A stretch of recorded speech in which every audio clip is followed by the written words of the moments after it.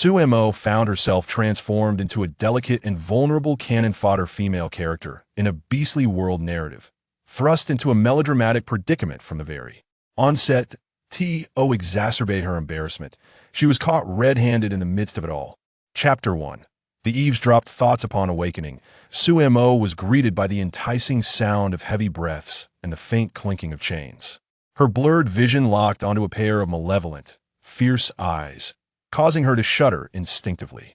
Though the face was strikingly handsome, the gaze was as lethal as a predator ready to strike.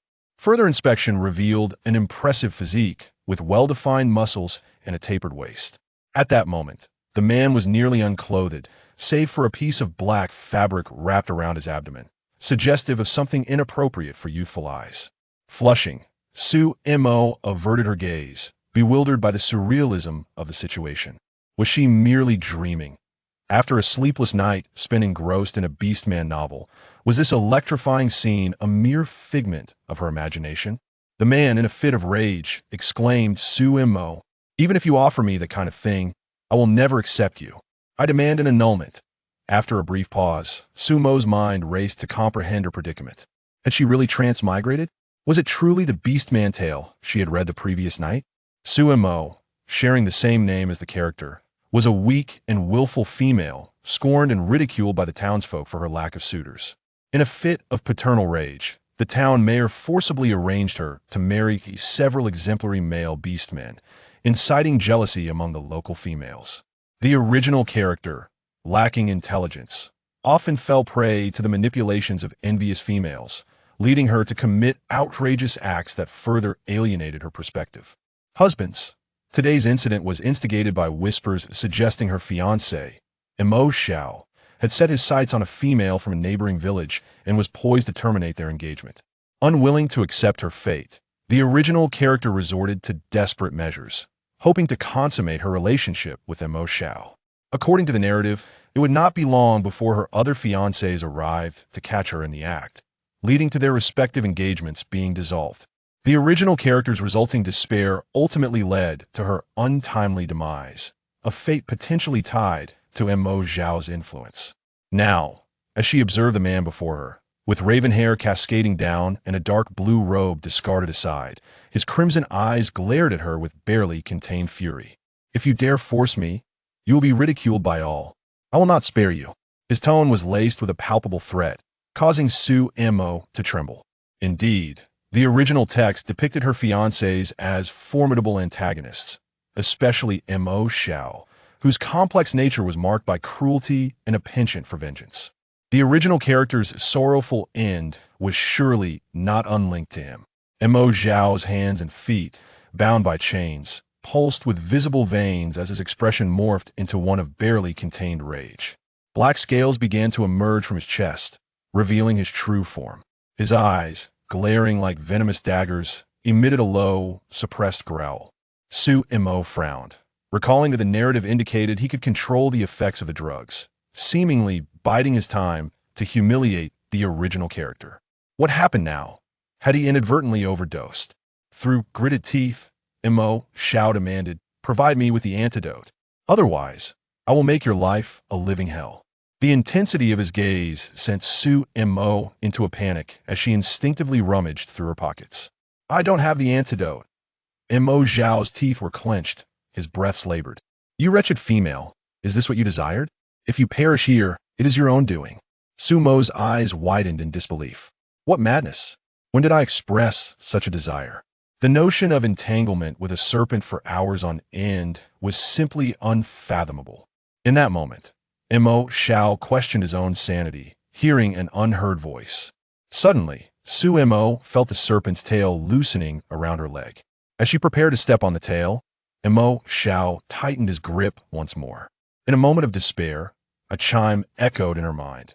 "Congratulations, host, for successfully binding with Xiaojiao." A system? Su Mo exhaled in relief, realizing hope was not lost. She mentally communicated with Xiaojiao, "Quick, provide me with an antidote to calm this serpent." At that moment, Mo Xiao's tail grew increasingly constrictive, inching higher. The drug's effects rendered him unable to think clearly. You may exchange for a beginner's gift pack in the system space to obtain an antidote. Without delay, Su Mo summoned the panel in her mind, exchanged the gift pack, and procured the antidote. Just as Mo Xiao exerted his strength, she found herself thrown onto the grass, where he loomed over her threateningly. Su Mo, you are seeking your own demise. In a split second, Su Mo accurately delivered the antidote to his mouth, forcing him to swallow. She pinched his chin, insisting antidote. Mo Xiao's sharp teeth grazed her fingers, leaving a small wound. As he swallowed, the constricting hold on her loosened, allowing her to push him away and retreat to a safe distance. Watching the redness fade from Mo Xiao's expression, she nervously suggested, "The antidote has been administered. Let us maintain our distance and coexist peacefully." Before she could finish, the sound of rustling footsteps echoed from outside. Soon, the villagers surrounded Su Mo and Mo Xiao, trapping them in a tight circle. Despair washed over her. A moment of social death had finally arrived. With the effects of the antidote lifting, Mo Xiao easily broke free from the chains, hastily donning his discarded clothing. The females in the crowd cast greedy glances at his form, with one accusingly pointing at Su Mo. Everyone saw it. Su Mo intended to seduce Mo Xiao. How shameless, disgraceful for a female to behave in such a manner. A male beastman interjected. I smell the fragrance of aphrodisiac flowers. She used them on Mo Xiao. The priestess, Fian, furrowed her brow, turning to the brooding Mo Xiao. Is this true? Su Mo recognized Fian as one of her fiancés. As the chief priestess, Fian oversaw weddings and rituals within the tribe, also possessing the ability to read the stars and foresee the future. Esteemed male beastmen often regarded her with disdain, particularly those in power, viewing the original character as beneath their notice. The three beastmen standing behind Fian, also her fiancés, displayed expressions of amusement as they observed Su Mo. Like Mo Xiao, they were all eager to annul their engagements. With a condescending glance, Mo Xiao declared, I wish to annul our engagement. In the beast world, a public request for annulment was a profound humiliation for a female. The other females in the crowd openly mocked her. Su Mo, how embarrassing to reach such a low as a female. The chief priestess should not only annul her engagement with Mo Xiao, but also send her to the old divine mountain for reformation as a warning to others. Su Mo froze at the mention of the old divine mountain. That place, a treacherous wilderness, was rife with miasma and danger. Their intentions were malicious. They wished for her demise. No, she would rather endure than succumb to death so easily. With a quick thought, Su Mo feigned terror, trembling like a leaf. Fian, I made a mistake in a moment of confusion. Seeing as this is my first offense, please grant me mercy. Fian's icy gaze scanned Su Mo, revealing a barely concealed disgust. She turned to Mo Xiao, her voice as cool as the wind. What is your stance? Mo Xiao's tone was grave. I wish to annul our engagement. Some individuals took pleasure in her misfortune, remarking, the rejected female will find it difficult to seek another. Beastly husband in the future, she deserves it, was the retort that followed. In the beastly realm, once a female master and a male beastman are paired, the marriage contract is typically irrevocable. Even if a female desires to divorce, she must present compelling reasons. The same holds true for male beastmen wishing to dissolve their vows. Currently, Su Mo, as the future female master, had made a grievous mistake, presenting an opportune moment for her several suitors to annul their engagements. The original character would never consent to such a dissolution. After all, who would willingly forsake a cadre of handsome men? However, Su Mo held a different perspective. Who in their right mind would seek a villain as a fiancé? Being entangled with such a person promised only a fleeting present and an uncertain future exhausting. Yet, she needed to maintain her facade. With a visage of utter despair, she gazed at Mo Xiao and implored softly, please grant me another chance. I will reflect deeply and strive to be a worthy female master. The man cast a loathing glance her way, dismissively shaking off her hand that clung to his sleeve. Dream on. I want to annul our engagement. His forceful rejection caught Su Mo off guard, causing her to collapse onto the ground. She sobbed pitifully, I don't want to annul our engagement. I will change. Before Fian could interject, A sudden thought surged through her mind. Quickly retreat. I wouldn't want a cold-blooded creature like Mo, Xiao, even if he were offered to me for free. The kitten from a neighboring village is far cuter and more affectionate. Such a waste of his scales. If only he knew how to care for them properly. His spines are off-putting. No wonder he remains single. Beside her, Mo Zhao's ears flushed crimson, and he nearly gritted his teeth in indignation. Mo, what spines? That was merely a sign that he was about to shed his skin. How dare she criticize him, claiming he was less adorable than a kitten? Truly, she was courting disaster. Fian paused, wondering if he had misheard. However, Mo Xiao's reaction clearly indicated he had also heard her words. As the Grand Priest, he had weathered many storms and quickly regained his composure. The phrase "a body full of spines" nearly made him lose control of his expression, while the three behind him could hardly contain their laughter.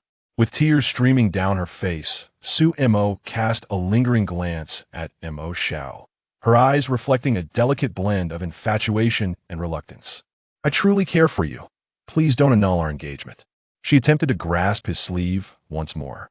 Mo Xiao recoiled in disdain, suspecting that she had been possessed by a spirit. Surely, she was deliberately trying to capture his attention. The more I feign affection, the more he will despise me. Just look at his expression. He is already growing impatient. Once Mo Xiao successfully annuls our engagement, the others will surely follow suit. Life is too short to be spent with anyone but those who bring joy. A true female master would never concern herself with mere trifles. Curiously, why had the surroundings suddenly fallen silent? Mo Xiao's hands hung at his sides, clenched tightly. He scrutinized the woman before him, torn between humiliation and fury, and shouted once more, Mo. With her head bowed and tears in her eyes, she lamented, I understand my mistakes, but which female has never erred in this world? Please forgive me this once that he listened to her grandiloquent defense. The customary aloofness on Mo Zhao's face dissipated. He nearly ground his fangs in frustration. Look at him, ready to devour her.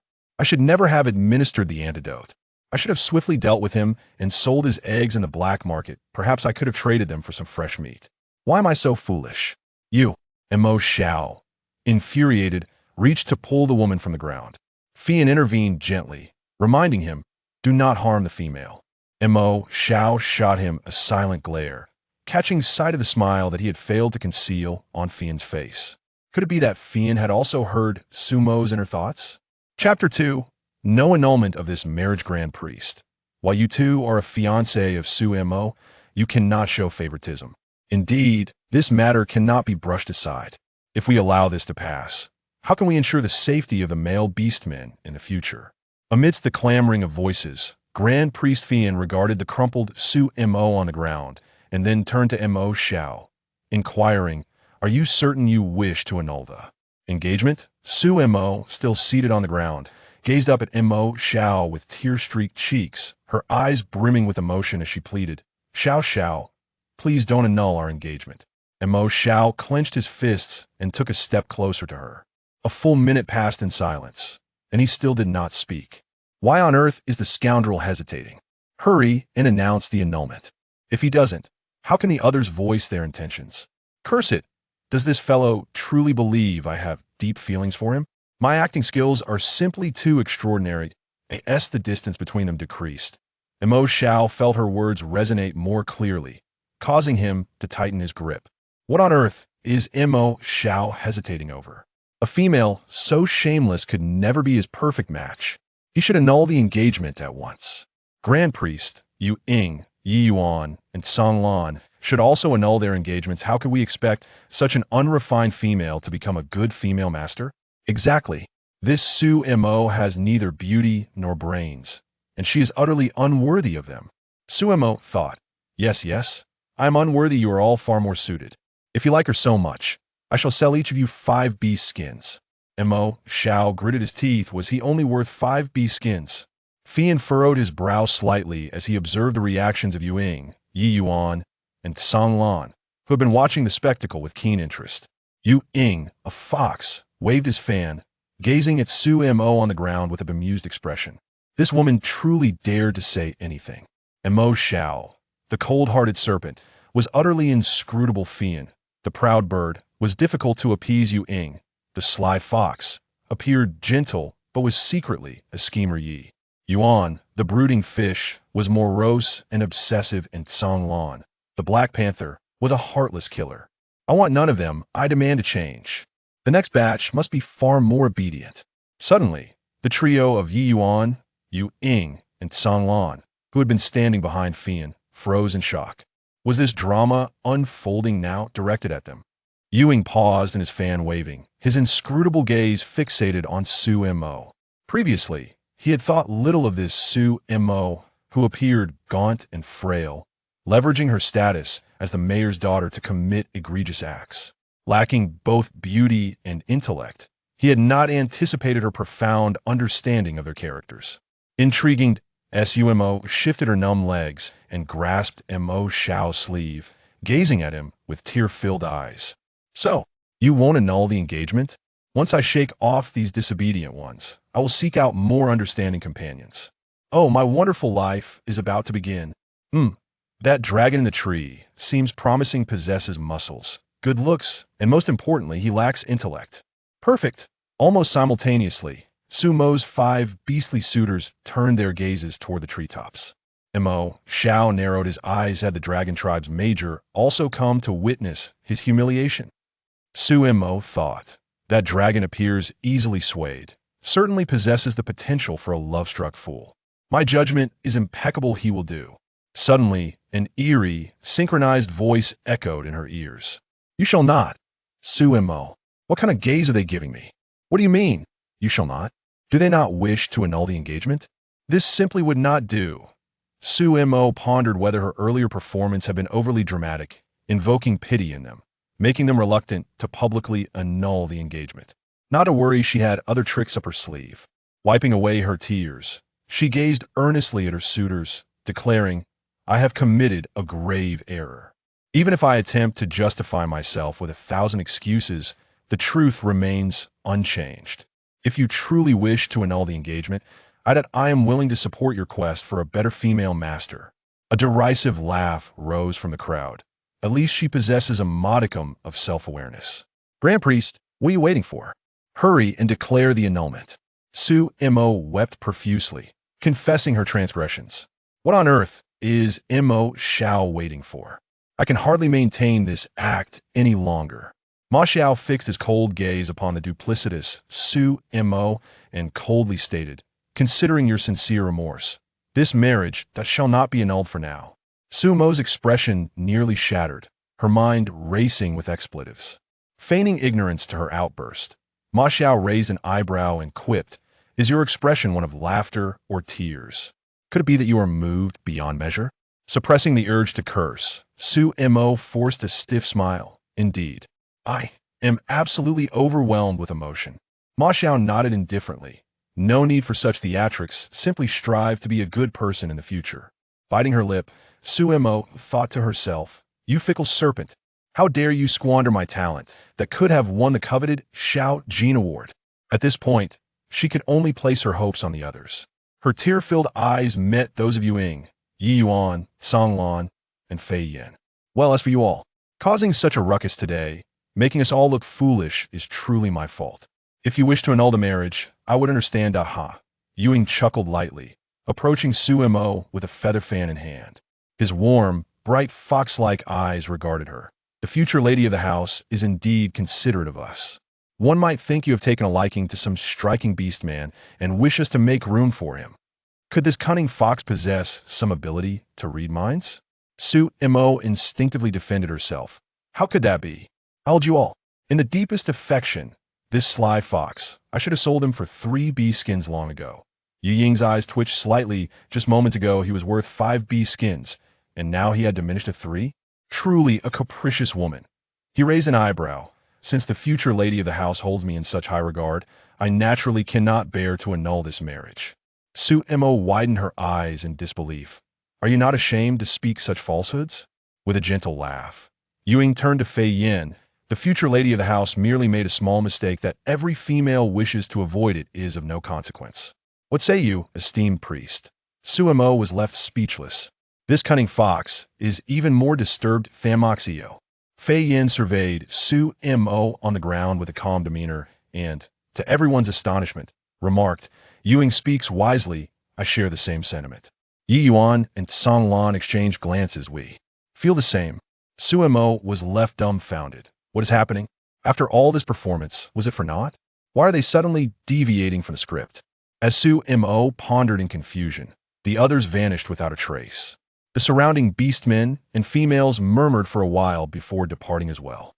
Someone indignantly remarked, What is Smoxio thinking? Such a splendid opportunity, yet he refuses to annul the marriage? The Grand Priest was rather peculiar today. Did he not dislike Su Mo? The most bizarre is that Yi Yuan and Songlan's expressions were equally strange. What could they be contemplating? Su Mo was equally curious, yet she could not find the answer. Well, it matters not. I can annul the marriage another day. In the shadows, Ma Xiao and the others furrowed their brows, fixated on Su Mo's retreating figure. Fei Yin closed the book titled The Prophecies of the Gods and concluded, It seems we have awakened an ability known as mind reading, allowing us to hear Su Mo's thoughts. Song Lan inquired, But why can we not hear the thoughts of others? Perhaps this Su Mo is linked to us by some fortuitous fate. Ma Xiao frowned. Noticing a peculiar itch at the corner of his mouth upon inspection, he discovered dried blood. He vaguely recalled that this woman had given him an antidote, and he had bitten her finger. Wait, did his poisonous fangs make contact? Ma Xiao's brow furrowed. Did that mean his venom had entered Su Mo's body? As serpent beastmen, they inherently possessed toxins, particularly those of his elevated rank, which were far more potent. If a mere female were to come into contact, she would perish within 3 hours. Though he despised her, Ma Xiao did not wish for her demise, and thus turned to pursue Su Mo. Ewing waved his fan and queried, Ma Xiao, where are you off to? Su Mo has been poisoned by my venom. I must check on her. Upon hearing this, Yu Ying and Fei Yin exchanged glances. The poison within Moxio was something that even a shaman could not remedy without specific antidotes. Yet that woman appeared completely unaffected. Could it be that the poison had yet to manifest? Chapter 3. Is this what you call an inheritance? The earthen house lacked even a semblance of decent furniture. It appeared to be slightly better than in ancient times, yet not significantly so. On either side of the earthen dwelling were a few thatched huts, their purpose unknown. Su Mo rummaged in the kitchen for quite some time before discovering 2 sweet potatoes. Aside from some salt on the stove, there was nothing else. In such a place, merely surviving hunger was the primary concern. Ding! Congratulations, host, on successfully resolving the crisis. Su Mo retorted, You dog of the system. You can only bask in prosperity, but not share in adversity. Where have you been all this time? Unjustly accused host. I was preparing a beginner's gift package for you. Upon hearing this, Su Mo's eyes sparkled with excitement. Quick, show me what's inside. In the next moment, a panel appeared in her mind, and she opened the beginner's gift package. It contained mosquito repellent, beast liquid, a box of 666 cold medicine, 2 bottles of disinfectant, a trauma treatment kit, 2 packs of sanitary napkins, a bottle of miraculous rose skincare oil, a bottle of melatonin gummies, a food preparation tutorial, a 10 square meter spiritual spring space, a 10 square meter small laboratory, and a pair of medical hands. Su Mo understood that the spiritual spring was a golden finger that could double the growth of plants, which was quite practical. However, only 10 square meters? The System Management Bureau was rather stingy. And what on earth was that laboratory? Were they serious? In her past life, she had been a mere laborer in a laboratory, and now she was to continue in that role? As a medical student who spent all her time in laboratories, the mere mention of a laboratory triggered a visceral aversion in Su Mo. She would have preferred 2 packs of snail powder instead. Host, please do not rush. This laboratory is quite different from the one you previously encountered. It can connect to parallel worlds. What do you mean? It is a fully automated laboratory. The successes you achieve here can be sold to another parallel world linked by the System Management Bureau, and the profits will be converted into points, allowing you to purchase anything you desire in the system marketplace. Not at the moment and likely never. Why? Su Mo's lips twitched. So they all met their demise because they failed to complete their tasks. This system does not participate in your life planning in this world. You're free to live as you wish. Some previous hosts were poisoned to death, while others fell prey to wild beasts. However, this system perceives your fortunate countenance and believes you will certainly live a long life. I truly thank your ancestors for 8 generations. You're welcome. I look forward to a long-lasting partnership with you, reaching the pinnacle of the system. Suemo could not help but roll her eyes. With your talent for flattery, you might as well provide me with some food. Apologies, host. The items in the system marketplace require points for exchange, and currently, your points stand at negative 560. What? Please repeat that. Indeed, host. You previously advanced 600 points to exchange for detox pills. However, since the male leads have shown an increase in their favorability towards you, 40 points of debt were automatically deducted. A series of figures appeared in Sumo's mind. Mo Zhao's favorability was at 99, Fei Yan's at 60, Yu Ying's at 55, Yi Yuan's at 40, and Song Lan's at 35. All 5 male leads had negative favorability. Absurd. She frowned and inquired, "Can I exchange for a few fiancés?" Of course. This system does not interfere with your choices in this world. We are partners, not superiors and subordinates. Additionally, aside from altering the male lead's favorability to earn points, you can also gain favorability from passersby, which equally yields point rewards. Naturally, the higher the difficulty, the greater the reward. Sutlimo raised an eyebrow. Realizing this implied that courting those few male leads would yield fewer points than courting passersby. Not at all. Passersby yield fewer points, so why not target more of them? Host, what has happened to your arm? Suimo glanced down at her slender arm, which was dotted with red spots and rashes that appeared to be an allergic reaction. She took her pulse and frowned. Snake venom allergy. Her gaze fell upon a small red wound on her right index finger, and memories flooded back. That vile snake. She had kindly offered him the antidote, and he had attempted to poison her. He was indeed her nemesis. Host, perhaps there's a misunderstanding? Misunderstanding my foot. A bunch of black-hearted individuals who clearly despise me, yet refuse to annul the engagement. They must have conspired to wait until I succumb to poison, so they can seize my inheritance and seek another partner. Outside, Mo Xiao, Fei Yan, and Yuing paused in their tracks. Who was Suemo speaking to? The 3 instinctively glanced at the nearby thatched huts, their expressions filled with disbelief. A few thatched huts constituted an inheritance? Host, are you certain you possess an inheritance? Xiao Jiu inquired delicately. Suemo shot him a fierce glare in her mind. There will be one. Is the snake venom on you a problem? I won't die. I have more than one type of poison within me, and their toxicities counteract each other for now. It was indeed peculiar that the original owner harbored several toxins within her, rendering her a veritable vessel of poison. That she had managed to survive until now was nothing short of a medical miracle. She would first explore the system laboratory to investigate this peculiar body. Meanwhile, outside, Mo Xiao furrowed his brow slightly, realizing that Su Mo's exposure to his poison merely resulted in an allergy. Fei Yan and Yu Ying shared his confusion, for they had suffered severe consequences from contact with Mo Xiao's poison. I need to boil water and take a bath, Suemo declared, rising to leave. The 3 outside were so startled that they quickly darted into the shadows. Suemo fetched a wooden bucket to the river and filled it with water, pouring it into a pot to boil. Once it reached a boil, she went to her room to find a change of clothes. After bathing, she gazed at the red rashes on her skin, frowning as she mused, I must first find some herbal remedies for the allergy, otherwise, I fear I won't sleep soundly tonight. In her mind, she called out, Xiao Jiu, I'm here. Accompany me up the mountain to find some herbs. Of course, host. Before long, Mo Xiao and the others witnessed Suemo departing with a tattered beast skin pouch. Once outside, she communicated with Xiao Jiu through her consciousness, who guided her along the way until they swiftly arrived at their destination.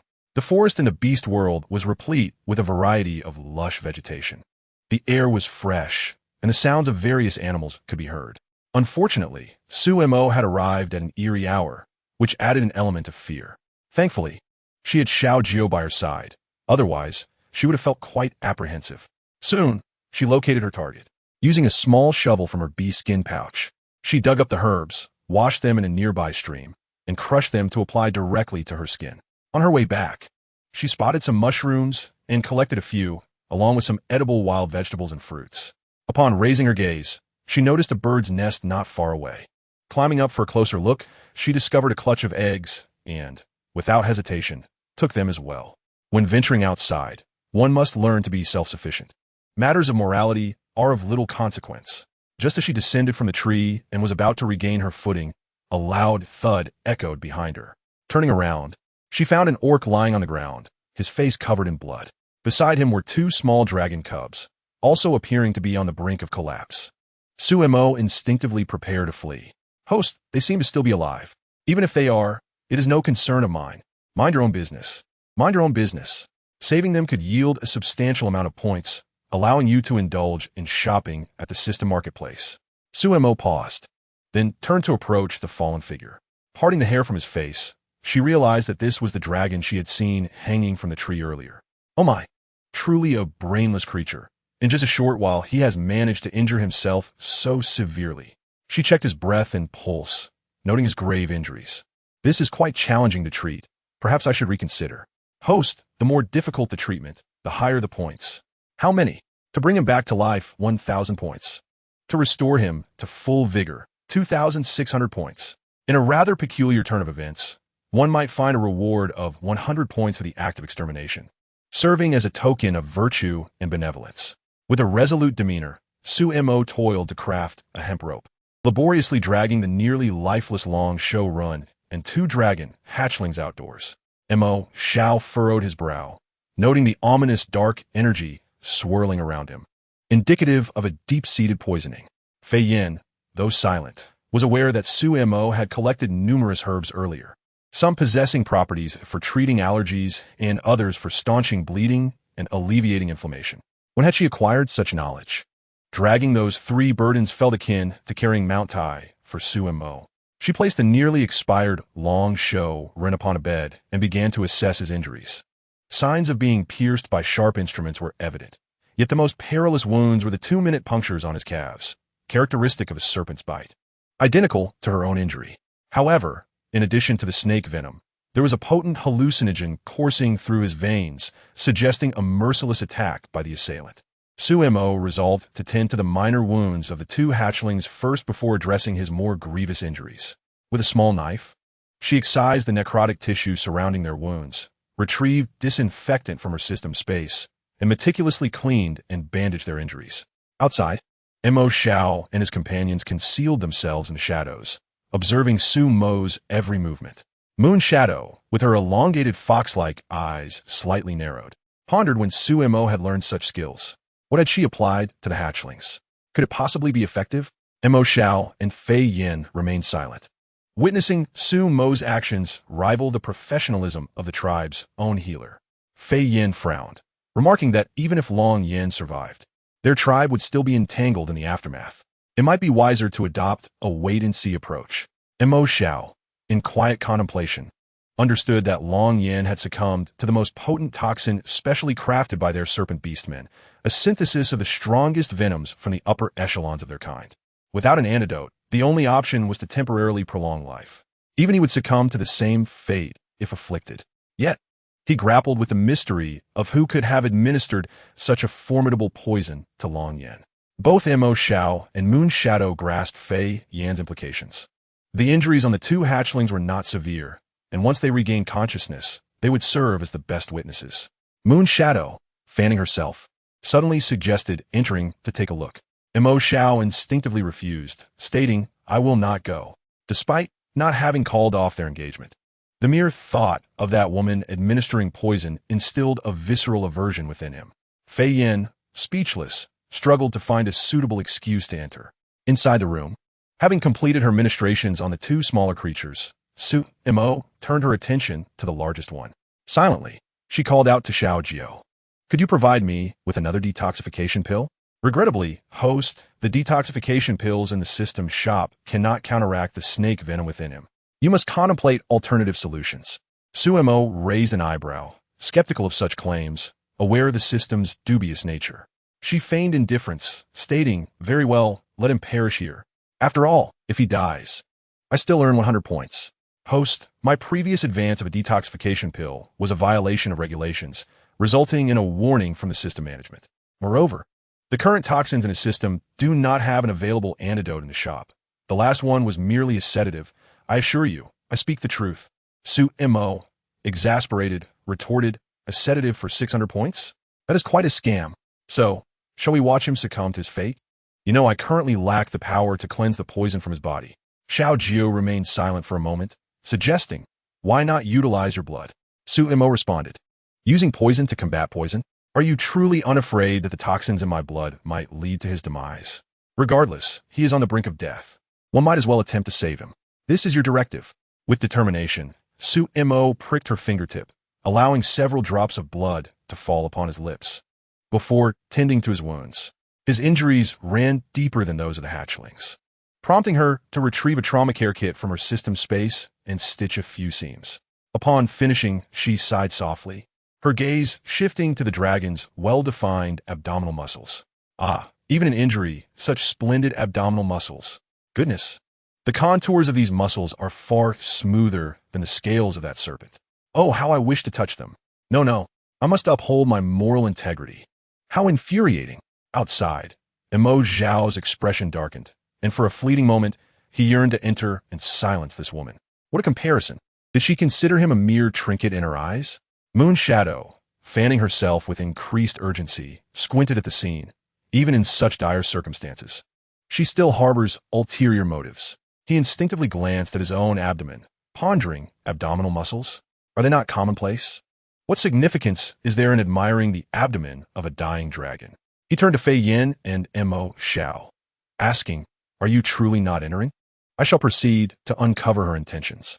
With that, he vanished like a gust of wind, soon returning with 2 rabbits in tow. Moon Shadow, maintaining an air of nonchalance, explained to the 2 men stationed at the door it would be impolite to arrive empty-handed.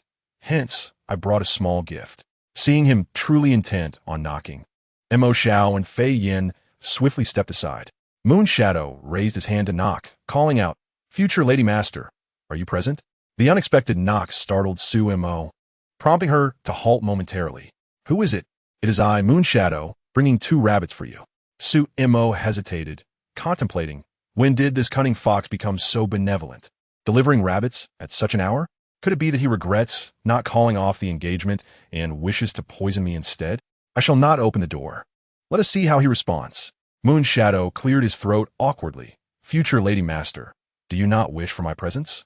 Surely, there are no other male beastmen concealed within your abode, causing you to hesitate in opening the door? Such declarations of deep affection, were they all mere fabrications?" With a swift motion, Su Mo flung open the door, forcing a stiff smile. "How could that be? What absurd thoughts are you entertaining? Here." Moon Shadow presented the 2 rabbits, then tilted his head to glance at the bed, his tone dripping with sarcasm. "Oh, it appears I have indeed arrived at an inopportune moment." Su Mo wished fervently to sew up Moon Shadow's sarcastic lips. Narrowing her eyes, she feigned tension, explaining what nonsense. "He is my patient. I found him on the mountain and lacked the time to deliver him to the healer. I am merely attending to him. Is he injured? Allow me to take a look." Moon Shadow stepped inside. Long Yan's injuries were indeed severe, yet he appeared somewhat more animated than before. This Su Mo truly exceeded expectations. "I have accepted the offering, but if there is nothing else, you may." Before Su Mo could finish her dismissal, Moon Shadow broke in with a grin. "It is commendable that the Lady Master possesses a kind heart, but caring for the wounded is arduous work. Thus, I shall not depart tonight, but remain to assist you." Su Mo sensed that this fox surely harbored ulterior motives. With a tight-lipped smile, she replied, "However, I lack a place for you to sleep." Moon Shadow, fanning himself, regarded Su Mo with gentle eyes. "How could that be? The several thatched cottages outside contain one for me. You previously mentioned that I could stay whenever I wished. Is it because there are others present that the Lady Master is reluctant to have Moon Shadow remain?"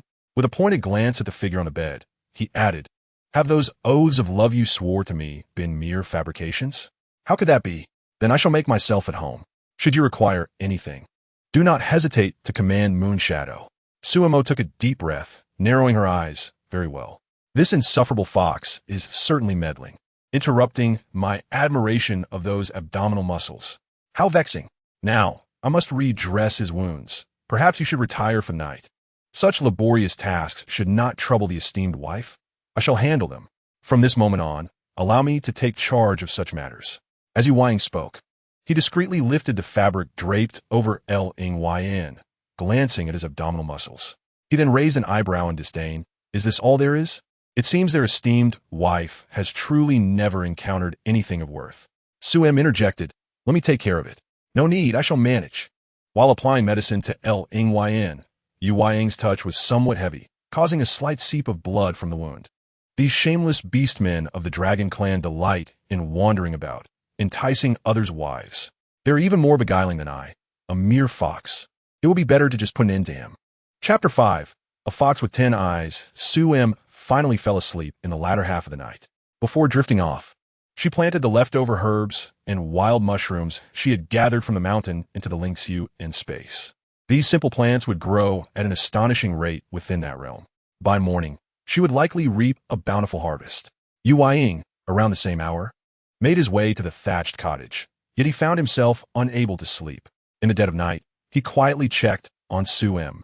Sue M's sleeping posture was quite peculiar, with her slender legs tangled in a beastskin blanket, half her body hanging off the edge of the bed.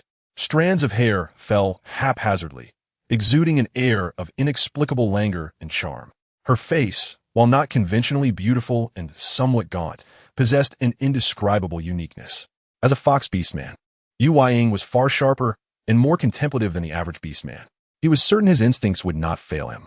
As he covered her with a blanket and prepared to leave, he heard her mumble in her sleep, "Damn fox. Kill him. If I could have 5 beastskins, 3 would suffice." He couldn't help but chuckle. How much did she despise him to dream of selling him off? When Sue M. awoke the next morning, the sun was already high in the sky. Upon opening her eyes, she heard a chime. "Congratulations, host. Yu Ying's affection level is now 45. The system has deducted 10 points from your debt and prepared a culinary spice gift package, placed in your system backpack." Sue M., still groggy, wondered how Yu Ying's favorability had increased overnight. Yet, the accumulation of points was painfully slow. It would be faster to heal that dragon instead. She threw off the blanket, stepped outside to freshen up, and began preparing breakfast. Upon lifting the pot lid, she discovered a bowl of warm grain porridge made from cornmeal and various beans. Sue M. frowned slightly. Had that fox made this?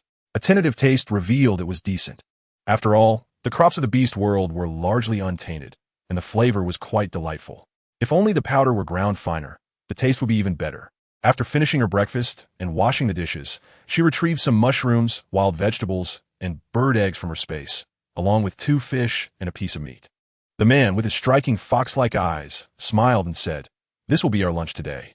Sue M., filled with suspicion, thought, "Is he still here? Was he plotting?" Yu Ying gazed at her with his gentle eyes and spoke softly. "Previously, it was my negligence as your fiancé. I hope the esteemed wife does not hold it against me. Ultimately, we shall be living together, so it is not bad to adapt in advance, is it? Who wants to live with you? A fox with 10 cunning eyes? I certainly do not wish to engage in a battle of wits with you all day." After a moment's consideration, she thought, "Fine, for the sake of the delicious food, I will allow him to stay temporarily. When trouble arises, I shall confront it head on. I'm not one to cower." With a sly smile, Sue M. responded, "Not at all. Thank you for the breakfast, Yu Ying. I shall prepare lunch." Yu Ying smiled. "It is my honor to serve the esteemed wife." Sue M. felt a twitch at the corner of her mouth. "His acting skills are almost on par with mine. Please assist me in handling these items. I shall check on that patient." With a gentle smile, Yu Ying replied obediently, "Of course, MM." This address sent shivers down Sue M.'s spine, and she quickly fled the scene. How terrifying. Could that fox be entering a mating season? Perhaps I should find an opportunity to drive him away. Yu Ying was focused on the large figure on the bed, tearfully exclaiming, "Ling Yin, please wake up. How did you sustain such grave injuries?" Sue M. raised an eyebrow, recalling that this fellow was indeed named Ling Yin. The book had mentioned he was a general of the Dragon Clan, not one of their tribe. It seemed he had little role in the early narrative. How had he ended up in such a state? Another little creature wailed, "Woe is me. The general was injured while saving me. I must atone with my life." Saying this, the young dragon pulled a dagger from his trousers, intending to take his own life. Sue M. stopped him, saying, "If you die, what significance will his injuries hold? But as a subordinate of the general, I allowed him to be injured on my behalf. I deserve to die 1,000 deaths." The little one cried, wiping his tears, looking utterly pitiful. "Do not worry. He will not die just yet. Go fetch some water for me. I need to examine his wounds." The 2 little ones looked at her with hopeful eyes. "Are you a shaman?" "I'm not, but I can save him."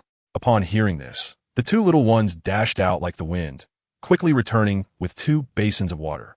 Sue M. unfastened Ling Yin's clothing to inspect the wound. Fortunately, it was not bleeding. If she could control inflammation, he should gradually recover. As for the poison within him, It seemed to be temporarily restrained and had not spread to his vital channels. Su M was surprised to find her blood could indeed counteract the poison.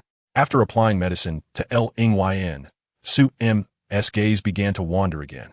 Just as she was about to act, the door was suddenly kicked open. Yu Wang hurried over, glancing at Lyn on the bed. Then at Su M, whose cheeks were slightly flushed. Damn fox, why did you come now of all times? I haven't even touched him yet. Yu Wang sighed in relief that she hadn't tea. He then said in his gentle voice, the ingredients are prepared. I will assist him with his medicine. No need. I can manage. Su M retorted. Yu Wang promptly took the medicine jar from her hands. Su M gritted her teeth and stood to leave. By the time Yu Wang emerged after tending to Lyn, Su M and the two little dragonlings were bustling in the kitchen. One was stoking the fire, while the other assisted with the ingredients. She was in charge of cooking. On the stove were several jars and bottles he had never seen before. Su M had once been skilled in the kitchen and now, with the system's recipes, the flavors seemed even more exquisite. The aroma of the dishes was tantalizing, almost coaxing the cravings from within. The braised pork in the pot bubbled enticingly, its rich fragrance wafting through the air, making one unable to resist salivating. Even the scent alone was more alluring than those small taverns in town. Yu Wang paused with the fan in his hand, pondering when this woman had learned to cook. Females rarely ventured into the kitchen, and those capable of creating such delicious fare were exceedingly rare. Just how much had she concealed from them? The enticing aroma had the two little dragonlings drooling, their eyes fixed eagerly on the pot. Su M narrowed her eyes, serving each of them a piece of meat. Is it tasty? The little dragonlings nodded vigorously. Once the dishes were completed, they helped serve them. Yu Wang went to fetch bowls and chopsticks, and upon sitting down, he stared at the spread before him, momentarily stunned. Not only was Su M's meat exceptionally delicious, but the fish also looked incredibly appetizing, and the vegetables were visually appealing as well. Seeing him lost in thought, Su M urged, What are you daydreaming about? Eat. Yu Wang picked up a piece of fish, his eyes widening in surprise. What did you use to cook this? The flavor is even more delightful than the taverns in town. Su M smiled slyly, a secret recipe. Yu Wang took another bite of the braised pork, which was tender and flavorful, rich without being greasy. The vegetables were also crisp and refreshing. Delicious. Two little dragon cubs were too engrossed in their meal to spare a moment for conversation. Su Mo's eyes sparkled with a sudden thought. You won't be coming tonight, right? Then I shall not prepare your dinner. She hesitated, saying, I feel rather embarrassed letting you stay in a thatched hut. Perhaps it would be best if you didn't come at all. With a flicker in his gaze, Ewing leaned closer to her ear and whispered softly, It matters not.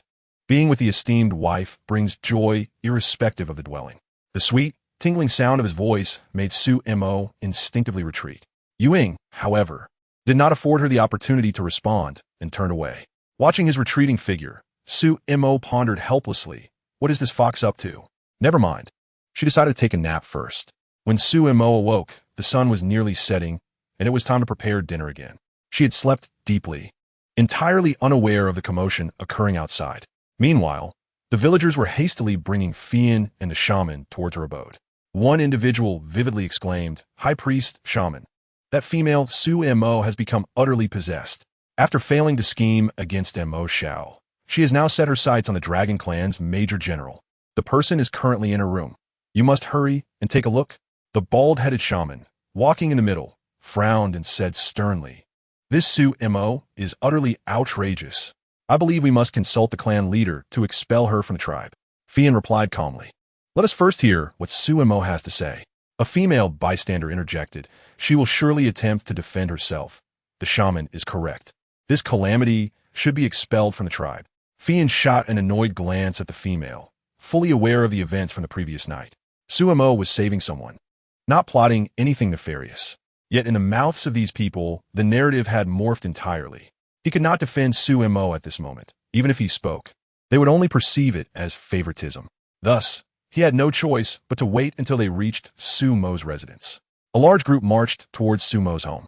As they approached, they were met with an irresistible aroma wafting through the air, provoking exclamations of delight. Where could such a delectable scent originate? Whose beast husband possesses such culinary prowess? Following the enticing fragrance, they arrived at Su Mo's doorstep. Someone skeptically remarked, Could it be that Su Mo is cooking? Impossible. She is notoriously lazy, known for doing nothing but eat and cause trouble. The leading female frowned, reminding everyone of their purpose for being there. With her reminder, the group recalled their objective. Someone shouted towards the house, "Su Mo, come out." In the kitchen, Su Mo paused momentarily while stirring her dish. Grabbing her spatula, she stepped outside, eyes widening in surprise at the number of visitors. What is going on? Why are there so many people? And Fian is here too? Perhaps this is a chance to discuss the annulment of our marriage. Amidst the crowd, Fian's gaze flickered.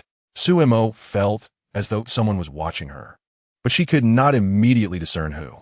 Glancing at the conspicuous bald-headed middle-aged beast man, she nearly chuckled. It seemed that shedding hair was a universal flaw among species. Then, the leading plump female glared at her, saying, "Su Mo, who are you hiding in your house?"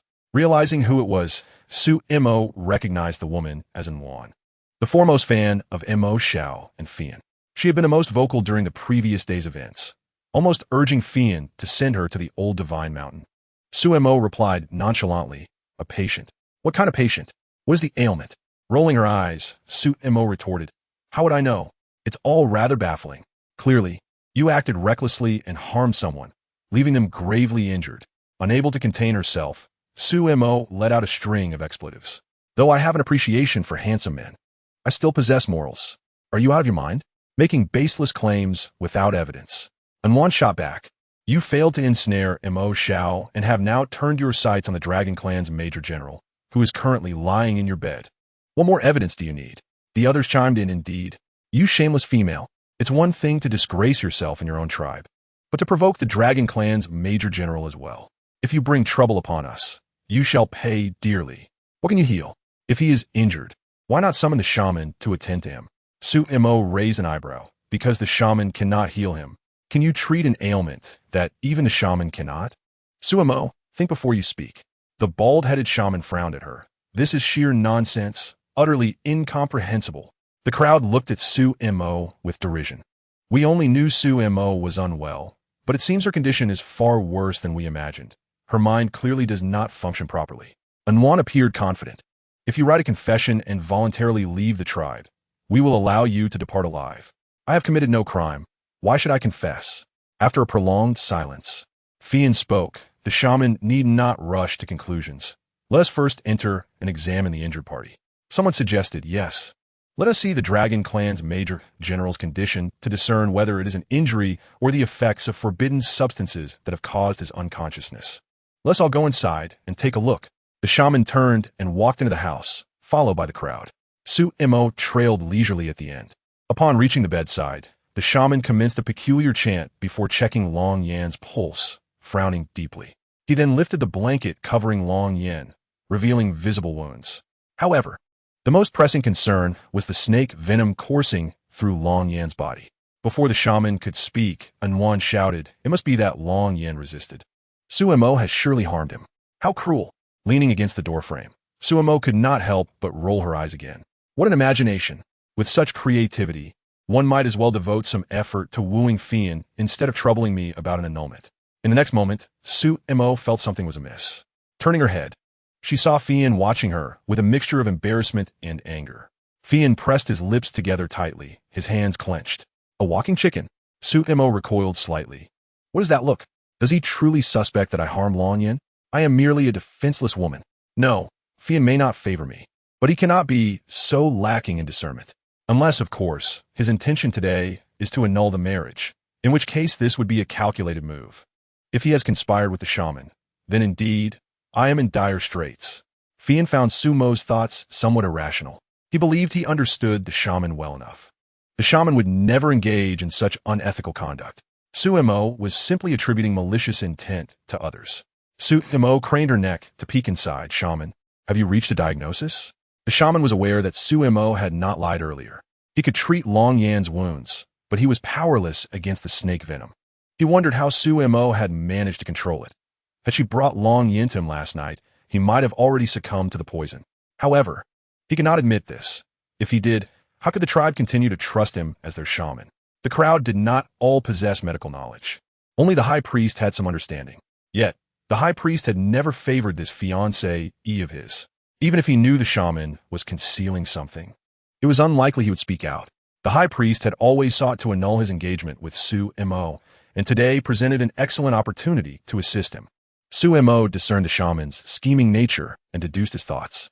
This shameless individual is undoubtedly plotting to frame me, hoping to solidify the notion that I am responsible for harming Long Yen. Furrowed his brows in disagreement, yet he resolved to observe the situation for the time being. However, the next moment, the shaman's words shattered his thoughts. The deity has just informed me that there are indeed traces of forbidden drugs within Major Long Yen. Su Mo, you are utterly reckless. Do you even realize your mistake? With disbelief etched on his face, Fian gazed at the shaman as Su Mo maintained her calm demeanor. Have you accurately diagnosed this? Are you certain it was the deity who revealed this to you? Such tricks cannot deceive me. This is clearly an overdose that led to unconsciousness, and you have merely inflicted wounds to cover your tracks. He then picked up an unfamiliar jar from the bedside. This is the forbidden drug you used on the major of the Dragon Clan. The conspicuous white powder inside was unmistakable. Anwan's eyes gleamed as she looked at Fian. High Priest, are you still going to favor this malicious female? Su Mo could not help but roll her eyes.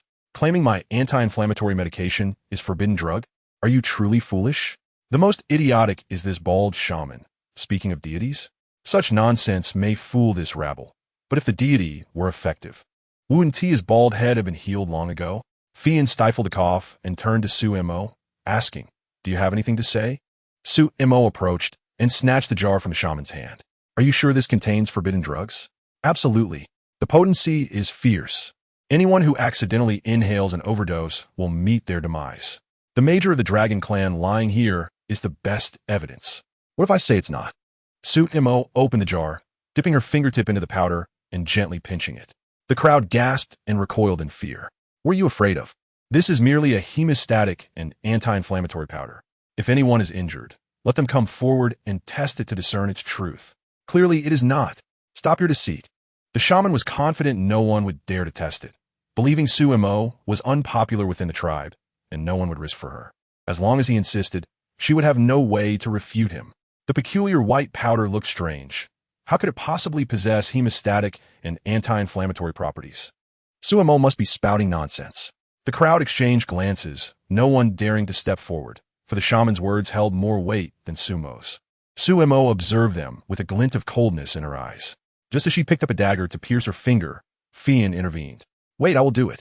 He rolled up his sleeve, revealing a piece of necrotic flesh, a result of an injury sustained during a recent hunt that had become festering due to improper treatment. Su Mo was taken aback, never expecting this ground chicken would stand up to test the medicine for her.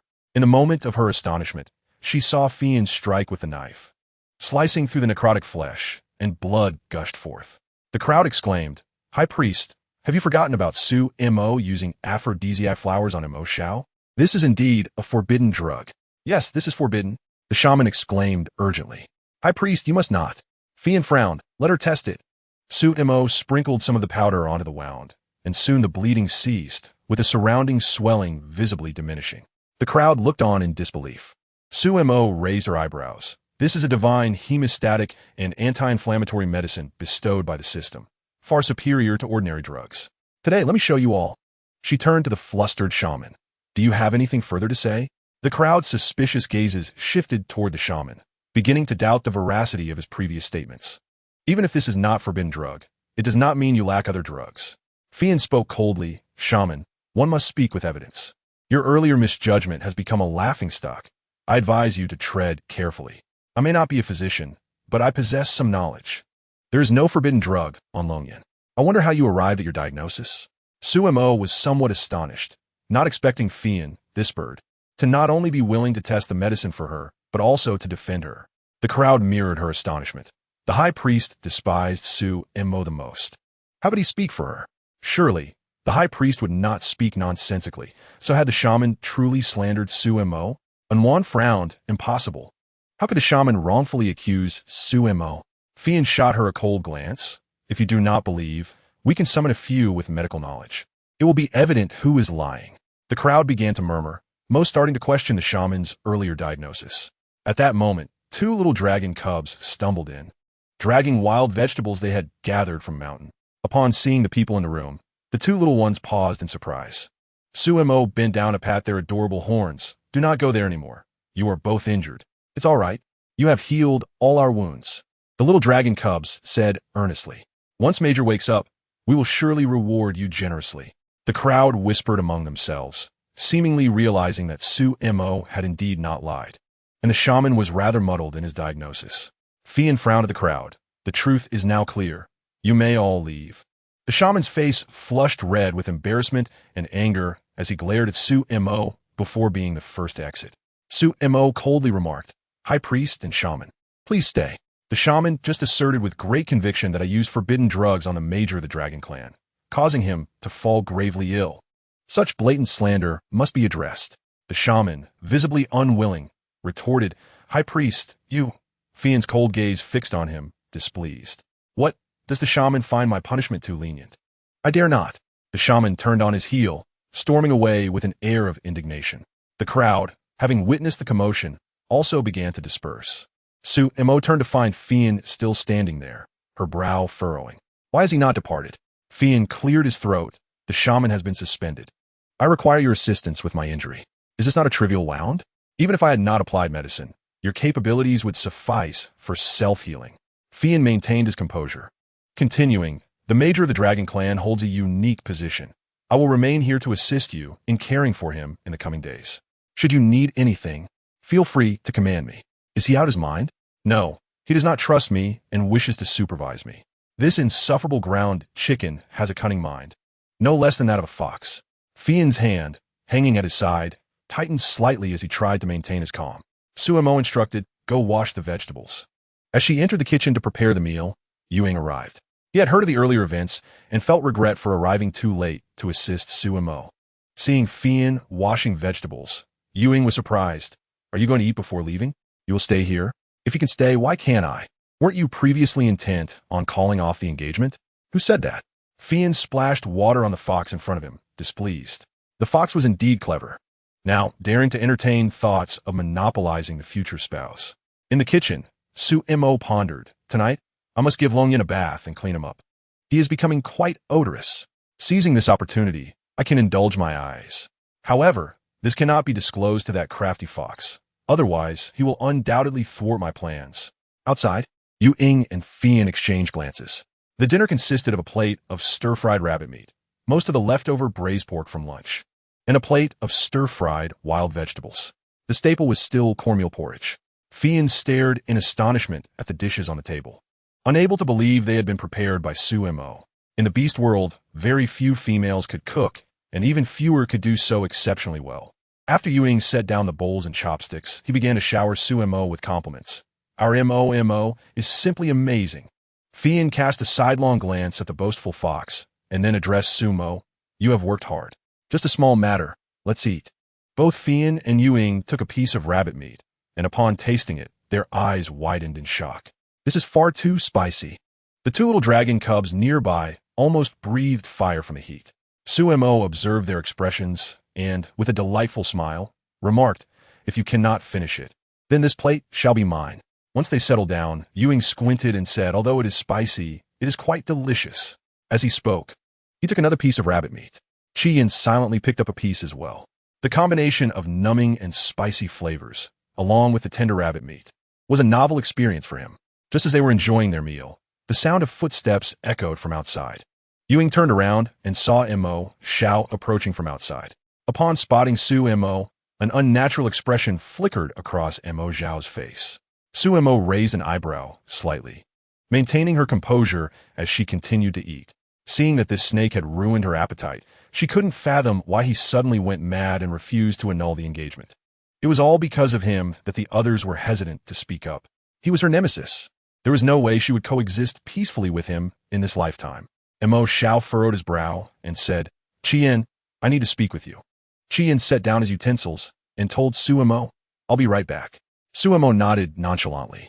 Yuing, with a cheerful demeanor, served Su-mo some vegetables, saying, Mo, try this. Mo Xiao led Qian to a secluded place and spoke in a low voice. This is the medicine that can control the toxins within Longyan's body. Find an opportunity to administer it to him, but I have yet to determine who harmed Longyan. Qian accepted the medicine and replied, It seems the toxins within Longyan have already been contained. Mo Xiao expressed disbelief. Su Mo truly managed to control the toxins within Long Yin. Qi Yin nodded. It appears she has been concealing quite a bit from us. I will stay here tonight to observe Long Yan's condition and see what else Su Mo might be hiding from us. Mo Xiao regarded Qi Yin with skepticism. Considering Qi Yan's character, why would he care about what Su Mo was hiding? Unless, of course, he had developed an interest in this female. Suit yourself. He felt inexplicably displeased, though he did not understand the reason for his discontent. Have you eaten? Would you like to grab a bite? Su Mo should not mind. I mind. Mo Xiao retorted before turning away, leaving it impossible for him to dine alongside Su Mo. Although the aroma of the dishes wafting through the air was indeed enticing, how could the noble heir of the Snake clan be tempted by such trivial desires? After finishing their meal, Qi Yin washed the dishes while Ying boiled water. Su Mo quietly instructed the two little dragon cubs outside. Help me out later to give your Lord General a bath. The little dragon cubs nodded obediently, viewing Su Mo as a perfect angel. The fairy sister commanded them to do whatever she wished. As Ying tended to the fire, he begrudgingly thought, my esteemed wife has never helped me with a bath. Why should that dragon reap all the benefits? Perhaps I should just toss that stinky dragon into the pot. Before long, Qi Yin entered with the clean dishes, and Ying exchanged a glance with him, to which Qi Yin nodded. He then stepped outside and said to Su Mo's wife, could you check the injury on my arm? Su Mo paused momentarily before accompanying him to his room. Rolling up his sleeve, she couldn't help but frown. How strange. Why is it bleeding again? Did you bump into something? Perhaps, he replied. Su Mo focused on treating his wound, completely oblivious to the fact that Qi Yan's ears had turned red from his embarrassment. After applying the medicine, Su Mo bandaged the injury. As she was about to leave, Qi Yin suddenly inquired about Long Yan's condition, leading them to converse for a while. When she finally stepped out, she saw the two little dragon cubs struggling to carry a wooden tub from Long Yan's room. What are you doing? The innocent little dragon cub smiled and said, Lord Ying just helped our general take a bath. He is such a good person. Su Mo thought, that crafty fox has ruined my plans.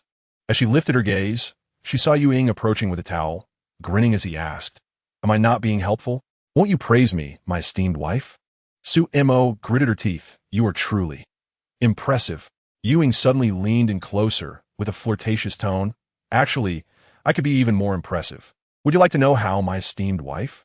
Meeting his fox-like gaze, Su Mo felt her heart flutter momentarily, but she quickly regained her composure and hurriedly said, I need to take a bath. Ying watched her retreating figure with a light chuckle. Qi Yin approached, somewhat irritated, and whispered to Ying, did you just use charm on her? Are you out of your mind? There are clear clan rules against such tricks towards our wife and females. Yet, Ying appeared unconcerned. Why fret? Can't you see? My charm has no effect on her. Regardless of whether it works or not, you should not employ it. Qi Yin retorted. Ying scoffed. Are you worried that your future wife might fall for me and leave no room for you in her heart? What nonsense are you speaking? Whether it is nonsense or not, you know in your heart. Although we are both her fiancés in the end, who will marry her depends on our capabilities. At this moment, Su Mo was blissfully soaking in the bath, chatting with Xiao Jiao. Xiao Jiao mentioned that due to today's commotion, her popularity among passersby had risen significantly, reaching a score of 60. Both Qi Yin and Yu Ying's favorability ratings had increased by 10 points each. Mo Zhao's current favorability stood at 94. Although the 5-point increase was inexplicable, it was still a positive outcome for Su Mo. The system shop rewarded her with an exclusive beauty-enhancing bath lotion. Su Mo eagerly took it out to use. For what woman does not cherish beauty? Xiao Jiao suggested, it would be best to pair it with the divine rose essential oil you received last time. The effects will be doubled. Su Mo replied, then I shall apply it after my bath.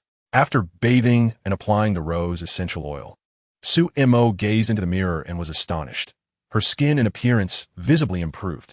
It seemed she would have to soak more often. After donning her clothes, Su Mo exited, and Ying promptly approached to assist her in pouring bath water. She barely had time to protest, as he had already taken the water outside. Once he finished pouring, Su Mo walked over and graciously said, thank you. Ying paused, then squinted his fox-like eyes and replied, it's my duty, my esteemed wife. Upon hearing this title, Su Mo felt an uncomfortable shiver. They had not yet wed, yet he referred to her as my esteemed wife so casually, which felt awkward. The gentle breeze carried the fragrance of roses from her, deepening the inscrutable gaze in Yu Ying's eyes. What a delightful scent! The alluring aroma startled him momentarily. Almost instinctively, he looked at her, sensing that Suemo seemed somehow different after her bath. Suemo smiled faintly. You should get to bed early. Chi-Yin nodded and hurriedly walked past her. The fragrance surrounding her stirred his thoughts into disarray. Suemo frowned. What is going on? Do they treat me as if I am some kind of menace? If they dislike me so much, why do they linger here? That night, Suemo drifted into a hazy sleep, feeling something soft and fluffy brushing against her. The texture was smooth, and the creature continued to nuzzle against her. Instinctively, she hugged it tightly and absent-mindedly stroked it. A series of soft, tingly sounds reached her ears. Good mo, obedient mo, don't stop. Suemo struggled to open her eyes, but her consciousness was clouded. Chapter 9. Jealousy and confrontation. She vaguely heard the sound of a door opening and felt a fleeting icy sensation before losing consciousness completely. After a rustling sound in the room, tranquility returned. At this moment, on the back mountain of Sumo's quarters, Mo, Xiao, Chi-Yin, and Yu Ying were in a standoff. Mo Xiao forcefully threw the disheveled Yu Ying onto the grass, quickly transforming into his human form, standing there with a stern expression. As Yu Ying tied his robe, he casually remarked, "What brings you two here at this late hour, keeping a watch on me?" Chi-Yin, with a serious demeanor, questioned Yu Ying, "What were you doing sneaking into her room at night before you were even wed? What do you think? I am her fiancé, and she is to be my future wife. Is it not permissible to nurture our feelings in advance?" Hong Yin pursed her thin lips tightly, advancing with a punch and casting a cold gaze upon the fox before her. "This is utterly unreasonable. Do not forget, you are not yet married to her." Yu Ying wiped the blood from his lips and produced a feather fan, gently fanning himself. "After all, she will marry me eventually. Why is the high priest so furious? Such matters are not uncommon in our realm, are they?" Mo Xiao replied sternly. "That is predicated on mutual affection, not on your deceitful antics." "Huh." Yu Ying quickened the pace of his fan, his tone no longer as amiable. "You are not a Mo. How do you know she does not harbor feelings for me? Yet you too. Did you not previously wish to call off the engagement? What are you doing, standing guard outside her room in the dead of night?" Hong Yin and Mo Xiao fell silent. Yu Ying chuckled softly. "Since you are oblivious to your own feelings, do not impede my good fortune. I shall inevitably belong to her." Hong Yin frowned. "Your actions are no different from those of a shameless scoundrel. Who cares?" Yu Ying's gaze shifted sharply to Hong Yin. "If you wish to maintain your lofty position as high priest, that is your concern. I have my own means to remain by her side. And you, Mo Xiao, did you not claim to dislike her? Why the anger? You may very well continue to call off the engagement. I suspect Mo is eager for you to do so. Once you have all withdrawn, I may very well become her rightful husband." Mo Xiao clenched his fists slightly. "So you had plotted this matter?" "What do you mean by plotting? Without striving and competing, how could one smoothly remain by her side? Should I truly wait for her to initiate the annulment? I have no desire to cancel the engagement at this moment." After he walked away, Hong Yin and Mo Xiao exchanged glances, both feeling somewhat vexed. Although they did not comprehend the reason for their irritation, they were undeniably agitated. Morning arrived. When Suemo awakened, the sun had already risen high. As she sat up, she heard the system calling her, "Host, congratulations." "Huh, what good news could there be this early?" Mo Zhao's favorability has increased to 80. Hong Yin currently stands at 35, and Yu Ying at 10. Suemo was taken aback. Had her favorability increased by 74 overnight? That wretched fox had actually transformed from negative to positive. How miraculous it is to gain favorability simply by sleeping. Suemo inquired with a smile. "What rewards do I receive?" "Recently, the system shop is having a sale, and I have gifted you 6 calming agents. I specifically requested this from the system management. Do not be too moved." Suemo replied. "Could you not provide me with something more practical? I am not going into heat. What use do I have for such a useless item?" Xiao Jiu assumed that what I liked, the host would surely appreciate as well. Suemo did not wish to continue the argument. After all, he would never exchange the rewards for something else. She got up and headed outside. Hong Yin was chopping wood outside. Upon seeing Suemo emerge, he gave a slight nod. Suemo awkwardly tugged at the corners of her lips and walked toward the kitchen. "This is driving me insane. Yu Ying, that fox, is already a headache, and now Hong Yin refuses to leave as well. What on earth do they want? Once that dragon is healed, I shall leave home. Let us see how long they can cling on." It is settled. Lost in thought, She nearly collided with Ying as he came out of the kitchen. Su Mo instinctively halted, but unexpectedly, that fox bumped into her. Oof! She stumbled slightly, and in the next moment, Ying wrapped his arm around her slender waist. With a concerned expression, Ying leaned down. Did I hurt you, my esteemed wife? Let me take a look. As Su Mo raised her gaze to meet his warm, seemingly amused fox eyes, her heart skipped a beat. I am fine. Having said that, she turned and walked away. Ying smiled, secretly tightening his grip from where he had held her waist. Her waist is truly slender. Su Mo inwardly grumbled. That wretched fox actually dared to touch my waist? Is he intentionally taking advantage of me? Outside, Hong Yan's chopping motion paused, his expression darkening as he glared at Ying, who was approaching from the kitchen. Ying understood what Hong Yan was upset about. It was merely because he had overheard the thoughts of the esteemed wife. He walked over with a smile, saying, The high priest need not look at me so. I am indeed shameless. I stated last night, you may remain noble, while I delight in the scramble for affection. With a thud, Hong Yan angrily tossed the axe he was holding aside. Ying merely chuckled lightly, unconcerned. Who cares if he is angry? I shall simply indulge in my own happiness. During breakfast, Ying intentionally sat beside Su Mo. After only a few bites, he suddenly exclaimed in mock pain. Su Mo looked over suspiciously, noticing the bruise on his left cheek. Opposite them, Hong Yan's movement halted, his heavy gaze sweeping over Ying. The warning in his eyes unmistakable. Ying ignored Hong Yan's glare, turning to Su Mo with a pitiful expression. I wonder which shameless one is jealous of my unparalleled beauty and took a punch at me while I slept. Su Mo could not help but burst into laughter, utterly unconvinced by Ying's tale. He, a level 5 beast man. How could a mere mortal approach him? You still laugh? Look at my swollen lip. I can hardly eat. After breakfast, you must apply something to it. Thank you. Mo Ying leaned against Su Mo's shoulder, nuzzling her slightly. Startled, Su Mo instinctively recoiled, gazing at him in terror. That wretched fox is becoming increasingly odd. Could he truly be entering heat? It seems I must hasten to drive him away in the coming days. Ying, across from them, Hong Yan let out a barely audible chuckle, casting Ying a look of serves you right. He then turned to Su Mo and asked, Did you sleep well last night, my esteemed wife? Did you notice anything unusual? Su Mo was taken aback. It was fine. Was something amiss? Hong Yan's cold gaze swept over Ying as he replied in a calm voice. Last night, a thief broke in. You should check if anything is missing. Is that so? Su Mo frowned in surprise. Could it be a blind thief who dared to steal from me? No, it must be a flower thief. Puffed. Ying nearly choked on the food in his mouth, for Su Mo was truly oblivious to her own beauty. With her unremarkable appearance, she considered herself a target for flower thieves. The flower thief must be after Ying and Hong Yan. What pity he failed to take those two away. How unprofessional. Cough. This time, Ying and Hong Yan genuinely choked. Su Mo eyed them with suspicion.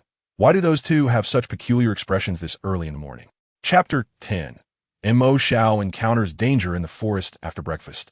Su Mo found some medicine for Ying, instructing him to apply it to his bruise. She then planned to venture up the mountain with the 2 little dragon cubs. When she last visited, it had been nighttime and visibility was poor. This time, she intended to search thoroughly for edible food and also look for other herbs.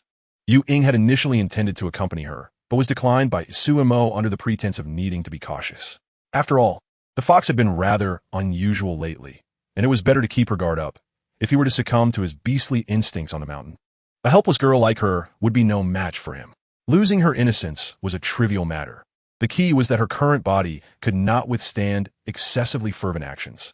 Su Mo instructed him to grind cornmeal at home, making it fine for the pancakes they would eat that evening.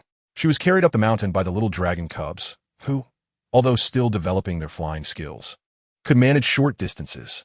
As she rested on the back of one of the cubs, she gazed down at the forest, mesmerized. The layers of green rose and fell like a vast ocean of foliage. So beautiful! Su Mo could not help but exclaim. After circling around, she signaled for the cubs to set her down. They were still young and lacked stamina. The 3 began foraging for food, and Su Mo taught the little dragon cubs to identify wild vegetables and distinguish toxic mushrooms.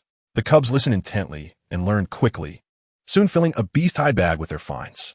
Soon, Su Mo gathered a full bag of herbs and was delighted to discover some potatoes. At noon, they satiated their hunger with a few wild fruits before resuming their search for food. Passing a water source, Su Mo washed her face, and a small dragon cub crouched down to drink. Su Mo frowned and cautioned, no matter how clean the water appears, it's best to boil it before drinking.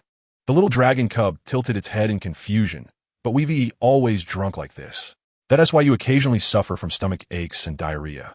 There are many microorganisms and bacteria in the water. The cub nodded, some understanding. By the way, what is your name? I've forgotten to ask you and your companions. The cub smiled with its pure eyes. I'm Dong Dong, and he is Nan Nan, my little brother. Where? Su Mo's eyes widened in excitement. Quickly take me there. The two little dragon cubs led her to a spot where they spotted several wild boars foraging for food. Su Mo asked Dong Dong, do you have any weapons to take down the wild boars? Dong Dong rummaged through his beastskin bag and produced a small bow, an arrow. Su Mo sighed as she accepted it, thinking, how could this possibly take down a wild boar? Even if it hits, it won't cause any substantial harm. Xiao Jiao interjected, items in the shop require points for redemption.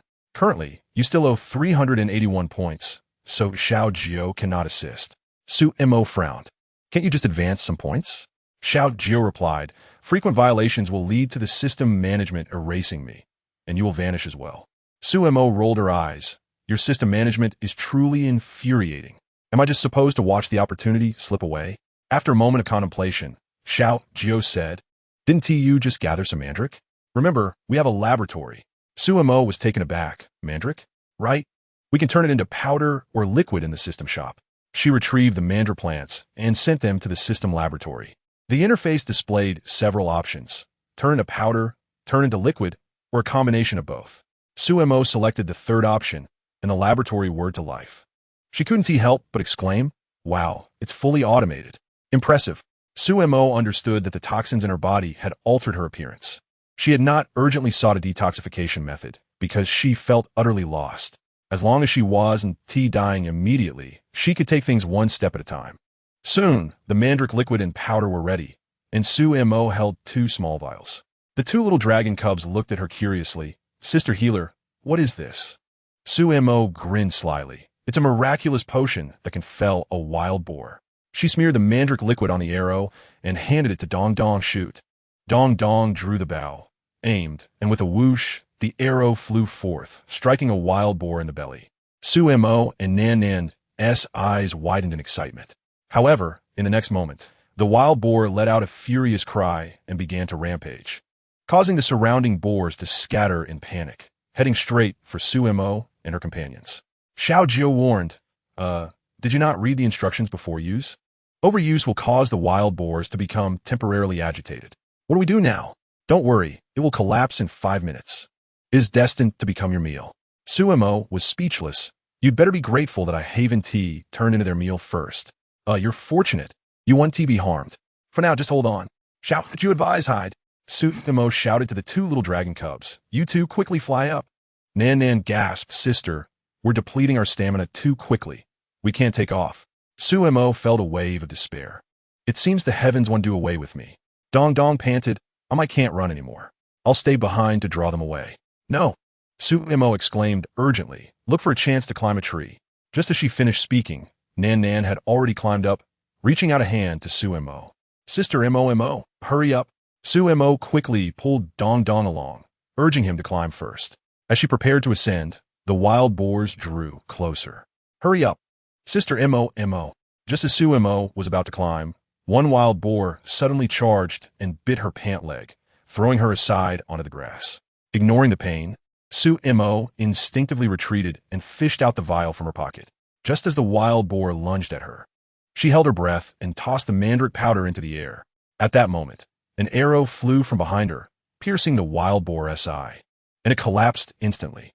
The other wild boars, having inhaled the mandrake powder, also fell to the ground. Su Mo exhaled in relief. Thankfully, the dosage was just right this time. She stood up from the grass and turned to see a familiar face. Mo Xiao, what was he doing here? He appeared to be injured, blood seeping from his left shoulder.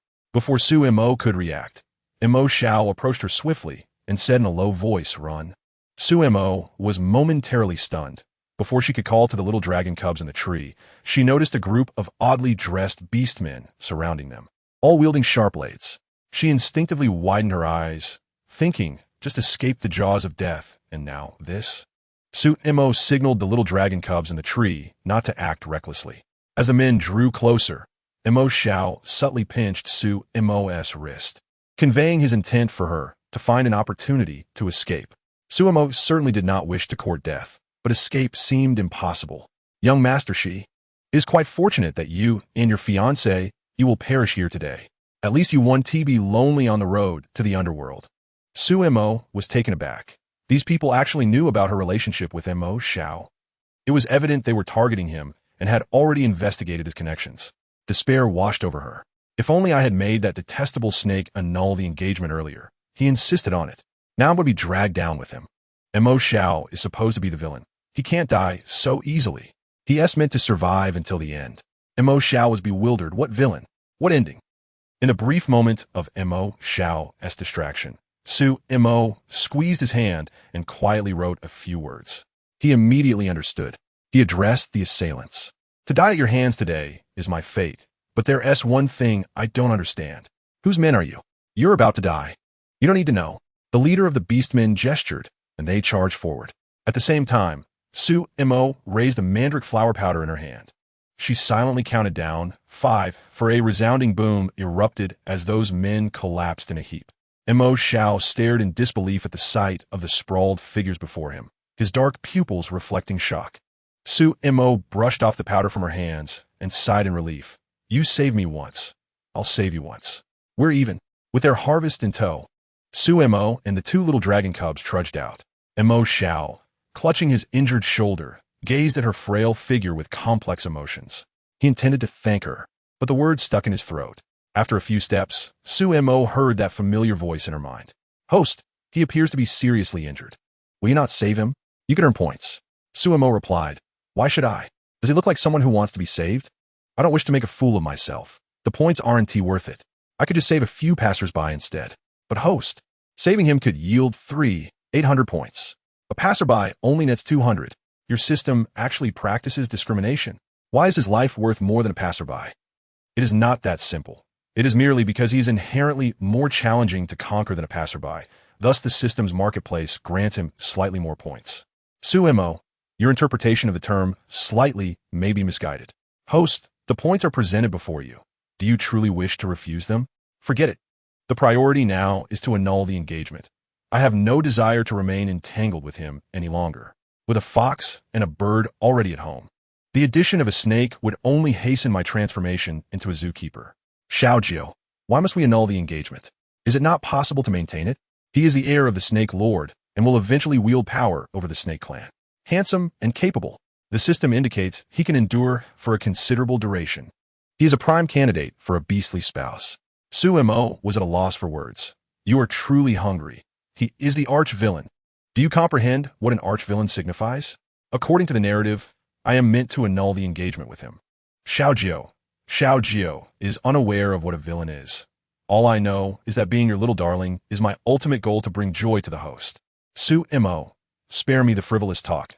Provide something tangible. I'm sleepy. I shall take a brief nap. Su Mo inwardly cursed. You wretched creature. What villain? What narrative? Is the wretched creature meant to be an insult to him? Somehow, the very thought of this man made Su Mo, who was resolutely intent on annulling the engagement, feel a sense of discontent within Mo Xiao, leaving him rather gloomy. He could not suppress a mouthful of blood.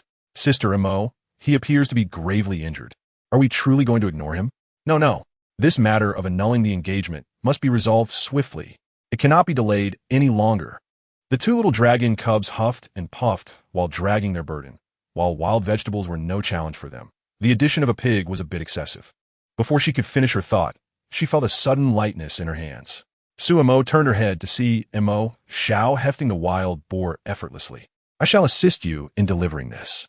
With that, he strode purposefully toward the mountain's exit. Nan, observing his departing figure, expressed concern, but you are injured. Mo Xiao replied, it is of no consequence. Su Mo hesitated for a moment before quickly calling the 2 little dragon cubs to follow. Just as they emerged, they collided with Fei Yan, who had come searching for them. Su Mo frowned slightly. Before she could speak, Fei Yan remarked, the wife master is skilled in medicine.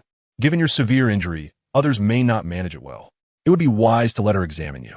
Mo Xiao instinctively glanced at Su Mo. After all, this snake had just voluntarily assisted her, and it felt rather awkward to refuse.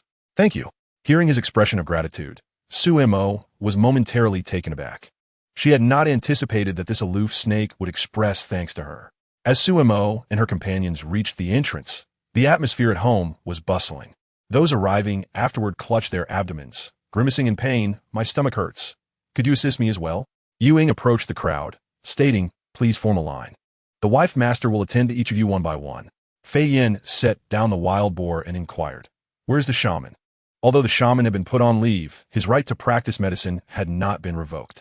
The leading elderly woman sighed. It is said the shaman has fallen ill these past few days. While everyone else can endure minor ailments, my grandson cannot afford to wait any longer. Fei Yin furrowed his brow. He was acutely aware that the shaman was sulking. It was a veiled warning that if he dared to suspend the shaman's duties, the villagers would be left without medical aid. Clearly, he had underestimated this shaman. However, it was not the time to settle scores. The immediate priority was to address everyone's troubles. Fei Yin and Ying organized the patients from most to least severe for efficient treatment. Although Mo Xiao was gravely injured, he possessed considerable stamina, and treating his wound would take some time, so they first applied pressure to stop the bleeding and planned to address his wound last. In Chapter 12, Sumo's first patient was the grandson of the elderly woman. She took the pulse of the young beastman and gently tapped on the child's chest. Frowning, she asked, did you catch a chill a few days ago? How long have you been coughing? 5 days.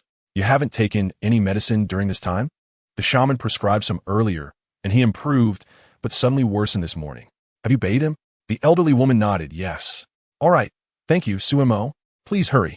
Sumo's next patient was one suffering from stomach pain, which posed no challenge for her. The following patient had been injured while hunting with a slightly inflamed wound. But these were all minor issues. She diagnosed swiftly, and soon the crowd outside had been mostly attended to. Finally, it was Mo Xiao's turn. Su Mo summoned him into the room, and Fei Yin fetched clean water while Mo Xiao removed his shirt, revealing a wound on his left shoulder. The wound was somewhat deep. It needed to be cleaned before addressing inflammation and bleeding, requiring stitches. With the system's enhancements, Sumo's hands moved deftly and expertly. Before cleaning, she applied a small amount of mandrake flower liquid to the wound. The dosage was well controlled, and throughout the process, Mo Xiao felt almost no pain. While tending to his wound, Su Mo instructed Ying and Fei Yin to prepare ingredients for dinner. By the time she finished treating Mo Xiao's injury, Ying and Fei Yin had also completed their preparations. Mo Xiao donned his shirt and said, thank you. Su Mo had not yet finished speaking when Mo Xiao interjected. I will return tomorrow. In truth, I have already tended to the wound. If you prefer not to come, you need not. Mo Xiao seemed entirely oblivious to her implication. It is a bother. Su Mo thought to herself, what is happening? Can't he allow me to finish my sentence? Did he not wish to see me? Would it not suffice to have someone from the clan handle it? A fleeting unease crossed Mo Xiao's face as he cleared his throat. Ying chuckled and remarked, with this injury, it would be best for the wife master to change his dressing daily while monitoring the healing process. Fei Yin cast a serious glance at Ying, then said to Mo Xiao, I suggest you stay here. If anything arises, it will be easier for the wife master to assist. Su Mo was taken aback. What is going on? Why does Fei Yin insist on making himself comfortable here? Now he wants to keep this snake around too? Who is truly the head of this household? Who gave him the authority to meddle? Fei Yin, Mo Xiao, and Ying exchanged glances, each possessing an expression that suggested they were plotting against the wife master. Could this be the very reason Su Mo was so eager to annul the engagement? Su Mo shifted her gaze to Mo Xiao, awkwardly forcing a smile. My place is rather small. Perhaps you should. Mo Xiao promptly interrupted. I can stay next to Fei Yin. Fei Yin replied, indeed, I can assist the wife master in caring for him. Sumo's mouth hung open in disbelief. What is this? I never invited him to stay. Why is he so insistent on lingering here? Can I not consider my thoughts? Su Mo furrowed her brow and ultimately decided against it. This place is not very secure. We had a thief just a few days ago. Mo Xiao responded. It matters not. Though I am injured, dealing with a few thieves is still manageable. Fei Yin added, Wife master, do not worry. It is precisely because of the lack of safety that we, as your betrothed, must remain to ensure your security. Su Mo sighed, do as you please. She gritted her teeth and turned to leave. Ewing waved the feather fan in his hand, casting a knowing glance at Mo Xiao, a hint of mockery in his eyes. When the annulment was first proposed, it was this very snake that caused the greatest uproar, believing he had the audacity to withdraw from the engagement. Yet, as it turns out, it was merely a facade. Fei Yin narrowed his eyes at Ewing, issuing a warning. The wife master belongs to us all. Suppress your ulterior motives. Do not speak too soon. It remains uncertain who shall ultimately wed her. Ewing smirked and remarked, we agree that whoever enters first shall be the rightful husband. Do not forget. Upon hearing this, Fian and Ma Xiao furrowed their brows slightly. Initially, it was decided that Ma Xiao would enter first, and the position of the rightful husband was undoubtedly his. Next in line were Fian, Yueying, Yi Yuan, and Kanglin. However, it is now clear to them that Su Mo harbors a deep aversion towards Ma Xiao, making his claim to the role nearly impossible. Yi Yuan and Kanglin are preoccupied with their respective family matters and cannot attend to this situation for the time being. Thus, it is left to him and Fian to compete. Yueying believed that he could indeed vie for this position. It is impossible to dominate alone now, but contending for status is still viable. At this moment, Su Mo was in the kitchen, frying dishes while chatting with Xiao Jiao. After assisting a group of passers-by in the evening, she had accrued 120 points. Moreover, Ma Xiao's affinity had also increased to 50, gaining 30 points that very night. Due to the rapid rise, the system granted an additional reward of 50 points. Presently, she owed the system's marketplace 181 points. Xiao Jiao exclaimed excitedly, host, at this rate, you will soon be able to repay the marketplace points. Once Ma Xiao and Long Yin fully recover, you will earn a significant influx of points, allowing you to indulge in shopping. Su Mo responded weakly. MHM. Xiao Jiao queried, why are you not happy? Host? What is there to be happy about? The faster the antagonist's favorability increases, the more difficult it is to withdraw from this marriage. This is not a favorable situation for her.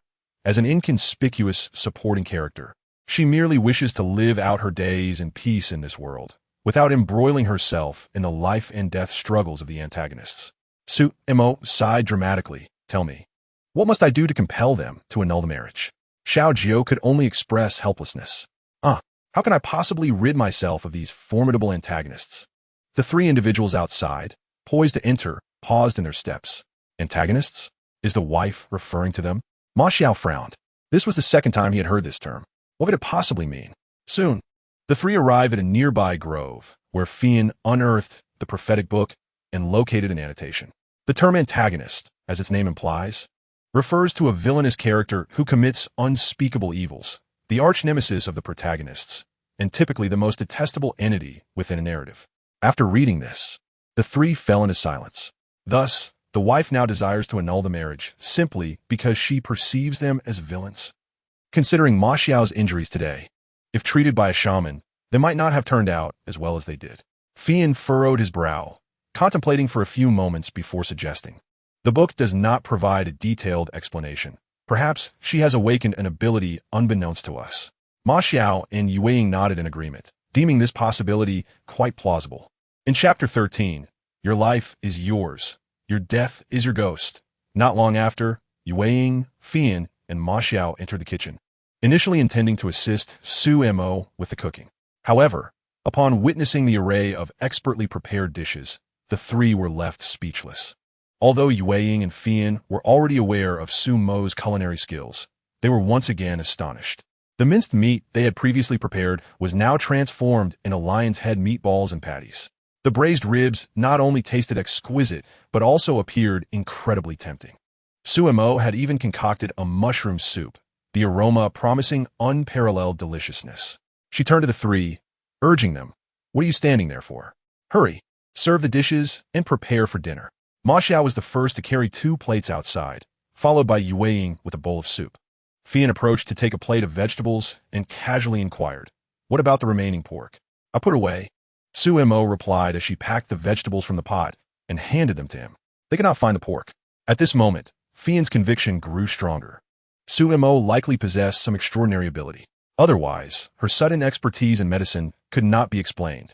The prophetic book mentioned that a select few females might have such abilities, some leaning towards wood-based healing, while others possess spatial storage. However, Fian had yet to encounter such a female, with Su Mo being the first. Moreover, he was uncertain which ability Su Mo possessed, or if she had them all. During dinner, Ma Xiao first sampled a bite of the wild vegetables. One taste elicited a look of astonishment. Previously, the wild vegetables he had eaten were akin to chewing wax. Even those prepared at the local tavern were far from palatable. Yet, Sumo's stir-fried dish was not only tender and crisp, but surprisingly flavorful. He then tried a meatball. The texture was remarkable, the sauce rich, and the meat fragrant without being overwhelming. It was incredibly addictive. Ma Xiao could not help but steal a glance at Su Mo, who seemed to have changed significantly from before.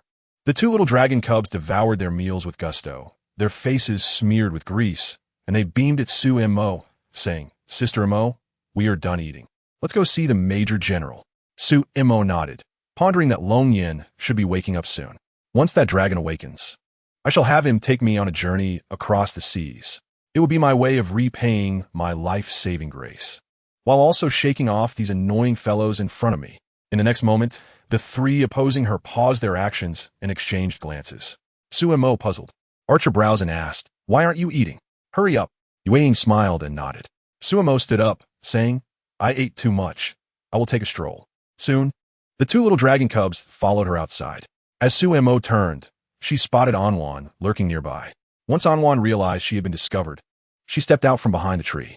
Do not think that just because you can cook, Ma Xiao and Fian will take a liking to you. They are merely enjoying your culinary skills and are here for a few meals. Your medical knowledge pales in comparison to that of the shaman. Su Mo assessed the girl before her. Aside from her slightly darkened skin, her features remained exquisitely delicate, and her figure was quite perfect. Even in the beast world, she would be considered a beauty, unlike Su Mo's current emaciated form, ravaged by poison, resembling a mere stick. In comparison, Anwan indeed possessed grounds for pride. If she were in Ma Xiao and Fian's company, they would certainly choose a female like Anwan. The three of them lingering around Su Mo was either an attempt to poison her for a swift conclusion or a mere curiosity regarding her recent transformation. It was certainly not due to affection. Su Mo was well aware of this. She remembered that Anwan currently had only 2 beast husbands, largely because she was too selective, making it difficult for most male beasts to catch her eye. Su Mo raised an eyebrow and asked, "Do you fancy Fian or Ma Xiao?" "I." Anwan stammered, unable to voice her thoughts, as both Fian and Ma Xiao were already taken, making such an admission rather inappropriate. "In any case, I currently do not fancy them, especially Ma Xiao, who previously embarrassed me so thoroughly. I can never find it in me to like him again. I truly hope they can annul the marriage quickly." Su Mo airily replied and began to walk away. Anwan's eyes lit up. If Su Mo did not want these beast husbands, did that imply she still had hope?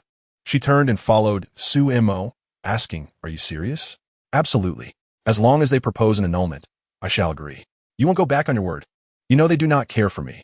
Why should I cling to them, rather than those who are oblivious to the situation?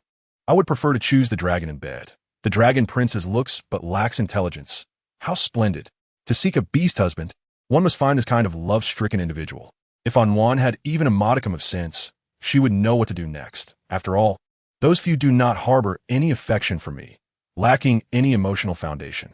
With a female like Anwan taking the initiative to flirt, there should not be much of an issue. Not far away, the 3 beast husbands stood with grim expressions. Yue Ying fanned herself with a sense of urgency, lamenting the situation. "Lady Master, our previous attitude towards her was indeed less than favorable. It is only reasonable for her to wish to cancel the engagement." Yue Ying cast a sidelong glance at the stoic Ma Xiao and scoffed, remarking that it was merely poetic justice. "Previously, we had deliberated on how to annul our engagement with her, and now we find ourselves troubled by how to prevent her from doing so." With a furrowed brow, Fei Yin remained silent, while Ma Xiao wore an awkward expression. He was unclear about his true feelings towards Su Mo. However, one thing was certain, it was not the same aversion as before. A portion of this change, 20%, was due to Anwan, who enthusiastically mentioned coming to play with her the following morning. Another 20% stemmed from the neighbor in the nearby village, who had learned some tricks for identifying non-toxic wild vegetables from her. In high spirits, Su Mo hummed a tune as she walked home, singing, "You're my little apple. No matter how I love you, it is never too much." Just as she became immersed in her song, Yue Ying suddenly sprang out. Su Mo raised an eyebrow and thought, how overly inquisitive for a pesky fox. "Thankfully, we are not married. If we were, would I still have any semblance of personal freedom? Ewing chuckled. Oh, I almost thought you had ventured to the black market, intending to sell us off. Though I have indeed fantasized about such a thing in my dreams, I've never voiced it aloud. You cunning fox, do you possess some method of dream divination? Ewing replied with a charming smile. I was merely jesting. How could Lady Master ever part with us?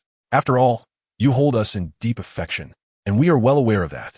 Rest assured, I, Ewing, am yours in life and in death. Su Mo awkwardly chuckled. What is with this sudden flattery? The fox is truly cunning. I must find a way to extricate myself from him. I shall go take a bath. Yu Ying's expression shifted, and he feigned innocence. Actually, I could assist you with that, my lady. I shall be very gentle. Su Mo shot him a terrified glance before fleeing in haste. Oh no, oh no. That fox is truly becoming amorous. The audacity to utter such words. He must be out of his mind. Ewing shook his head in resignation. Watching Su Mo's retreating figure, with such a timid disposition, how will she manage in the future? That night, Su Mo utilized the shower gel and special rose essential oil gifted by the system. Her skin visibly transformed, becoming smooth, delicate, and fair, although her appearance remained largely unchanged. After all, the poison within her body had yet to be resolved, so there would not be significant alterations. Nevertheless, her visage appeared somewhat more pleasant than before. Dressed, she emerged from the bathroom, only to encounter Ewing with a cheerful smile. Allow me to assist you, my lady. Thank you, Su Mo replied, too weary to engage in polite exchanges, and made her way to her room with her dirty clothes. Just a few steps in, she bumped into Mo Xiao. Both instinctively halted, their gazes colliding unexpectedly. Sensing the faint fragrance emanating from her, Mo Xiao felt his face heat up slightly. What a delightful scent. It made his heart flutter uncontrollably. Su Mo glanced at him, displeased. What is the matter? Do I resemble a plague? If you dislike seeing me so much, why do you linger here? Mo Xiao wanted to explain, yet the words faltered on his lips. After all, Su Mo was unaware that he could hear her thoughts. If you are too shy to speak, allow me to assist you. Truly, I implore this wretched snake to hasten the annulment. Though I have harmed him once, I now save him. Surely that balances the scales. Mo Xiao's hands clenched slightly at his sides. You should rest early after a long day. With that, he quickly averted his gaze and walked past Su Mo. She stared at his retreating form, wide-eyed in disbelief. The opportunity is handed to him, yet he refuses to seize it. What does it mean to feign ignorance? Is he so vengeful that he wishes to see my downfall? Mo Xiao paused, but when he turned around, Su Mo had already begun to leave. She entered her room and checked on Long Yen, whose wound had mostly healed. As a higher-ranking male beastman, his injuries would mend swiftly. His unconscious state was linked to the toxins within him. That night, she resolved to use Long Yan's blood for experimentation in the lab. She planted the remaining mandrake in the Ling Quan space and harvested a substantial portion of the mushrooms and wild vegetables she had sown a few days prior, leaving a small amount to continue nurturing. After completing her tasks, she lay on her bed and summoned Xiao Jiao. Host, I am here. I'm so bored. Can you bring me a phone? Xiao Jiao replied, I apologize, host, but I am powerless. What else can you do besides vexing me? Unjustly accused host. Xiao Jiao's sincerity is evident to the heavens. The system, now in tears, was performing before her like a drama. Su Mo scolded silence. Xiao Jiao stifled its sobs. Regardless, you must provide me with some form of entertainment. If I continue sleeping every night, I will become a pig. After a moment of contemplation, Xiao Jiao hesitated. There is something I am unsure whether to mention. Speak. The three beast husbands outside should now be open to engaging in some entertainment with you. Why not make an effort? Su Mo momentarily failed to comprehend. Such as? Indeed, the entertainment options in the beast realm are lacking. The primary evening pastime for females and beast husbands is socializing. They excel at socializing, and thus. Enough. You must cease this nonsense. You unseemly system. I assure you, I'm most proper of systems. My excessive propriety is why 8 previous hosts met their demise. Su Mo harbored reasonable suspicion that he was a traitorous system sent to ensnare her. Otherwise, there was no explanation for his erratic behavior. Let us instead discuss the matter of earning points. Besides accumulating goodwill, what else can I do? Utilize the laboratory. It can not only conduct medical research, but also explore products related to daily life. However, it is currently in a slow upgrade phase. The items produced can be sold in parallel worlds, allowing you to earn points as well. Indeed, what can I sell now? wild vegetables, mushrooms, mandrake juice. All of these are viable. The points earned will vary based on the complexity of the items produced. The laboratory will gradually upgrade, and once it reaches a certain level, we can trade directly without involving the system marketplace or parallel worlds. Excellent. I shall sell some wild vegetables now.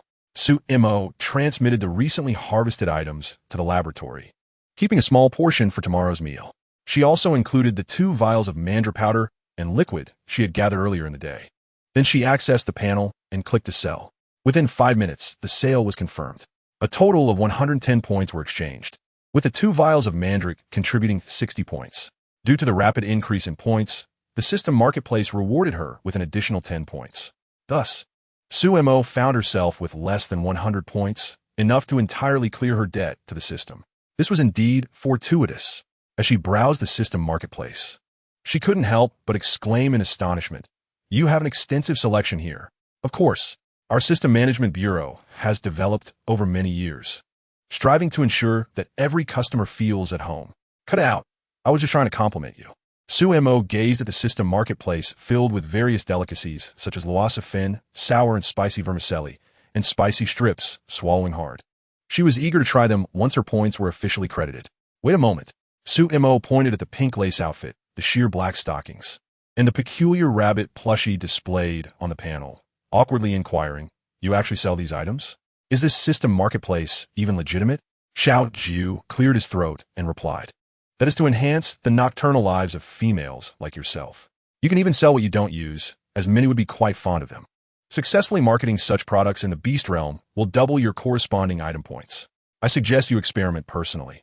It will make the process much more effortless, and I believe you will soon grow fond of such a delightful nightlife." Su Mo felt a chill. What exactly had she bound herself to? Was it even possible to have a serious conversation anymore? Chapter 15. You have no shame. The following morning, when Su Mo awoke, the sun was already high in the sky. Drowsily opening her eyes, a notification chimed in her mind. The system laboratory revealed that the blood report of Long Yin, which had been analyzed the previous night, was ready. A glance at the report showed a complex composition. Frowning, Su Mo remarked, "The poisoner is quite ruthless." They intended to ensure Long Yin's demise.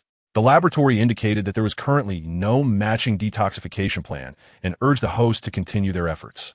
Ugh, Su Mo cursed under her breath. After changing her clothes, she opened the door to find villagers seated in neat rows in the courtyard.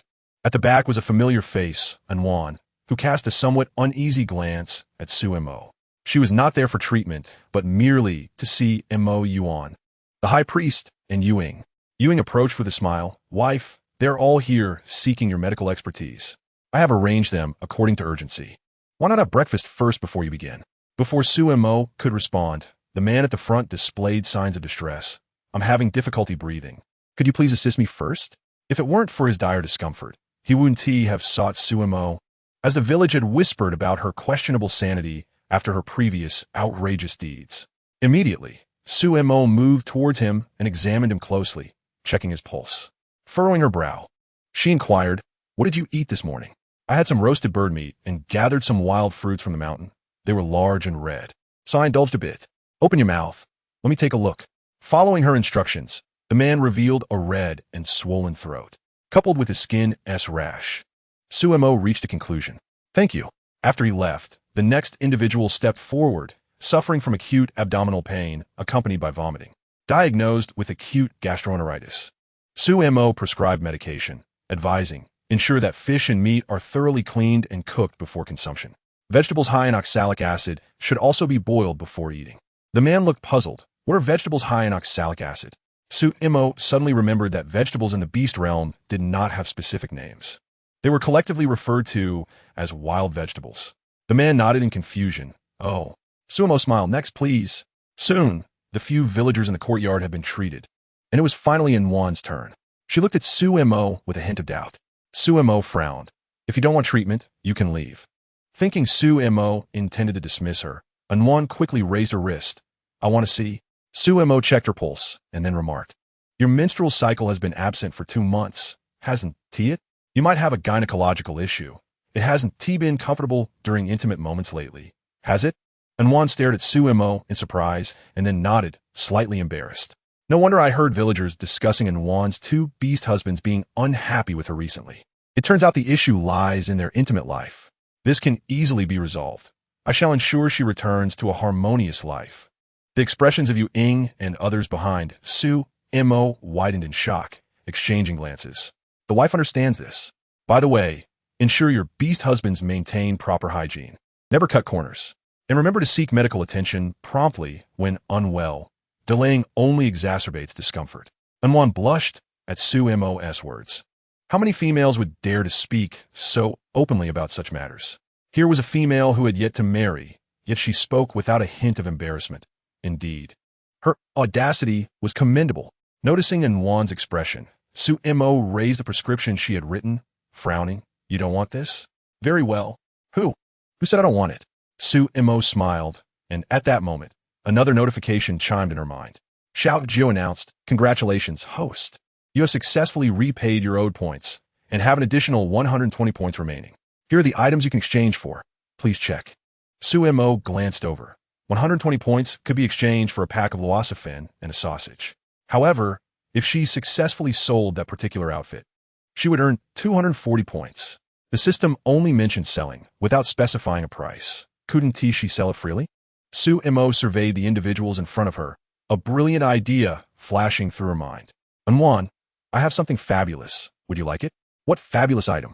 Leaning closer, Su Mo whispered a few words into her ear, causing Anwan's face to alternate between crimson and pale.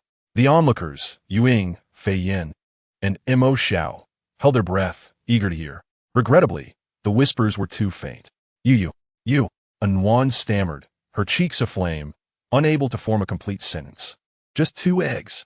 A harmonious married life depends on it. You have no shame. Anwan exclaimed, blushing furiously before fleeing. Su Mo didn't call after her. Instead, washing up and having breakfast. After all, what was hers would not elude her. When she prepared to wash her dirty clothes, she noticed Anwan sneaking over. She quietly slipped 3 eggs into Su Mo's pocket. Her face flushed as she whispered, Where's the item? Su Mo quickly exchanged for the red lace outfit from the system marketplace and handed it to Anwan. Wear it well and come back. Hey, this will surely open the door to a new world in the beast realm. With Anwan's big mouth, I'll surely be introduced to many more ladies. At that time, selling these outfits alone will make me a small fortune. My clever brain surely has a knack for business. I eagerly await the day I become the wealthiest woman in the beast realm. Anwan took a look and then widened her eyes in shock. Are you sure this can be worn? Su Mo grinned mischievously, of course. I assure you, the results will be remarkable. By the way, I also have collars and chains. Su Mo explained the uses of these items, causing Anwan to blush deeply. You lunatic! Anwan exclaimed, turning on her heels and fleeing.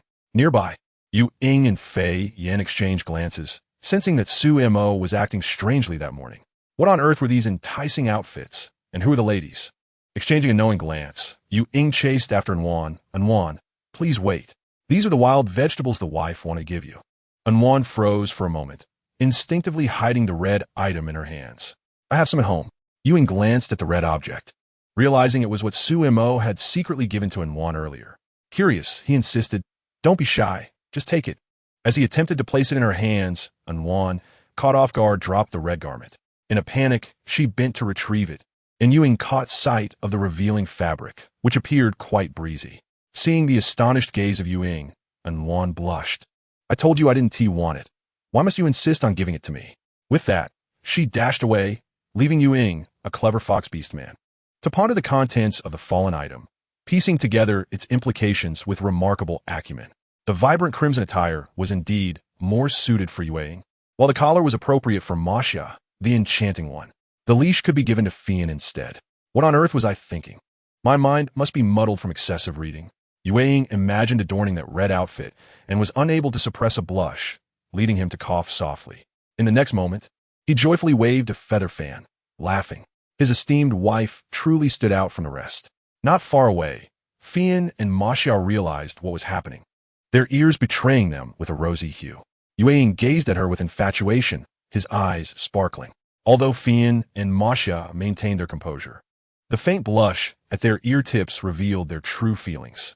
The hand holding the wooden basin tightened slightly. What was with their love-struck expressions? Surely, They weren't about to fall into a frenzy of desire. Sumo, terrified, hurriedly left with the basin. After a light lunch, she took a brief rest and dreamt of what had occupied her thoughts during the day. Yue, clad in that striking red, spoke seductively. My esteemed wife. Do I look beautiful? It's your turn now. Fian, dressed in light attire and reclining on the grass, declared, I shall be whatever you desire. Mo. Ma Xiao knelt at her bedside, adorned with a collar, exuding a humble demeanor akin to a pleading pup. Yet his words were laden with warnings. If you dare to break our engagement, I shall place this collar around your neck and confine you to this very spot, rendering you unable to escape. Sumo shuddered, abruptly sitting up in bed. Could she truly have dreamt such a thing in broad daylight? It seemed imperative to swiftly rid herself of those several beastly fiancés. Chapter 16. Ma Xiao's period of estrus due to the word of mouth from previous patients. The villagers' perception of Sumo had shifted. Now, whenever they suffered from minor ailments, they sought her assistance, especially since she did not charge for her services. Upon awakening from her nap, Sumo noticed a gathering of 8 or 9 villagers in her yard, led by the elderly woman who had held her grandchild the previous evening. She presented Sumo with a wild chicken, expressing gratitude. Thank you so much. My grandson's fever broke in the middle of the night. Without you, we would have been at a loss. I hope you won't mind our humble offering. With that, the woman left the chicken behind and departed. Sumo intended to pursue her, but seeing the crowd awaiting her assistance, she decided against it. By the time she had treated a few patients, it was already evening. It dawned on her that her beastly fiancé had not shown up all day. Had they come to their senses and left? How splendid that would be, with her marketplace points accumulating to 540. Once she rid herself of those fiancés, her life would be utterly delightful. Contemplating her bright future brought joy to Sumo's heart. After resting a bit, she examined the wild chicken, realizing it was a hen capable of laying eggs. Deciding against turning it into Kung Pao chicken just yet, she resolved to let it live a little longer. As she gathered branches and vines to create a pen, she heard a rustling outside. There were rabbits, birds, and an assortment of sweet potatoes, mushrooms, and wood ears. Sumo frowned, pondering, these pests are still here? Could they truly be captivated by my culinary skills? This won't do. Perhaps I should slip a laxative into their meals tonight. Yue approached, feigning ignorance. What is my esteemed wife pondering so intently? Fian suggested. Perhaps our wife has been worn out these past few days. How about we prepare dinner together? Yue narrowed his eyes in agreement. Indeed, if my wife were to become too dizzy from fatigue and mistakenly added the wrong ingredients, it would not bode well. Did I really think so carelessly that I was discovered so quickly? This cunning fox must possess some mind-reading ability. I cannot allow them to linger any longer. The three exchanged discreet glances. Fian spoke up. Esteemed wife, isn't it time to change Ma Xiao's medicine? Strange. Why does that serpent appear so peculiar? The fox's expression is also off. Are they plotting against me? Thank you, Ma Xiao said, heading into the house. He removed his shirt, revealing a lean, well-defined torso. Ma Xiao froze, instinctively sitting up straight. Exercise? Was he referring to his morning sword practice? He usually trained daily unless injured. However, he was currently in a vulnerable phase, which may explain why he appeared slightly weaker. He would improve after this period. Yet, Ma Xiao could not articulate this to Sumo. As Sumo carefully unwrapped the bandages from his body and gently touched his wounds, her soft fingertips glided across his skin. Ma Xiao felt no pain, only a slight itch. While Sumo diligently treated his wounds, her hair brushed against his chest and cheek, causing him to momentarily freeze, overwhelmed by the pleasant fragrance that enveloped her. This unexpected sensation left him feeling flustered. Previously, he had felt repulsed when Sumo drew near, but now he found himself inexplicably delighted and even somewhat expectant. Was it merely the onset of his estrus that rendered him defenseless against such female touches? Ma Xiao pondered uncertainly. After Sumo applied the medication and rewrapped his wounds, she cautioned him, refrain from engaging in any strenuous activities to avoid reopening your wounds. Also, if your estrus is approaching, it would be wise to find ways to steer clear of it. Given the depth of your wounds, shedding your skin at this time would be detrimental. Your kind should possess suppressants. Perhaps you could prepare some in advance. Sumo understood that male beastmen often struggled to find female mates upon reaching maturity, prompting each tribe to develop suppressants to help those without a mate. Generally, These substances were effective, and higher-ranked beastmen could often manage their instincts without them. Su Mo believed that controlling Ma Xiao's estrus should not pose a significant challenge for him. Ma Xiao nodded, understood. After Su Mo exited, carrying the soiled bandages, Ma Xiao glanced down at the faint black scales beginning to emerge on his chest. In truth, the last time Su Mo had given him that medication in the grove, he had already been entering his estrus phase. Originally, it was meant to erupt, but Su Mo had provided him with a pill, and with his own strength, he had successfully suppressed it. Yet for some reason, these past few days, he sensed the urge resurfacing. When Su Mo stepped outside, Yueying had already finished constructing the chicken pen. Fian was preparing dinner, while the two little dragonlings returned from their day of play to assist, observing their dirt-smeared faces. Su Mo chuckled as she approached to help clean them up. "Nana, what are we having for dinner tonight?" One of the little dragonlings eagerly asked. "Potato cakes, braised rabbit, stir-fried wild vegetables, and meatball soup with a medley of mushrooms." Just the mention of the dishes made the two little dragonlings drool. Watching their adorable expressions, Su Mo squinted with delight. "After dinner, I'll take you to a fun place." "Yay!" The little dragonlings cheered, bouncing with excitement. In her heart, Su Mo was already strategizing how to approach the chieftain about dissolving her marriage. Yueying approached, exchanging glances with Ma Xia and Fian, each with their own thoughts. After dinner, Su Mo concocted an excuse to send her beastly fiancé away. There was an endless array of chores for them to do, washing pots, cleaning rags, and boiling water for bathing. She then summoned the two little dragonlings, informing the others, "I'm going to digest my meal. You all stay put and don't run around. Tonight should feature many performances. I cannot wait to feast my eyes upon those dashing beastmen. Here I come." The mere thought of it made Su Mo giddy with excitement. While she had previously watched short videos, the platform's stringent regulations had prevented her from witnessing anything thrilling. In the present day, she finds herself in the beast realm. A vastly different scenario. It is said that the festivities in the beast realm are quite liberal in nature, and should one catch the eye of someone special, they may immediately request to bind a marriage contract with a clan leader. Consequently, the unmarried male beasts perform with great fervor. Yet, I wonder if those tales are true. Do werewolves indeed dance with such explosive energy? Can leopards actually drum with their abdomens? I dare not ponder, for the thought might make my nose bleed. By the riverside, Yueying, Ma Xiao, and Fian exchanged glances, their movements halting in unison. Then, in a synchronized manner, they cast aside their belongings. Yueying, feeling vexed, drew out a feather fan from his waist, squinting and gritting his teeth. What is so captivating about werewolves dancing? This fox could do it too. With that, he turned and darted into a thatched hut, changing into a red outfit in preparation to pursue Su Mo, observing Ma Xiao and Fian, who were still stunned at the door. He frowned and remarked, "Are you not leaving? Are you truly waiting for the mistress to be enchanted by some other fairy?" Chapter 17. The art that demands lives. When Su Mo arrived at the venue, the prime viewing spots had already been seized. The crowd was dense, making it nearly impossible to squeeze in. Just as she was in distress, a familiar voice reached her ears. "You made it too?" Su Mo turned to find Anwan's lovely face.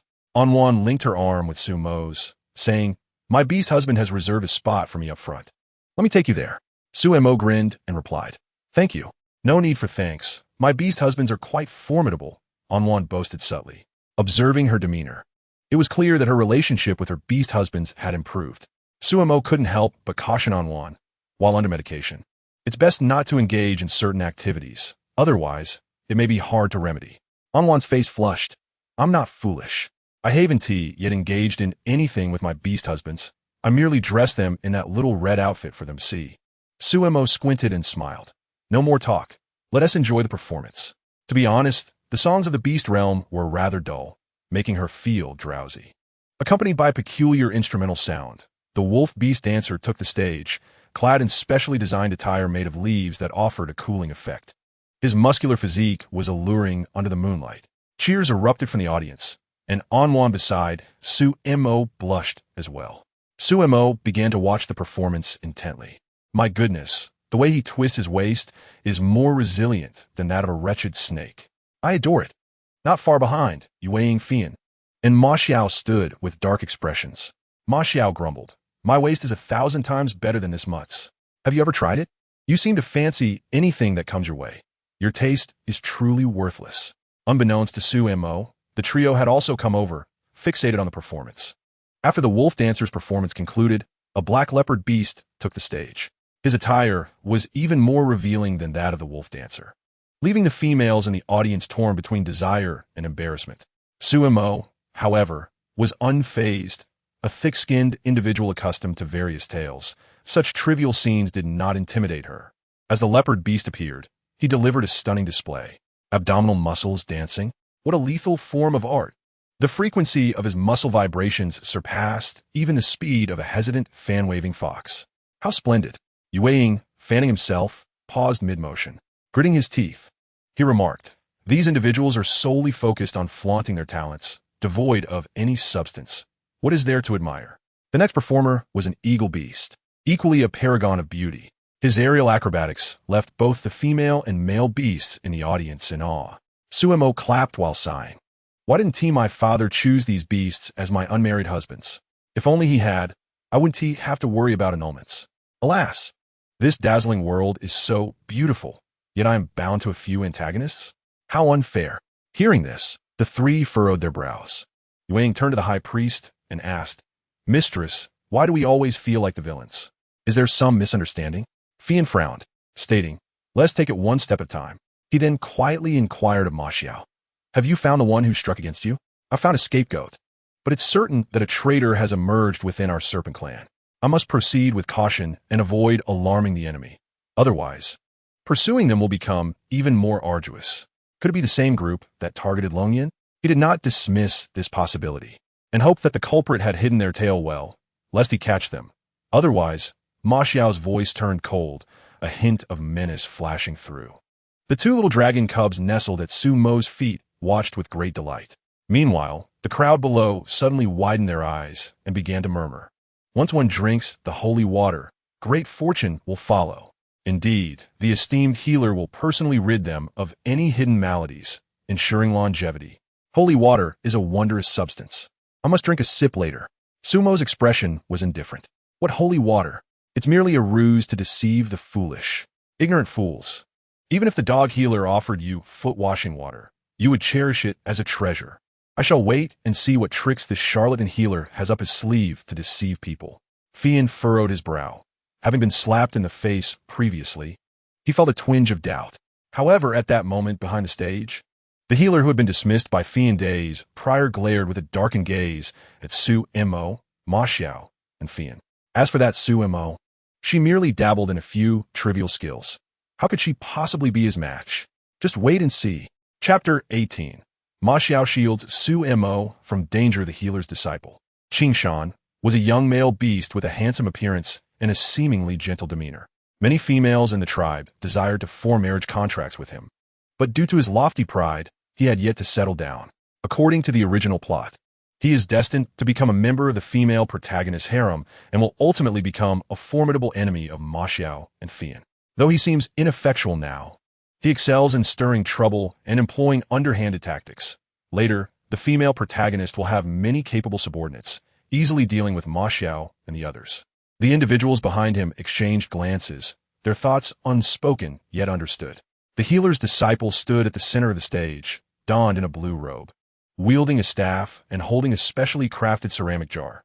Next, please prepare yourselves to receive the baptism of the holy water with the utmost sincerity. He closed his eyes, mumbling in an unintelligible bird tongue. Moments later, he opened his eyes. The divine has bestowed upon me power. Now I shall distribute the holy water to the blessed. A chorus of cheers erupted from below as the crowd called for the divine's favor to grant them holy water. In this context, Sumo's stillness stood out starkly. The healer's disciple resembles a cult leader, wielding something less than foot-washing water to deceive these ignorant masses. I cannot bear to watch. It's better to avoid trouble. The disciple raised his staff, pointing towards the southeast corner. The second batch, the third individual, please step forward. The chosen one, overjoyed, dashed onto the stage, bowing in gratitude to the healer's disciple. Soon, several others were selected in the same manner. Only one remained. Who would be the recipient of this final sacred water? As the host engaged in theatrics, the staff pointed directly towards Sumo's direction. The individual in the second row, in the center, please step forward. Sumo was taken aback, not believing he was referring to her until Onwan, beaming with excitement, urged her. You've been chosen. Hurry up. Me? Suemo pointed at herself in disbelief, asking the person on stage. Are you sure it's me? The individual's cold gaze swept over Suemo, nodding. Indeed. It is you. Suemo nodded slightly and walked towards the stage. Something feels off? Why have I been picked? That old healer must be plotting against me again. I intended to watch the show, but since you insist on putting me in the line of fire, I cannot be blamed. Behind the stage, the healer's eyes glinted with malice as he focused on Suemo, intent on ensuring her demise. The thoughtless female ought to have perished long ago. With her demise, he would remain the most revered shaman in the tribe. A few individuals on the stage eagerly fixated on the ceramic jar, while Sumo's gaze was drawn to the spout. To her astonishment, it was a yin-yang spout, confirming her suspicions of habitual offenders. Mo Xiao, Fei Yin, and Yuing stood observing Sumo's every move. Suddenly, a furtive figure flashed across Mo Xiao's line of sight, relying on the vigilance of the snake young master. He approached that shadowy presence. Fei Yin hastily followed suit. Qing Shan poured 5 cups of holy water for the 5 individuals. Su Mo noticed that the 3rd cup and her own 5th cup were from a different spout. The first 2 individuals, after imbibing, exclaimed how refreshing it was. Qing Shan nodded. This indicates that you have no latent ailments. The divine will continue to favor you. Overwhelmed with gratitude, the individual departed. Su Mo furrowed her brow, realizing that if the poison was not in the 1st or 2nd cups, it could only be in the 3rd or 5th. Just as she was about to intervene and prevent the 3rd person from drinking the so-called holy water, he had already swiftly raised the cup to his lips and downed it in one gulp. No! Accompanied by her cry, the man grimaced in agony, clutching his head as he collapsed to the ground, curling into a ball while incessantly rubbing his abdomen. It hurts. It hurts. He soon began to babble incoherently. A disciple of the shaman approached, patting his head and checking his pulse. Affecting an air of profundity, he declared, The divine has revealed that you have a hidden ailment. Do not worry. I shall heal you. Suemo cast a glance at the distressed individual on the ground, picked up her own cup of holy water for inspection, and everything became clear. She raised the cup and questioned the shaman disciple. Are you certain the divine revealed he has a hidden ailment, rather than you fabricating this? The man's expression turned icy. What do you mean? How can you doubt the divine? Suemo replied sternly. If it is the divine who revealed this, then tell me what affliction he suffers from and how it will be treated. She snatched the pill from his hand, crushed it into powder, and sniffed it at her nose. Then she coldly laughed. You have mixed Duan Chong Chao and Mandala into the holy water. Once someone drinks it and reacts, you use by G pills to detoxify them. Truly an impeccable scheme. The disciple of the shaman stared at Suemo in disbelief. You're spouting nonsense, destroying the divine medicine. Your crimes are compounded. I will report to the clan leader and have you expelled from the tribe.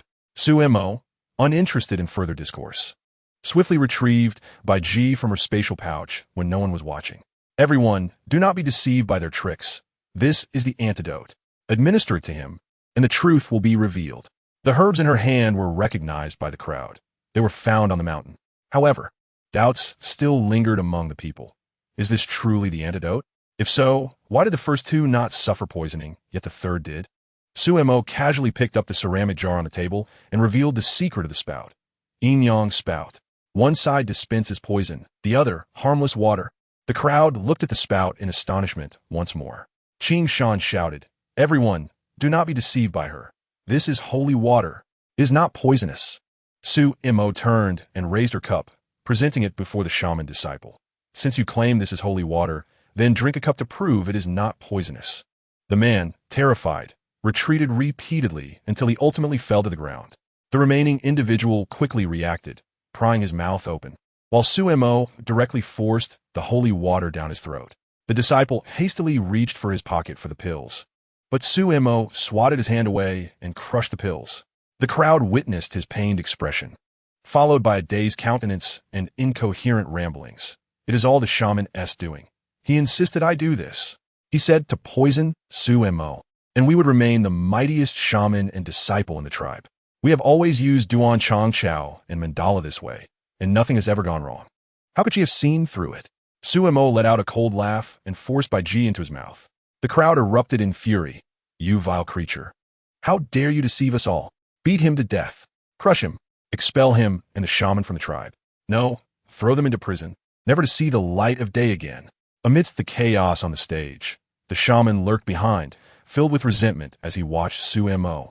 He had originally intended to poison her under the guise of the divine, but he never expected her to expose him publicly.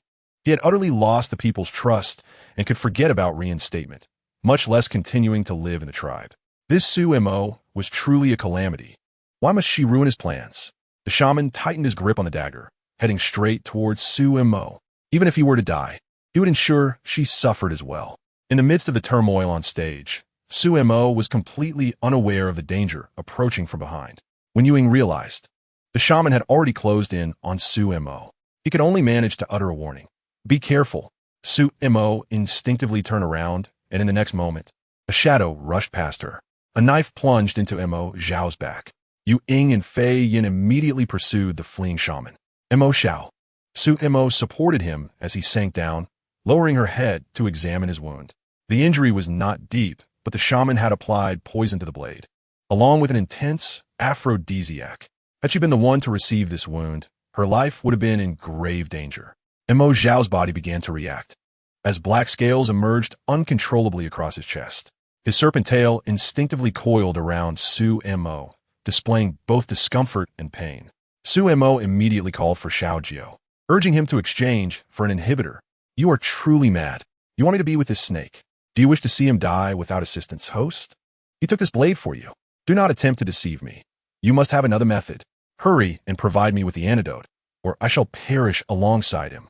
I originally had one, but last time you drugged him, it was during his mating period. Later, the medication suppressed it until now. And today he was struck with this potent aphrodisiac. I am merely a system, not a divine healer. You must decide quickly.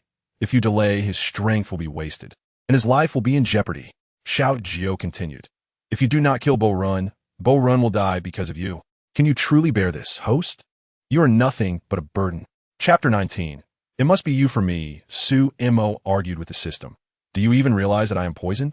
This body of mine is merely a decorative shell. How could it endure such a thing? This is not difficult. Let him restrain himself, and the emotions will release themselves.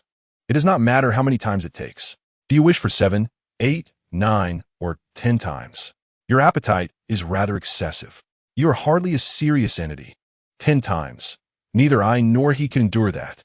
The serpent tail coiled around her waist suddenly tightened, and in the next moment, Su-mo was pulled into Mo Zhao's embrace. Gazing at his handsome face, she was momentarily stunned.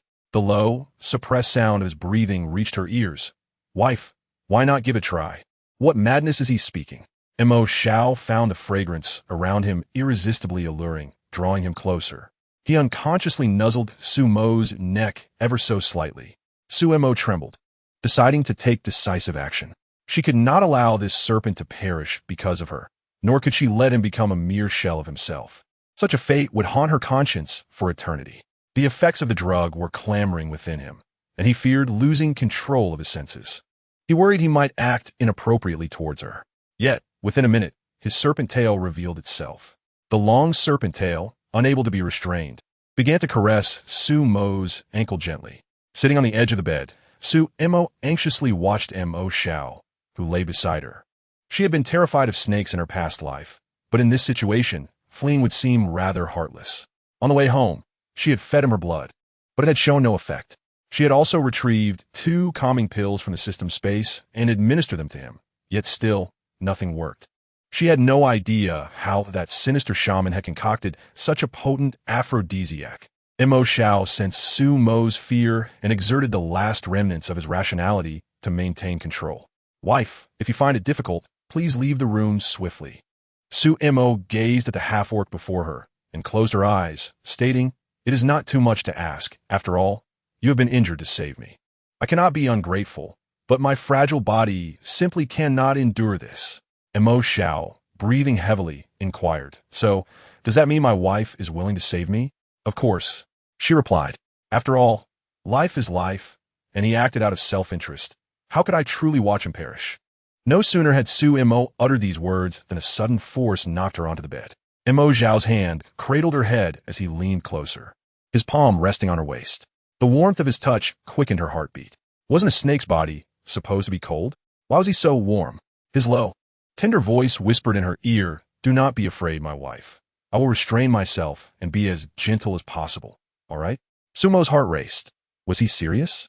Though she had read extensively, her practical experience was non-existent. Moreover, as a beast man, and now under the influence of herbs, how could he possibly control himself? Wait.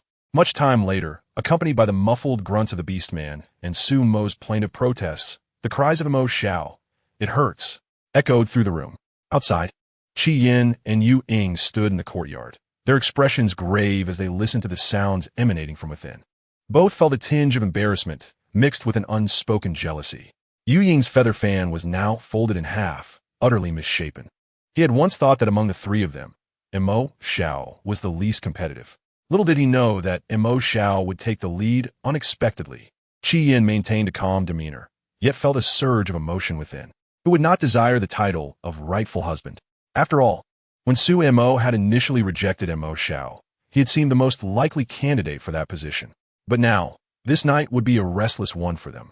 Does that snake truly possess such stamina? I am utterly exhausted. Wasn't it said that emotional release suffices? This is the umpteenth time. Oh dear, save me. I swear I shall never read those romantic tales again. The true prowess of a snake beastman is 100 times more terrifying than depicted in those stories. I shall no longer envy those protagonists in the novels. This is simply inhumane. In the early hours of the night, as Yu Ying listened to the sporadic sounds from the room, he gritted his teeth. Even injured, he persists with reckless abandon. He does not care for my little Su Mo at all. Qi Yin narrowed his eyes and glanced at the window. When emotions run deep, who can truly contain themselves? Especially for beastmen, who are inherently sensitive to such matters. Once feelings take root, they only intensify. Moreover, once they fall in love, their loyalty is unwavering. Mo Xiao had evidently fallen for her. Otherwise, even if he had to sacrifice half his strength, he would never willingly let Su Mo go. At last, in the early morning hours, the door to the room finally swung open. Mo Xiao donned a casually draped black robe, his brows sharp as blades, and his eyes dark as ink, exuding an aura of nobility. In his narrow, elongated gaze, a hint of a cold smile lingered. Qi Yan's keen eyes caught a fleeting glimmer of silver light on his shoulder. That was the mark of emotional bond forged after falling in love. When a beastman becomes enamored, the name of their mate is etched upon their body, blossoming into a mesmerizing scarlet hue whenever emotions surge. If the female were to reject him, he would have no opportunity to seek another mate. "My wife, is she well?" Qi Yan's inquiry was met with a rustle from within. Su Mo stumbled out, pushing past the individuals at the door, exclaiming, "Move! I need to wash my hands." Qi Yin and Yu Ying instinctively turned to look, observing her disheveled hair, cascading over her shoulders, appearing utterly exhausted, though perhaps not in the manner they had imagined. What puzzled them most was why her hands were swollen. Beside the river, as she rubbed her hands, Su Mo lamented, "That madman, that foul snake must be insane. Fortunately, I was clever enough not to truly engage with him. Otherwise, I would have surely lost my life tonight. Snakes truly have two. Ugh, what am I even thinking? My poor hands." Qi Yin and Yu Ying exchanged glances, coming to a mutual understanding as they looked toward Mo Xiao, both sighing in relief. Yu Ying raised an eyebrow and smirked. "Foul snake, given the chance, you proved useless. It seems this fox still has a chance to vie for the position of rightful husband." Yet Mo Xiao appeared unfazed by the provocation, recalling the intimate scenes from the room, causing a smile to curl upon his lips. He then reached up to touch the mark on his left shoulder, thinking, "Su Mo, it is not that you cannot do without me. Rather, from this moment forth, I cannot do without you." Chapter 20. The soothing embrace kneeling beside her bed. He gently grasped her hand, carefully tending to her wounds and wrapping them in bandages. Raising his gaze to meet hers, his voice softened. "I have caused you pain. My wife, it shall not happen again." Su Mo shivered slightly at the sudden tenderness, questioning his intentions. "What do you mean, in the future? You dare to think of future with me? I have never even experienced romance in my past life. Do not lead my heart astray." Mo Xiao narrowed his eyes. His deep, dark gaze locked onto her. "Past life? What is that? What is this thing called love?" Su Mo felt her heart race under his scrutiny, her grip tightening. But the sudden pain caused her to frown. Mo Xiao, concerned, grasped her wrist. Do not move. Su Mo struggled to free her hand from his grasp. But Mo Xiao tightened his hold, pulling her closer, forcing her to meet his profound, dark eyes. In the past, I did not recognize your worth. In the future, I shall prove that your choice was the right one.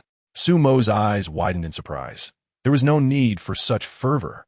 I admit I touched something I should not have, but does that mean I must be bound to you? In an urgent situation, if it had been someone else, I would have acted similarly. Mo Xiao's brow furrowed, a flicker of jealousy igniting within him at the thought of her with another. However, his demeanor remained composed. Tonight, I shall sleep in your chamber to care for you, if that is agreeable. Or would you prefer I sleep on the inner side of the bed for your convenience? As he spoke, the ties of his black robe loosened, revealing his perfectly sculpted physique. The words Su Mo intended to speak vanished from her mind, leaving her momentarily spellbound. I was too anxious earlier. I should have taken the opportunity to truly appreciate his touch. Without a word, he interpreted her silence as consent. Does my wife truly wish for me to sleep on the inner side? As he spoke, the corners of his eyes lifted slightly, his expression alluring, imbued with an indescribable charm. Su Mo's heart fluttered, and she turned away. Fine, do as you please. I'm going to sleep. Mo Xiao observed the flush of her ears, unable to suppress a smile. He then covered her with a fur blanket and settled himself on the wooden floor beside her bed. With an additional presence in the room, Su Mo felt restless, tossing and turning, unable to find sleep. The moonlight poured in like water, casting a cool glow through the window, illuminating the bed and Mo Xiao's form. His black robe lay open, revealing his perfectly defined muscles. He was indeed a captivating sight. One could not deny that this snake possessed exceptional innate qualities. After all, the original female lead would not have wished to eliminate him if her attempts to recruit him had failed. Ultimately, her life philosophy was clear. No matter how formidable a beauty, if they were not to her advantage, she would swiftly remove them from her path. It must be said, the values presented in that book were rather skewed. The protagonist was not a traditional good person. To achieve their objectives, many have committed heinous deeds, and those villains often find themselves coerced onto such paths. The author posits that history is penned by the victors. However, those who ascend to power invariably bear the stains of unspeakable blood on their hands. It is unnecessary for every protagonist to conform to the archetype of an unequivocal hero. This notion has led some readers to perceive Mo Xiao and his companions as the true protagonists, even initiating discussions and votes in the comment section, pressuring the author to alter the conclusion. Regrettably, Su Mo did not witness the final chapter that night, falling into a deep slumber and awakening in the world of the book. She remains unaware of the true ending of that chaotic tale. Realizing she had been lost in thought while staring at the figure beneath the bed for too long, Su Mo turned over. The voice of Xiao Jiu echoed in her mind. Host, dawn is approaching. Are you not going to sleep? The unexpected guest in the room is quite bothersome. Xiao Jiu raised an eyebrow. Is it truly bothersome, or is it the allure of male beauty that keeps you awake? How about it? You now have a comprehensive understanding of Mo Xiao's prowess, do you not? Su Mo widened her eyes in disbelief. What nonsense are you thinking? The trivial thoughts in your mind pale in comparison to my clever schemes. You even learned to use your hands. Clearly, the literature was not in vain for you. Last night, the sweet nothings you uttered were so smooth that they nearly charmed him into submission. You have unwittingly opened a new realm for the young serpent lord. Her face flushed crimson. How can you invade my privacy? Xiao Jiu retorted confidently. I wasn't engaging in anything improper. What harm is there in stealing a glance? Su Mo gritted her teeth and scolded him a few times, while Mo Xiao beneath the bed slowly opened his eyes, his profound gaze fixed on her silhouette. He too was unable to find rest, his mind replaying the moments when she called his name with a sense of vulnerability, even pleading with him to hurry.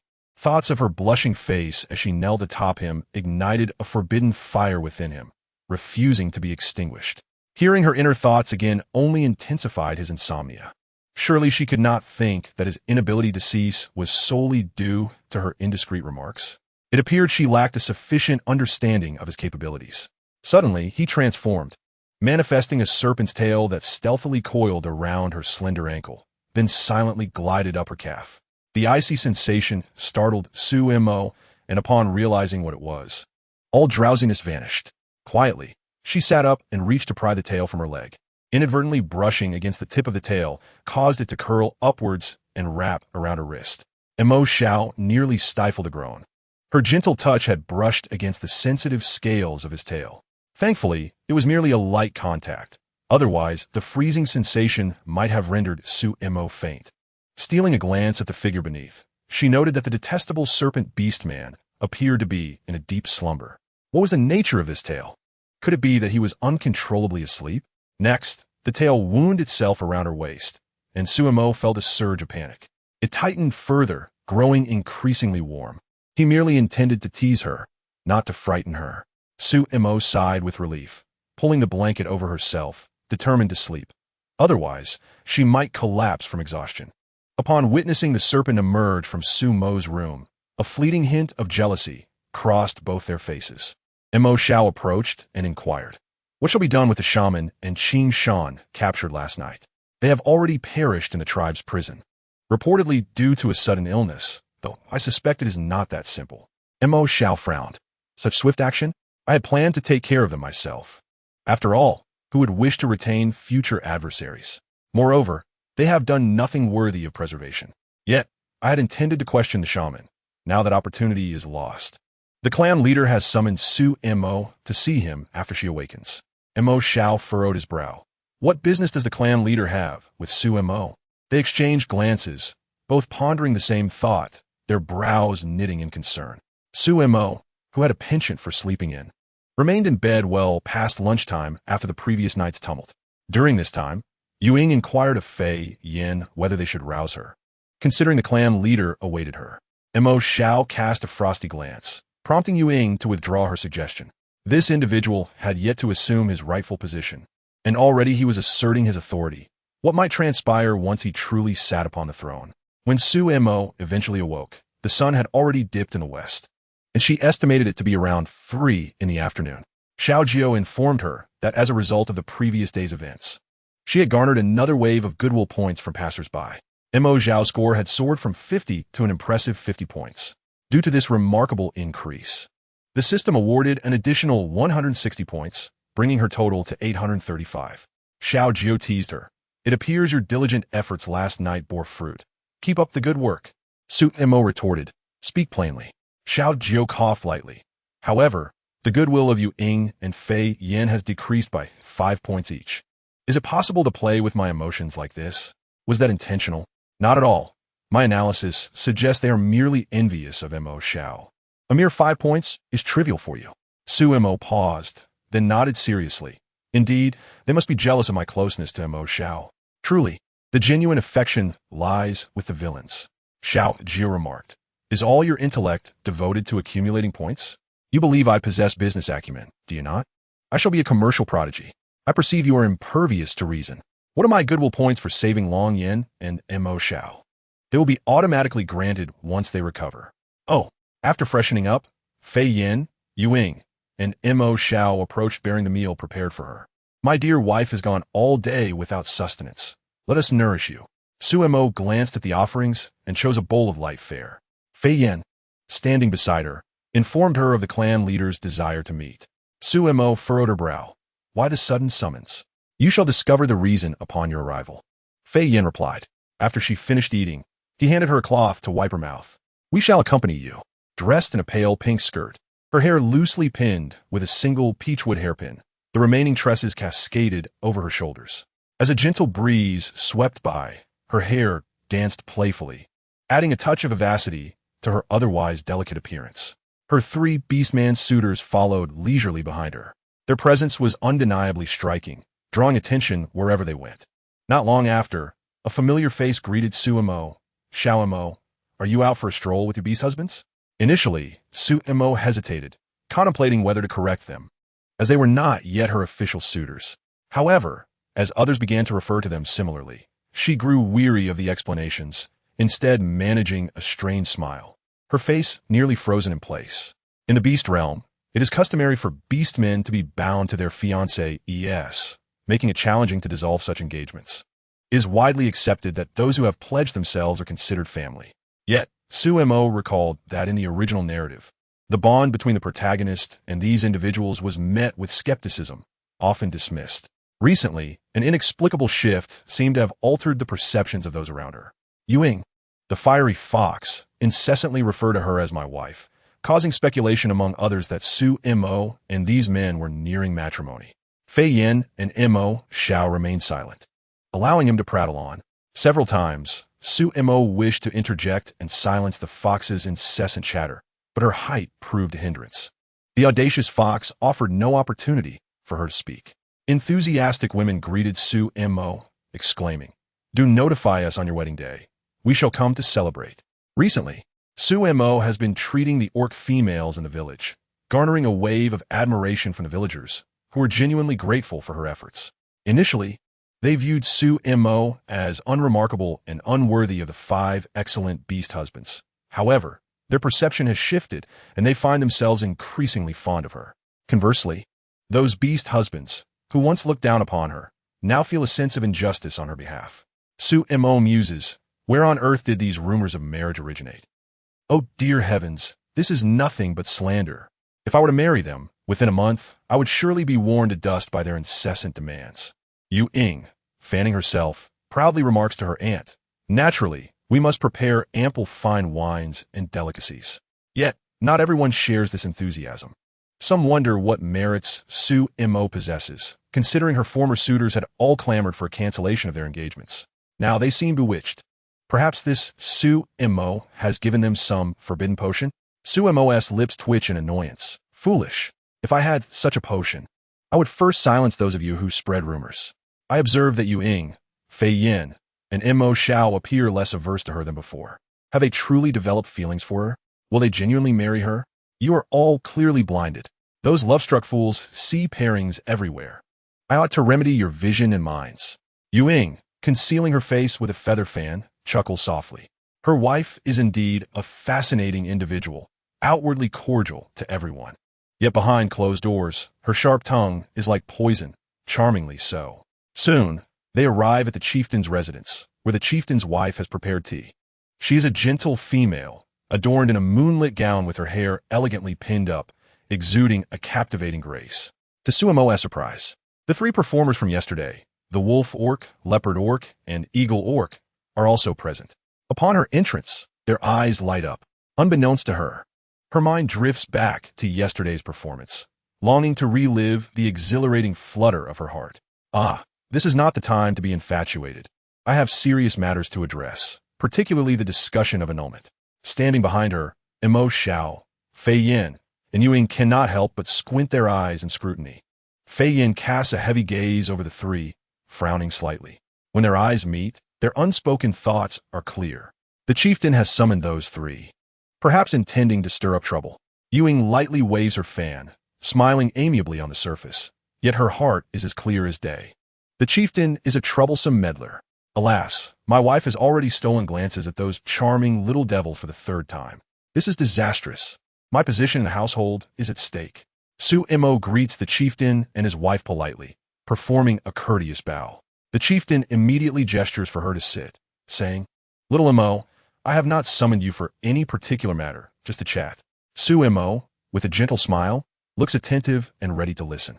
Yu Ying raises an eyebrow, thinking, "Old Deng, you'd best discuss something serious with my wife. If you dare to ramble, and those 3 try to steal my affections, I will not let you off lightly." Chapter 22. Rivals in Love. A heated glance, the chieftain gazes at Su Mo with warmth, expressing gratitude for her timely intervention yesterday, which prevented the shaman and his disciple from deceiving the villagers. Su Mo humbly smiles. It was merely luck. He continues, "I hear you have been treating the orcs in the village. Everyone praises your medical skills." Su Mo awkwardly pulls at her lips. "I've only learned a few rudimentary techniques. The villagers' ailments are mostly minor." The chieftain chuckles. A willingness to learn is a wonderful trait. With the shaman and his disciple Qing Shan now deceased, the position of shaman is vacant. If anyone in the tribe becomes unwell, we may need to trouble you. Su Mo squints her eyes, speaking humbly. "If I can assist, I shall not refuse." The shaman and Qing Shan have both passed? How unexpectedly swift. This diverges from the original outcome. How could Qing Shan die before even meeting the heroine? This seems suspicious. Could it be an act? The trio of Yu Ying, Fei Yin, and Mo Xiao, remaining discreet, have already absorbed Su Mo's inner thoughts. They exchange glances, silently communicating. The chieftain then poses another question. With the shaman's position open and no suitable candidates in the tribe, I wonder if you Lilimo Sumo interrupts. Ah yes. The shaman's role must be filled promptly. I recall that the previous shaman had more than one disciple, correct?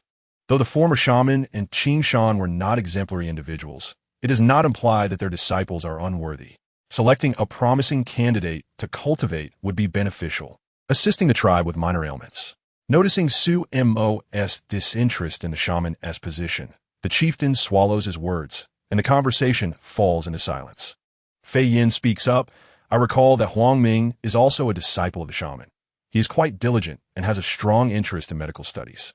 The chieftain strokes his beard, considering Fei Yin's suggestion. Are you proposing that he temporarily assume the shaman's role? This could work, of course.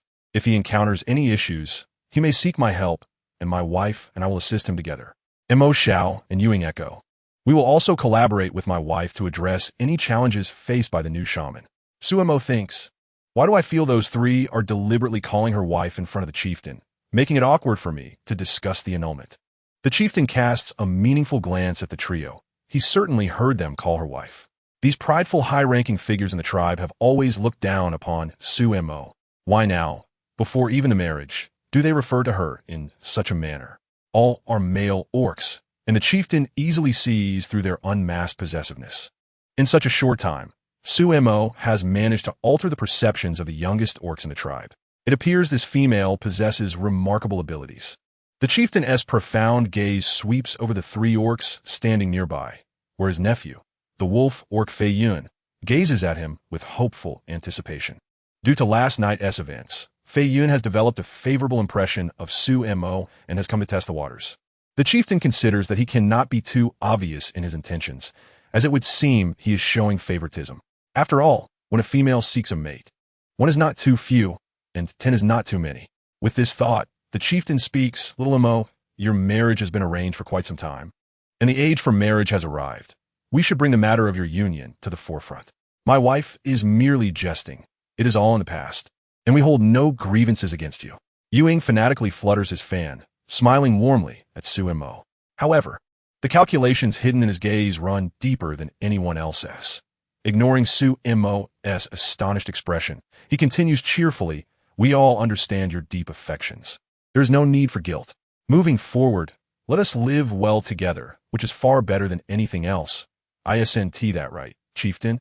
Fei Yin's penetrating gaze is fixed on Suemo, affirming Yuing's words. As for Mo Xiao, his eyes remain smiling as he gazes at Suemo. For him, whether or not the engagement is annulled does not change anything. In this life, he can only be hers. His bond with her is no longer bound by that marriage contract. In other words, he belongs to her while she remains free. Suemo forces a smile. You need not feel so constrained. Yuing revealed a captivating smile, sweet as honey. The clan leader cast a glance at Yuing and the others, gaining a rough understanding. It turned out that the ones wishing to annul the marriage were not the three of them, but the small female, Suemo. How intriguing. Indeed, he could easily grant Sumo's wish with a mere word, subsequently arranging for his dear nephew to take the position of rightful husband, achieving a harmonious outcome.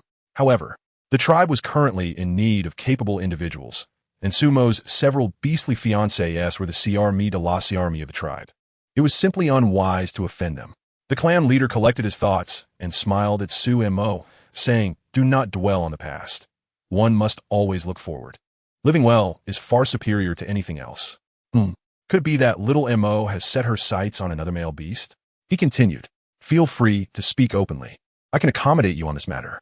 Upon hearing this, Yuing, Mo Xiao, and Fei Yin furrowed their brows slightly. Yuing gritted his teeth, old dang. I knew you had ulterior motives. The clan leader, naturally aware of their thoughts, was currently too disinterested to concern himself with them.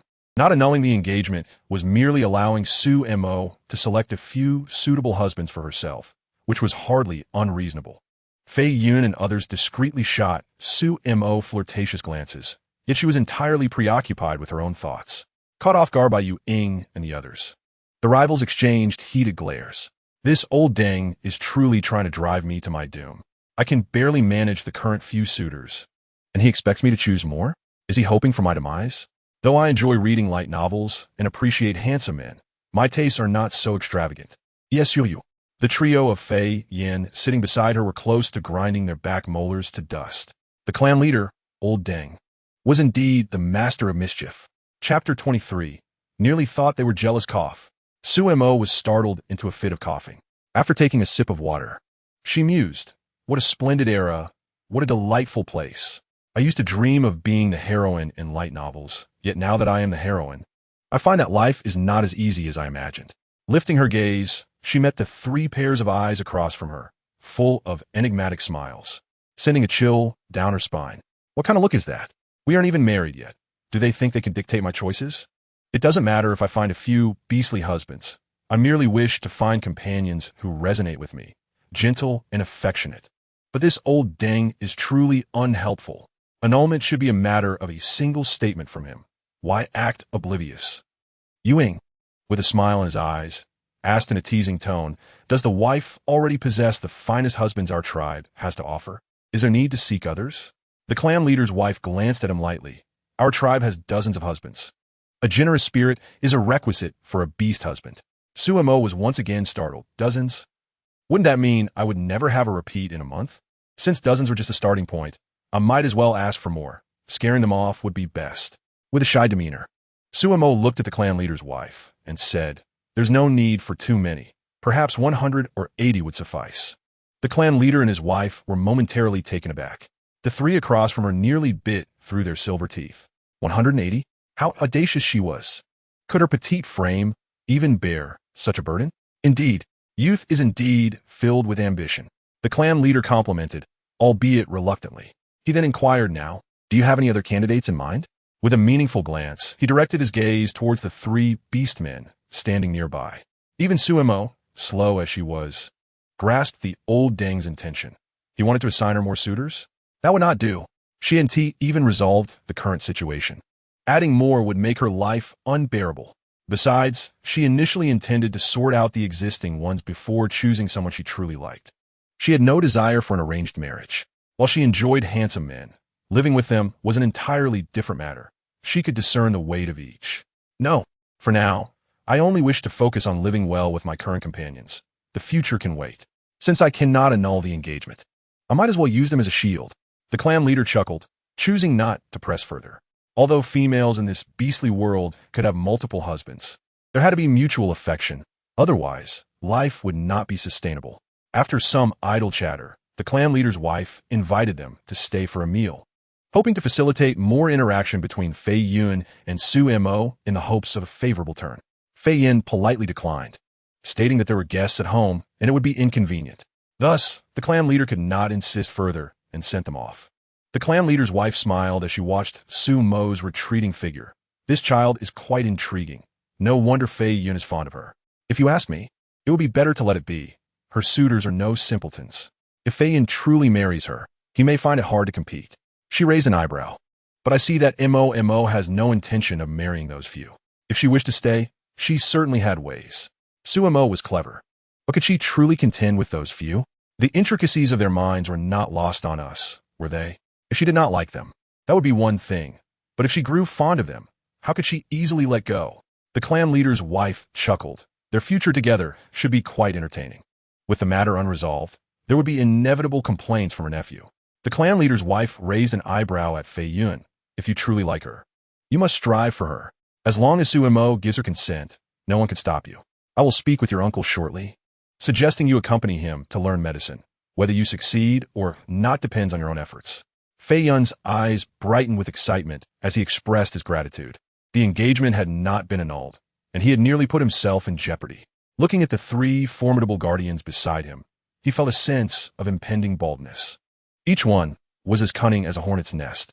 Constantly navigating between them would surely lead to his exhaustion. What can I do to get them to annul the engagement? Must I move heaven and earth? No, if I go too far, they might just eliminate me outright. Suddenly, Ewing leaned close to Su Mo's ear, whispering softly, wife, I'm a good man, a truly good man. Su Mo turned her head, unexpectedly meeting his smiling, slanted eyes, nearly brushing against his lips. Startled, she quickly attempted to withdraw. Ewing swiftly wrapped his arm around her slender waist, wanting to solidify the kiss. He had no idea how enticing her presence was to him at that moment. He felt an uncontrollable urge to draw closer to her. Yet in the next moment, a chill gripped Ewing's neck as Fei Yin intervened, pulling him aside. This scheming vixen calmly remarked, "Is your eyesight poor? What if you collide with the wife? Walk carefully." Ewing glared at him, his expression fiery, silently cursing, "You foul creature, ruining my good fortune." Fei Yin raised an eyebrow. "Don't catch a cold outside." Mo Xiao's heavy gaze swept over the fox before landing on Su Mo's rosy lips, momentarily lost in thought. Su Mo, however, exhaled in relief. "That scared me. I almost thought that sly fox wanted to kiss me. If one did not know better, they might think they were competing for my affection. Thankfully, I was merely overthinking it." In this light, the benefits of a monogamous system in a civilized era are apparent. After all, not everyone can handle the chaotic scenarios depicted in novels. Fei Yin slightly furrowed his brow. A monogamous system? Does that mean a female can only have one beast husband? This system does sound quite appealing. Perhaps he could devise a way to implement it soon? If so, the wife will be able to be with him. Before he could finish formulating his strategy, two ominous gazes fell upon him. Upon returning home, Ewing and Mo Xiao blocked Fei Yan's path, warning him in hushed tones, "The impartial high priest must not let the wife's peculiar ideas lead to any inappropriate thoughts. The wife belongs to all of us. This is what you have said." Fei Yan's expression remained indifferent. "Then let it be a matter of skill." In the kitchen, Su Mo was preparing dinner with two little dragon cubs. In the vastness of the world, nothing is more significant than a meal. Shortly after, Ewing the fox entered to assist, his speed remarkable, capable of chopping meat finely in just 3 minutes. The knife danced effortlessly in his hands, leaving Su Mo and the dragon cubs in awe. Fei Yin was outside chopping firewood, while Mo Xiao had ventured to the mountain, where he discovered the bodies of the shaman and Qin Shan. After checking their breath and pulse, Mo Xiao furrowed his brow slightly, then kicked Qin Shan in the chest. In the next moment, the person on the ground spat blood and grimaced in discomfort. Mo Xiao frowned. It seemed his wife had indeed been correct. Upon meeting Mo Xiao's gaze, Qin Shan was so frightened that his soul almost departed. That scoundrel was indeed pretending to be dead. In Chapter 24, throwing flirtatious glances at the blind, Fei Yin had successfully chopped the wood. Qin Shan was indeed not dead, as evidenced by the medicine found on him. Fei Yin picked up the black pill, sniffed it, and suggested having his wife examine its composition later. Just then, Su Mo emerged with a plate of stir-fried vegetables and was momentarily taken aback by the two men standing there. Her bright eyes caught sight of the bloodstains on Mo Xiao's garment, causing her to frown slightly. Mo Xiao discreetly glanced at the hem of his robe, confirming the bloodstains. He calmly explained, "I went hunting on a mountain earlier and encountered a wild boar, but it managed to escape." In the past, he would have scoffed at fabricating stories, but now he was reluctant to frighten her. If possible, he wished to shield her from his darker side. Hearing this, Su Mo sighed in relief and instructed him to wash up before dinner. Understood. Once Mo Xiao entered the house, Fei Yin chatted with Su Mo for a bit. He then presented the pill, stating, "This was accidentally obtained by another beast man. Its effects are unknown. I kindly ask for your assistance in examining it."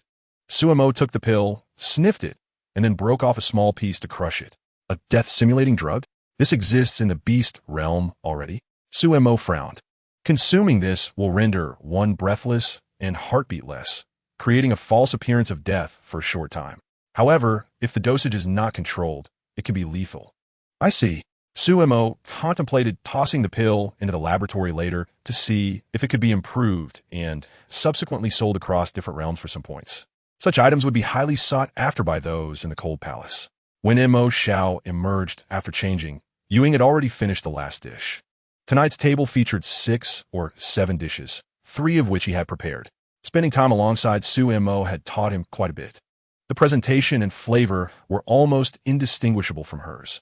Even Fei Yin couldn't help but praise, "It is nearly identical to what the mistress makes." Ewing squinted at Su Mo and declared, "From now on, the mistress won't have to toil so much. I shall cook for you." Su Mo retorted, "Are you truly planning to stay here permanently? Shouldn't you consult me, the head of the household?" Ewing playfully offered her a piece of rib, grinning. "No need to flatter me, mistress. It's merely my duty. If you truly wish to praise me, why not do it differently?" He leaned in closer, saying, "Give me a kiss." Suemo shot him an exasperated glance before shoving the rib into his mouth, narrowing her eyes and reminding him, "No talking while eating. Understand?" "Shameless fox. Trying to take advantage of me?" Ewing chewed thoughtfully, then blinked and said, "What you feed me is delicious. May I have another piece?" He leaned in, opening his mouth in a playful manner. M.O., feed me. Shameless fox, always employing such tricks. Suemo thought, is he out of his mind? Shall I get him checked? Little Joe sighed helplessly in the air, throwing flirtatious glances at the blind. Makes sense, considering you were single for over 20 years in your past life. After dinner, Suemo checked on Long Yan's injuries. Oddly enough, the dragon's wounds had healed significantly. He should have awakened by now. Why was he still unresponsive? The little dragon cubs squatted beside her, asking in their sweet voices, "Sister Mo, when will the major wake up?" "Soon, I hope." The little dragon cubs nodded obediently. Suemo sat by the bed, lost in thought. Having napped too much during the day, she feared she might not sleep well at night. The beast realm offered scant entertainment. How would she endure the long night? Meanwhile, in the small woods on the back mountain, Fei Yin and the others unearthed a book of divine prophecies. After a moment, Fei Yin concluded, "According to the prophecy and our mistress's heartfelt insights, it is highly likely that we are characters within a novel. The female protagonist she mentioned is probably the main character of this world. The term cannon fodder likely refers to insignificant passersby." Ewing stroked his chin and mused. "Then we should quickly locate the female protagonist and eliminate her. Would that not make us and the mistress the protagonists of this world?" Fei Yin replied, "In a sense, that seems to be the case." With a shared understanding, they resolved that since the mistress indicated the female protagonist was their enemy, it was prudent to strike first. Yu Ying inquired of Fei Yin, "Did you glean any information from Qing Shan?" "Not yet, but I will manage to pry it from him." Yu Ying, fanning himself, took the lead, already starting to miss the mistress during their brief separation. It felt unfamiliar not to hear her heart's voice from afar. At that moment, Suemo and the two little dragon cubs were preparing to bathe Long Yan, who had not been washed for several days and was beginning to smell. The female dragon and the two little beasts lugged a wooden tub toward Long Yan's room. Sumo's spirits lifted with excitement. "Oh, today I shall feast my eyes. The sly fox is absent, and no one can ruin my plans. Yea, this fairy is going to give Long Yan a bath. How delightful." Upon arriving at the back of the house, the trio suddenly thought of these two thoughts.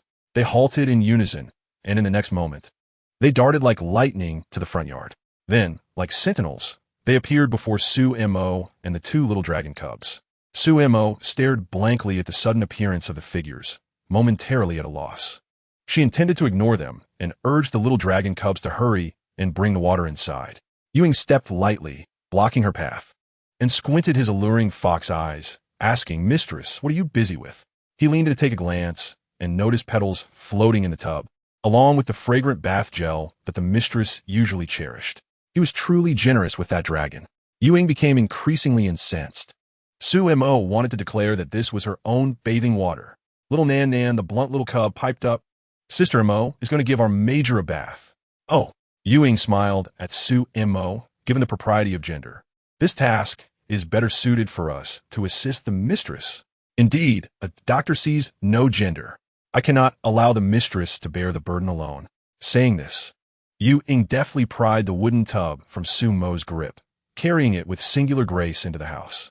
Suemo thought, "I am utterly incompatible with this sly fox. He always ruins my plans. You two come in and help." Ewing called out to Mo Xiao and Fei Yin. Suemo seized the opportunity to sneak a glance. But as she reached the door, Fei Yin unceremoniously shut it. She stood outside with the two little dragon cubs, their eyes wide in mutual surprise. "What's going on? Why are they treating me like a thief? I just want to see what is happening." Suddenly, the door swung open, and Ewing, grinning mischievously, said, "If the mistress truly wishes to bathe, why not assist me instead?" Sumo's beautiful pupils widened. "What are you suggesting? Do you have a fishtail?" "Of course." Fei Yin directly shoved the cloth he had been using to bathe Long Yan into Yu Ying's mouth. "Sly fox. Trying to flirt with the mistress right in front of us." With that, the door slammed shut once more. In the dimly lit room, Yu Ying cast a discontented glance at Shio and Fiyn, both of whom were completely indifferent to his presence. Shio lifted the dragon bed with a single motion and carelessly tossed it into the bucket. Observing this rival, who could effortlessly capture the attention of his beloved without uttering a word. The expressions of the three became rather grim. Yu Ying remarked, "What is the point of bathing him? He might as well drown." Fiyn added, "The more I look, the more he irritates me." Chapter 25. The Illusion of Deception. SM, realizing that peeking was futile, decided to take a stroll with the two little dragon cubs. Recently, they had grown plump and lively. Their energy significantly increased. Bursting with vitality, they carried SM on a flight around the vicinity, grasping Ding's small antlers. She tilted her head to admire the starry sky. The celestial expanse of the beast realm was a tapestry of shimmering stars, reminiscent of a flowing ocean. Dazzling in its beauty, she turned to Ding and said, "If you're tired, just let me down." "I'm not tired," Ding replied, grinning. "Within in here, we can take turns carrying you, Sister M." SM mused, "It would be wonderful if we could go even higher." With his eyes narrowed in explanation, said, "Both of us are juvenile dragons, and our flying height is limited. However, Major Shao can soar to great heights. He has taken us to magnificent peaks before. When he wakes up, we can ask him to carry you, Sister M." SM felt a thrill just imagining it. In her previous life, she was too preoccupied with toil to truly appreciate the world around her. Now, in the beast realm, it was time to relish the natural beauty here. Although the beast realm harbored many dangers, it was relatively safe in their tribe. Venturing outside, however, was another matter altogether. On their way back, and carried SM, taking a different route. As they neared the village, SM requested to be set down, and the three proceeded home on foot. After walking only a short distance, they heard pitiful meowing from a nearby thicket. The cries sounded forlorn, as if the creature were injured. SM frowned, hesitant to intervene. Yet the two little dragon cubs had already approached and picked up a small cat. "Sister M, this little beast is gravely injured," observed. SM took a glance and saw a pure white kitten with striking blue eyes.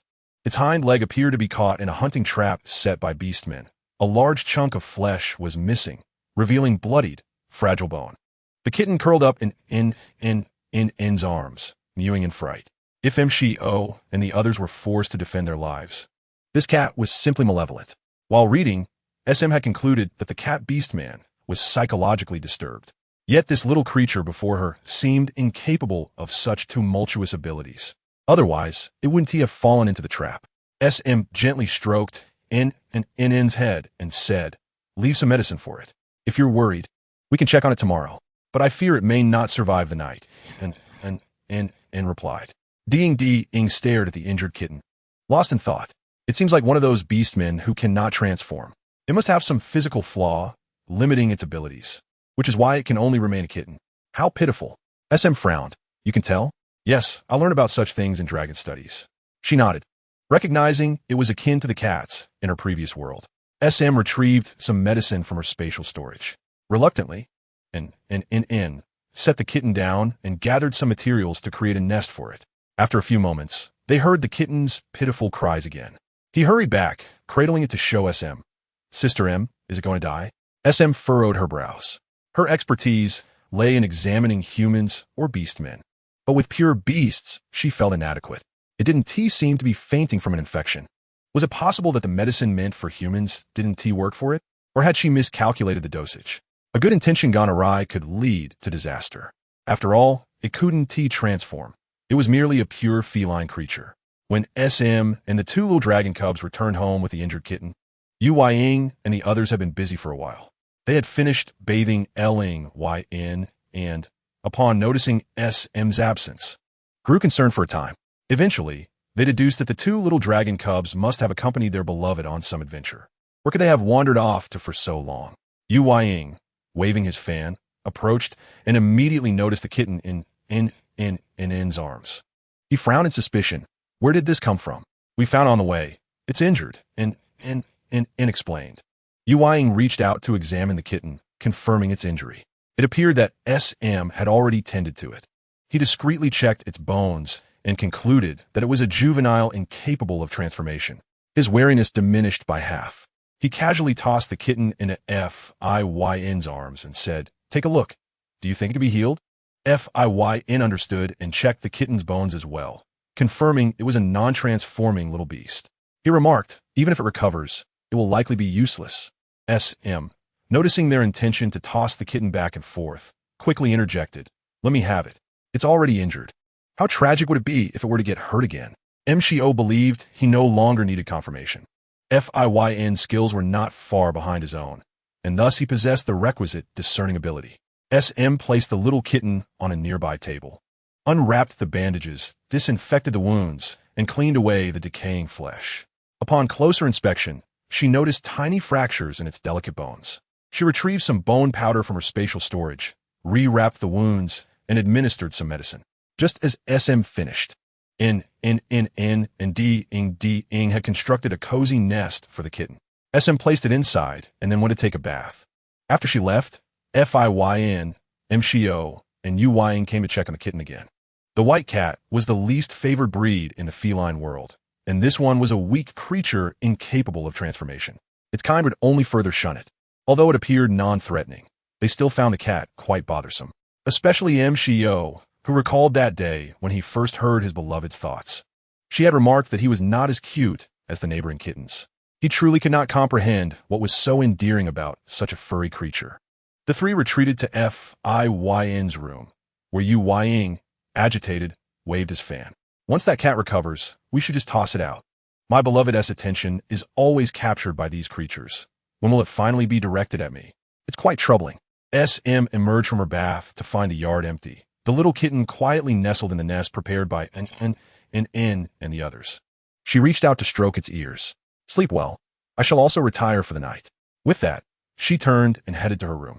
Unbeknownst to her, the moment she turned her back, the previously motionless white cat suddenly opened its bright blue eyes, its nose twitching uncontrollably as it sniffed the air. As Yuang stepped outside for a moment, he glanced at the cat's nest. To his surprise, it was empty. A wave of alarm washed over him. How could a creature so severely injured have the strength to wander off? Something was amiss. Could it be that it had employed some form of trickery to escape? Chapter 26. The cunning fox Yuang searched around and eventually discovered the kitten in the eastern corner of the room. It lay motionless on the ground, appearing as if it were dead, with faint traces of blood seeping from its wounds. He bent down and roughly picked up the little creature, checking its breath, and lamented, "What a pity, it's still alive." He is certainly not a benevolent soul. Anything that diverts the attention of his beloved is not to be considered good. It would be for the best if that cat were to die. Burying it in a pit would grant him peace of mind. The three exchanged glances, their thoughts plainly written on their faces. Fian feigned calmness and inquired, "What has happened?" Furrowing her brow, Fian remained silent, also felt a twinge of guilt, and stayed quiet. Yueying wore a knowing expression, a soft chuckle escaping her lips. Adult beastmen, aside from the uncontrollable urges during their mating season, also experience desires in everyday life. Though typically they can manage them outside of such times, provided there are no females nearby. Living in close quarters with their future mate, as they do, inevitably becomes a trial. They held their breath, listening intently to the sounds from each other's rooms, fearful that one might slip away to Su Mo's chamber unnoticed. In the corner, the white cat, with its brilliant blue eyes, gazed toward the door of the three, narrowing its eyes slightly, a hint of disdain flickering within them. The following day, Su Mo rose early, quietly making her way to the kitchen with a bowl of snail noodles and 2 ham sausages. Eating alone did leave her feeling a bit guilty. As the water boiled, she added the noodles, stirring them with anticipation for that long-missed flavor. The mere thought of tasting it again filled her with excitement. She thought to herself, "Heaven knows how much I yearn for that taste. Finally, I am about to savor it." She hurried her actions, worried about being caught by the others. The three, still in a state of drowsiness, suddenly heard 2 voices echo in their minds. Yueying sat up abruptly, realizing that their beloved had risen unusually early today. This was indeed strange. Hastily dressing, he dashed toward Longyin's room. Upon finding it empty, he sighed in relief, only to collide with the equally hurried Fian, and Fian frowned, asking, "Did any of you catch a whiff of something peculiar?" Yueying sniffed the air. "Is our beloved in the kitchen?" Without further ado, the trio hastened toward the kitchen. Su Mo squatted there, cradling a bowl as she savored her fragrant snail noodles. Delicious. So delightful. Upon raising her gaze, she found 3 figures at the door, frozen in shock, with a half-eaten noodle dangling from her mouth. The expression she wore was both adorable and comical. What is happening? Why are they up so early today? Yue, drawn in by the enticing aroma, couldn't quite place the feeling it evoked. Unable to resist, he crouched down to peer into her bowl. It contained strands of white noodles emitting an odd scent, accompanied by two pale pink items that were quite unfamiliar. What is our beloved eating? Su Mo instinctively moved the bowl aside, narrowing her eyes and replied, "It's a type of food you might not fancy." Noticing her protective demeanor, Yue teased, "Perhaps not. You haven't offered us a taste, so how could you know we wouldn't enjoy it? Sneaking off to indulge alone this early is rather inappropriate. You do realize that in our beast world, being caught indulging alone can lead to punishment, right? You might even be paraded through the streets." Su Mo frowned. "I don't recall reading about such a rule in the beast world novels. Are you trying to deceive me? The fox is the most cunning." Fian cleared his throat, maintaining a composed demeanor as he added, "That is indeed the case. Due to limited food resources, everyone is expected to share the good things. Secretly eating alone is not allowed."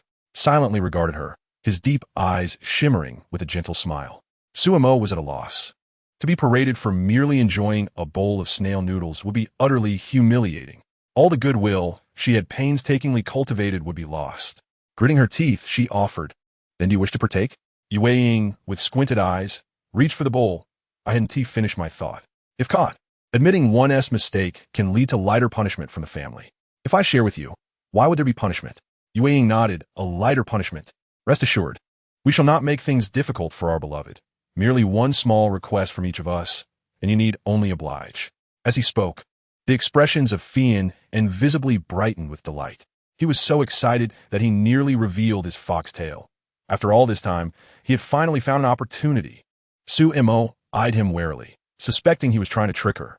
That sly fox is using all his cunning on me. If she truly did not trust him, she could always ask around. It would soon be revealed. Su Mo frowned. Seeking confirmation from the neighbors would be too embarrassing. Fine. I doubt he could cause much trouble. You won't ask anything outrageous, will you?" Su Mo instinctively wrapped her arms tighter around herself. Yue, noticing her apprehensive demeanor, chuckled softly. "There is no need to be so tense. We won't ask for anything beyond your capabilities, just a small favor." And Fian chimed in, "Indeed, we feel the same." After considering their words, Su Mo concluded that they did not seem to be asking for anything unreasonable, and thus nodded, "Let be so." She then rose and made her way outside. "Next time, I must ensure they are occupied before I indulge in my meal. Oh, my poor snail noodles." Once she left, Fian approached to sample the noodles. Although the taste was peculiar, it was surprisingly agreeable. Followed suit, echoing Fian's sentiments. "So this is what they call snail noodles?" Yue raised an eyebrow. "I have paved the way for you, so now it's each to their own." With that, he slurped up a noodle and sauntered away, already contemplating how to leverage this opportunity to bridge the gap. Surely, there was no way this charming fox could fail to win her heart. The breakfast was prepared by Fian. He cooked 2 servings of light wild greens and baked some cornmeal pancakes filled with bird eggs and scallions, making for a delightful meal. After breakfast, the 2 little dragon cubs offered a small portion to the cat, only to have it turn its head disdainfully away, exhibiting an air of utter contempt. Nan frowned and looked to Su Mo. "Sister Mo, it seems it doesn't like this food." Su Mo raised an eyebrow. "If it doesn't like it, let go hungry. I have no time to cater to a picky cat. A beast world cat that dares to be choosy can wait to starve." Nan squatted down, attempting to coax the cat, which drooped its ears, appearing disinterested and seemingly too lazy to listen to the little dragon's chatter. "It seems we haven't named it yet." Nan mused aloud. Su Mo pondered for a moment and decided on Xiaohei. As soon as she spoke, the cat in the nest slightly wagged its tail, and its brows furrowed. Su Mo smiled slyly. "It seems it approves of the name I've given it." Wagging its tail signifies agreement. Settled. The cat, who had just begun to wag its tail, abruptly stopped mid-motion and lifted its head to stare at Su Mo. Su Mo was taken aback. "Is it glaring at me? How could a mere little beast possess such emotions?" Narrowing her eyes mischievously, she said, "Xiaohei, what a lovely name." Dong Dong gazed at the kitten, his heart aching as he suggested, "Let us prepare something more for it later." Su Mo, feeling disinterested, strolled over and inspected Xiaohei's hind leg, noting that the wound had ceased bleeding and showed no signs of infection. As a young tomcat, Xiaohei was rather underdeveloped. Even his testicles were smaller than those of other cats. Su Mo casually examined him, feeling pity. This was the consequence of being picky with food. It was imperative to correct this habit, understood? Xiao He emitted a soft whimper from his nasal passages, even raising a paw as if to swipe at Su Mo fortunately. She was quick-witted, seizing his little paw and squeezing it gently between her fingers, which elicited a light frown from the feline as he raised his tail in protest. Confused, Su Mo reached out to stroke his tail once more. She frowned, finding Xiao He excessively petty. What harm was there in a gentle touch? She did not fancy aloof cats like him. Once he healed, she would send him off to fend for himself. She applied the necessary medication and then went to do the laundry. Xiao He remained in his nest, his azure eyes fixed intently on her retreating figure, seemingly quite irate.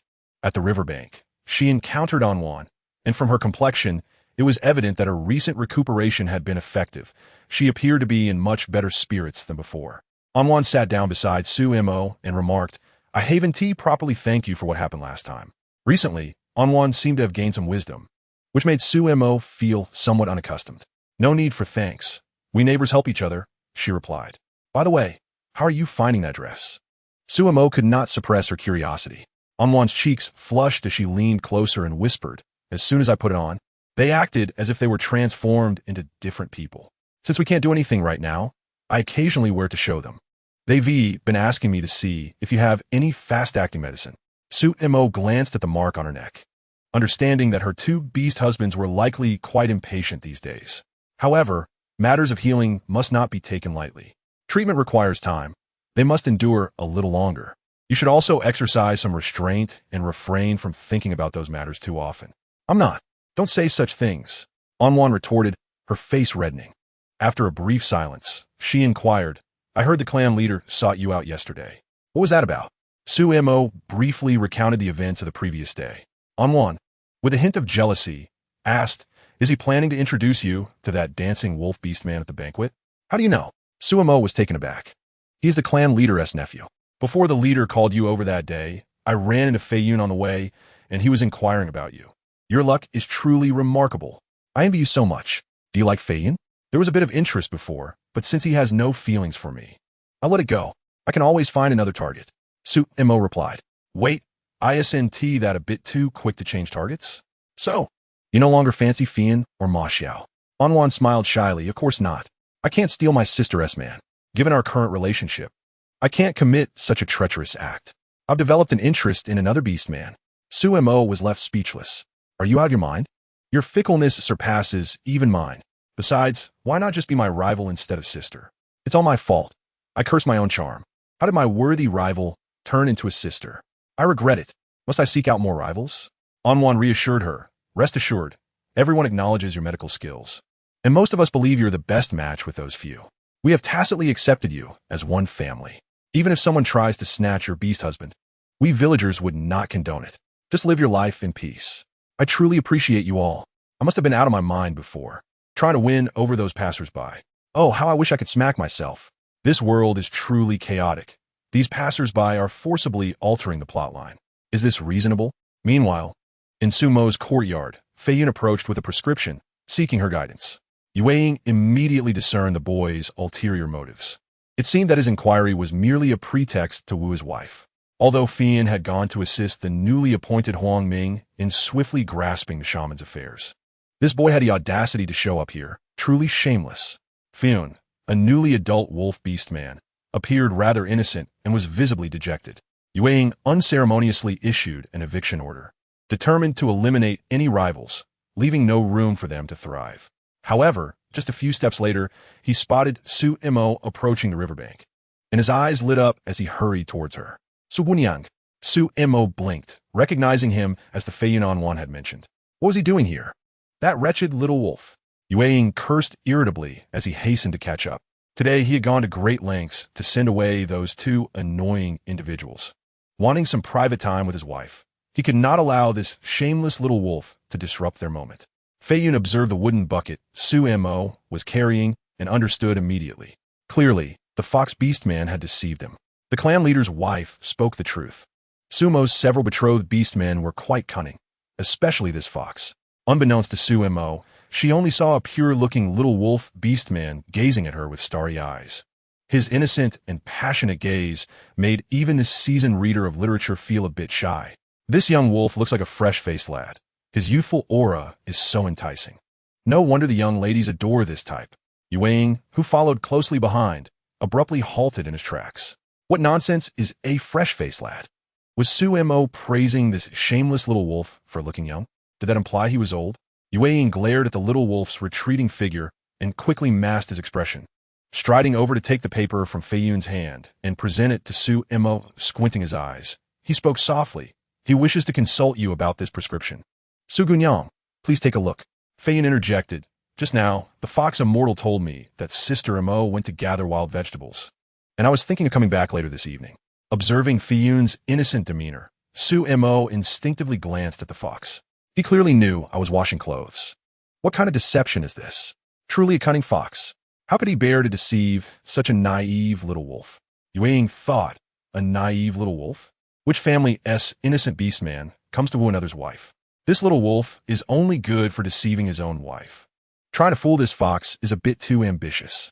Please help me, Sister Mo, with these two medicines. I don't quite understand them. Of course. Su Mo took the prescription and explained it thoroughly. Fei Yun listened intently and asked several questions about the pharmacology. From his inquiries, Su Mo sensed that he was genuinely eager to learn medicine, so she patiently elaborated. Fei Yun cast a grateful glance her way and shyly asked, "Thank you, Sister Mo. May I come to you again if I have more questions?" "Certainly.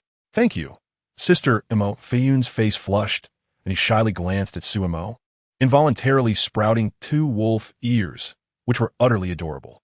Su Mo, captivated by the sudden appearance of his ears, felt her eyes brighten. Wow, the little wolf's ears look so delightful. I want to give him a gentle squeeze. Yue gritted his teeth, shooting a glare at the love-struck little wolf, urgently warning him to tuck his ears away. As a newly adult beastman, Fei Yun had yet to fully control his burgeoning emotions.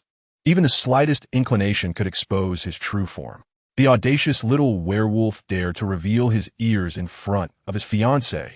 He silently chided himself for being too careless. The fox immortal was notorious for his cunning nature. How could one display their affections so openly before him? This would surely lead to heightened vigilance in the future, which was far from advantageous for him. Su Mo gazed at the werewolf's vanishing ears, perplexed. How could such a charming display simply disappear?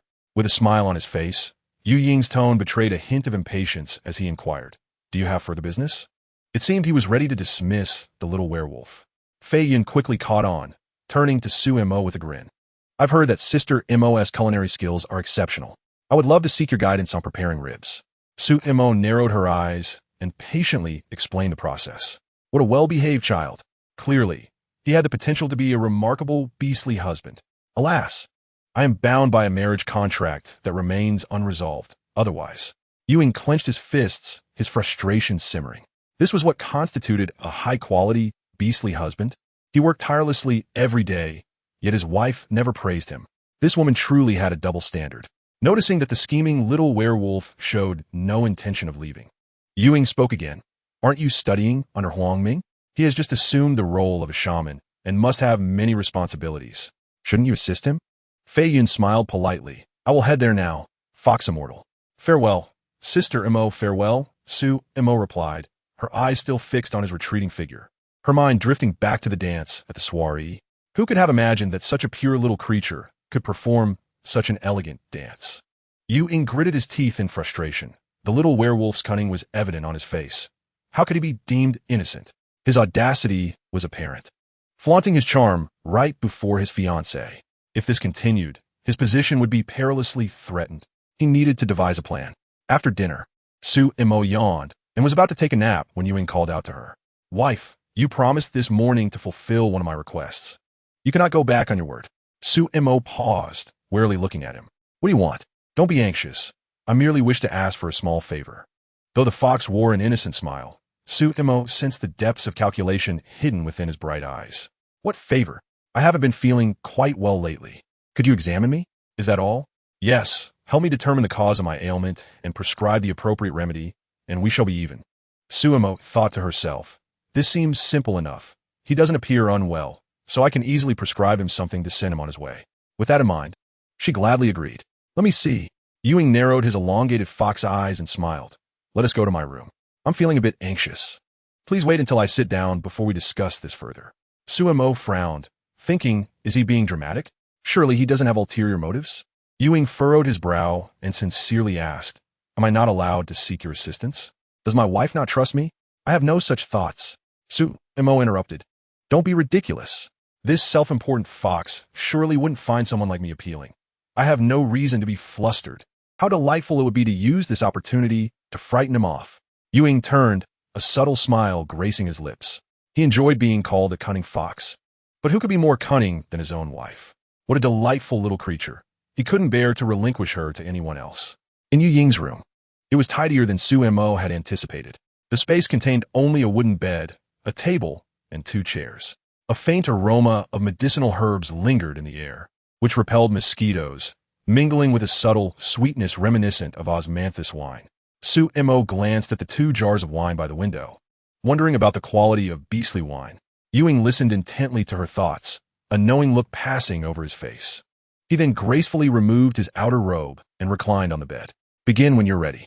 Sumo placed her hand on his pulse and frowned lightly. How odd. He appeared perfectly healthy, yet his pulse was not entirely smooth. However, it didn't seem like he was suffering from a significant illness. She had no idea that controlling the pulse was a trivial matter for a beast of Yu Ying's caliber. Given the situation, he could easily feign a minor ailment. Sumo glanced at him and asked, what seems to be bothering you lately? Was it just her imagination, or did his face appear slightly pale?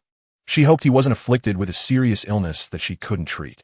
If he were to perish under her care, people would accuse her of murdering her husband, a charge she could not bear. Ewing gritted his teeth and closed his eyes in frustration. Did she really wish for him to die? My back hurts. My legs ache. My stomach is upset. Most importantly, my heart feels heavy. All of it was due to her irritation. Sumo raised an eyebrow. Are you jesting with me?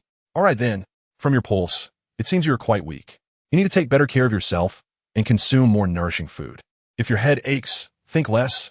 If your legs ache, walk less. If your stomach hurts, avoid unclean food. As for your back pain, it must be due to kidney deficiency. Perhaps I should prescribe you some invigorating medicine? Ewing clenched his jaw. How would I know if I have kidney deficiency? You speak nonsense. Noticing his silence, Sumo smiled with delight. She knew the cunning fox would not dare to take her medicine, fearing she might poison him. Rather, he likely feared she would render him incapable. Ewing raised an eyebrow. Very well, wife, I shall take whatever you prescribe, for you surely would not wish to harm me. He was grateful and vowed to cherish this bond with his wife even more. Sumo's lips twitched in embarrassment. His sudden flattery surely harbored ill intentions. She needed to make her exit. As Sumo stood to leave, a foxtail suddenly wrapped around her waist. I still feel unwell. Would you mind giving me another massage? You promised to fulfill one request today. Don't leave me hanging. Fine. She relented. Where should I massage? My shoulders ache, my back hurts, and my legs are sore. You decide. Resigned. Sumo closed her eyes and turned to sit on the edge of the bed to massage him. To her surprise, the cunning fox pulled her closer, positioning her atop him. Isn't it more convenient this way? He lay on the pillow, his tone devoid of emotion. Sumo felt a flush rise to her cheeks at the position. As she tried to shift her leg, a foxtail blocked her path. Hurry up. The sooner you finish, the sooner it ends. If you take too long, I might think you have ulterior motives. Sumo huffed and began to work on him with more force. I understand. Apply more pressure, lower down, and use more strength. Sumo pouted, begrudgingly complying. How dare he treat her like a servant? Perhaps she should just apply a couple of acupressure points to render him incapable altogether. In the next moment, he suddenly flipped over, releasing the tail that had ensnared her waist, and they were now face to face. Ewing grasped her wrist, a sultry smile gracing his lips. You must also tend to the front. This posture made Sumo even more uncomfortable. Her mind flashed back to that day with Mo Xiao, and the scene bore an uncanny resemblance to her current predicament. Ying observed her lost in thought, feeling a surge of irritation. How dare she think of someone else in his presence? He reached out and grasped her hand, pressing it against his abdomen with a beaming smile, saying, Press here if it hurts. Sumo gritted her teeth, locating a few acupressure points and applying considerable pressure. Who would have imagined that the sly fox would be the type to appear slim in clothes, yet have a bit of flesh when undressed? The sensation of his abdominal muscles is rather pleasant. What am I thinking? In his eyes, I am merely a worthless maid. Yue let out a muffled groan, leaving Su Mo uncertain whether he was pleased or in pain. It was only when she felt something amiss beneath her that realization struck. Flushing crimson, she attempted to flee. In an instant, a foxtail wrapped around her waist, trapping her securely. After a moment of contemplation, Yue opened his eyes, which concealed his desires, and with a seductive tone, inquired, "Does my wife still believe I am lacking in vitality?" Su Mo, her face aflame, retorted, "You must be out of your mind. Am I not well? Do you not know?" In the next moment, he seized her wrist, and, with a forceful pull, she found herself sprawled across him. Their breaths intertwined, and she could hear his rapid inhalations. A tantalizing voice whispered in her ear, "You smell delightful. What shampoo did you use, my wife?" Su Mo struggled to rise, but was unable to escape his grasp. His warm palm pressed firmly against her waist. Feigning indifference, he said, "Why the panic? I have no interest in a slender twig like you. It is merely a natural reaction for a beast man." As he spoke, he freed a hand to entwine her hair, adding, "You always doubt my capabilities. Allow me to clarify, that should be acceptable, right? I do not need to know those things." Su Mo, her cheeks aflame, fought against him in vain. Inadvertently, she was pinned down, forced against his chest. Yue Ying's teasing tone remarked, "Did my wife not always cling to me, professing her love, expressing her affection so fervently? If only you could utter those words once more." He leaned closer to her ear, his voice soft and alluring. "I would give you my life." Su Mo lifted her gaze to meet his clear eyes, devoid of their usual mockery, pure as a tranquil lake. Her heart involuntarily raced, her dazed eyes fixed upon him. Yue Ying stared at her rosy, tempting lips, momentarily lost in thought, yearning for something more. Suddenly, an incongruous voice interrupted. "What is happening? Has the sly fox switched tactics? Seduction? Nonsense. Surely he holds no interest in an unremarkable female like me, or he would not have delayed our union for so long. Such tactics were witnessed by me in melodramatic tales long ago. That cunning fox is insufferable." Yue, before he could explain, Su Mo seized the opportunity, breaking free from his hold and hurriedly fleeing. "Run, run. The sly fox is behaving strangely. I must keep my distance." Sometimes, she truly wished to silence her wife's incessant chatter, lest it provoke her into distress. Just as Su Mo exited Yue Ying's chamber, she spotted Fian approaching with the little werewolf from earlier, accompanied by an unfamiliar beast man, all in a hurried manner. With a serious expression, Fian stated, "Wife, there's a beast man severely injured at the village entrance. Please take a look." Su Mo nodded and followed them forward. As they walked, Fian explained the nature of the injuries. Upon arrival, Su Mo crouched down to examine the injured beast man, parting his disheveled hair for a better look. Spotting the scar on his left cheek, she froze. How could he be here? Chapter 30. The token of affection. Fian, hearing Su Mo's inner thoughts, was taken aback. Yue Ying, who had trailed behind, also furrowed his brow. Does my wife know this severely injured tiger beast man? However, this tiger beast man does not belong to their tribe. How could she possibly know him? Su Mo confirmed the scar on the beastman's face, resembling a crescent moon. He was destined to be the heroine's right-hand man, possessing considerable strength. Logically, he should have met the heroine by now. How could he be so gravely injured and appear in their tribe? Fian and Yue Ying exchanged glances, their thoughts aligned. Since he was their enemy, this individual must not be allowed to live. Before they could devise a silent plan to deal with the tiger beast man, Su Mo's thoughts echoed again. But this tiger was also controlled by the heroine using the lives of her family and drugs. Strictly speaking, he was not inherently evil from the start. Moreover, during his encounters with Mo, Xiao, and the others, he had spared them, likely hoping to gauge their abilities in truly resolving matters with the heroine. Such a person, if properly utilized, could be a faithful ally. If mishandled, a venomous snake. If Fian and the others were clever enough, perhaps they could even turn him to their side, especially since the plot was just beginning. Yue Ying paused mid-motion, squinting slightly. Fian's gaze flickered, concealing his emotions. He is gravely injured, but there is still hope. However, whether to save him must be decided by that free-range chicken. Su Mo turned to Fian, asking, "He is not from our tribe. Are we certain we should intervene?" Fian hesitated for a moment, then replied, "First, treat him." Initially, they had considered finding the heroine Fian mentioned and striking first. Perhaps now was the perfect opportunity to follow this lead. As they passed by Fian, he caught sight of the simple silver hairpin atop Su Mo's head, adorned with a deep blue gemstone. an item belonging to Yue. The fox must have acquired it from the black market. He cherished it dearly. So how did it end up in the wife's possession? Fian instinctively turned his head, only to notice the peach with hairpin on Ying's head that rightfully belonged to the wife. Recalling how the wife had hurriedly emerged from Ying's room, her face flushed with embarrassment, he felt increasingly uneasy. This cunning fox could not have engaged in some shameless act behind their backs.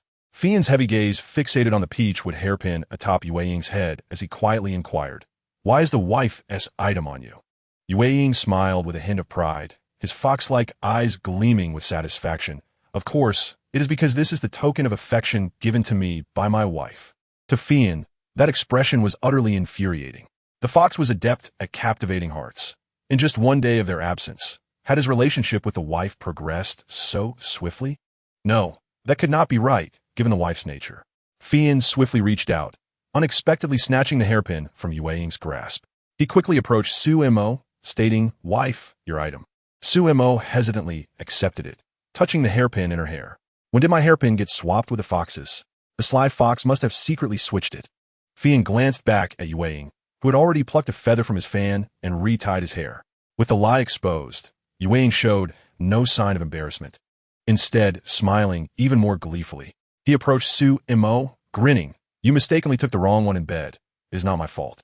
That remark ignited a fresh wave of anger within Fian. The little werewolf trailing behind was equally incensed. Yue felt a sense of relief. Finding joy in riling up his rival, life was indeed colorful. Su Mo had yet to process the situation when Yue raised his hand, snatching the peach wood hairpin from her grasp. "What is given to me is mine," he declared, nonchalantly inserting it into his own hair, and with a cheerful demeanor, strolled away. I knew this fox was acting strangely. He actually tried to entice me with his abs this afternoon. Huh. Am I truly the kind of person who has not experienced the world? Who would even care? The hand of Huayin, hanging at his side, tightened slightly. That shameless fox dares to attempt seducing the mistress? Ewing paused, turned a glance at Su Mo, and smiled. Does the mistress not like it? Su Mo instinctively looked at his abdomen. Does he truly possess the ability to read minds? Ewing narrowed his eyes and smiled. I was referring to that hairpin. With that, he turned and continued on his way. Su Mo let out a sigh of relief. Fortunately, it's not as I imagined. I thought his golden finger could surpass mine. Golden finger? Huayin and Yu Ying furrowed their brows, pondering what that could be. They decided to consult the prophecies of the gods later. Upon returning home, Su Mo tended to the wounds of the tiger beast man. Coincidentally, the newly appointed shaman, Huang Ming, accompanied Fei Yun to learn the procedure. Huang Ming had some foundational knowledge, and for the final wound, Su Mo allowed him to try. He was earnest and quick to learn, managing to handle the task quite competently. After cleaning the wounds, applying medicine, stitching, and bandaging, Huang Ming felt a sense of accomplishment and expressed his gratitude to Su Mo. "Miss Su, you are actually more suited to be a shaman than I." Su Mo smiled gently. "I cherish my freedom and am not suited for this. One day, I will find some books for you to read. If you devote yourself to medicine, your skills will surely flourish." Upon hearing this, Huang Ming bowed and thanked her profusely, his eyes gleaming with a desire for learning and progress. Then he picked up the various jars on Su Mo's table and asked, "What medicines are these?" Su Mo patiently explained each one and even gifted him some. She also provided him with a complete set of surgical tools, instructing him on their use and how to sterilize them afterward. Yu Ying and Huayin leaned against the door, gazing tenderly at Su Mo, who spoke eloquently. They felt a small sense of pride. Although Huang Ming had been bombarding the mistress with questions since he entered, he was not at all irritating, for his interest lay solely in her medical skills. However, that little wolf cub was exasperating to watch. Huang Ming and Su Mo hit it off well, so she graciously invited them to stay for dinner. Huang Ming still had several questions left unanswered, so he nodded in agreement. "Then I must trouble Miss Su." Beside him, Fei Yin looked at Su Mo with bright eyes and said, "Excuse me." Su Mo smiled. "No need for formality. I shall prepare it right away." "I will help Sister Mo," said Fei Yun, his wolf ear involuntarily peeking out. Su Mo thought, "Oh my heavens, this little wolf cub is simply adorable." Just as she was about to express her approval, Yu Ying approached, narrowing his eyes. "Perhaps it would be best if Huayin and I prepare the meal while the mistress continues her discussion with Huang Ming." What a joke it would be to let the little wolf eat the mistress's cooking. He would be coming back here every few days. The internal strife at home had not yet been resolved, and they still had to deal with the fox spirit from outside. What a burden. Huang Ming looked at Yu Ying sincerely and said, "Then I must trouble the immortal lord and the high priest." Yu Ying and Hua Yin headed to the kitchen, where Hua Yin had initially planned to roast a rabbit, but was stopped by Yu Ying. Hua Yin nodded, realizing the wisdom in that decision. The little wolf cub seemed to have ulterior motives. By the time dinner was served, the sky had darkened. Su Mo invited Huang Ming and the little wolf to take their seats, only to be taken aback by the sight of the table filled with greens. What is going on? Is the landlord out of provisions? That foul fox and the free-range chicken prepared this? An awkward silence ensued. Huang Ming broke it first, saying, "This wild vegetable is quite good. A light dinner is preferable." Su Mo smiled awkwardly, "As long as you like it." After saying this, she discreetly glared at the two individuals across the table, then warmly served food to Huang Ming and Fei Yun.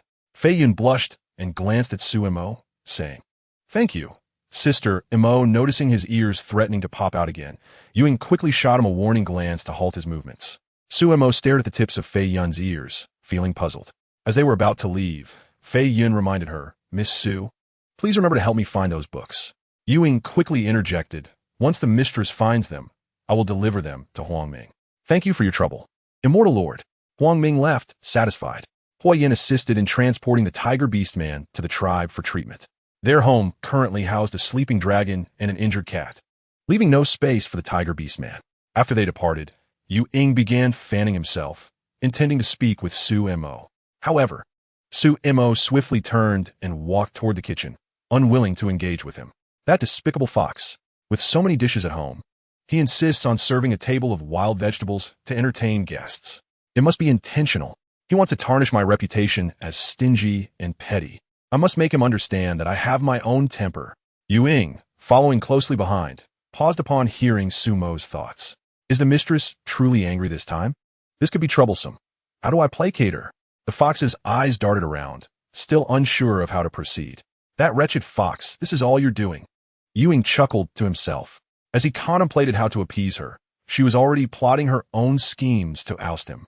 The cunning fox was indeed thinking of a way to persuade her, while she was scheming to throw him out. Suddenly, Yu Ying took a decisive step to block Su Mo's path, calling softly, "Mistress." His voice, tender yet tinged with a hint of grievance, caused Su Mo to shudder instinctively. The words she had prepared to say vanished from her mind. What does he intend to do now? Yu Ying, partially concealing his face with a feather fan, began to speak in a hesitant tone. "It was entirely my fault this evening. I should not have been lazy and prepared only vegetarian dishes. However, it was getting late, and I thought it best to finish quickly so we could eat, considering you had been hungry all afternoon. My eagerness got the better of me. If the mistress wishes to blame me for this, I shall accept it. But if caring for the mistress is a fault, then does that not mean every beast man in this tribe is at fault daily?" As he spoke, he feigned sorrow, letting out a soft sob. "I have no right to speak to the mistress, for you are the true head of this household. If you deem me in error, then I am indeed at fault. If I have erred, I shall accept my punishment. But please, do not let your anger harm your health. That would truly be my misdeed." Su Mo widened her beautiful eyes, incredulous at the scene before her. "I haven't even begun, yet he has already started. What a cunning fox, pretending to be a tragic figure." Before she could finish her thought, Yu Ying lamented, "I have displeased the mistress. I shall go and reflect alone." With that, he raised his sleeve to cover his face and began to walk away. Su Mo thought, "Oh, he has become quite adept at this. Wait, this isn't right. I haven't even started yet. Why is he running?" With a bang, Yu Ying closed the door and bolted it. Leaning against the door, he let out a long sigh. Who would believe that this once magnificent fox lord was now resorting to any means necessary to avoid being cast out by his mistress? What a tragic tale this is. Revenge. It is all revenge. Su Mo, arms crossed and fuming, gazed at the firmly shut door, feeling utterly helpless. She suspected the fox had secretly learned her acting skills, yet she could find no evidence. "Sister Mo, look. This is the fish we prepared for Xiao He. He has his dinner now." Su Mo reached out to take a look at the two fish, not too big and not too small, just right for Xiao He. Nan Nan frowned. Does he not like to eat? He walked over and offered the fish to Xiao He's mouth. Little did he know, the cat completely ignored him, burying its head deep into its belly. Su Mo frowned, pondering the breed of the feline, wondering if it was overly finicky. She raised an eyebrow and thought, never mind. It must not be hungry yet, and when it is, it will naturally eat. Meanwhile, the two little beastmen found the scene rather dull and decided to leave. Sumo approached to inspect the cat's injury and applied some medicine. Observing its lethargic demeanor, she disdainfully remarked, "Once you heal, you may leave on your own accord." After she departed, the little black cat opened its striking blue eyes and fixated on her retreating figure. Suddenly, Sumo turned her head and their gazes locked. The little black cat emitted an unhappy yowl.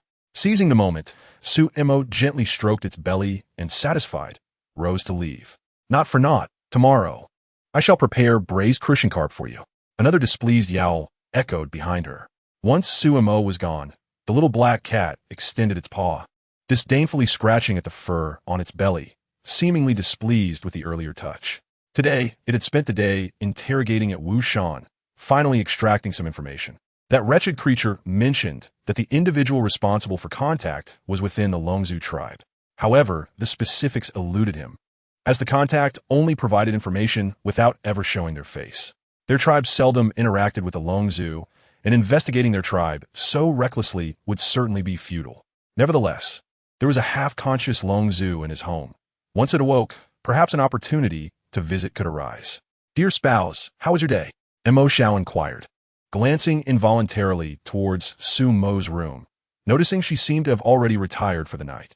He then added, "Tomorrow, I wish to take her to the town for a stroll." This was his opportunity to propose a request, which he intended to voice on the morrow. Mo Xiao nodded silently, not uttering a word. Ying was indeed correct. Each should rely on their own capabilities. That evening, Fei Yin had bathed, her hair still damp as she casually donned a crescent-hued robe while sitting at the edge of her bed. Stealthily, she retrieved the thick tome of divine prophecies. The book was so voluminous that even the table of contents spanned numerous pages, and few could claim to have read it in its entirety. An unfamiliar person flipping through it would find it nearly impossible to locate any useful information. Fei Yin meticulously searched through the pages of the table of contents until she finally stumbled upon a title: Guide to Work Courtship. Nervously, she turned to that page. Chapter 32. Who can resist such temptation? In the dim light, Fei Yin fixated on the faded pages, her heart racing as she read the succinct line. Emotions possess no technique. Sincerity is the eternal trump card. Closing the book, Fei Yin felt a sense of understanding wash over her. Unlike other orcs, she had always been more perceptive, disliking the inherent traits of her kind, as if they were destined purely for reproduction. Love and desire seemed to be separable, and marriage in adulthood appeared devoid of true sentiment. When she was designated as Sumo's fiancé, her aversion stemmed not from the girl's appearance, but from the absence of genuine affection reflected in her eyes, only a superficial attraction to her exterior. It was only upon hearing Sumo's innermost thoughts that she realized the girl was not the same as before. That night, Fei Yin was certain. She was not the same person she once was, now avoiding him. Yet he found himself irresistibly drawn to her. The following day, Sumo awoke groggily, eventually roused by the chirping of birds outside. Little Gio's voice chimed in. "Host, there are changes in your mall points. Please check." Sumo accessed her panel and opened the points balance, astonished to see a total of 5,680 points displayed. "So many accrued overnight," Little Gio explained. Mo Xiao has fully recovered. The 3,600 points for his healing have been credited. The faux death potion you developed in the lab, along with other items, has also been sold across various dimensions. Sumo decided to exchange 500 points for a version of Compendium of Materia Medica tailored for the beastly realm, intending to give it to Huang Ming, having promised him the day prior. She felt no regret. Huang Ming was earnest in his pursuit of medical knowledge and possessed a modicum of talent. Should he achieve proficiency, it would benefit the tribe. Stretching, Sumo got out of bed. Upon exiting her room, she noticed the three figures standing not far away, gazing at her. Seeing her awake, Fei Yin handed her the toiletries. "Thank you." Sumo squinted her eyes in gratitude and passed the compendium to Fei Yin, saying, "Please take this to Huang Ming." "Of course," Fei Yin replied, casually flipping through the book, astonished at how Sumo had procured such an excellent resource. Just yesterday, they discussed it, and today, she had already taken action. Fei Yin continued, "Dear spouse, the tribe needs to procure a batch of herbs. After breakfast, could you accompany me to the town? You owe me a request from yesterday." "Absolutely." Sumo's eyes lit up. She had been contemplating a stroll. "Perfect. She could enjoy some shopping while fulfilling one of Fei Yan's requests. With a smile, Su Imo cheerily headed to the riverbank to freshen up. The three figures exchanged glances at the items in their hands before slipping into Fei Yan's room. The fox examined the book, commenting, "Such a comprehensive and detailed work. Where did the dear spouse acquire it?" Imo Xiao narrowed his eyes. Perhaps she harbors secrets we are unaware of. After Su Imo finished freshening up, Imo Xiao and the others prepared breakfast. The two little dragon cubs joined them at the table. Once breakfast was concluded, Fei Yan discussed the procurement list with Su Imo. After their deliberation, they readied themselves to depart. Only then did Su Imo notice that Fei Yan appeared different today. Typically, his attire mirrored Imo Xiao's, draped in dark hues. Yet today he wore a light-colored robe, his raven hair elegantly secured with a bronze hairpin, exuding an air of refined grace. Setting aside the villainous portrayal in the book, his visage was undeniably captivating. Noticing her momentary distraction, Fei Yan gently inquired, "Are you ready, dear spouse?" "Yes." As soon as Su Imo replied, Fei Yan suddenly transformed into a magnificent flamingo.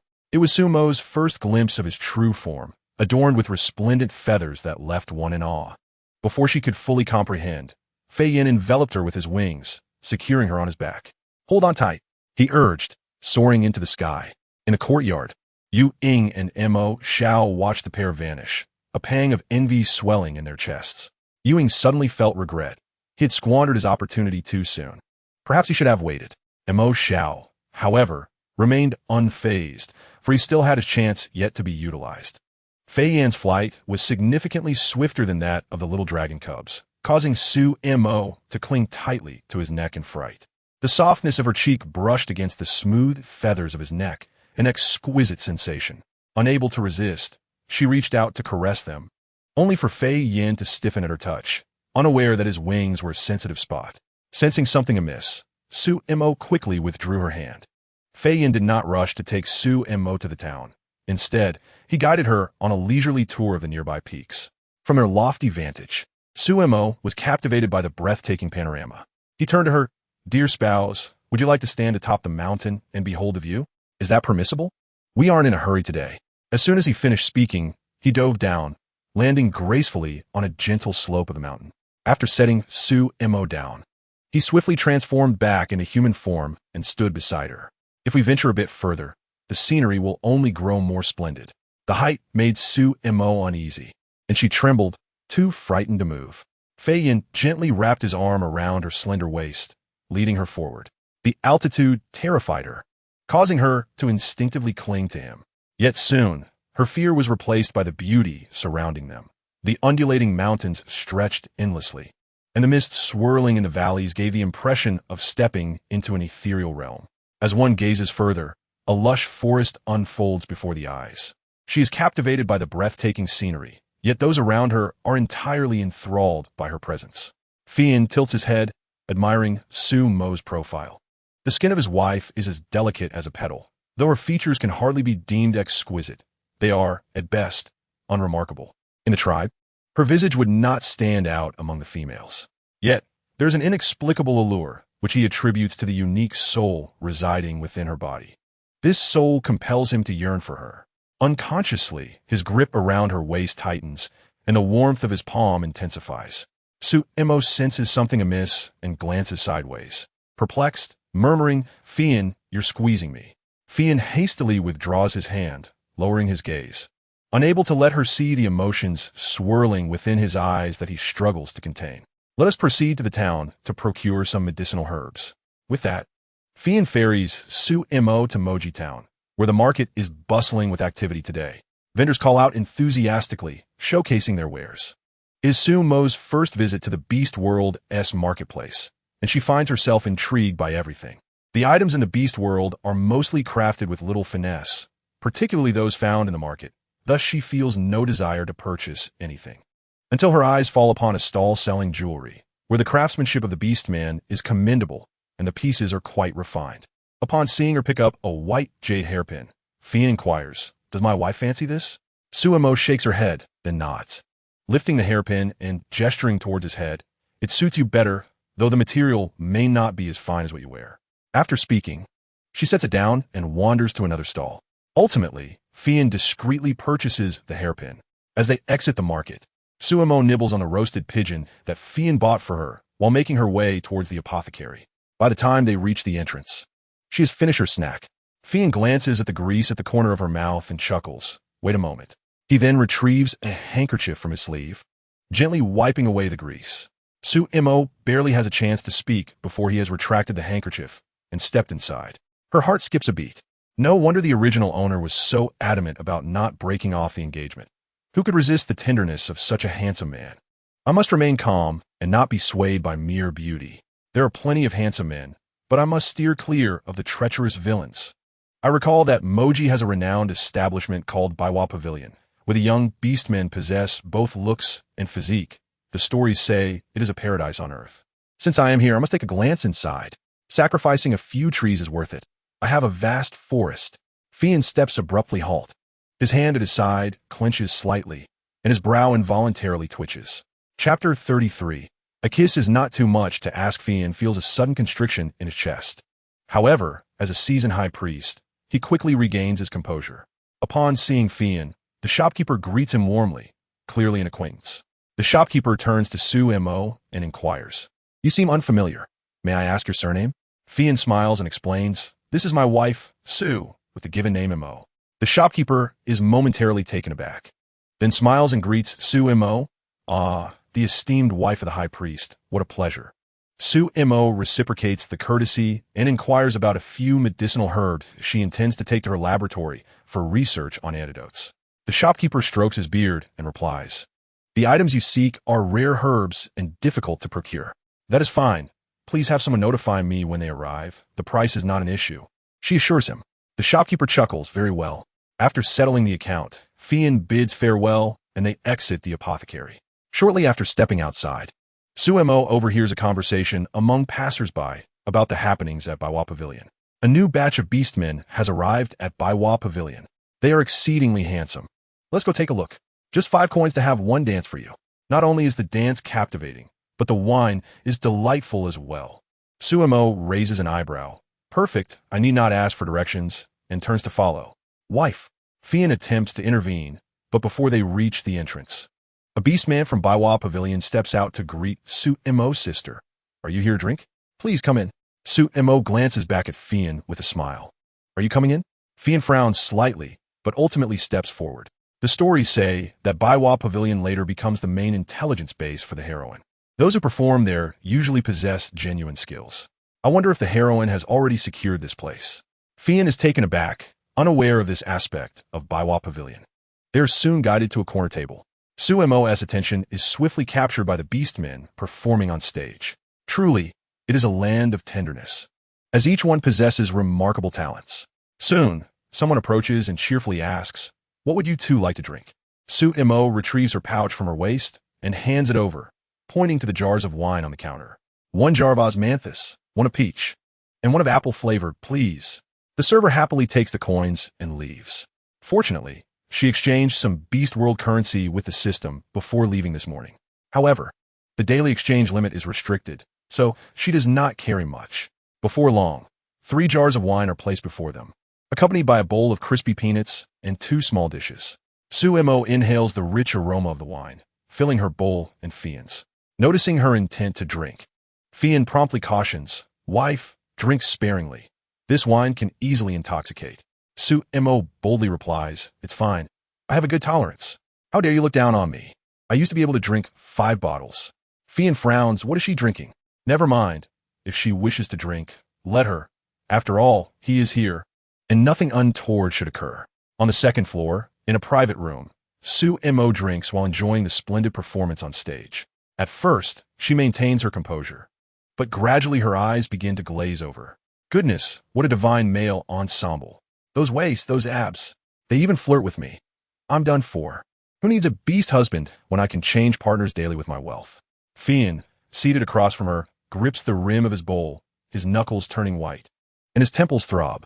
Why did he bring her to town? On stage, a beastman invites the highest-paying patron to touch his abs. Suemo's eyes light up as she stumbles to her feet. I want to join in too. In her excitement, she accidentally bumps into the table, toppling the drinks and dishes, soaking her dress and shoes. Without hesitation, Fian scoops her up in his arms.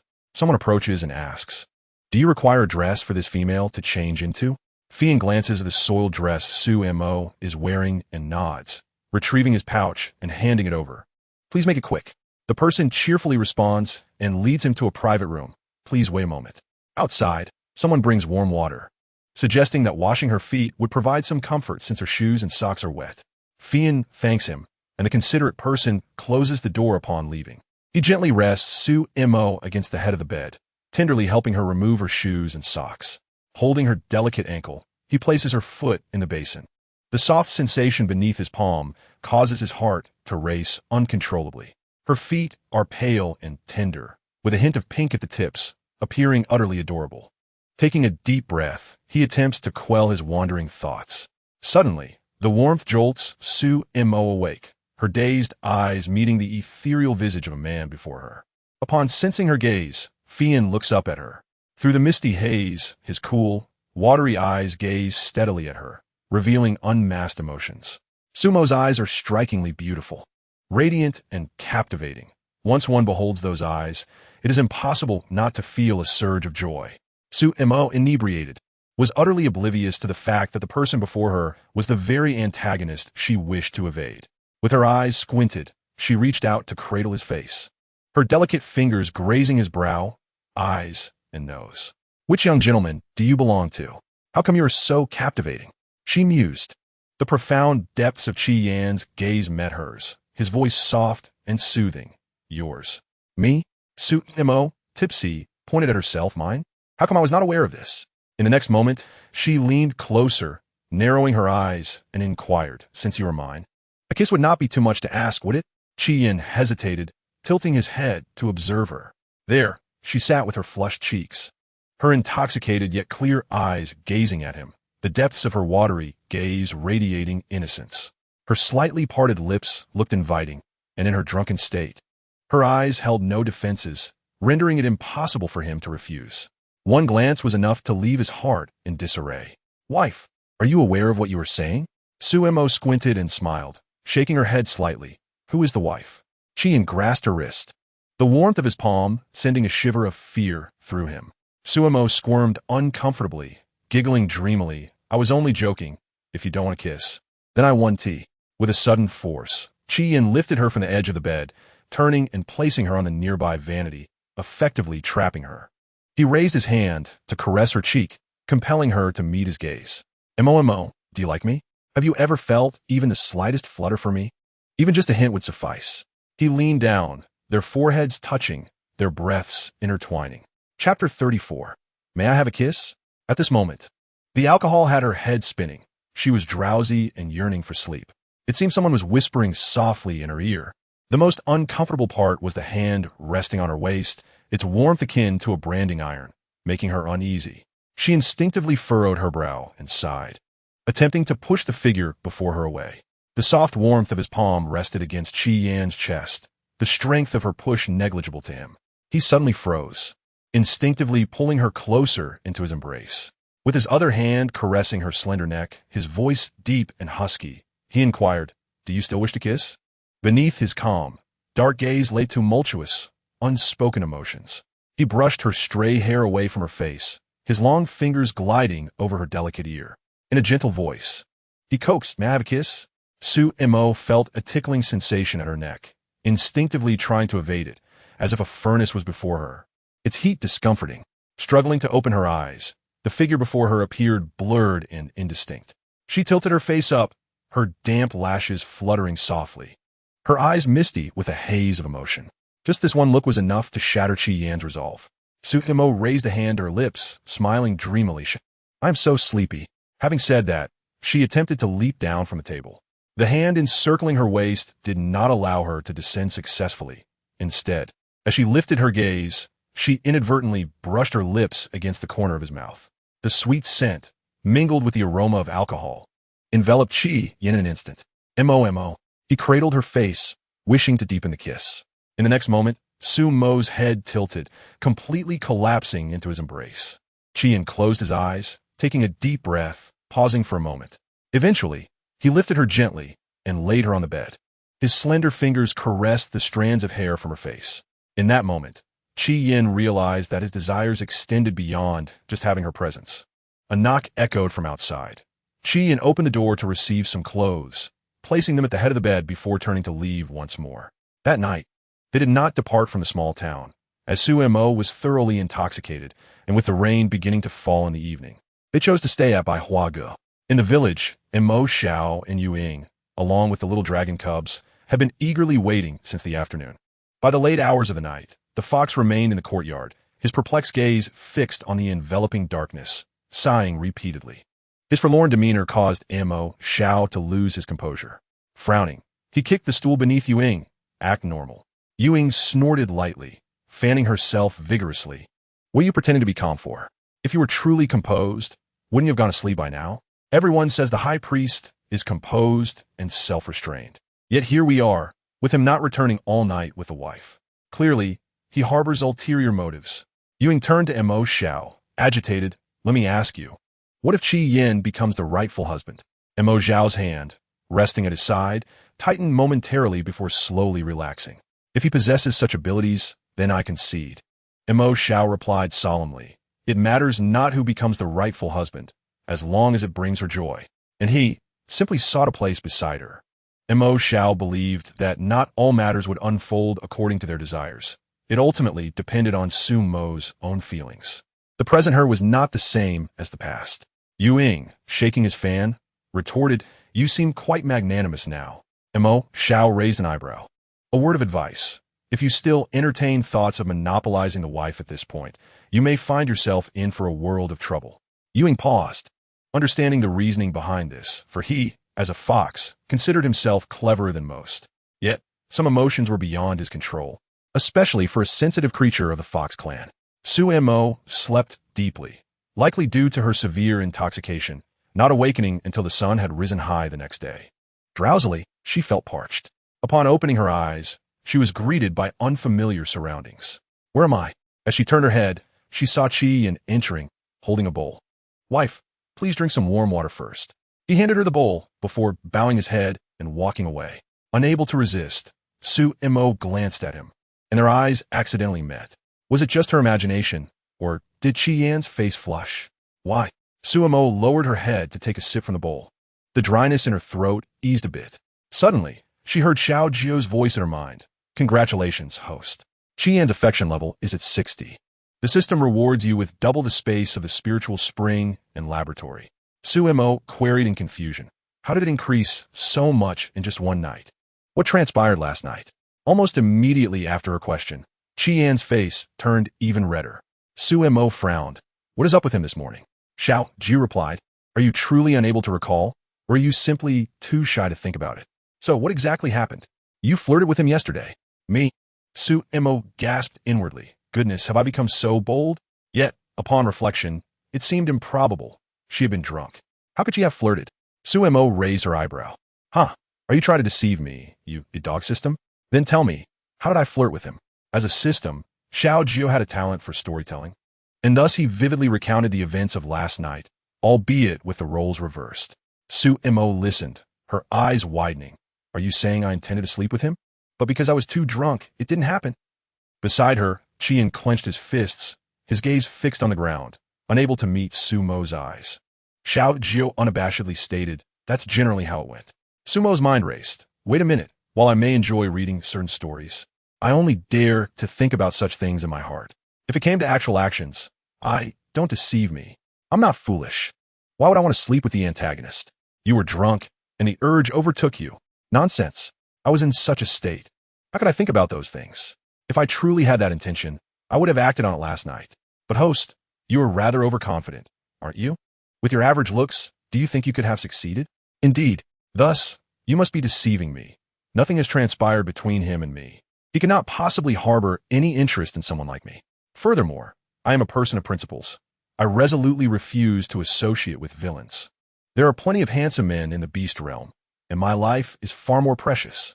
Xiao Jio thought in silence, considering how he had managed to entice her into practicing with a weapon for quite some time. How could she claim nothing had occurred? Does her conscience not ache? Chapter 35. His hidden identity, Su Mo discreetly cast another glance at Fei Yan's expression. The thoughts of villains are indeed unpredictable and difficult to decipher. Only a fool would choose a villain as a mate. Fei Yan's hand, resting at his side, tightened slightly.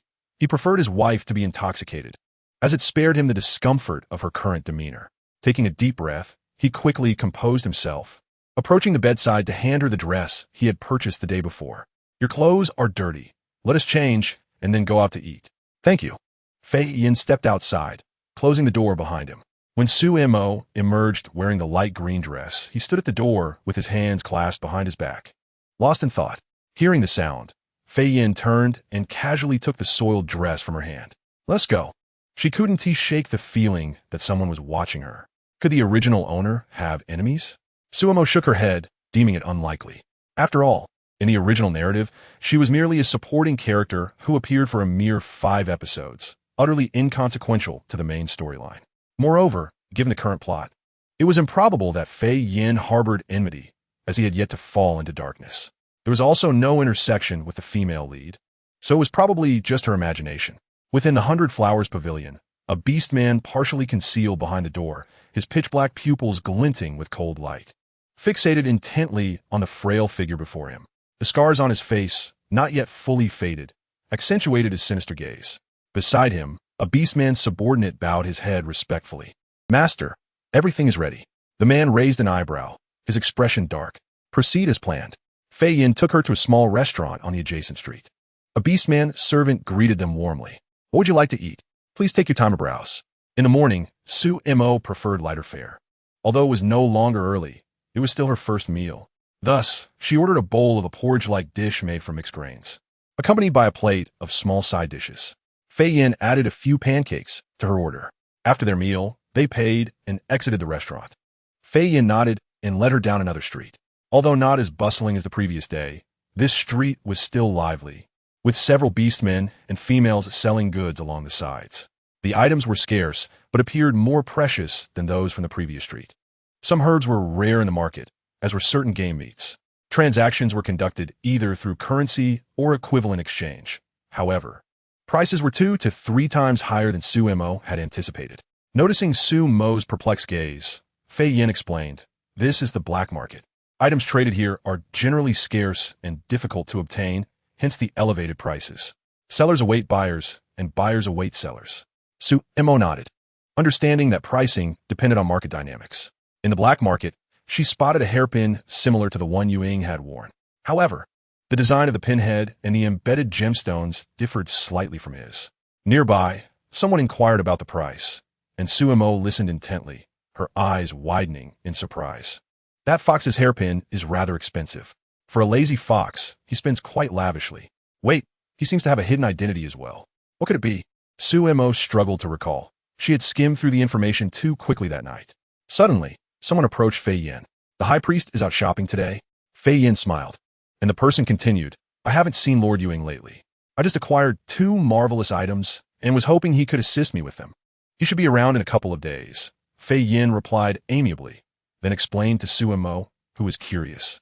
"Ying oversees the management of the nearby black market." Su Mo was taken aback, but soon understood. The black market is also an important source of useful clues for the villains in Mo Zhao's story. The female lead will later be quite wary of this connection. After exploring the black market, Fei Yan purchased some snacks, and they made their way back to the village. On the return, Su Mo wished to stroll and admire the scenery along the way, and Fei Yan obliged. As they passed through a small grove, she discovered some herbs and squatted to dig them up, with Fei Yan assisting her. Just as Su Mo was about to rise, a man suddenly appeared before her. Holding a long knife and masked, he stood threateningly before her, the blade slicing down toward her head. Su Mo's eyes widened in terror. Could it be that someone genuinely intended to kill her? "Wife," Fei Yan called out anxiously, but at that moment, he too was entangled with another assailant, unable to free himself. In a moment of desperation, Su Mo retrieved a silver needle from her waist and launched it at the man's left eye. There was a thud, and the assailant fell to the ground. She couldn't help but breathe a sigh of relief. Thankfully, before leaving yesterday, she had acquired some self-defense weapons from the system. Seeing that she had dealt with her attacker, Fei Yan felt relieved. Frowning, he urged her, "You should go. I will find you shortly. All right. Su Mo observed his formidable skills, believing he would manage without her assistance. With her limited abilities, she would only hinder rather than help. So she decided to make a quick escape. Throwing a pouch in his direction, she called, "Finish it swiftly." Having tossed the item, she dashed away. Fei Yin caught it mid-air, feeling the contents, and immediately understood the situation. The leading masked assailant attempted to pursue Su Mo, but Fei Yin blocked his path with a swift strike. Their skills were evenly matched, making it difficult to determine a victor. Fei Yin was anxious for Su Mo's safety, as he could not ascertain whether other dangers lurked ahead. He needed to resolve the current threat quickly to find her. Fei Yin retrieved the powder from the pouch, and, as he scattered it, held his breath. Soon, all of the attackers collapsed. The leading masked beastman staggered, then swiftly fled the scene.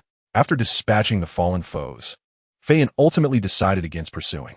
Transforming, he swiftly chased after the fleeing Su Mo. Su Mo, breathless, was squatting to rest when she suddenly noticed a figure before her.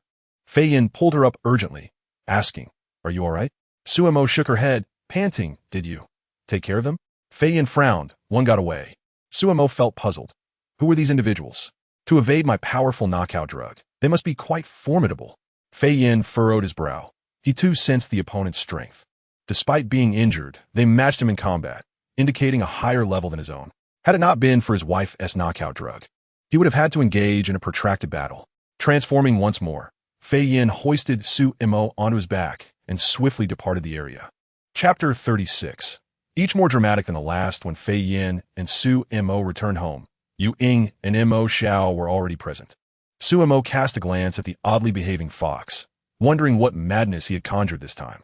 She could not be bothered to engage, turning to enter the house. She needed to ask Xiao Jio why the super knockout drug from the lab had failed against that beastman. Fei Yin remained behind, explaining to them the reason for his absence the previous night. Yu Ying frowned. "You actually took her to the 100 Flowers Pavilion? Are you not aware of your wife's temperament? You dare take her anywhere." Fyin furrowed her brows and remarked that she was merely curious and had entered to take a look. Yu Ying fanned herself rapidly. Although she believed herself to be quite attractive, she could not withstand the allure of the many beastmen within Bihuji.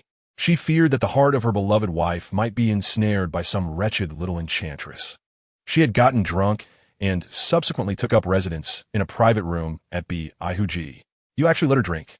Yu Ying nearly ground his teeth in frustration. "You foolish creature, what were you thinking?" Fyin cast him a disinterested glance, too lazy to offer further explanations. Shio nodded, inquiring about the appearance of the individual in question. He did not pry further in the matter of Fyin and his wife's stay at Bihuji. Given Fyin's personality, if anything were to occur between them, it would likely lead to discussions of marriage. Observing Fyin's calm demeanor, Shio surmised that they had not reached the point Yu Ying feared. His wife possessed a lively nature and was in an inquisitive age, making it impossible for Fyin to restrain her curiosity. Since he had resolved to choose her as his wife, he must accept her inherent nature. If he were to confine her, the desire for someone else would only intensify. Bihuji would serve as the primary source of intelligence for the female protagonist later on. "I gathered information this morning. The current owner is not the female protagonist, but a branch of a local business. It would be best to acquire it as soon as possible. The reason my wife is reluctant to accept us is due to our roles as antagonists in the narrative. Therefore, we must leverage her desires to preemptively eliminate any possibilities of us becoming her adversaries." Yu Ying paused in his fanning, stating, "I will make arrangements this afternoon. Since Bihuji is the main intelligence hub for the female protagonist in the later stages, we must acquire that establishment and make it our domain. As for the funds required to procure Bihuji, only Yu Ying can provide them. Shio, being the young master of the Serpent Clan, has ample resources, yet those funds do not belong to him personally, making their use inconvenient. Although Fyin holds the title of High Priest, the monthly stipend is not substantial. He had previously shown little interest in material wealth, thus Yu Ying is the wealthiest among the three. After all, he oversees the black market, which tends to be quite lucrative." Shio frowned and suggested, "If it's insufficient, we can seek assistance from Yun. Yun oversees a certain maritime domain and must have some hidden reserves." Yu Ying waved his fan dismissively. "No need. Acquiring a shop is not a challenge for me. That fellow is currently preoccupied with family matters and likely cannot spare the time. Among the 5 betrothed, only Yun and Seeing L.N. have yet to interact significantly with the wife. Yu secretly hoped they would voluntarily dissolve their engagements. The fewer rivals, the better. Otherwise, marital life would be fraught with conflict. Yu queried skeptically, could the pursuers today be affiliated with the female protagonist? It seemed unlikely. Thus far, we do not even know who the female protagonist is. They likely have not located us yet, and that individual is severely injured. Anyone capable of injuring him must be of a higher level than the 5 of us. He seemed to recall something. We must keep a close watch on the situation with the Tiger Beastman. After all, it remains uncertain whether that Tiger Beastman is aligned with the female protagonist. The situation with the Dragon Clan has also been unstable lately, given the current circumstances. It appears that someone intends to stir unrest among the 3 tribes to create some chaos.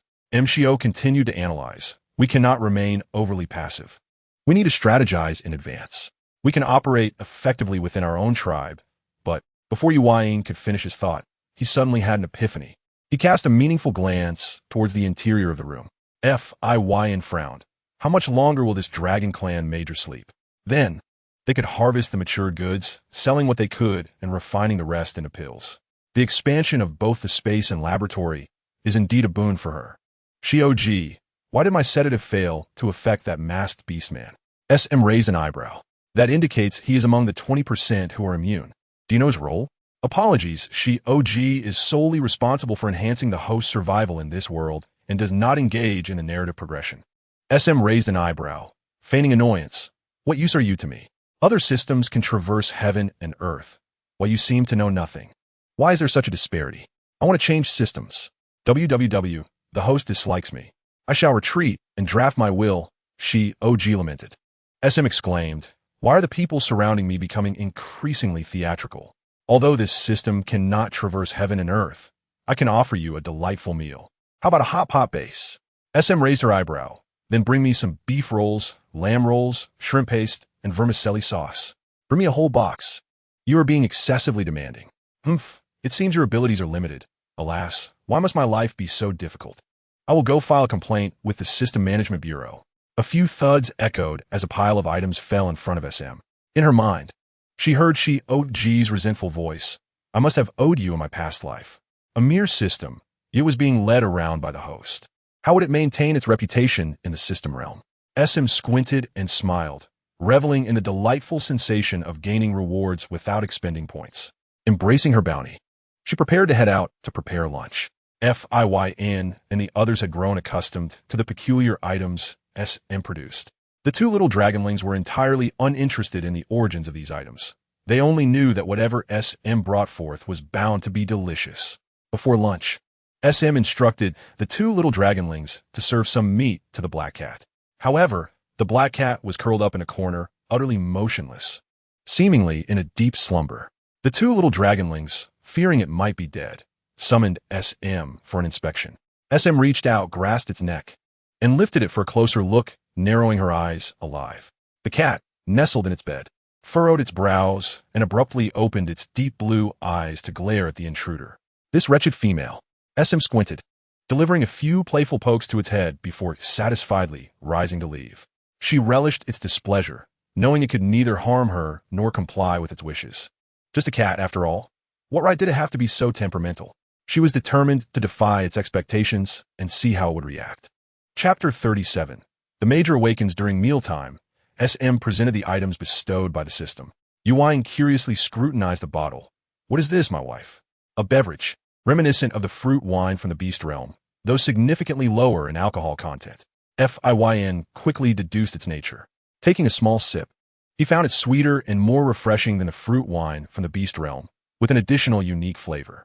SM had just finished half the bottle when she heard Fiyn caution, my wife, do not drink too much. SM paused, narrowing her eyes. How could that be? I can hold my liquor. Having learned from past experiences, she dared not boast. She awkwardly chuckled. It's manageable. Heavens, did I really get drunk yesterday? And tease Fiyn? Otherwise, why would he be so sensitive about my drinking? The 3 individuals across from her halted in their actions. Fiyn clenched his chopsticks, not daring to lift his gaze. Remembering the events of the previous day, he felt his ears grow warm. He had always prided himself on being virtuous. Yet there had been a fleeting moment yesterday when he wished to be a genuine hypocrite. Yu-Ying and M. Shi-O felt a pang of jealousy.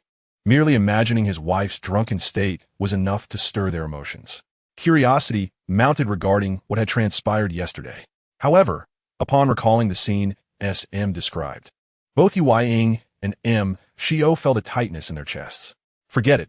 I shall treat everything I do not remember as if it never happened. The deity has arrived, and this young lady will not concede. With this thought, Su-Mo stuffed a piece of beef in her mouth. It struck her as odd that the three of them had suddenly lost their appetite, their expressions rather peculiar. Feeling a bit awkward, Su-Mo forced a smile and urged, "Come on, eat. Why aren't you eating?" Ewing picked up a piece of lamb, dipped it into the vinegar before her, and handed it to Fei Yin, gritting his teeth as he said, "Great priest, you took such good care of the mistress yesterday. Eat more." Su-Mo nearly choked at that remark. The audacity of that cunning fox. After lunch, Su-Mo and her two little dragon companions washed the dishes while the three others left for their respective errands. Once tidied up, Su-Mo settled down for a nap. Having toiled like a beast in her past life, she yearned for a carefree existence in this one. Half awake and half asleep, she sensed someone standing at the foot of her bed, reaching out as if to grasp her throat. Startled, she bolted upright, feeling her neck. Oddly enough, it did hurt a little. Her gaze shifted to the crack in the door, remembering distinctly that she had closed it before falling asleep. Rotating her neck, she threw off the animal hide blanket and got out of bed. Outside, dusk had already descended. Her dwelling, nestled against a small hill with a clear stream winding around it to the west, boasted an excellent geographical location. With some renovation, it could be transformed into an idyllic sanctuary for self-cultivation. In her former world, this would have been a paradise, a rare find akin to a coveted villa. With this thought, Su-Mo's eyes sparkled. The abundance of timber in the beast realm could easily be fashioned into a quaint wooden house. Inspired, she took out paper and pen to sketch a rudimentary blueprint. Next, she needed to earn some money. While the timber might be free, other materials and labor would incur costs. Although she had a system, the daily limit for exchanging beast realm currency was quite restricted, and exchanges required points as well. Thus, she had to devise ways to earn money in the beast realm. Having completed her drawing, Su-Mo exited her home to find Anwan approaching with an unfamiliar female companion. "Su-Mo, let me introduce you to a friend," Anwan said, stopping before her with a smile. "This is Xiao Hong, my neighbor, and she came to consult you about some issues." Examining the newcomer, Su-Mo noted her sallow complexion and acne, indicative of hormonal imbalance. She checked Xiao Hong's pulse and said, "Just a minor issue. A little medication will suffice." Grabbing a piece of paper from the table, she quickly wrote a prescription and handed it to Xiao Hong. "You can find the herds on the mountain or buy them from Huangming." Xiao Hong blushed slightly and added, "I would also like a dress like Anwan's." Su-Mo paused, then smiled, "I have one. However, it will cost 8 coins. "I'll pay," Xiao Hong replied, digging into her pocket to produce 8 coins. Su-Mo exchanged the dress, which was the same style she had given Anwan, handing it over to her. Xiao Hong glanced down at the dress, her face flushing as she tucked it into her leather pouch. Observing the acne on her face, Su-Mo suggested, "I have a facial mask that can treat those blemishes. Would you like to try it?" Xiao Hong's eyes lit up as she touched her face, incredulously asking, "Does it really work?" "Absolutely." Su-Mo pointed to her own face and declared, "This complexion is thanks to it." Anwan and Xiao Hong scrutinized Su-Mo's face, realizing that indeed her skin appeared far improved. Though her features had not changed much, her complexion had transformed from a dull yellow to a fair and delicate hue. She looked considerably fresher and more pleasing to the eye. "Can you achieve such results?" they inquired. "Not in the short term, but with consistent use. There will definitely be improvement." The facial masks developed in the system's laboratory were remarkably effective, as Xiao Jiao had put it. Utilizing the laboratory for such items was an extravagant use of resources.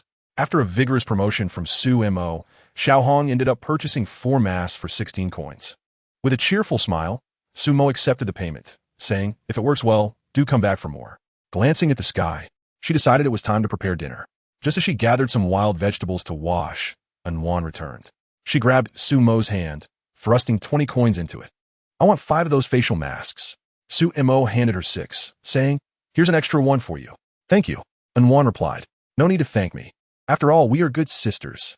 Su Mo hummed a tune while washing the vegetables by the river, confident that Nguyen would soon help her promote the masks, ensuring they would sell well in the tribe. In due time, she could experiment with other creations in the laboratory and find ways to earn money. As she approached her home, the excited voices of her little dragon companions reached her ears. The Major General has awoken. I must inform Sister Mo of this good news. Su Mo paused in surprise. The dragon had awakened? She quickened her pace toward the door, eager to verify the results of her treatment. Upon reaching the entrance, she saw the two little dragons pushing the dragon out. Long Yin was still a bit dazed, faintly recalling events from before his injury. But the two little attendants spoke of a female named Su Mo who had rescued him and praised her as if she were a goddess. Long Yin thought it only right to properly express his gratitude. Before he could decide how to thank Su Mo, he was pushed out by his two attendants. Sister Mo is waiting outside. She will be very happy to see you awake. As Su Mo gazed at the three dragons emerging, her steps faltered, still holding the freshly washed vegetables. The moment Long Yin was pushed out by Nan Nan, he lifted his gaze and spotted Su Mo standing a short distance away. The setting sun cast a warm glow on her, enveloping her in a gentle halo, making even the curve of her skirt appear tender. In that instant of eye contact, Long Yin recognized her. She was the one he had seen crying and pleading with the snake's heir not to call off the engagement. From his vantage point, he had witnessed her feigned sorrow as she pinched her thigh, attempting to shed tears. Despite her imploring demeanor, she had been keenly observing the snake's heir's expressions. When the heir finally stated he would not call off the engagement, Long Yin had clearly seen the shock in her eyes. Yet, he could not fathom why the snake's heir, who had seemed to despise her, ultimately chose not to break the engagement. This incident left a lasting impression on Long Yin, so much so that even after days of unconsciousness, he recognized her immediately. Long Yin had never anticipated that the one who saved him would be her. Su Mo approached him, basket in hand, tilting her head with a smile awake. Do you feel any discomfort? Long Yin shyly scratched his head, shaking it in confusion. The next moment, he noticed her eyes crinkling into crescent moons. Rest for a moment. I will prepare dinner, Su Mo said, gracefully departing. The two little dragons promptly followed her, offering, Sister Mo, we will help you. Nan Nan turned back to the still-stunned Long Yin and asked, Major General, won't you come and lend a hand? Oh, Long Yin responded, somewhat dazed, and followed along. Su Mo was in the kitchen, chopping meat. Long Yin found himself sandwiched between the two little dragons. He gazed at the bustling Su Mo and asked, Is there anything I can assist with? Su Mo glanced at him and smiled, pointing to a few fish in a basin nearby. Please kill those. Long Yin nodded cheerfully and took the fish outside. Nan Nan and Dong Dong followed him, with Dong Dong nervously asking, Major General, do you know how to kill fish? Do you need my help? Long Yin, brimming with confidence, declared, No need. Such trivial matters are hardly a challenge for me. Soon, the sounds of commotion emerged from the kitchen, where Su Mo was chopping vegetables. General, how could you let the fish escape? It's too slippery. Hurry and catch it. As Su Mo listened to the chaos outside, she couldn't help but chuckle. Just as she was preparing to stir-fry in another pot, Nan Nan cheerfully offered, Sister Mo, let me help you with the fire. Long Yin quickly interjected, I'll do it. Su Mo raised an eyebrow skeptically. Can you? Long Yin confidently replied, I can. Dong Dong chimed in, Sister Mo, the general's fire-breathing skills are top-notch. Su Mo glanced at the eager Long Yin. Why don't you give it a try? Long Yin took a deep breath and released a small flame, successfully igniting a piece of dry wood in his hand. Su Mo nodded in approval, a satisfied smile on her face. Encouraged by her praise, Long Yin tossed the piece of wood into the fire, then added a few more. Wait, why did the fire go out? He poked at the logs with a stick, but to no avail. Taking a deep breath, he unleashed a torrent of flames towards the logs. As Su Mo was preparing to cook, a wave of heat enveloped her. Flames leaped up from the bottom of the pot, causing her to stumble back in shock. The fire shot up to the ceiling, and before she could react, everything wooden in the room was ablaze. Fortunately, Dong Dong acted swiftly, catching Su Mo and whisking her out the door. Nan Nan followed closely behind. Once outside, the three stood back, watching as the flames surged uncontrollably towards the ceiling. Sumo's mind was still processing the situation. How could he set my house on fire just by trying to start a fire? Is there anything more absurd? Nan Nan and Dong Dong snapped back to reality and called out anxiously, General. Just then, they saw a singed Long Yin emerge from the house, leaning against the wall. He coughed awkwardly a few times and brushed off the small flames on his head. I can fix this. I can spit water to put out the fire. Suemo was speechless. Then hurry up and do it. Longyin stepped back, inhaled deeply, and directed a stream at the flames. However, rather than diminishing, the fire blazed even more fiercely, crackling and roaring. What exactly did you just breathe? Are you sure it was water and not oil? Longyin, with his soot-covered face, sheepishly scratched his head. I think I made a mistake. It was steam. Suemo was exasperated. She knew this dragon lacked common sense, but had not anticipated such absurdity. Gritting her teeth, she urged water. Now, just then, a white cat in the corner darted out, limping and shaking off the flames from its tail. Finally extinguishing the fire, it leapt aside and sat cross-legged. Despite the combined efforts of Longyin and the two little dragons spraying water, the house was charred beyond recognition. Once the flames were under control, the two little dragons were exhausted. Staring at the still smoking remnants of her home, Suemo fell silent. Did she have a vendetta against this foolish dragon in her past life? She didn't seek repayment for saving his life. She merely hoped he wouldn't repay her kindness with calamity. Who sets a house ablaze just for starting a fire? This was utterly ridiculous. Now, of the 3 earthen houses and a kitchen, only Suemo's remained somewhat intact, while the one Longyin had occupied had collapsed. The main room was largely destroyed, and the adjoining thatched house was nearly charred to the ground. Good heavens, had he truly incinerated her only stable asset? The courtyard was a scene of devastation. Oddly tragic, yet somewhat humorous. You! Both Suemo and Longyin exclaimed simultaneously. Longyin, unable to meet her gaze, lowered his head in deep remorse, cautiously saying, Miss Su, it is entirely my fault. I shall compensate you. Is that acceptable? He felt utterly crushed, having burned down the home of the person who saved him. Just how much trouble could one cause? Chapter 39. The wife is abducted by the shameless dragon. The Hua Hua Pavilion had yet to be successfully acquired. After all, the business was thriving, and the owner was unlikely to part with it easily. If they pressed the issue, the cost would be exorbitant.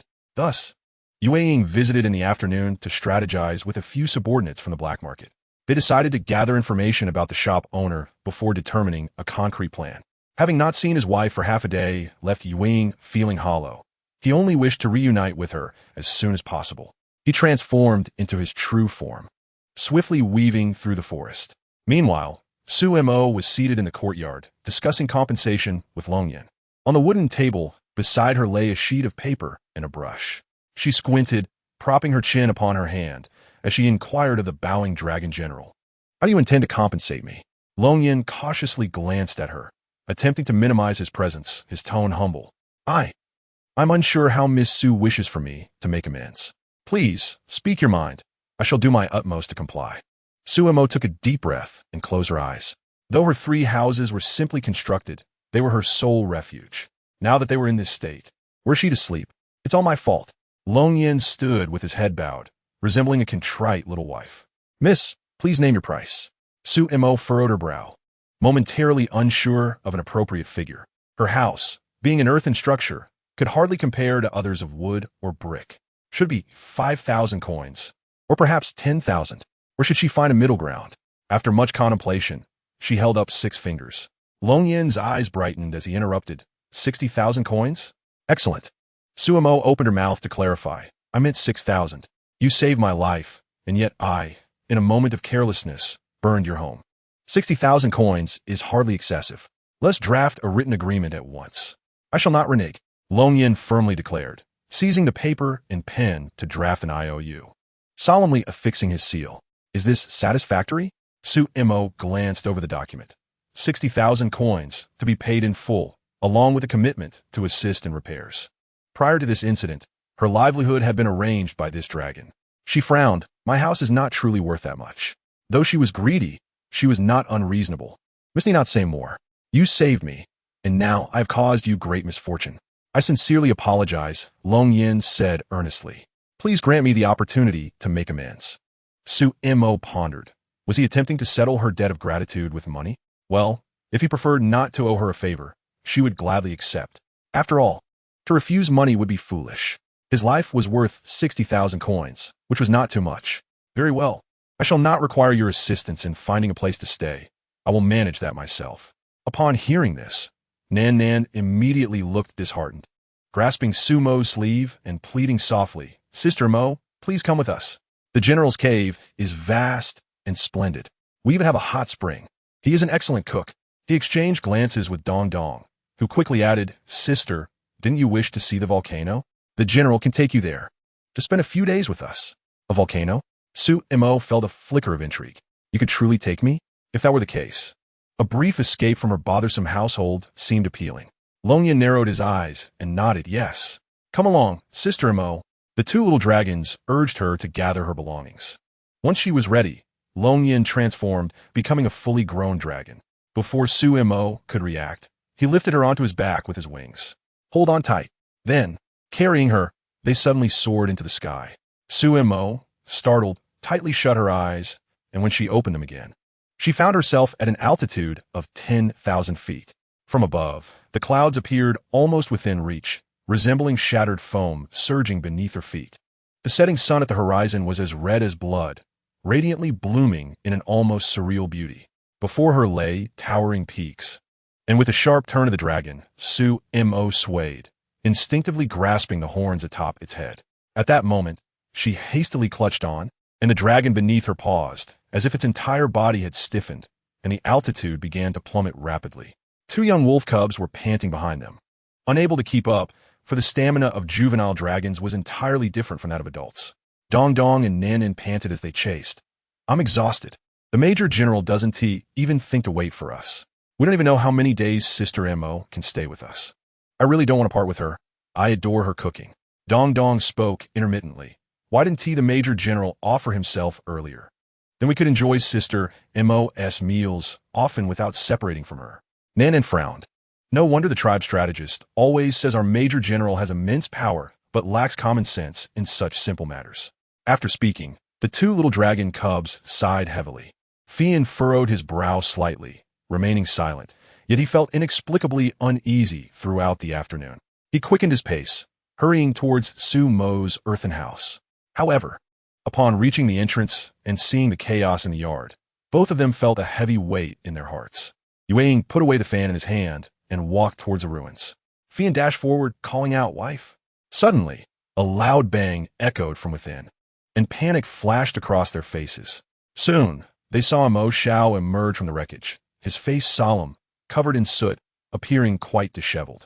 "Where's my wife?" Yueying asked with a worried expression. Mo Xiao tossed them 2 notes, inscribed without for 2 days, "Do not worry." He also produced a debt note that Su Mo had left in her room, which was written by Longyan in the evening. After reading, the 3 understood the situation. Yueying gritted his teeth. "This shameless dragon not only set our home ablaze, but also abducted my wife. I suspect that the dragon's compensation was merely a ruse, with the true intention of luring away another's wife." Frustrated, Yueying muttered, "What shall we do now? We can't just sit back and wait." Fian and Mo Xiao exchanged glances. Indeed, they could not remain passive. The dragon had always been the first choice since the wife's engagement was called off. If this rogue dragon had the audacity to pursue her, then the consequences would be dire. Mo Xiao's anger intensified, and he declared in a low voice, "Pursue." Chapter 40. In search of the wife, the 2 attendants of the Major General had also gone silent, and the tribe members felt that they were likely facing grave misfortune. The strategist, aware that this incident must be related to an insider trader, had spent days investigating but found no leads. Moreover, discontent began to brew among the subordinates. As the position of Major General could not remain vacant indefinitely, a suitable successor must be chosen. The group deliberated whether they should prepare a funeral for the Major General. After 2 days of consideration, the strategist accepted this suggestion. A funeral was promptly arranged for the following day.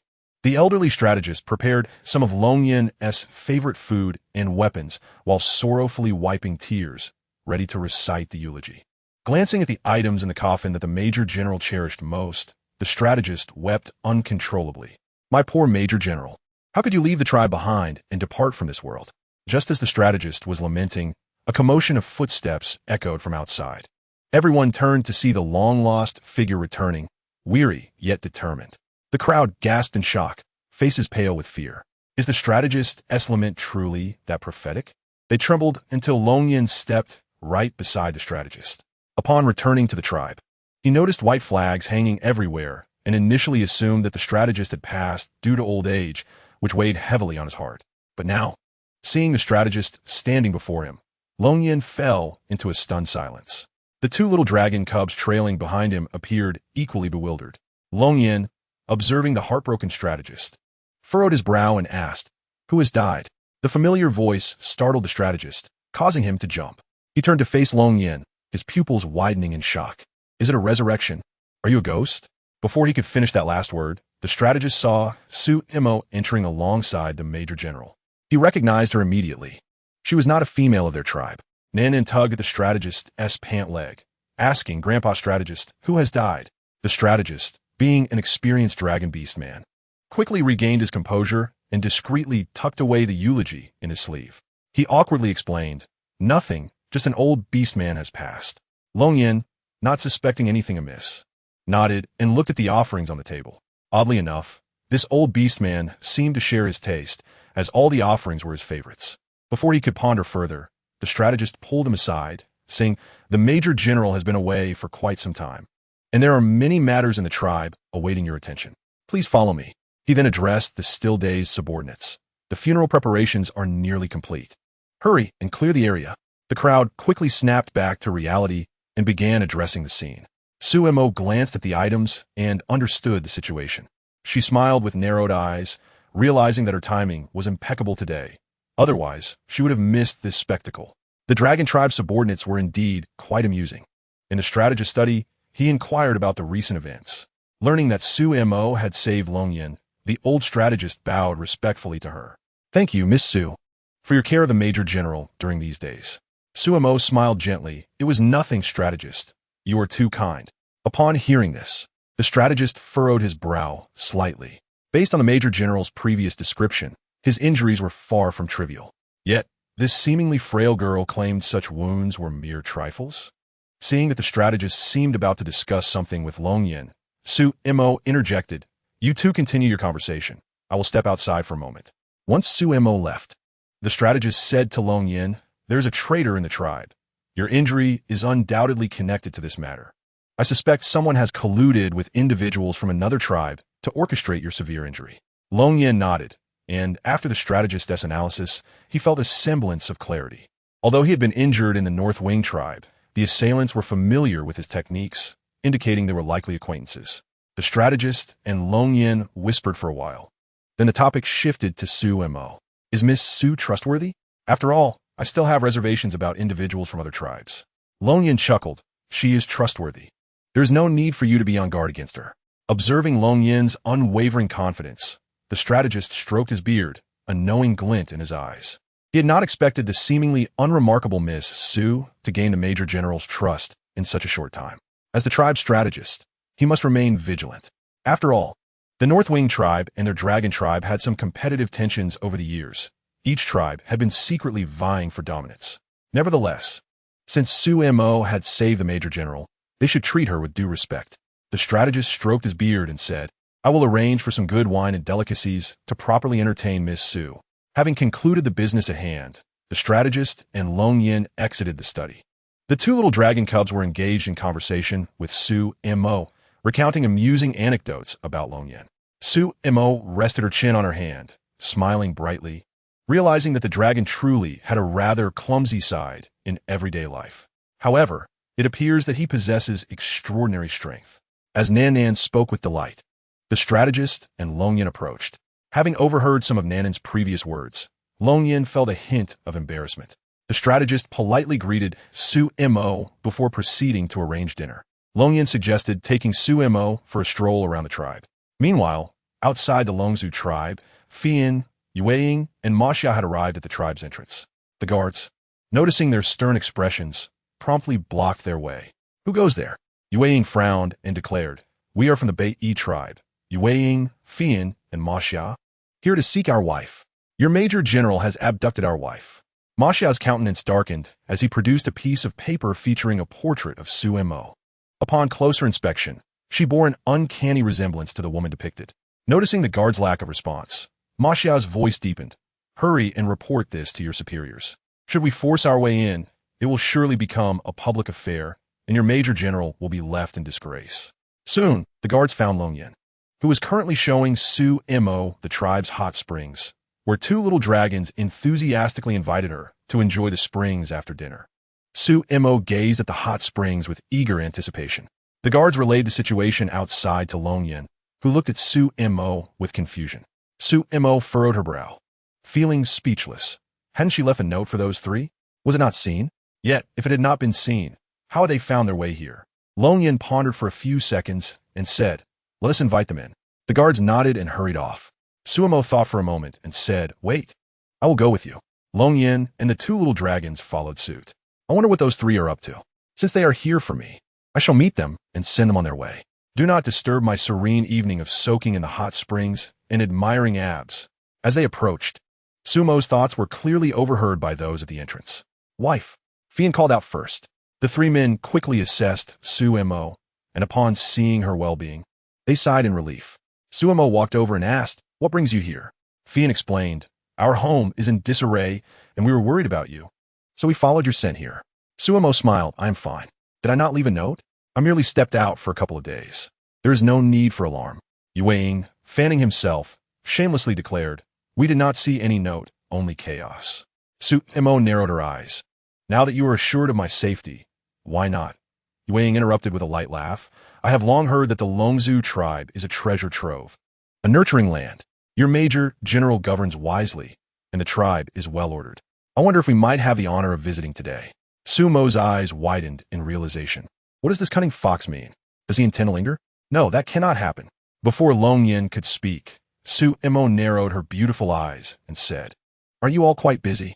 Perhaps it is best to defer until next time." Yue Ying waved his fan and softly replied, "What are you saying, wife? Now that you are here, we must accompany you. No matter how pressing the matters of the world, they cannot surpass your importance." He then feigned jealousy and asked, "Or is it that you fear we might disturb your delightful evening?" He then glanced at Long Yin. "Of course, if Major General truly does not welcome us, we would not wish to impose. After all, we willingly cared for you during those days without expecting anything in return." Long Yin was taken aback. Indeed, the little dragons had mentioned that these three had helped Su Mo care for him during some time. He awkwardly smiled. "How could that be? Please come in." "Thank you, Major General." Yue Ying was the first to step inside, followed closely by Ma Xia and Fian. Su Mo gritted her teeth in silence. What on earth do these three want? This is madness. Yue Ying slowed his pace, walking beside Su Mo, and leaned in to whisper, "We came all this way for you, so do not feel too touched. Just remember our kindness in the future." Su Mo thought, "Oh heavens, please send a lightning bolt to stun this troublemaking fox. Did I owe him something in a past life, which is why he insists on opposing me?" Yue Ying, fanning himself, smiled joyfully. Who cared for past grievances? In this life, she was indeed his wife. Fian and Ma Xia followed calmly behind, occasionally amused by Yue Ying's audacity, for otherwise they might not have gained entry today. Long Yin led them into the house, ordered tea to be served, and instructed someone to inform the strategist and prepare additional dinner. The strategist, upon receiving the news, was also taken aback. Stroking his beard, he asked, "You mean to say that Miss Sue's several suitors have also come along?" The attendant nodded, "Indeed." The strategist waved his hand, frowning at his subordinates. "Increase the number of patrollers tonight." As night fell, the bonfire party of the Longzhu tribe was nearly ready. Long Yin brought his guests to the scene, where the orcs and females of the tribe were singing and dancing, accompanied by lively music. Roasted lamb legs and suckling pigs sizzled with juices, and fine wine and delicacies were laid out in abundance. The strategist approached, humbly stating, "Time was short, and we could not prepare adequately. Please do not find fault, Miss Su, or your suitors." Su Mo smiled. "It is already quite wonderful. We have caused trouble for everyone. Miss Su is too polite. Please have a seat." Su Mo sat down in the direction indicated by the strategist. Fian took a seat to her left, Ma Xia to her right, leaving Yue Ying to sit behind her. Unfazed by being relegated to the back, Yue Ying enjoyed the view of his wife's every move. The strategist offered brief words of gratitude to Su Mo and her suitors. Following a round of applause, the party officially commenced. Food was brought to Su Mo and the others, though she found herself uninterested in the offerings.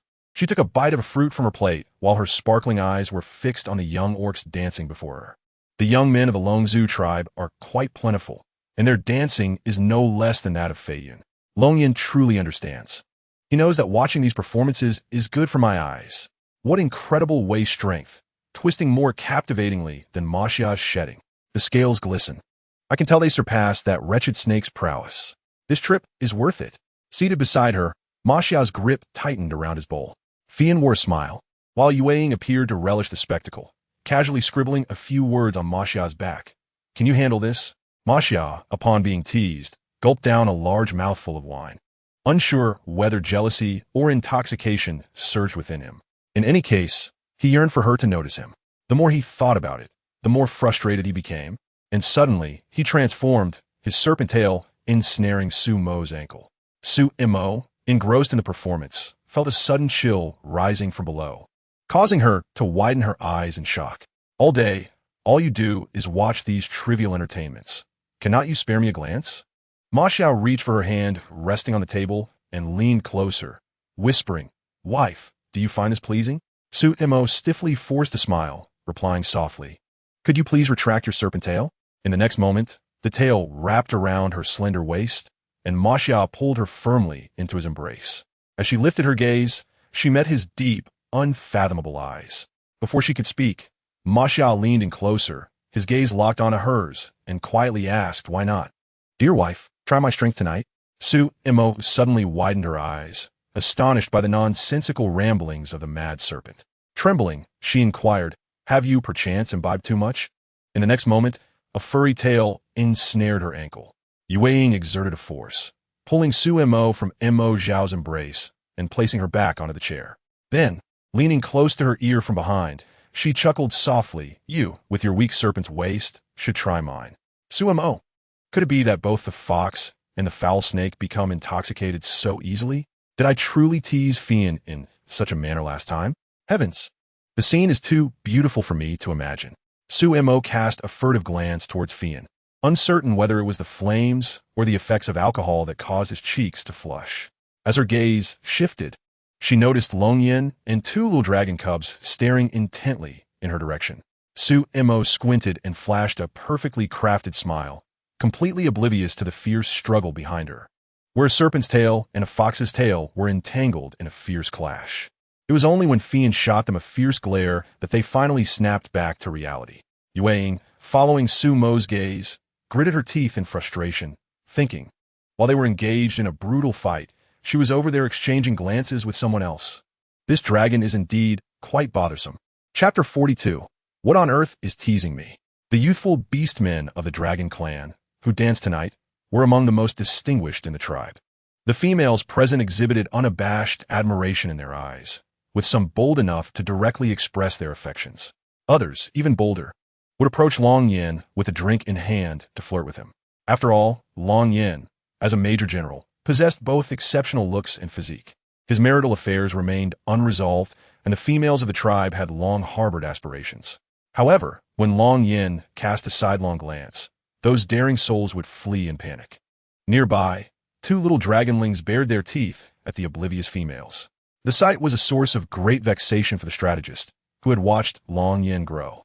Although he often jested about the Major General's lack of intellect, he understood better than anyone that the Major General's simplicity was not synonymous with foolishness. How could a true simpleton emerge victorious in battle after battle? However, as long as he is not on the battlefield, this child seems to venture out without a thought in his head. Despite having reached adulthood, he remains utterly oblivious to matters of the heart. Although the tribe has few females, there is no shortage of young and beautiful ones. The venerable military strategist has made several attempts to facilitate matches. Yet each endeavor has ended in failure. The mere thought of this causes the elderly strategist considerable distress.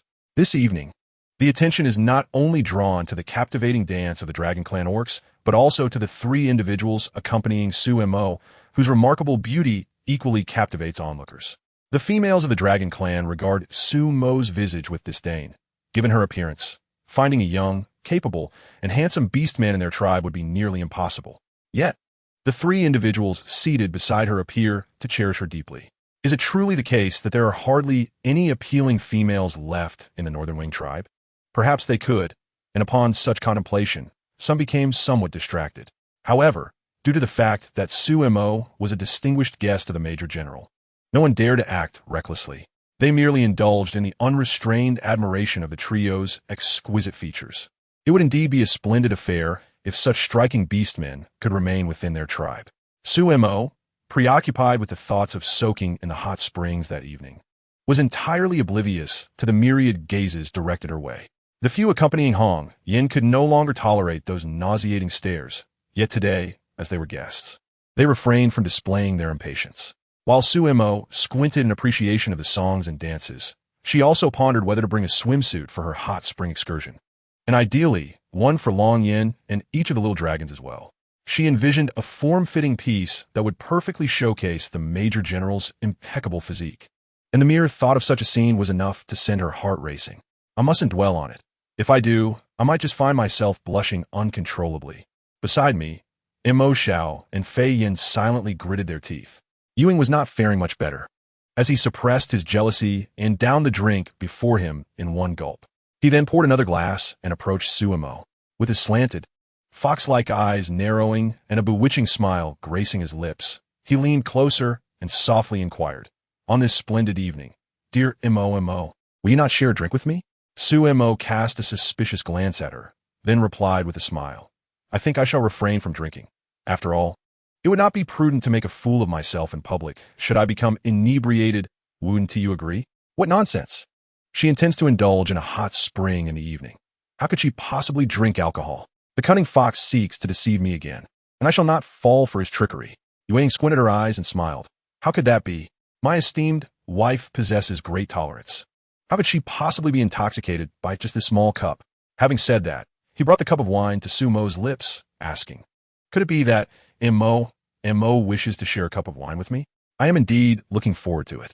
Sumo's eyes widened in fright, and she instinctively parted her lips, wishing to exclaim, "How dare you speak so arrogantly? Have you lost your mind?" Before she could utter a word, Yue deftly brought the cup of wine to her lips, then playfully pinched her earlobe. Sumo felt a tingling sensation by her ear, instinctively swallowed the wine in her mouth, and turned her head away. Yue concealed the calculation in her eyes, smiling with a gentle warmth. Such a good girl. Is it delightful? Should Yue offer the mistress another cup? Sumo shivered in fright, awkwardly chuckling. "No, it's unnecessary. Is the fox out of its mind? Why does he always behave so unusually?" The acrid and pungent sensation lingering in her mouth made Sumo feel quite uncomfortable. After all, this potent liquor was not to her liking.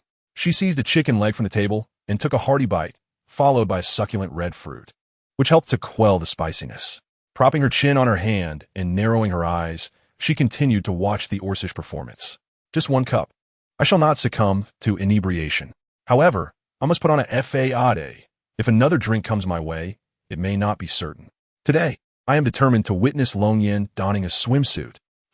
Seated beside him, Mo Xiao let out a soft snort, his heart simmering with jealousy.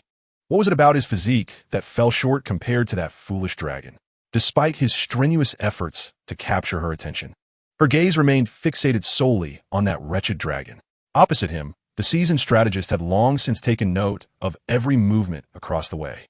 It appeared that Miss Sue's several suitors truly cherished her. He had witnessed numerous displays of rivalry and jealousy in his youth. How could he remain oblivious to such theatrics? He has just inquired about these three individuals, who are indeed the most distinguished among the young orcs of the Bai tribe. That esteemed Mo Xiao is the serpent young master, excelling in both character and appearance, as well as talent.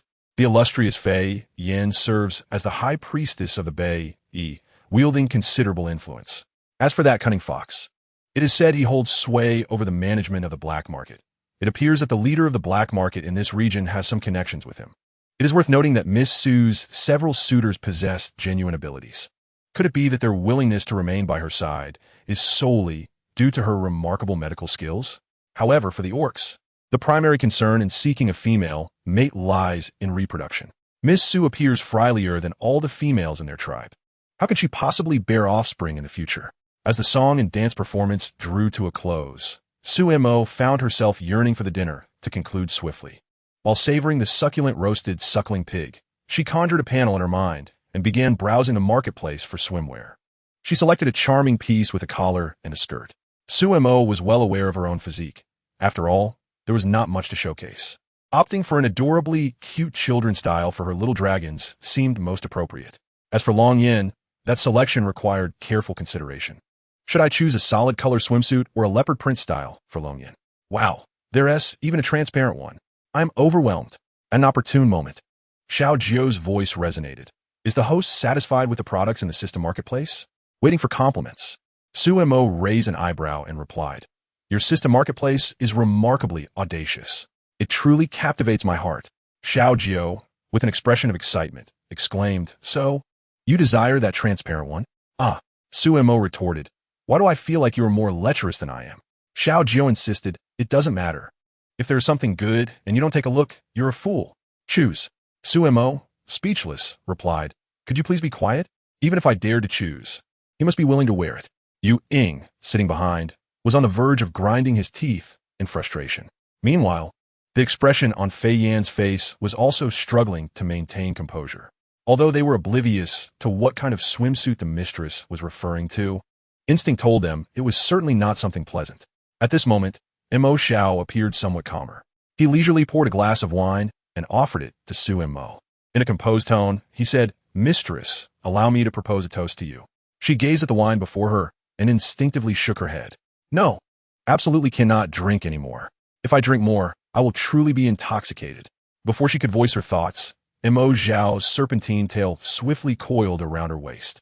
In the next moment, he leaned closer, wrapping his arms around her slender waist, and whispered in her ear, his voice laced with intoxication. Would you like me to feed you like Ewing does? Did she not think he was drunk? If so, then he might as well show her just how inebriated he was. The tail gently brushed against her waist, and Su Mo could only feel the warmth of the person beside her gradually rising.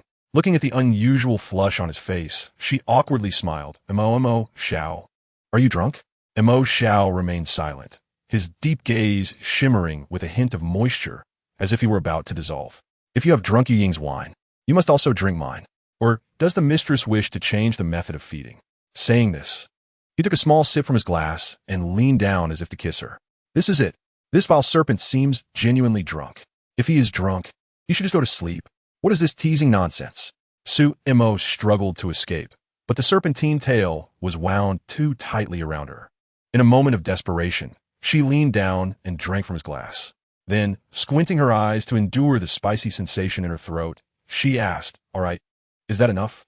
The tail around her waist suddenly loosened, and Mo Xiao slightly curved his lips. Thank you, mistress, for your generosity. It was uncertain whether it was Su Mo's impression, but she felt as if his eyes had suddenly cleared. Had he truly been drunk, or was he not? Before she could comprehend, her mind began to waver. Supporting her forehead, she unconsciously mumbled, So annoying, so sleepy. Her elbow tilted, nearly causing her to topple onto the table. Fortunately, Mo Xiao timely reached out to catch her head, then swiftly lifted the inebriated individual and headed in the direction of Long Yin. Beside them, Fei Yin and Yu Ying also rose to follow. Mo Xiao spoke in a deep voice, Apologies, mistress, for being unable to continue accompanying the Major General in drinking. Could you please direct us to the guest room arranged by the Major General? We shall take our leave first. Long Yin glanced at the already inebriated Su Mo in Mo Xiao's arms. Her cheeks were flushed, and she seemed to be mumbling something incomprehensible, appearing rather adorable. It seemed that Miss Su's alcohol tolerance was indeed quite poor. Mo Xiao adjusted his hold, ensuring Su Mo's face was entirely nestled within his embrace. The attendant respectfully bowed. Please follow me. Mo Xiao expressed his gratitude and departed, with Fei Yin and Yu Ying close behind. Long Yin stared blankly in the direction they vanished, while the strategist cast him a sidelong glance, squinting slightly. Chapter 43. The greed for more. Mo Xiao held her tightly, and Su Mo unconsciously pushed against him. However, her feeble strength was insignificant to him. Nevertheless, Mo Xiao immediately sensed her intention and slightly loosened his grip. Su Mo sighed in relief, then wrapped her arms around his sturdy waist, adjusting herself into a more comfortable position. Whether she was dreaming or not, Mo Xiao only heard a drunken giggle emanating from her chest, followed by a tickling sensation. She had bitten him. Su Mo felt something hard in her mouth, difficult to chew, and exerted a bit more force. Mo Xiao froze momentarily, nearly losing control of his grip on her. The heat in his palm surged. The person in his arms, still blissfully unaware, nuzzled closer.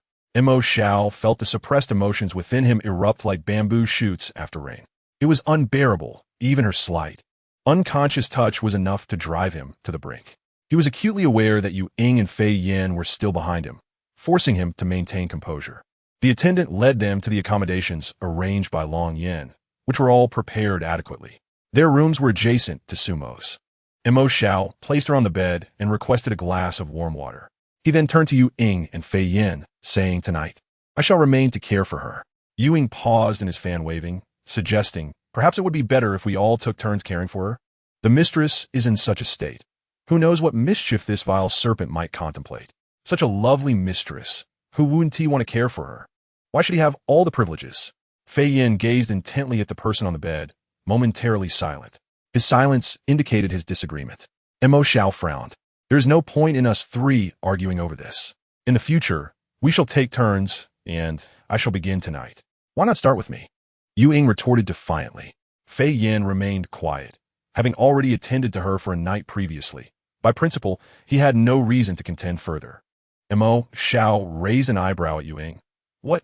Do you wish to settle this with a fight? Let us fight. Who is afraid?" Fei Yin spoke in a low tone. "Stop bickering. This is the territory of the Dragon Clan, not a place for you to create chaos. Tonight, Mo Xiao will take care of her, and next time it will be Yu Ying." Yu Ying shot a glare at Fei Yin, gritting his teeth. "Fine.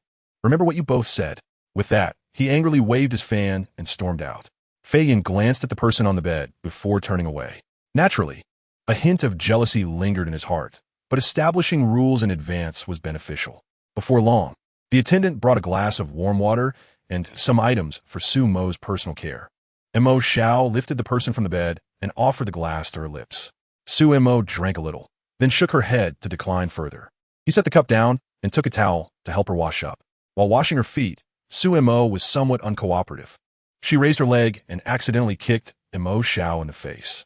The warm, soft sensation startled him. His gaze darkened as he grasped her ankle, the delicate touch causing the heat in his palm to rise uncontrollably. In the next moment, Su Mo felt discomfort from his tightening grip and raised her other foot to kick him again. Fortunately, Mo Xiao was quick and caught her foot. Su Mo struggled, refusing to cooperate. "Stop it," he soothed in a low voice. He swiftly washed her feet and placed her back comfortably. Mo Xiao sat on the low couch beside the bed, gazing intently at the person lying there, somewhat lost in thought. Su Mo rolled over, loosening the straps of her inner garment, revealing her fair, delicate shoulder, hinting at a glimpse of spring. Su Mo was not particularly voluptuous, and in comparison to other females in the tribe, she appeared somewhat frail. However, she still possessed the attributes she should have. Mo Xiao instinctively swallowed hard, vaguely sensing the name imprinted on his shoulder from their bond, fluttering uncontrollably. His suppressed feelings surged forth. He slightly closed his eyes, ultimately overestimating his self-restraint. He could not resist the allure she held over him. Suddenly, Mo Xiao stood up from the stool, wishing to step outside to relieve himself for a moment. As he turned, he heard Su Mo mumble, "Ball serpent, how annoying. You're ruining my good fortune." Mo Xiao's hand, which hung at his side, clenched slightly. He turned back to look at the person on the bed. Su Mo leaned over the edge, continuing to murmur, "I want to cancel the engagement. I demand an annulment." Mo Xiao bent down, looking at her, and gently stroked her slender neck, bitterly asking, "Can you not continue to like me as before?" Su Mo merely felt something on her neck, too hot for her comfort. She groggily opened her eyes, furrowing her brow as she called out, "Mshio?" Mshio, with his hand resting on her neck, gradually shifted it to her waist. Suppressing the tumult of emotions within, he inquired, "Do you recognize me?" Leaning closer, he enunciated deliberately, "Will you continue to like me, as you did before?" SM squinted and smiled, tipsy as she slurred, I like WLNYN. I like looking at his abs." Suddenly, the hand resting on her waist tightened. Damn it, even when drunk, she couldn't forget that dragon. How could she utter another's name in front of him? In an instant, jealousy shattered his rationality. Mshio leaned down and captured her lips, initially intending to silence her. However, the moment their breaths intertwined, reason slipped entirely from his grasp. The primal instinct of his body greedily yearned for more. SM felt breathless, instinctively struggling and evading, which only sent Mshio spiraling further into madness. One hand trapped her slender waist while the other cradled her struggling head, pinning her completely against the pillow. Their breaths grew erratic, hearts pounding thunderously. SM, ensnared by him, found it hard to breathe. She furrowed her brow and bent her knees, attempting to kick away the weight pressing down on her. Yet he held her firmly. The desires buried deep within surged forth with an unstoppable momentum, akin to a beast long concealed, suddenly tearing through its guise. Abruptly, a sharp pain at the corner of his lips revealed she had bitten him. SM, still in a haze, glanced at him and shakily raised a finger. Stammering, she uttered, "You," before turning over and falling back asleep. He closed his eyes and took a deep breath, allowing himself a moment to compose before finally rolling off the bed and stumbling out. He had never claimed to be a good man, but at this juncture, to act against her would only drive her further away upon awakening. What must he do to ensure she willingly acknowledges him? After leaving, MCO sought out a water basin to soak in. The scenes from earlier lingered in his mind, and the mark on his shoulder blossomed into a vivid crimson, bright as blood, mesmerizingly alluring. The water's temperature gradually rose. When SM awoke the next day, she was unsure of the hour, only aware that the sun was high. Faint voices drifted in from outside. Suddenly, a sharp voice cut through her thoughts. "Host, something's wrong. There's been an incident." SM was jolted awake and sat up abruptly. "Quick, get up and come with me," urged she, OG, her voice filled with urgency. Chapter 44. A shift in the narrative. SM hurriedly tidied her hair and clothes before following she OG outside. Silently, she inquired, "What has happened?" Yu Yang's slender eyes swept over the faint mark on SM's neck, and he narrowed his gaze. "What's wrong?" Fiyn frowned as he explained. Shio has been detained by the Dragon Clan. Last night, someone poisoned the waters in their territory, causing many to fall ill. Coincidentally, a patrol found Shio by the stream, and a misunderstanding ensued, leading to his capture. Currently, Yu Yang and I are also being watched and cannot seek evidence. SM glanced at the two dragon guards nearby and, naturally, did not believe the allegations of Shio poisoning anyone. He was the most formidable antagonist in the original narrative. He wouldn't act so foolishly. Entering the room, Fiyn continued. "This morning, we heard that a female from the Dragon Clan reported Shio attempted to assault her. They likely clashed by the river. And soon after, the patrol arrived. Later, when the poisoning was discovered, that female slandered Shio. Currently, we have not found any relevant evidence, and they are unwilling to release him based solely on his word." Fiyn urged, "Madam, it would be best for you to meet with the Dragon Clan's Major General promptly. If possible, speaking with Shio directly would be ideal." SM furrowed her brow in contemplation. Noticing her silence, Fiyn pressed. "Do you not trust Shio's character? He would never harbor thoughts toward a female from the Dragon Clan. This is undoubtedly a premeditated trap for him." SM replied, "That is not my meaning. Of course, I am aware that Shio has high standards and would not be swayed by those who throw themselves at him. Moreover, as a prominent antagonist, he is not easily distracted by mere carnal desires. If he were so inclined, why wouldn't he succumb to the stunning beauty of the heroine?" SM regarded them and asked, "Did you notice anything unusual before we fell asleep last night?" Fiyn responded, "I, too, noticed nothing amiss. Though I did not drink much. Let me check," SM said as she placed her hand on Fiyn's pulse, frowning. Indeed, there was something in the drink. The dosage was well controlled. Had it been delayed any longer, she might not have detected it at all. Yu Yang abruptly closed his fan, declaring, "It seems this Dragon Major General intends to repay kindness with malice. We are merely guests in their tribe. Yet he resorts to such brutal measures." Fiyn frowned. "We should not jump to conclusions before the matter is clarified." Yu Yang shot back. "Why are you still defending a rival?" He, a mere fox, knew well that even if Yin wished to act, he wouldn't do so brazenly. Yet his disdain for that dragon was palpable. SM pondered deeply. Why does the current narrative diverge from the original text? Furthermore, Yin had minimal involvement in the early chapters. Even later, as the heroine's adversary, he had no direct interactions with Fiyn and the others. Could it be that my presence has altered the course of the original plot? SM checked her own pulse again. She had consumed a drink from OG and Shio last night, which also contained a sedative. However, perhaps due to the small quantity, it had nearly dissipated by now. Fiyn reiterated, "Madam, it is imperative that you meet with Shio soon." The female who reported him last night is the betrothed of the Dragon Clan leader. I fear that any delay may jeopardize She-O's situation. SM nodded and proceeded to leave. At that moment, in Yn's study, the strategist had arrived early.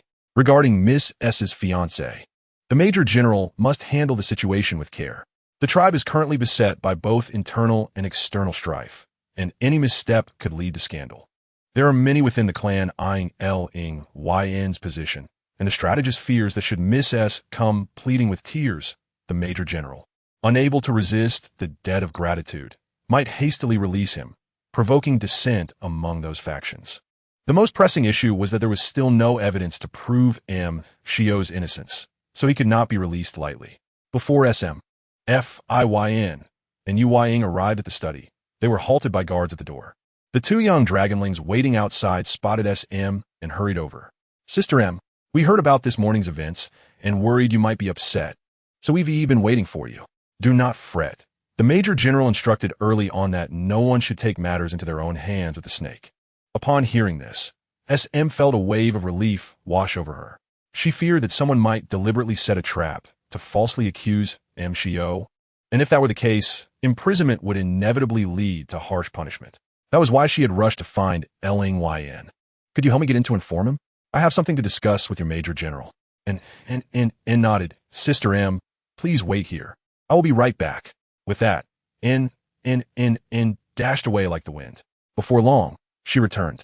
Sister M, the Major General requests your presence. SM hastily made her way to Yn's study, where the old strategist was also present.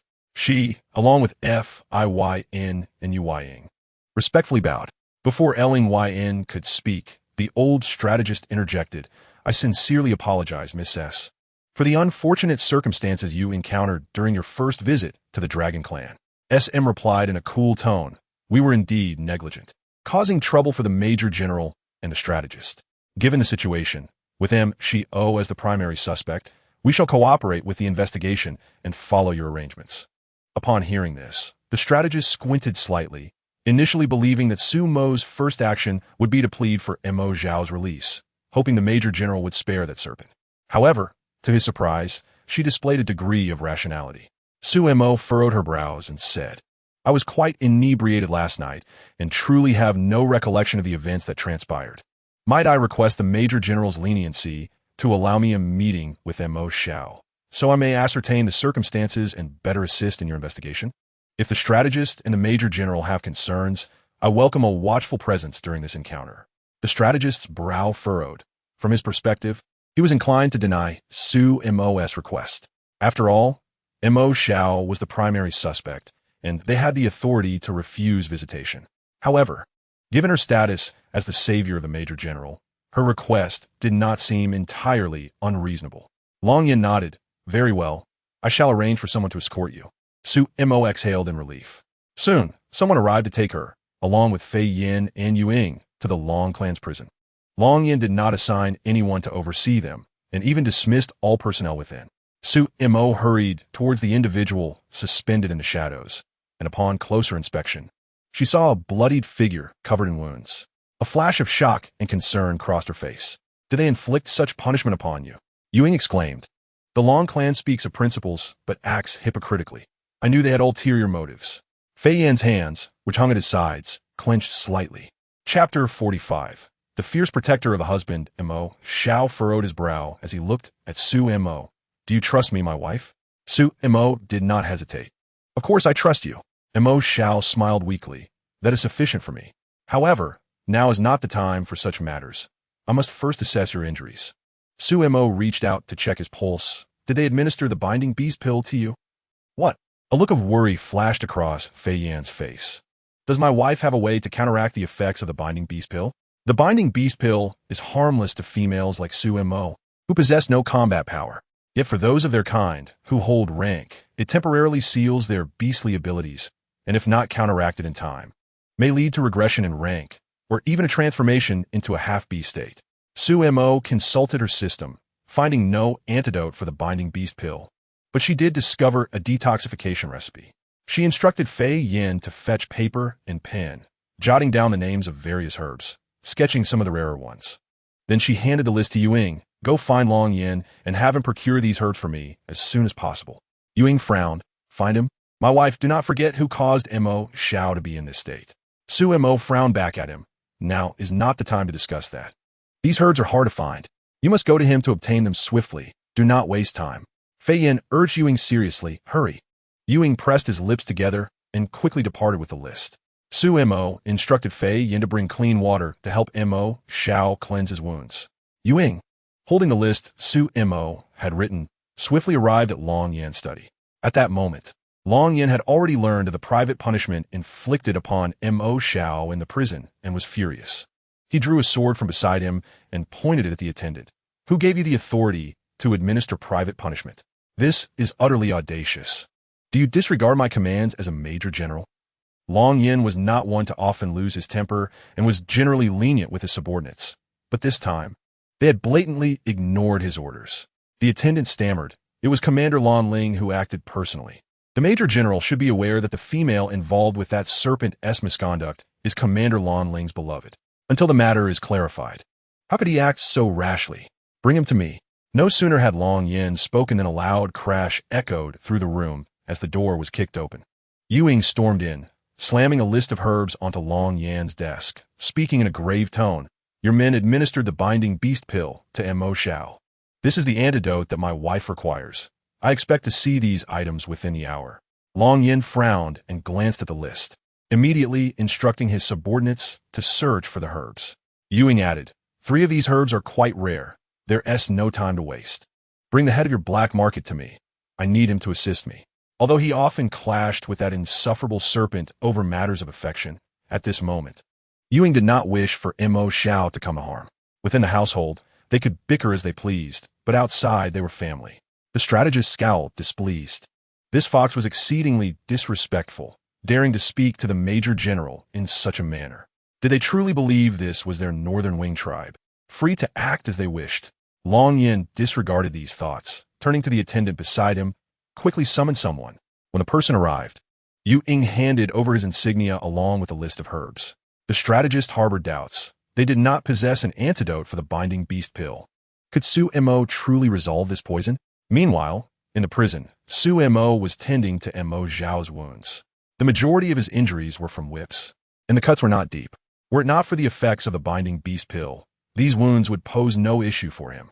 As she worked on his injuries, Su Mo asked, given your capabilities, you should not have been captured so easily last night. From the moment Fei Yin and Yuing found her, this question had lingered in her mind. Even if traps were set in advance, with Mo Xiao's power level, it should not have come to this, especially when facing blatant slanders. He had no reason to be so calm in his capture. Long Yin had been injured in our tribe, afflicted by our kin's serpent poison, yet the wounds upon him were not inflicted by the weapons of our tribe. Su Mo furrowed her brow. So you intended to use yourself as bait to lure him out? That is far too dangerous. Fortunately, the system space contained the recipe for the binding beast pill antidote. Without it, matters would have become quite troublesome. Mo Xiao frowned. That indeed was my oversight. Gazing at Su Mo, he continued, it appears I must trouble you, my wife, to perform a ruse with the Long clan's Major General to draw this person out. Su Mo's eyes widened in disbelief. What nonsense! I am but a pawn, and you would have me embroiled in your conflicts? Mo Xiao continued, it is inappropriate to involve you in these disputes, but the other party is already aware that you are our weakness. We are all in this together, and there is no avoiding it. We must identify the danger as soon as possible to ensure our safety. Su Mo was at a loss for words. When did I become your weakness? That insufferable serpent is adept at threats. Oh heavens, I knew he was my nemesis. I should have demanded the annulment of our engagement. But now I find myself trapped in this predicament. Fei Yin interjected, we shall do everything in our power to ensure your safety, my wife. Su Mo retorted, I do not need your protection. If you would just keep your distance from me, I will be much safer. Now it seems, your adversaries are aware that I am to be your future wife. They cannot harm you, but they have numerous ways to deal with me, a mere pawn. Oh dear, let us first devise a means to locate that wretched enemy. Mo Xiao nodded, indeed. Su Mo resumed tending to his wounds. Moments later, Yuing, Long Yin, the strategist, and 2 young dragonlings arrived. Observing the injuries on Mo Xiao, Long Yin frowned and said, I apologize, Miss Su. This incident is due to my inadequate supervision, which allowed them to inflict private punishment on the young master. Just as he finished speaking, a guard announced, Commander Lan Ling has arrived.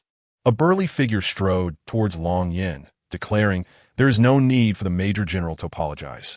This matter rests solely on my shoulders. I, Lan Ling, take full responsibility for my actions. Moreover, it was he who first sought to entangle with Yun. I merely administered a minor punishment. What wrong have I committed? Such an unruly beast does not deserve to be human. Su Mo rose, her sharp gaze fixed upon the newcomer. A fleeting glimpse of a female figure at the door caught her attention. She recognized that silhouette from the bonfire gathering the previous night. Surely, she was Lan Ling's beloved. Su Mo smirked.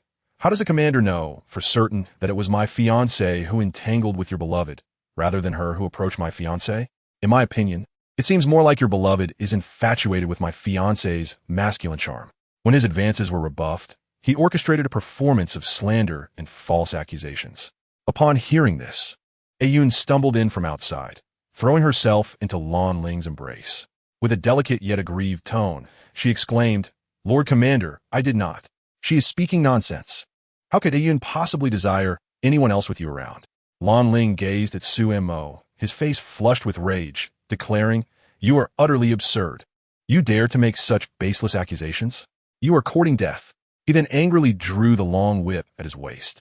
Sui Yin and Yuing, who stood beside Su Mo, exchanged glances, their expressions turning cold as they prepared for battle. Su Mo, unruffled, cast a sharp glance at them before directing her piercing gaze at Yun. Approaching her, she demanded in a commanding voice, What evidence do you have to claim that my fiancé is pursuing you?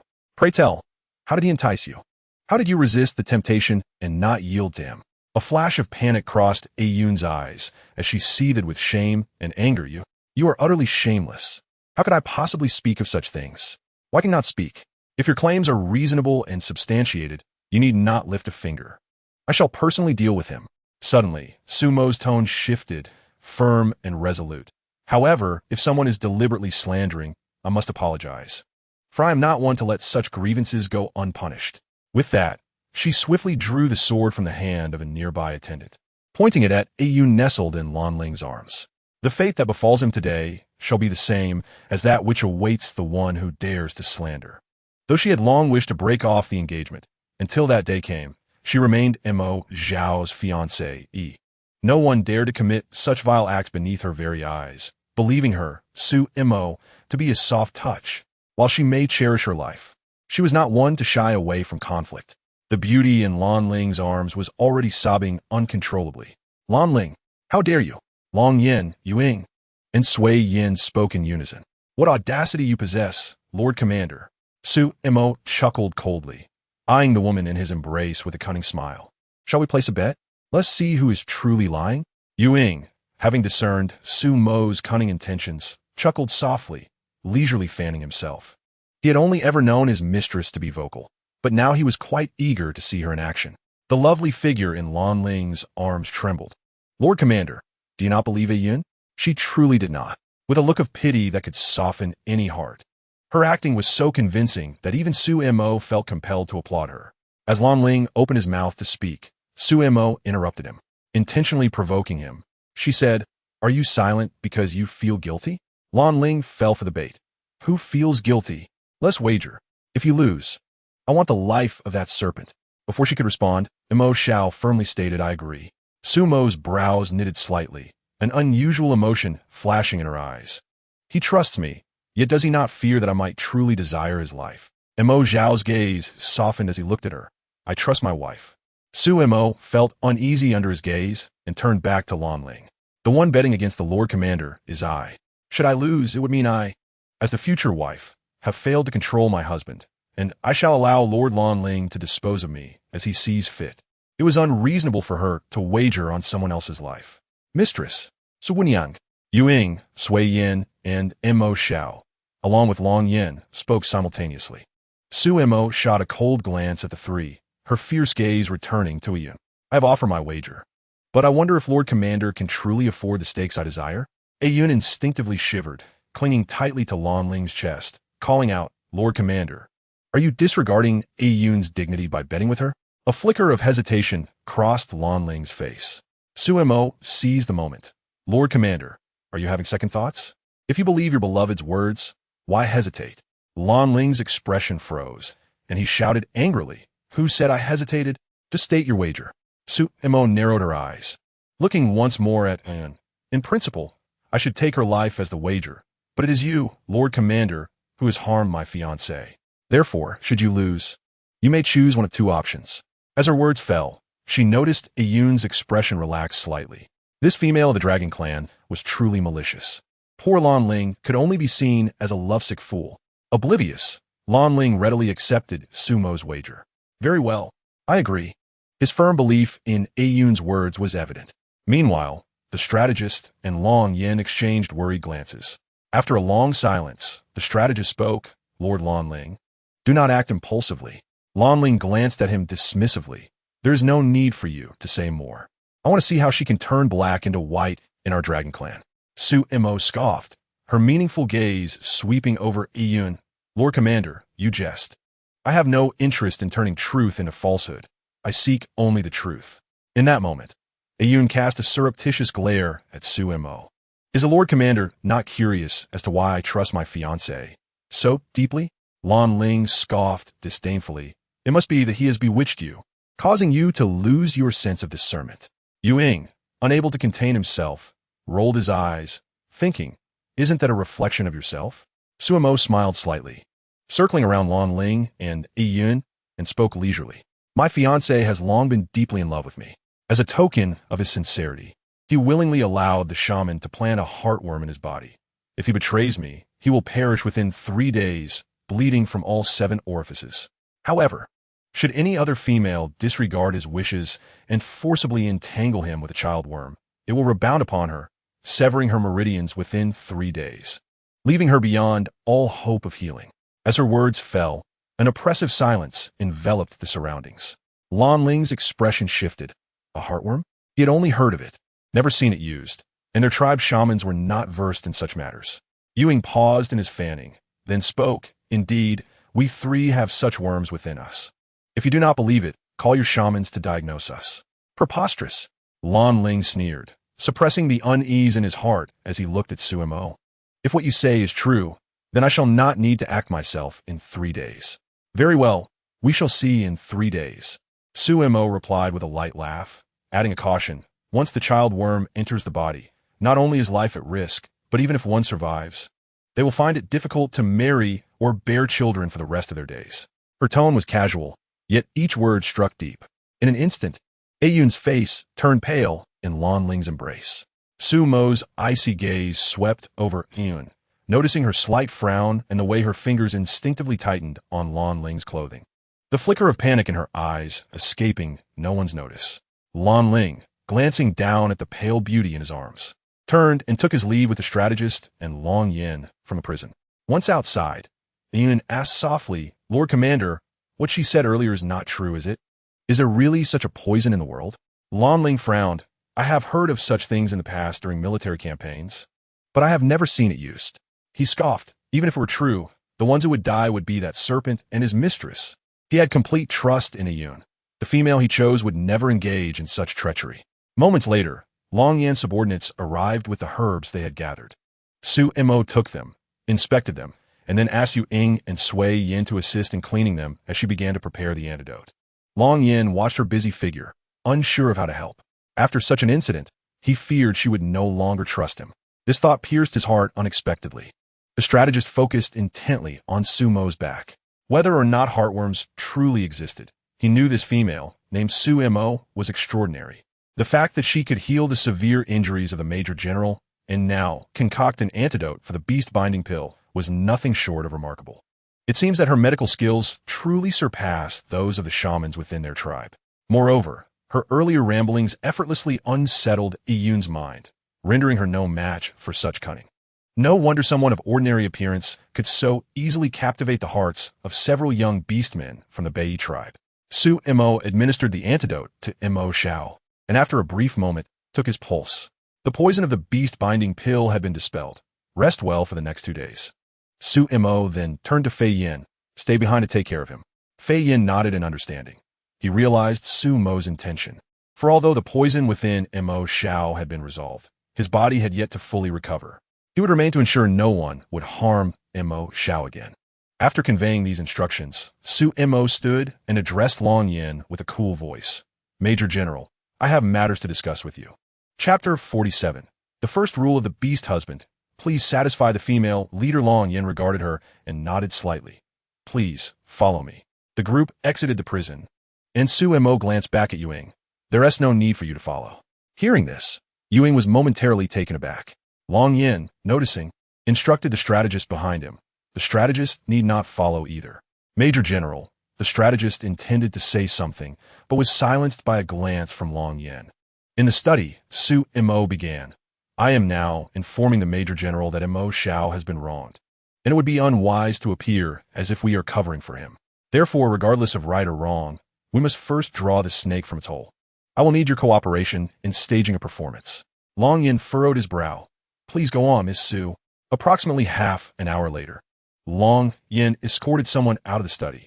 Just as they came to a halt, a servant arrived with news that a Black Panther beastman named Song Lan from the Bai Yi tribe requested to see Long Yin. Both Yuing and Su Mo were taken aback. Song Lan? Isn't he my assassin fiancé? Why is he here? Yuing frowned and explained to Su Mo. Perhaps he has learned of Mo Xiao's situation and has come seeking answers. After all, he had sent someone to the Bai Yi black market for medicine, which surely has reached the ears of the Bai Yi people. With that, Yuing proceeded to elucidate Song Lan's identity to Long Yin.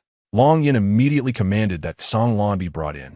Moments later, Su Mo saw the panther being escorted into the room. He was tall and athletic, clad in a black robe that accentuated his imposing demeanor. The hood partially concealed his face, revealing a sharply defined jawline. His amber eyes gleamed with intensity, sharp and alert. When he briefly raised his gaze and locked eyes with Su Mo, the tension around him diminished significantly. He even managed a strained smile towards her, his eyes softening slightly, his expression exhibiting a clumsy attempt at pleasantry. Song Lan stood before Su Mo, respectfully addressing her, Mistress. He then nodded in acknowledgement to Yuing. Su Mo scrutinized the figure before her, awkwardly tugging at her lips. What is going on? Is my villain fiancé gathering here for a meeting? Those three troublesome ones are already here, and now this cold-faced assassin wants to join in? Are they trying to hasten my demise? Song Lan, having caught a glimpse of Su Mo's thoughts, froze momentarily. However, recalling the explanation from Fei Yin in the grove, he managed to maintain his composure. Su Mo spoke softly, all right. The three of them, along with Long Yin and the strategist, took their leave and headed towards their residence. Once they were out of earshot, the strategist turned to Long Yin and inquired, Major General, what did Miss Su discuss with you? Nothing of importance, Long Yin replied, turning to re-enter the study. The strategist stood there, watching his retreating form, letting out a helpless sigh. That Miss Su truly possesses remarkable abilities. Even the usually candid Major General has begun to withhold information from him. In Su Mo's room, Yuing poured her a cup of tea. Su Mo caught a glimpse of Song Lan standing beside her. If this continues, I will truly be surrounded by these reckless villains. This cannot stand.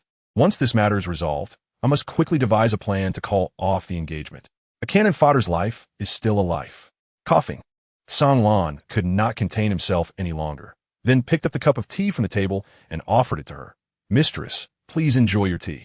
Su Mo, thank you. She accepted it and took a sip, only to find the tea bitter beyond measure. Being cannon fodder is certainly no easy task. Song Lan spoke again. Is Mo Xiao doing well now? Yuing squinted, explaining, he suffered some whip wounds, but the poison from the beast binding pill has already been dispelled by the mistress. He should recover in a couple of days. That is good to hear. Song Lan frowned. The Dragon Clan members are truly excessive. I believe we should simply break through. Yi Yuan is waiting outside. As long as we break free, what can they do? Yuing frowned. That is not feasible. Mo Xiao's charges have yet to be cleared. If we were to break out now, it might incite a conflict between the two tribes. Let us heed the mistress's counsel. Su Mo lifted her gaze to them. I have already discussed matters with Long Yin. He will arrange everything on his end, and we shall await news. Song Lan frowned. Since Mo Xiao's incident occurred within the Dragon Clan, can we truly trust Major General Long Yin? Whether we can trust him or not, we must place our faith in him for now. Su Mo then turned to Yuing. There's another task I need you to undertake. Yu Ying's eyes brightened, and he smiled obsequiously. Mistress, please command me. I am at your service. Upon seeing his demeanor, Su Mo felt a shiver of apprehension. She frowned. You go first. Yu Ying smiled knowingly. Rest assured, I will ensure the task is handled perfectly for you, mistress. Su Mo waved her hand. Hurry along now. Su Mo's eyes widened in surprise, wanting to refuse. Yu Ying's eyes twinkled as he smiled gently. Then allow me to reward you. With that, he pulled Song Lan along, dragging him out. Come along with me. Listening to the mistress's thoughts is quite an intriguing affair. Su Mo leaned against the door, momentarily entranced by Song Lan's imposing figure. It is evident that this Black Panther possesses a physique that could captivate. Why must he be a villain? If only he were not a major antagonist. I would truly appreciate his presence. What a pity. As the two figures ahead had not yet distanced themselves, Yu Ying's frustration boiled over, finding it exasperating how the mistress seemed to attract every handsome face. With all these abdominals on display, were she to touch, she would never dare. Upon recognizing the figure before him, he saw Song Lan's gleaming eyes fixed on her. Song Lan then reached out, lifting his robe, intending for Su Mo to admire his abdominal muscles. Su Mo's eyes widened in shock. What does he mean by that? In the next moment, Song Lan's hand was seized by the rushing Yu Ying. Yu Ying held on to Song Lan's hand tightly while smiling at Su Mo. Mistress, please take a moment to rest. We are leaving now. With that, he forcibly dragged the shameless Black Panther away. Su Mo looked on, utterly speechless. What on earth are this fox and that Black Panther scheming? Yu Ying, gripping Song Lan's hand, thought with exasperation. This is intolerable. Just when I finally managed to temporarily shake off those two shameless rivals, another one appears. When will this madness end? They are all so insufferable. Song Lan gazed at the fox beside him in confusion, unable to comprehend why he was being restrained. If the mistress wished to see, why not let her? Is it not the first rule among beastmen to please the female leader? Chapter 48. The merman beast husband after Yu Ying and Song Lan departed. Su Mo retrieved some ingredients from the system space. The Dragon Clan staple food is primarily roasted meat. After the feast last night, Su Mo felt overwhelmed by the richness and resolved not to indulge in such fare again today. She set aside wild vegetables, mushrooms, and potatoes, then extracted a piece of pork from the system laboratory. Just as Su Mo was about to carry these items to borrow the kitchen from the Dragon Clan's attendants, she noticed two little dragon cubs scampering towards her, each clutching several fish and other wild delicacies. Dong Dong gazed at the object in Su Mo's hand, his eyes sparkling with excitement. Sister Mo, this is the prey that Nan Nan just hunted for you. Are you going to cook? If so, may I join? Su Mo smiled gently, squinting her eyes as she accepted the item from Nan Nan. What is it that your Major General doesn't even wish to provide lunch? That's not it. Nan Nan shook her little head, explaining eagerly, actually, we want to eat the meals that Sister Mo prepares. Your culinary skills are unparalleled. Dong Dong, with his twinkling little eyes, asked, since Sister Mo plans to cook, could you perhaps make us a portion as well? With that, the two little dragon cubs began to tug at Su Mo's arm, imploring, please, while I wouldn't mind sharing a meal, you must first help me find a kitchen. She replied, we'll take you to the Major General's private kitchen. Nan Nan and Dong Dong cheerfully led Su Mo away. When Long Yin escorted the military strategist out, he spotted the two little dragon cubs pushing Su Mo toward his exclusive kitchen. The attendant nearby explained. Nan Nan and Dong Dong said that Miss Su wishes to borrow the Major General's kitchen. Long Yin nodded silently, his calm gaze resting on Su Mo's retreating figure. The military strategist furrowed his brow and remarked, Major General, do not indulge those two little attendants too much. They seem to have become quite unruly. Long Yin merely shrugged off the concern, saying, the strategist worries too much. The strategist intended to voice further thoughts, yet the Major General seemed disinterested, so he chose to remain silent. As the strategist turned away, Long Yin made his way toward the kitchen, shaking his head in resignation. The charm that Miss Su possessed to win over hearts was indeed formidable. It was imperative to resolve her engagement matter swiftly and ensure their departure from the Long Clan's territory. Yu Ying took Song Lan out to complete the tasks assigned by Su Mo before meeting Yi Yuan at the entrance. The two guards from the Long Clan were observing their every move from a distance. Yu Ying explained the events of the morning to Yi Yuan, and upon hearing that the binding beast pill on Mo Shao had been lifted, Yi Yuan breathed a sigh of relief. Is my wife truly that skilled in medicine? The clarity of his eyes reflected a hint of surprise, joy, and pride. Ewing nodded. It's adequate. If anyone standing before him was not a rival, he would extol his wife to the heavens. However, speaking to a rival necessitated caution. Yi Yuan, filled with anticipation, inquired softly, "Where is my wife? May I see her?" Ewing paused, his hand holding the fan still, and his fox-like eyes darted quickly. "My wife is somewhat occupied. Moreover, the five of us shouldn't all be ensnared in the Long Clan. It would be more convenient for you to remain outside. If anything arises, it will be easier to respond." Regarding the merman of the East Sea, Ewing felt confident in dealing with him.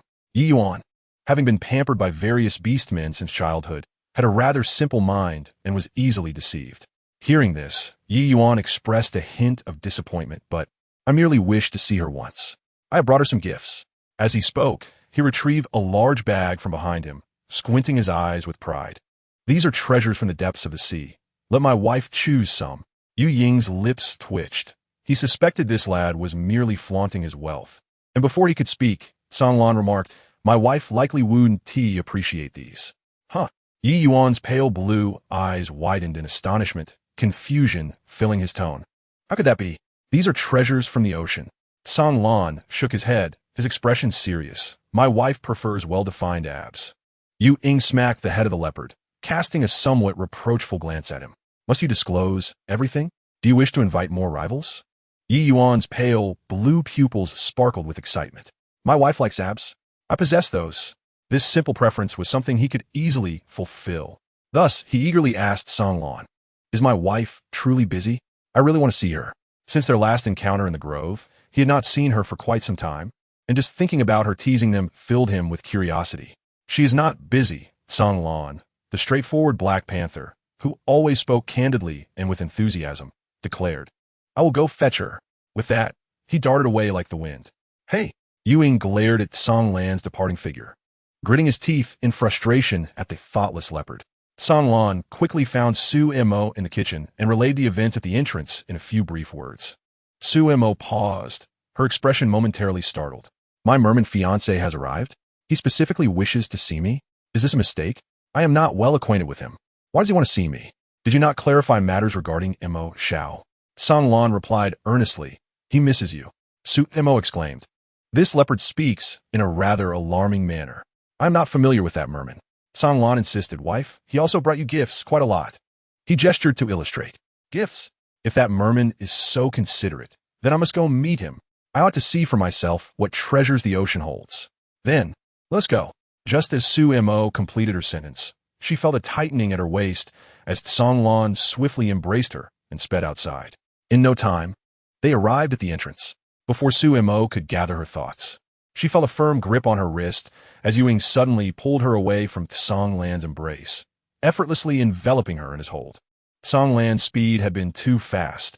As a female burdened with toxic weakness, Su Mo's physical capabilities were insufficient to keep pace. She now felt dizzy and disoriented. "Wife!" A cautious and unfamiliar voice called gently in her ear. When Su Mo regained her composure, she found herself gazing into a pair of pale blue eyes, long lashes casting delicate shadows on his cheeks. His skin was almost translucent, rendering him exquisitely crafted, like a sculpture of ice. The few pale blue scales at the corners of his eyes glimmered with fragmented light in the sunset. Yi Yuan's gaze held a mix of curiosity and delight as he looked at her. Su Mo recognized him as her merman husband, Yi Yuan. "Wow, I didn't get a good look last time because it was too late. His looks are simply too stunning." Chapter 49, Tonight. "I will keep you company while you sleep." Yi Yuan's pale blue eyes brightened gradually, sensing that his wife did not seem to despise him. Standing beside them, Ewing cast a displeased glare at Su Mo, thinking, this fickle woman, what is it about him that surpasses me?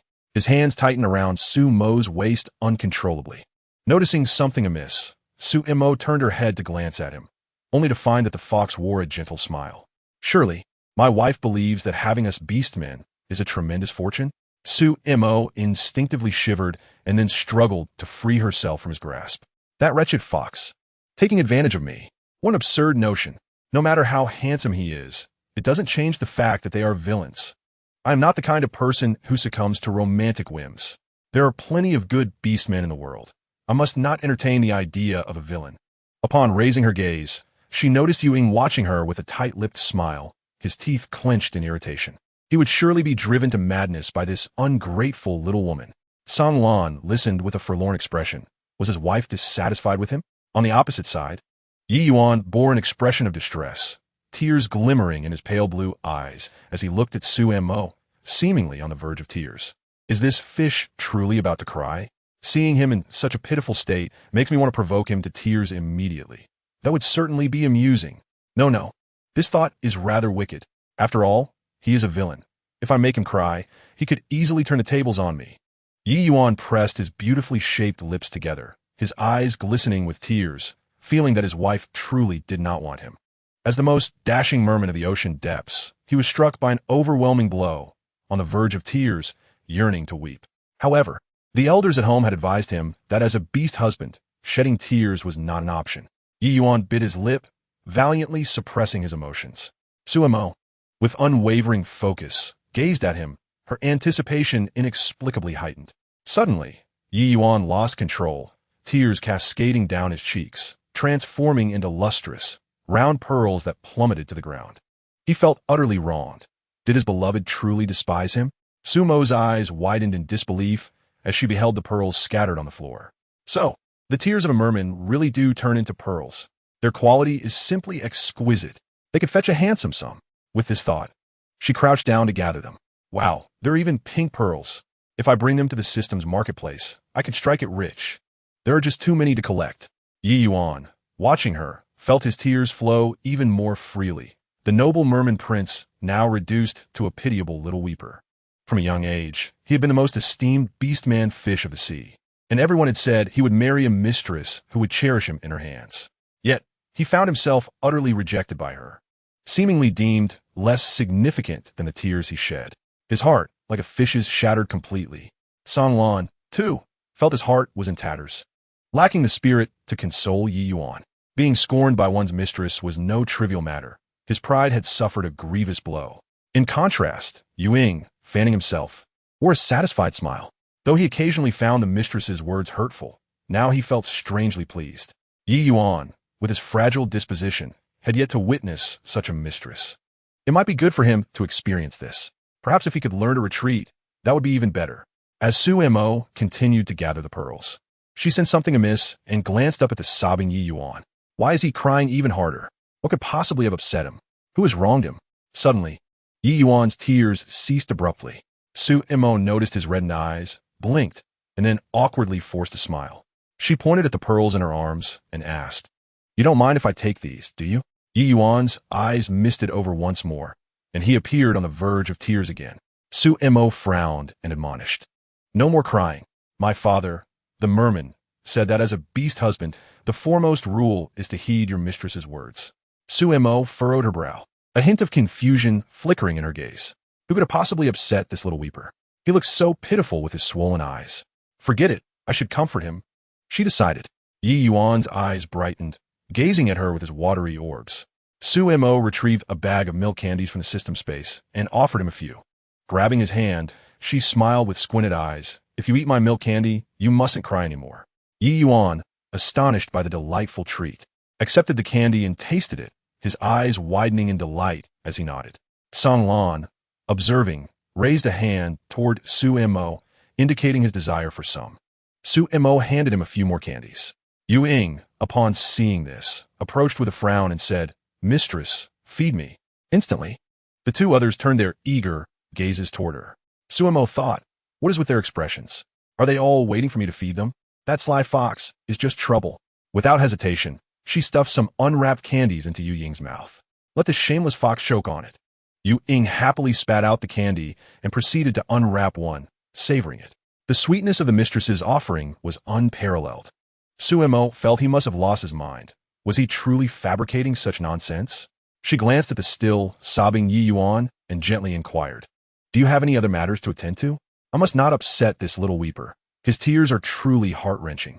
Yi Yuan cast a tender gaze at her, then handed her the bag of pearls from the ground. "Mistress, this is a gift I prepared for you." Su Mo's eyes sparkled with joy as she accepted it, exclaiming, "Oh, thank you." Opening the bag, She glimpsed exquisite merman scales resembling top-tier coral specimens. Su Mo frowned at the assortment. What is this? A pile of worthless trinkets?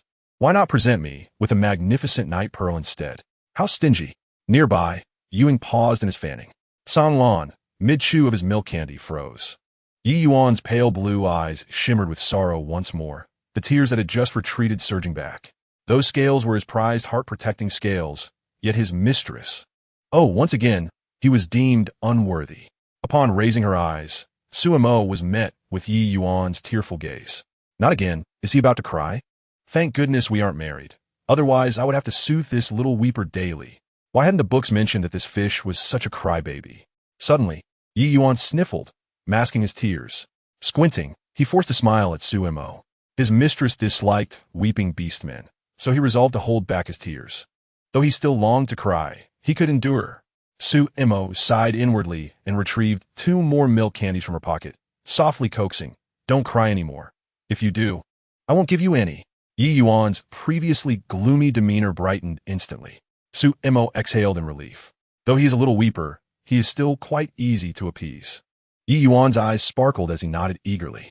As they prepared to leave, he suddenly remembered. Next time, I will bring a night pearl for my mistress. Su Mo's eyes lit up. Yes. Although he cries a bit, he seems quite considerate. What good fish. Yi Yuan walked away joyfully, caressing the candies in his pocket, nearly revealing his merman tail in excitement. Ewing cast a glance at the proud figure of the fish before shifting his attention to the mistress, whose eyes were filled with thoughts of wealth. What? Su Mo couldn't quite recall such a thing. Something felt off. The fox certainly harbored ulterior motives. Instinctively, she wanted to refuse. Ewing raised an eyebrow. No refusals. If you refuse, the rewards increase by 10. Su Mo recoiled and asked, "So, what reward do you intend to give me?" He wouldn't dare covet Yi Yuan's night pearl. Would he? If he tries to snatch my wealth, I'll fight him to the end. Yu Ying's elongated fox eyes narrowed as he languidly replied, "Tonight, I shall accompany you in sleep." Oh, Su Mo sighed in relief, grateful he wasn't after her night pearl. However, upon reflection, something felt amiss. Accompany me in sleep? Sleep for what? Oh no, that's unacceptable. Before she could finish, the fox had yanked her into his embrace, covering her mouth. He leaned close to her ear and softly murmured, "Mistress need not be so agitated. If this becomes public knowledge, people will mock us." Su Mo. Chapter 50. The Art of Seduction. Just as the attendants in the prison delivered lunch to Shi-O and Fyin, the two found little appetite in the food before them. They had to admit that their tastes had been spoiled by their beloved. Fyin picked up a chicken leg from the plate, took a bite, and struggled to swallow. The next moment, they heard voices at the door, and soon saw Seeing L and approaching with items in hand. "This is from your beloved," he said. Fyin and Shi-O were surprised to see him in the Lingz, assuming he must have come after learning about Shi-O's predicament. Fyin took the items and asked, "Is she well?" "Yes." Seeing L responded, recounting the recent events in detail. Upon learning that Yun had also visited the Lingz and met their beloved, Fyin and Shi-O exchanged glances, their brows furrowing slightly. They hadn't anticipated that a trip to the Lingz would hasten the meetings of two others with their beloved. However, it was inevitable, and they soon accepted it with calmness. As the head of the family, Yun naturally occupied the main seat, with the two little dragonlings seated to his left. SM was arranged beside the two little ones on Yun's right. Ying took his place next to SM, feeling uneasy about the intentions of the two little creatures. Seeing Ln sat beside Ying. Once everyone was present, SM narrowed her eyes with a smile, saying, "Let us eat." The two little dragonlings enthusiastically recommended SM's signature dishes to Yun, exclaiming, "General, you must try this lion's head. The sweet and sour ribs are also delicious. The spicy fish slices are delightful as well." Before long, Yun's bowl was piled high. He tasted a piece of rib and widened his eyes in surprise. It was indeed far more fragrant than the roasted ribs he usually consumed. The fish slices were tender and appetizing, and even the vegetables were exceptionally refreshing. It was no wonder the two little ones had been clamoring for SM's cooking these past few days. After swallowing his food, Yun looked at SM and sincerely said, "It's delicious." SM's eyes sparkled. "If you like it, eat more." Ying cast a glance at her. The little dragon's eyes shimmered with starlight, and he silently gritted his teeth in irritation. It was seeing LN's first time tasting SM's cooking, and he couldn't stop himself, completely engrossed in the meal. Internally, he felt a swell of pride. His beloved was truly remarkable. The attendants also enjoyed the food thoroughly, praising it endlessly. As they were leaving, the two little dragonlings handed SM some freshly picked wild fruits. She accepted with gratitude and then departed. Upon reaching the entrance, they encountered the military strategist seeking Yin, and the three exchanged pleasantries. Before the strategist approached, he overheard the attendants discussing the female named SM while washing dishes. Miss S's culinary skills are truly impressive. Those ribs are simply divine. Not only does she cook deliciously, but her character is also exceptionally pleasant. No wonder the two little dragonlings adore her. I've heard her medical skills are quite remarkable as well. She can actually neutralize the poison from the Beastkin. The strategist furrowed his brow, realizing that SM had managed to win over the people around the general with just one meal. This woman was indeed extraordinary. As he reached the entrance to the kitchen, he overheard the two little dragonlings discussing SM with Yin. Ding said, "General, ISNT sister M, quite impressive," and added, "She is stronger than many females in our tribe, right?" "No, I believe if she were one of our tribe as females, she would surely be the strongest." Yin nodded with a smile. After all, they could not find a female with greater medical skills than the shaman in their tribe. And seeing him nod, asked with a grin, "Then, General, do you like females like Sister M?" Ding chimed in. "One should repay a life-saving grace with their body. Why don't you?" Yin was taken aback and hadn't the chance to respond before a voice interrupted from outside. "What nonsense are you all spouting again?" The strategist, with a stern expression, approached and admonished the little dragonlings. "Stop pestering the general with your foolish talk, and get out quickly." The two little ones pouted and walked out with their heads down. Once they were gone, the strategist turned to Yin, saying, "General, do not let their foolish words influence you. Children often speak without thought. Although SM possesses impressive medical skills, she is a female from the BIY tribe. Historically, marriages between different tribes have always been fraught with complications, and besides, that SM has several betrothed already. I suspect her choice of husband has long been determined. Therefore, this matter is utterly impossible." Yin chuckled dismissively. "You worry too much, strategist. They were just speaking whimsically."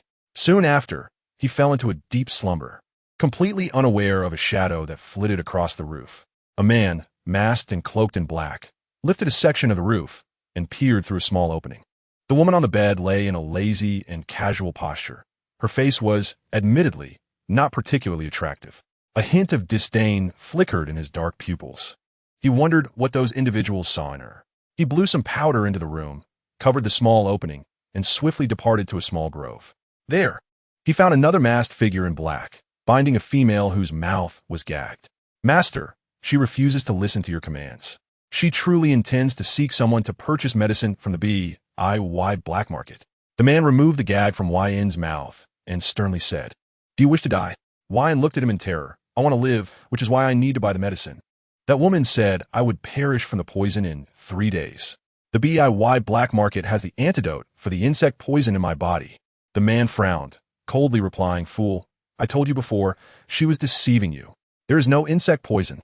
The woman named SM had her betrothed beast husband deliberately spread the news about an antidote in the BIY black market, waiting for Yin, the fool, to walk into the trap. He couldn't believe she was so brainless. Chapter 51. Your heat cycle has arrived. Yin shook her head in panic. "No, that's impossible. What she said is true. My body has already started reacting. I need the antidote. I must acquire it as soon as possible." The masked beastman glanced at her swollen arm and frowned. SM was indeed cunning. She had done something else to Yin. He narrowed his brow and said, "That looks like an allergy. The tribe shaman could identify it immediately. I warn you, if you try to contact anyone from the BIY black market again, don't blame me for being unkind." He flashed a blade in his hand, his intent clearly threatening. Frightened, Yin shivered, stammering, I understand." The man tossed her a packet of medicine, saying, "Find a way to give this to those two in the prison." Yin frowned at the contents on the ground. "I have no chance to act. The general has already placed people outside to monitor. If I go in now, it will be a death sentence." The man bent down, gripping her chin tightly. If you don't administer the poison, I will ensure your demise. If you do something to please me, I may allow you to live a little longer. Do you understand? Looking into his murderous eyes, Yin trembled like a leaf. She nodded in fear. The man snorted, turned, and gestured for his subordinate to leave. In no time, the two vanished without a trace. Once they had gone far, the attendant asked, Master, why not just kill that Yin? Do you truly believe she can successfully poison him, she O, and FIYN? Who cares whether she can accomplish that? I merely wish for SM to know that her opponent is me, the man replied. The attendant frowned. I think you should directly eliminate that female named SM to prevent future troubles. This way, dealing with her betrothed beast husbands will be much easier. The man raised an eyebrow slightly, coldly stating, Do you not find the current situation increasingly intriguing? Her aphrodisiac works on me, and she can also neutralize the Beastkin poison. I now find that engaging with her is far more entertaining than interacting with her various suitors. The difference between his self-initiated appearances and the woman discovering him on her own is stark. Searching through the house for allergy medication, he crushed it and applied it to his body, yet it not only proved ineffective but exacerbated his condition. The masked orc was deceiving her. His true intention was to manipulate her into administering poison, patiently awaiting her demise. This way, he could eliminate his considerable nuisance without any direct involvement, conveniently shifting all blame onto her. Everything would appear impeccably orchestrated. The thought sent a wave of fear coursing through Iyun. She truly did not wish to die. No, she must urgently contact the people from the Bay black market to procure an antidote, rather than languish and wait for death. She preferred to take the risk and try to act. Yuing instructed Songlan to remain and monitor Iyun's every move. At that moment, Su Mo had yet to rise, and when he called out to the inhabitants from the doorway, there was no response.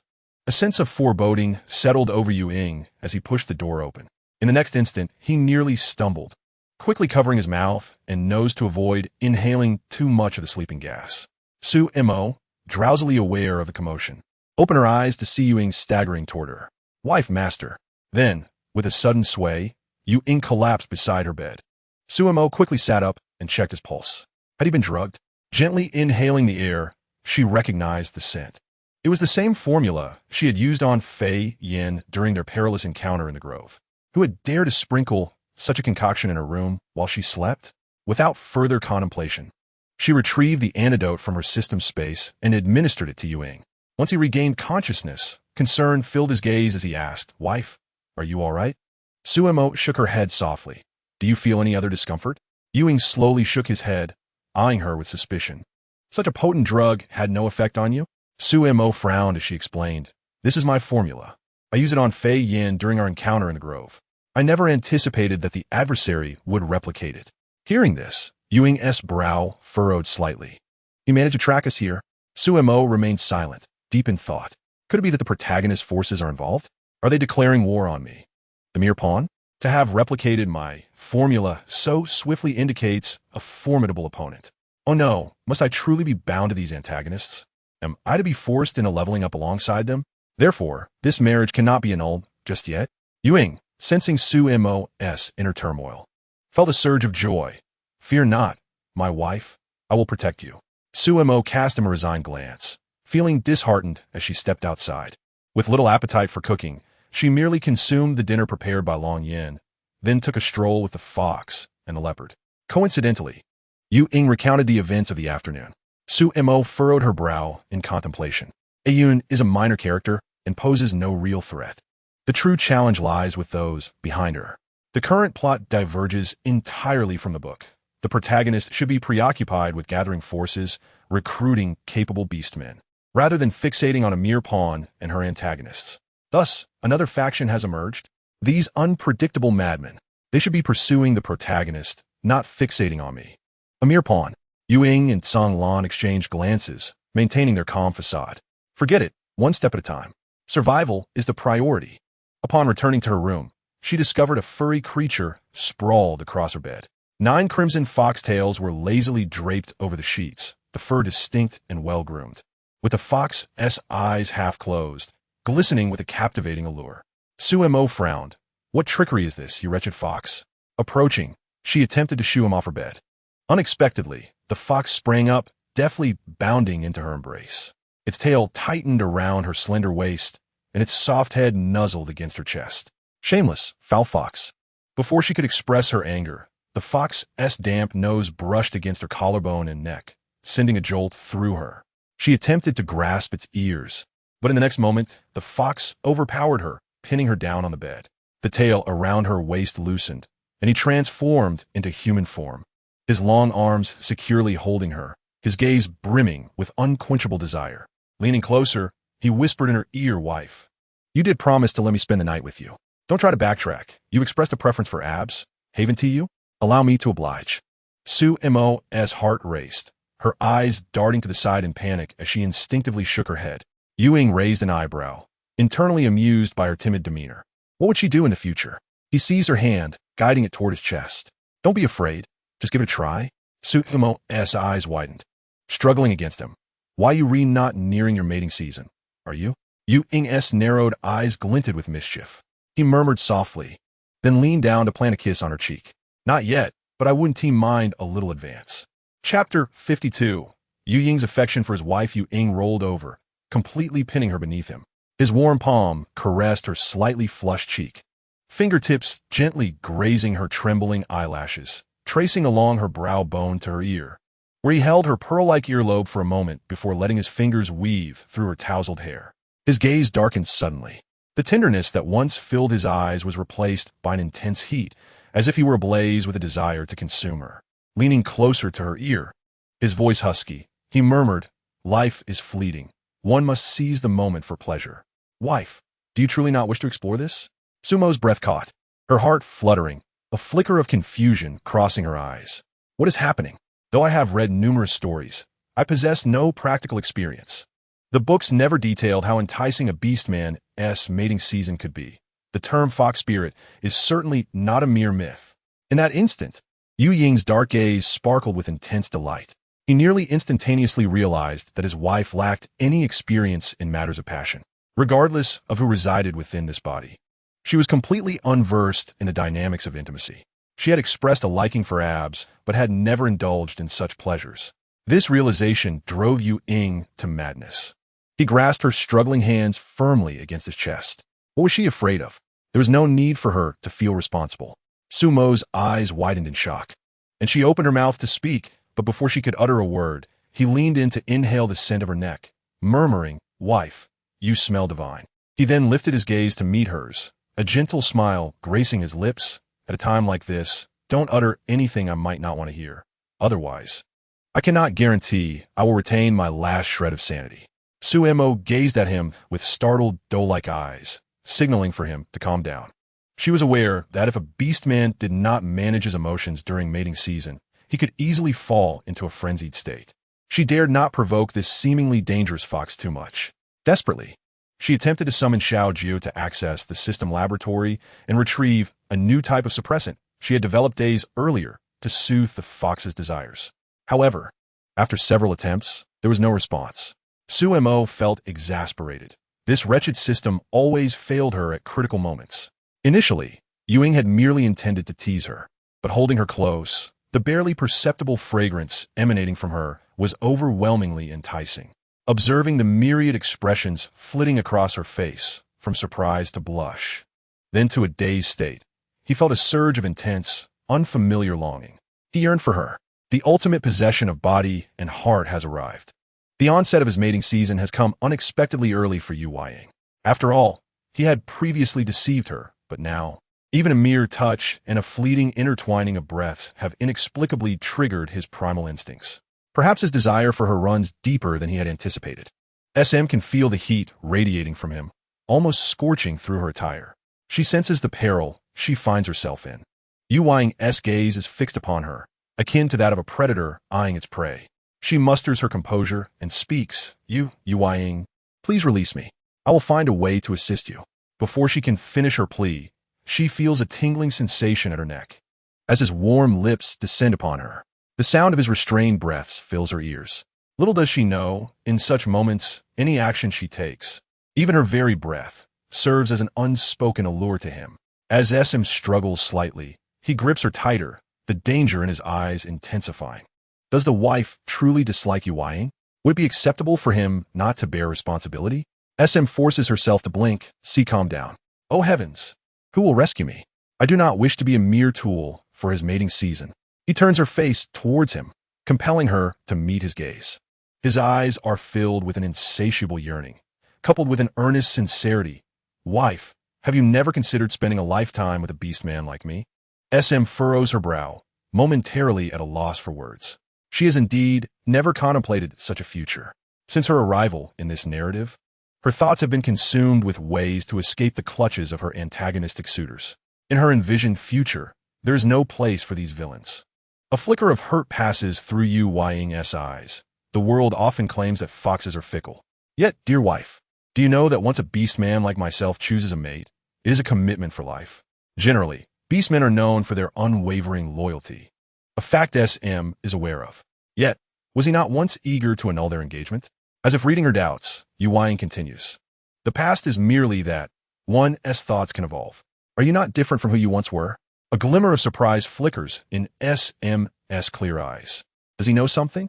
Yu Ying conceals the raging currents within his gaze, taking her hand and placing it against his chest, softly declaring, I have feelings for you. Fearing she might not comprehend, he reiterates, enunciating each word.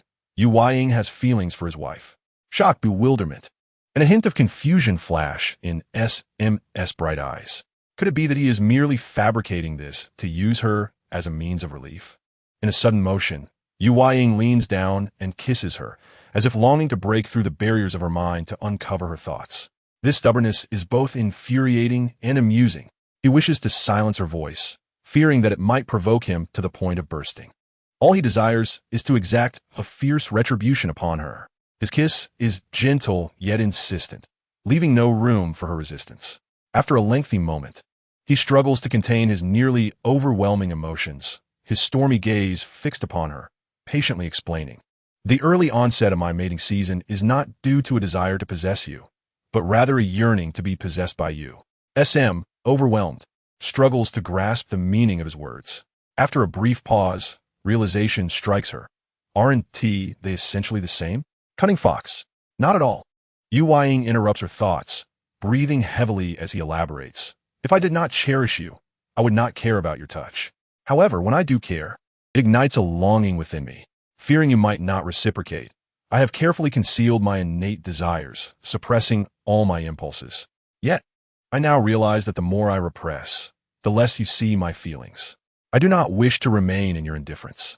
I need your affection and ardently hope that you might need me, even if it stems from a primal instinct. Yu Ying cradles her face, forcing her to meet his gaze, refusing to allow her to evade him. With a hint of concern, he asks, Have I frightened you today, my wife? He had intended to let things unfold naturally, confident that a beast man such as himself could charm any female. Yet, he discovered that SM was unlike the others.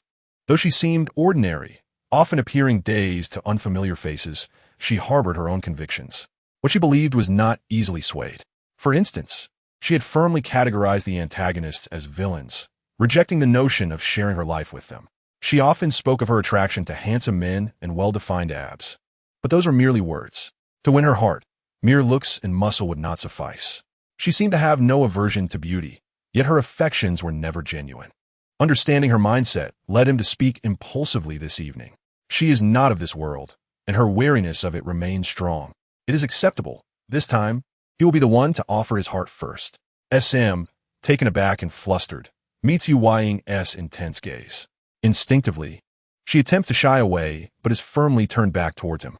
No hiding. If you do, I shall kiss you. SM's breath catches, her lips instinctively pressing together. If she were to develop feelings for someone else, could she not first try to like Yu Ying? His tone carries a hint of desperation. Is it my appearance that fails to please you? Or perhaps my abilities are insufficient? Just tell me, and I will strive to improve. Why can't there be a place for me by your side? Allow me to be your source of amusement, your distraction. When you think of me in your leisure, simply glance in my direction. If you wish to ignore me, I shall keep my distance and never disturb your peace. At this moment, SM's mind is a blank slate, her heart racing as if it might burst from her chest. This is the first time she has been approached with such a formal confession. Having been single all her life, Her only experience comes from reading melodramatic novels, leaving her utterly unprepared for this. Truth be told, this insufferable fox possesses remarkable qualities, something she could never have imagined in her previous life. But he is a villain. Yu Ying's eyes narrow, feeling the weight of being labeled a villain, as if she wishes to cast him aside. She shall not succeed. He leans in once more, kissing her again. SM's eyes widen in shock. He places his finger over her lips, smirking. It is merely a kiss. Nothing for you to fret over. Then, to SM's astonishment, he lifts 2 fingers, declaring, I, the fox, vow to obey your commands for life. Should I break this oath, may the heavens strike me down. SM stares at him, bewildered. Yu Ying observes her astonished expression, smiling mischievously. So, dear wife, do you wish to sleep with me? We may share a bed and cultivate our feelings afterward. Has he truly intended to make me a mere tool? Yu Ying grits his teeth, exasperated that after pouring out his heart, she has absorbed none of it. Is he speaking to a wall? He cannot let her off lightly this time. He grips her face once more, kissing her with a fervor that is far from gentle, as if he intends to consume her whole. SM finds herself with no means of escape, her fists landing on his shoulder. Yet, this meager resistance is akin to a tickle for Yu Ying, only heightening his excitement. Just before she is completely deprived of breath, he diverts his lips elsewhere. The remnants of his rationality remind him to halt. After all, she is yet to formally accept him, and continuing might evoke her aversion. However, the body's instincts clamored for more, especially after he had unreservedly expressed his feelings for her, leaving his rationality as fragile as a spider's web. With but a gentle touch, it would disintegrate into nothingness. This was the instinct of the beast man, and also the fervent desire deep within his heart. His wife, Yu Ying, gasped as she leaned close to his ear, stammering, Give me the medicine inside your outer robe. Suemo struggled to reach for his outer robe, but the hands around her waist tightened uncontrollably. Yu Ying instinctively did not wish to let her slip away even a fraction. He humbly asked, Is it truly impossible? Suemo was taken aback, still processing his words. Suddenly, a loud bang resounded as the door was kicked open from the outside. Following that came a hurried sequence of footsteps, accompanied by Fian's anxious voice, Wife, are you there? In the next moment, the candlelight within the room was ignited. Fian's gaze fell upon the intimate scene on the bed, and he froze in place. In that instant, it felt as though his breath had been stolen. A sharp pain pierced his heart, and the hand that hung by his side tightened involuntarily. Kanglin, trailing behind him, was also momentarily stunned, a flicker of jealousy unmistakably flashing in the depths of his dark eyes. Sumo's face flushed crimson, wishing desperately for a hole to hide in. An inexplicable sense of shame washed over her, as if she had been caught in the act of wrongdoing. Instinctively, she buried her head into Yu Ying's chest, causing him to emit a suppressed groan. Fian's hand at his side clenched even tighter. Suemo, with her small head nestled against Yu Ying's embrace, stammered, I will be there soon. Fian responded coolly, turning to leave, then stifling the surging jealousy within him. He closed the door behind them. Outside, Kanglin asked Fian with a hint of disappointment, High Priest, are Yu Ying and the wife getting married? He too wished to marry his wife swiftly, so he could rightfully remain by her side. It puzzled him how, in just one night, Yu Ying had progressed so rapidly with her. The image from earlier shattered the calm he had prided himself on. He could not sit idly by. He too needed to ensure that his wife saw him in her eyes. Inside the room, Yu Ying managed to regain a semblance of rationality after the interruption. Once the others had exited, he quickly found his outer robe and retrieved the suppressant hidden within, swallowing it down. Suemo abruptly sat up from the bed. Her face flushed as she began to adjust her clothing. However, her mind was still in disarray, and her movements only made things more chaotic. Yu Ying chuckled softly, leaning in to say, Let me assist you. No, it's fine. Suemo instinctively recoiled. Yet, the man before her reached out and encircled her waist, gently pulling her closer. He then laughed lightly. What are you afraid of? I want tea bite. After helping her tidy her garments, he leaned closer and teased, If anything, you would be the one to consume me, waiting for you to do so. Sumo's mind erupted in a flurry of thoughts. Yu Ying elegantly rose, fanning himself as he exited. Upon stepping outside, he found Fian and Kanglin waiting. Kanglin cast him a jealous glance, but revealed no further emotions. Fian had regained his composure, his gaze towards Yu Ying calm and unperturbed. Yet, The slight crinkle of his robe betrayed his emotions. Yue narrowed his eyes slightly, maintaining a composed smile. Their esteemed high priest was indeed a master at concealing his emotions. Compared to that young master of snakes, the two were equally matched. Though consumed by jealousy, he feigned calmness, which was truly a challenge for him. Moments later, Su Imo emerged from the room. Due to the earlier incident, she felt too embarrassed to meet their eyes. Yue observed her small demeanor, a deeper smile gracing his lips. He stepped forward, intending to take her hand, only to be preempted by Fian. With swift strides, Fian seized Sumo's wrist, his tone serious as he stated, "Wife, we must hurry. Major Longyin has been waiting for quite some time." "Oh," Sumo replied, stumbling as she followed him forward. Yue trailed behind, his gaze fixed on the hand Fian held, his warm eyes seething with unspoken daggers aimed at the hand clasping Sumo's wrist. However, he quickly reassured himself. After all, they had already expressed their feelings tonight. It was merely a matter of Fian holding his wife's hand, nothing significant. Fian led Su Mo to the designated location, where Longyin and the strategist were also present. Upon recognizing the individual being restrained by the Dragon Clan guards, Sumo's eyes briefly widened in surprise before she regained her composure. Chapter 54. This is the person you are determined to protect. Sumo had not anticipated that Ling, this dragon, would be so utterly infatuated. He was willing to sacrifice everything for that female, Ayun. It was hard to determine whether to label him as naive or exceedingly foolish. The strategist's expression darkened as he gazed at Ling, who was forced to kneel on the ground. Longyin's face was equally grim, disappointment evident in his deep-set eyes. When Su Mo had initially shared the plan with him, she had clearly stated that Mo Shao bore no love curse. Such deceit could only fool those who were already feeling guilty. Longyin had even doubted whether her scheme would be effective. Yet she had said, "Major, never underestimate the darkness and fragility of human nature. Some matters are clear to outsiders, but bewildering to those involved. What seems absurd to us may be firmly believed by the parties concerned. A test will reveal the truth." Longyin could not have foreseen that before the 3-day deadline, this instigator would indeed walk right into the trap. Kneeling there, Ling looked at Su Mo among the crowd, his eyes filled with unwillingness. He gritted his teeth and declared, "I have lost. I accept my defeat. Take my life as you wish, Miss Su." The strategist, observing Ling's defiant demeanor, was filled with frustration. "Commander, you are utterly foolish." Ling could not bear to meet the disappointment in the old strategist's eyes and lowered his head, saying, "Ling has erred. I willingly accept the punishment. Please relieve me of my command, Major." From the moment Ayun had wept and begged him to contact the black market for the antidote, his heart had withered. He could not bear to believe that the person he had cared for all these years had truly betrayed him. He desperately questioned her if it had been she who had seduced Mo Shao that day, and when she knelt at his feet, weeping in acknowledgement, he felt as though he had gone mad. Though Ling was filled with disappointment, the bond they had forged over the years prevented him from allowing Ayun to face any danger. Thus, even if it was a trap, he still leapt into it. Originally, he had intended to seek out Major to confess his wrongdoing once Ayun's curse was lifted. But now it seemed that everything had long been orchestrated by the woman named Su Mo. Su narrowed her eyes at the kneeling figure and coldly inquired, "Commander, your deep devotion to your beloved is indeed moving. However, this reckless gamble is rather foolish.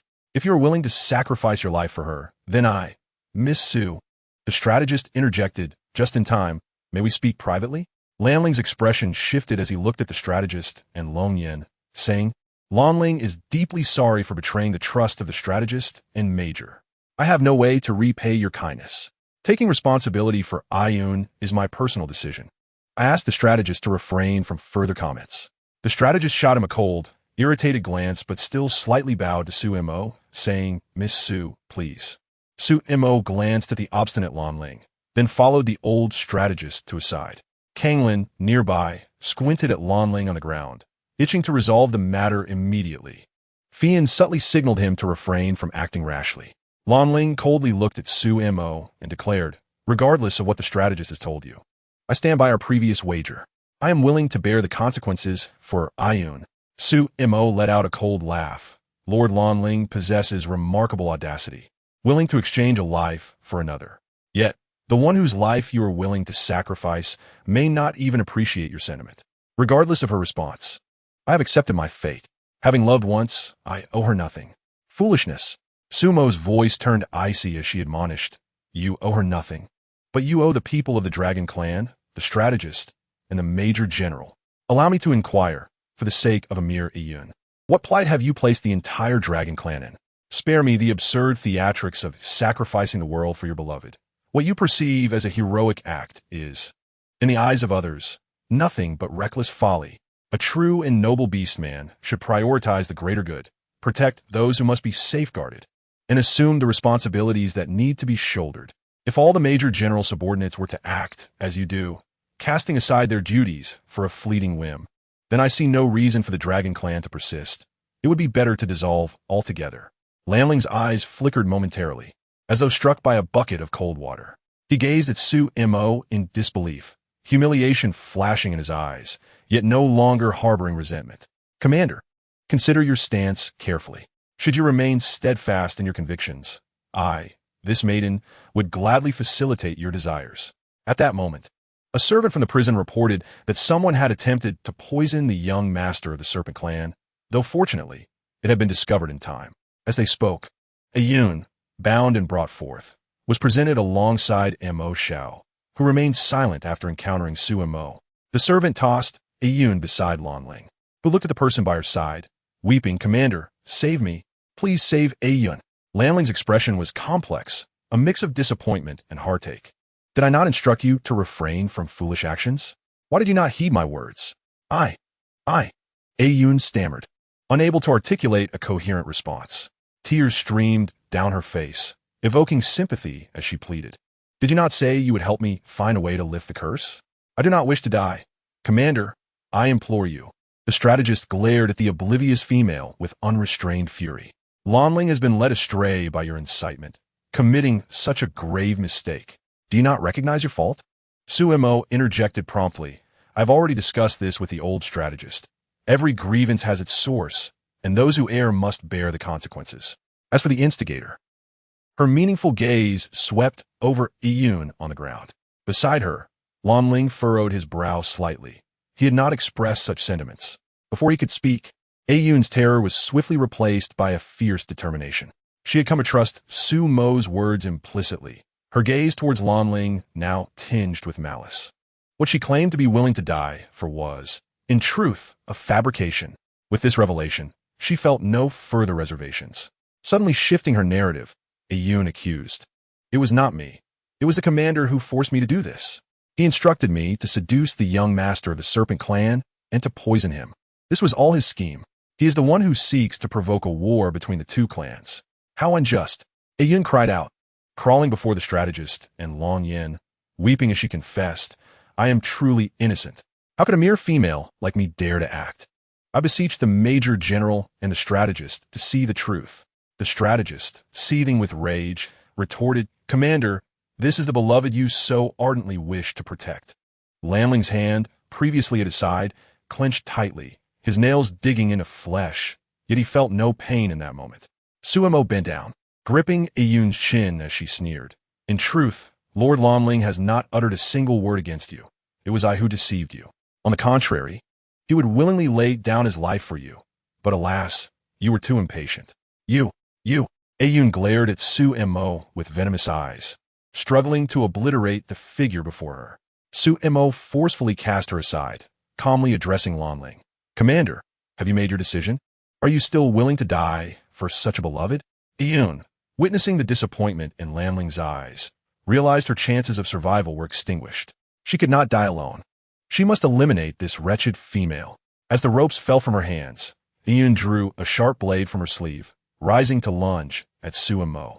Sumo instinctively stepped back, reaching for the tranquilizer concealed at her waist.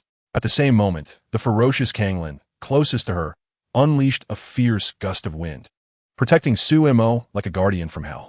In unison, Yueying, Fian, and Mo Xiao instantaneously appear beside Sumo.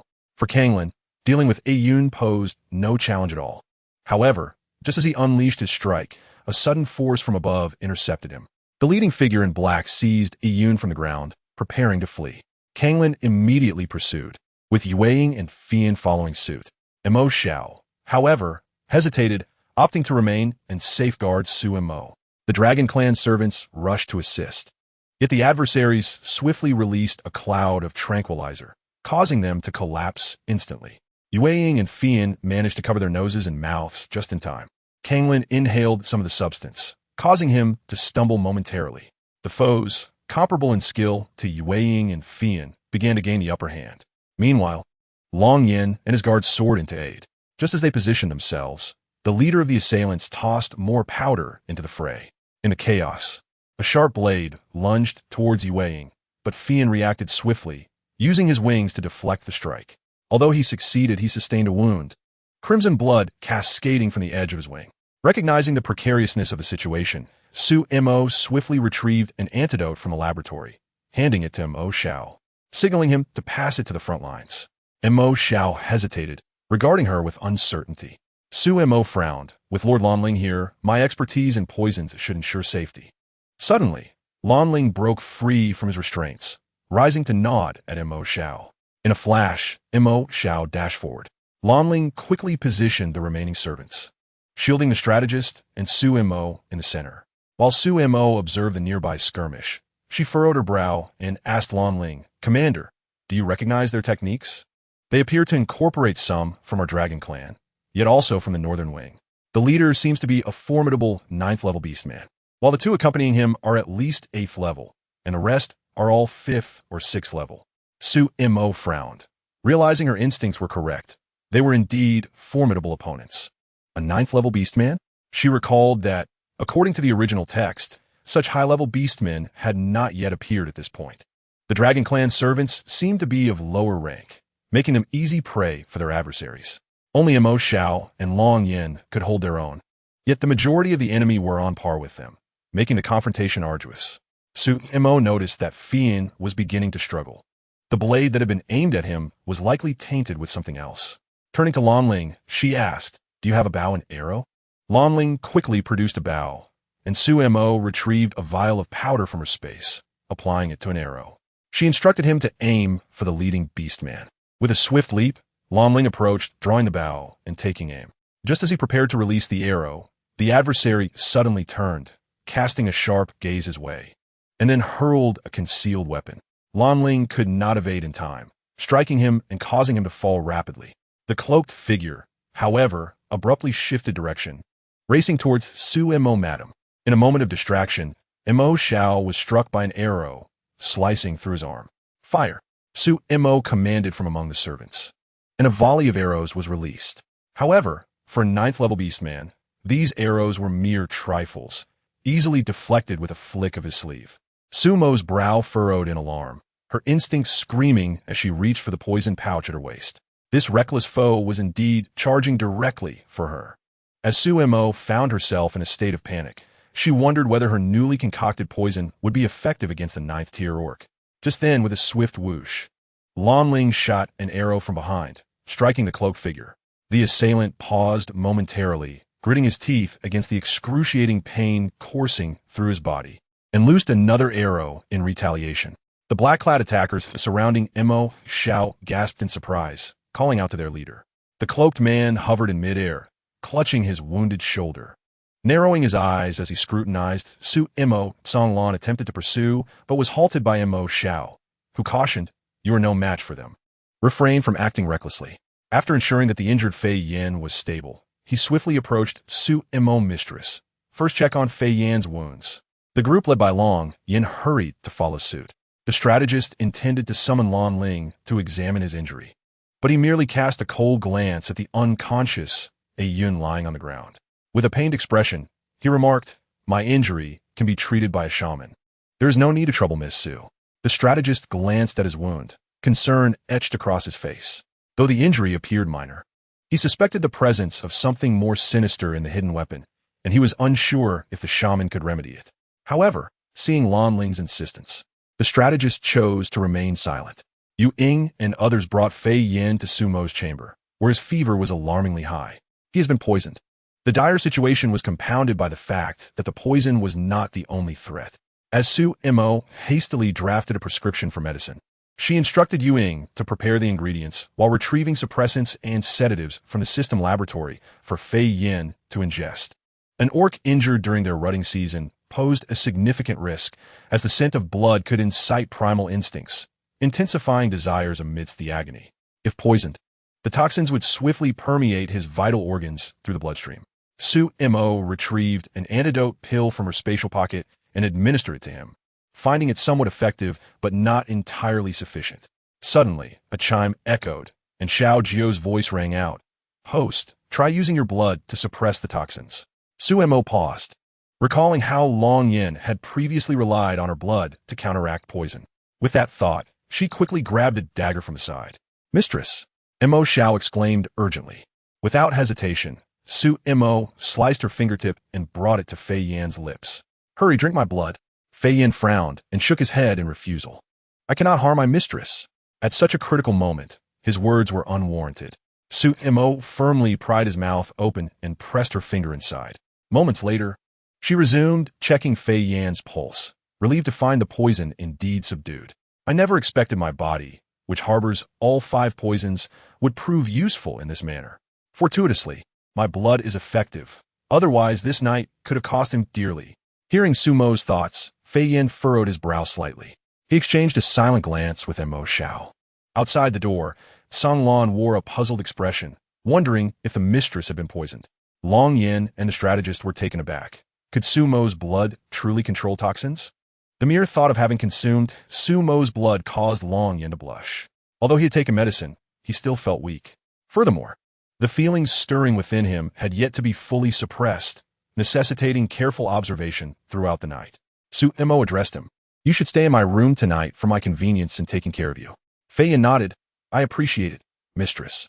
Ying narrowed his eyes, about to suggest remaining to assist Su Mo when he caught Mo Xiao's chilling gaze. Since the moment he laid eyes on the mistress, he had sensed the lingering scent of a dead fox on her. The fact that Fei Yan had not managed to suppress his rutting instincts might very well be linked to this dead fox. The evening's stimuli had likely caused the rebound. And now, with Fei Yan's body in such a fragile state, the presence of the dead fox could only complicate matters further. Su Mo caught sight of Mo Xiao's bloodied arm and frowned. "Come here, let me take a look." Mo Xiao complied, walking over to sit and extend his arm. Surprised, Su Mo asked, "Your level has increased?" Mo Xiao nodded, explaining that after overcoming the poison of the beast-binding pill while imprisoned, he suddenly found resolution to previous barriers and had ascended to level 7, a silver lining amidst adversity. His poison was manageable, especially since he was not in a rutting phase. Su Mo administered an antidote pill and treated his wound. Mo Xiao rose and exited first, bidding farewell to Long Yin and the strategist before they departed. Only Su Mo and Fei Yin remained in the room. As Su Mo yawned while tidying her tools and disinfectants, she felt utterly exhausted from the night's endeavors. Once finished, she turned to Fei Yin, stating, "You shall sleep on the bed tonight. I will take the wooden plank below. Should you feel unwell at any point, do not hesitate to call for me." With that, she grabbed a pillow and settled down on the furs. Fei Yin, lying on the bed, turned to observe her frail silhouette, feeling an inexplicable sense of guilt wash over him. That night, Su Mo felt a tightening around her waist, as though she had nestled into a warm embrace. Oddly, she found the sensation quite pleasant, prompting her to squeeze and caress. "Wife, mistress," Fei Yin stammered, his throat constricted. Su Mo vaguely heard her name being called, responding sleepily with a soft, "Hm?" Instinctively, she reached out, drowsily asking, "Fei Yin, are you all right?" Blushing, Fei Yin gazed at her oddly positioned form draped across him, replying in a muted tone, "Oh, that's good." Su Mo sighed in relief, surrendering to sleep once more. On a dreary Monday, Chapter 56, The Scoundrel Who Refuses to Acknowledge His Debt. In a thatched hut at the edge of the Dragon Clan's territory, the cloaked man removed the black mask from his face, revealing a strikingly handsome visage. His piercing gaze, akin to one laced with venom, fixated on the table where 2 arrows lay, recently drawn. I never anticipated that her poison had advanced once more. Had I not retreated in time, the toxins might have already infiltrated my heart. Fortunately, his own knowledge of poisons had saved him from a dire fate at her hands. Grasping a sharp sword on the table, he murmured, "Su Mo, I hope that you will possess such fortune next time." With a cold chuckle, he continued, "What's the rush? The game of cat and mouse has merely begun. This world is far too mundane. It is essential to retain some intriguing companions for the journey." "But, master," one of his subordinates began, only to be interrupted by a dismissive wave of his hand. "I shall make the decisions here. This round can only be deemed a draw at best." Meanwhile, outside Sumo's door, Mo Xiao, Yu Ying, and San Lan had been up for quite some time, preparing breakfast while awaiting Su Mo and Fei Yin to arise. Yet, as they waited, the hours seemed to stretch unbearably. Aware of Sumo's tendency to sleep in, they nonetheless felt that today was exceptionally prolonged.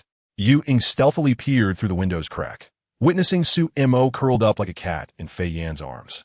One hand nestled within his clothing in a most intimate manner. He felt an uncontrollable surge of jealousy, causing him to fan himself more vigorously. Mo Xiao, standing nearby, shot him a sidelong glance, as if to say, "You brought this upon yourself." Yu Ying approached, shaking his fan, and glared back, "I'm simply a jealous person." "Is it a crime?" Mo Xiao retorted, "Then you might as well remain perpetually immersed in a vat of vinegar." Yu Ying shot him another glare. "What are you pretending to be calm for? Don't think I'm unaware of your true feelings. Your exterior is calm, but your heart must be tumultuous." Mo Xiao's clenched fist relaxed slowly. He was not feigning composure, but rather learning to persuade himself that such circumstances would become the norm. If he could not rein in his emotions, he would only vex the mistress further. He could allow Su Mo to have affections for others, as long as she still held a place for him in her heart. However, what he feared most was the possibility that she might not harbor any feelings for him at all. The more he thought about it, the more anxious he became. Stated solemnly, it is not necessarily the case that if the adversary is coming for us, they will find us no matter where we are. Last night was truly terrifying. Had it not been for the timely intervention of the 2 arrows shot by Lan Ling, my wife would have been in grave danger. As Yu Ying recounted the events, her apprehension grew, and she firmly declared, "From now on, we must take turns ensuring her safety." Indeed, had contemplated this matter throughout the night. Although he was uncertain why the adversary had fixated on Su Mo, the current situation allowed no room for negligence. Despite her proficiency in poison, his wife possessed no martial prowess, and given the adversary's superior level, they would need to exercise even greater caution in the future. Yu Ying, frowning, remarked, "I wonder what that novel mentioned by my wife is like. I would very much like to see it. If only we had read it in advance. We could have foreseen the unfolding plot." Shook his head thoughtfully. "According to my wife's intentions, the narrative has already begun to shift. Even if we were aware of the original storyline, it would be futile." However, pondered when the plot had begun to diverge. Was it from that day in the small grove when he first encountered his wife and overheard her innermost thoughts? Or perhaps even earlier than that? Inside the room, Qi Yin had already awakened. After a night of rest, he felt significantly better. The sounds from outside reached his ears clearly. Lowering his gaze, he beheld the figure nestled against his chest, and his eyes brimmed with tenderness. His wife's sleeping visage was utterly endearing, akin to a cat with its claws retracted. Her long, thick eyelashes cast delicate shadows as they fluttered gently with her breath, presenting a picture of grace and obedience. Her fair cheeks bore a hint of alluring rosy hue, with a few strands of hair playfully sticking to her face. Unable to resist, he reached out to brush away those strands, his fingertips lightly grazing her cheek. Su Mo instinctively snuggled closer to him, murmuring in her drowsiness, "Don't tickle." Qi Yin froze momentarily, his heart inexplicably racing. He touched his chest, where the bond's latent patterns had emerged last night, and a glimmer of joy flickered in his eyes. From now on, he belonged solely to her. He quietly tightened his embrace, wishing that she could remain asleep a little longer, hoping for the night to fall earlier. Su Mo slept soundly, and by the time she groggily awoke, it was nearly lunchtime. Unconsciously yawning, she attempted to stretch, but found her range of motion limited. It felt as though her arms were trapped. Frowning, she opened her eyes to behold a mesmerizing set of abs. The remnants of sleep fled her as she suddenly propped herself up. "Wait, how did I end up on the bed?" In the same instant, Qi Yin shifted into a guise of just waking up. With his sleepy eyes half open, he lazily inquired, "Wife, what is the matter? Did you sleep poorly last night?" Sumo's face flushed as she opened her mouth, awkwardly shaking her head. How did I end up on the bed?" Qi Yin, with a twinkle in his eyes, replied earnestly, "I do not know."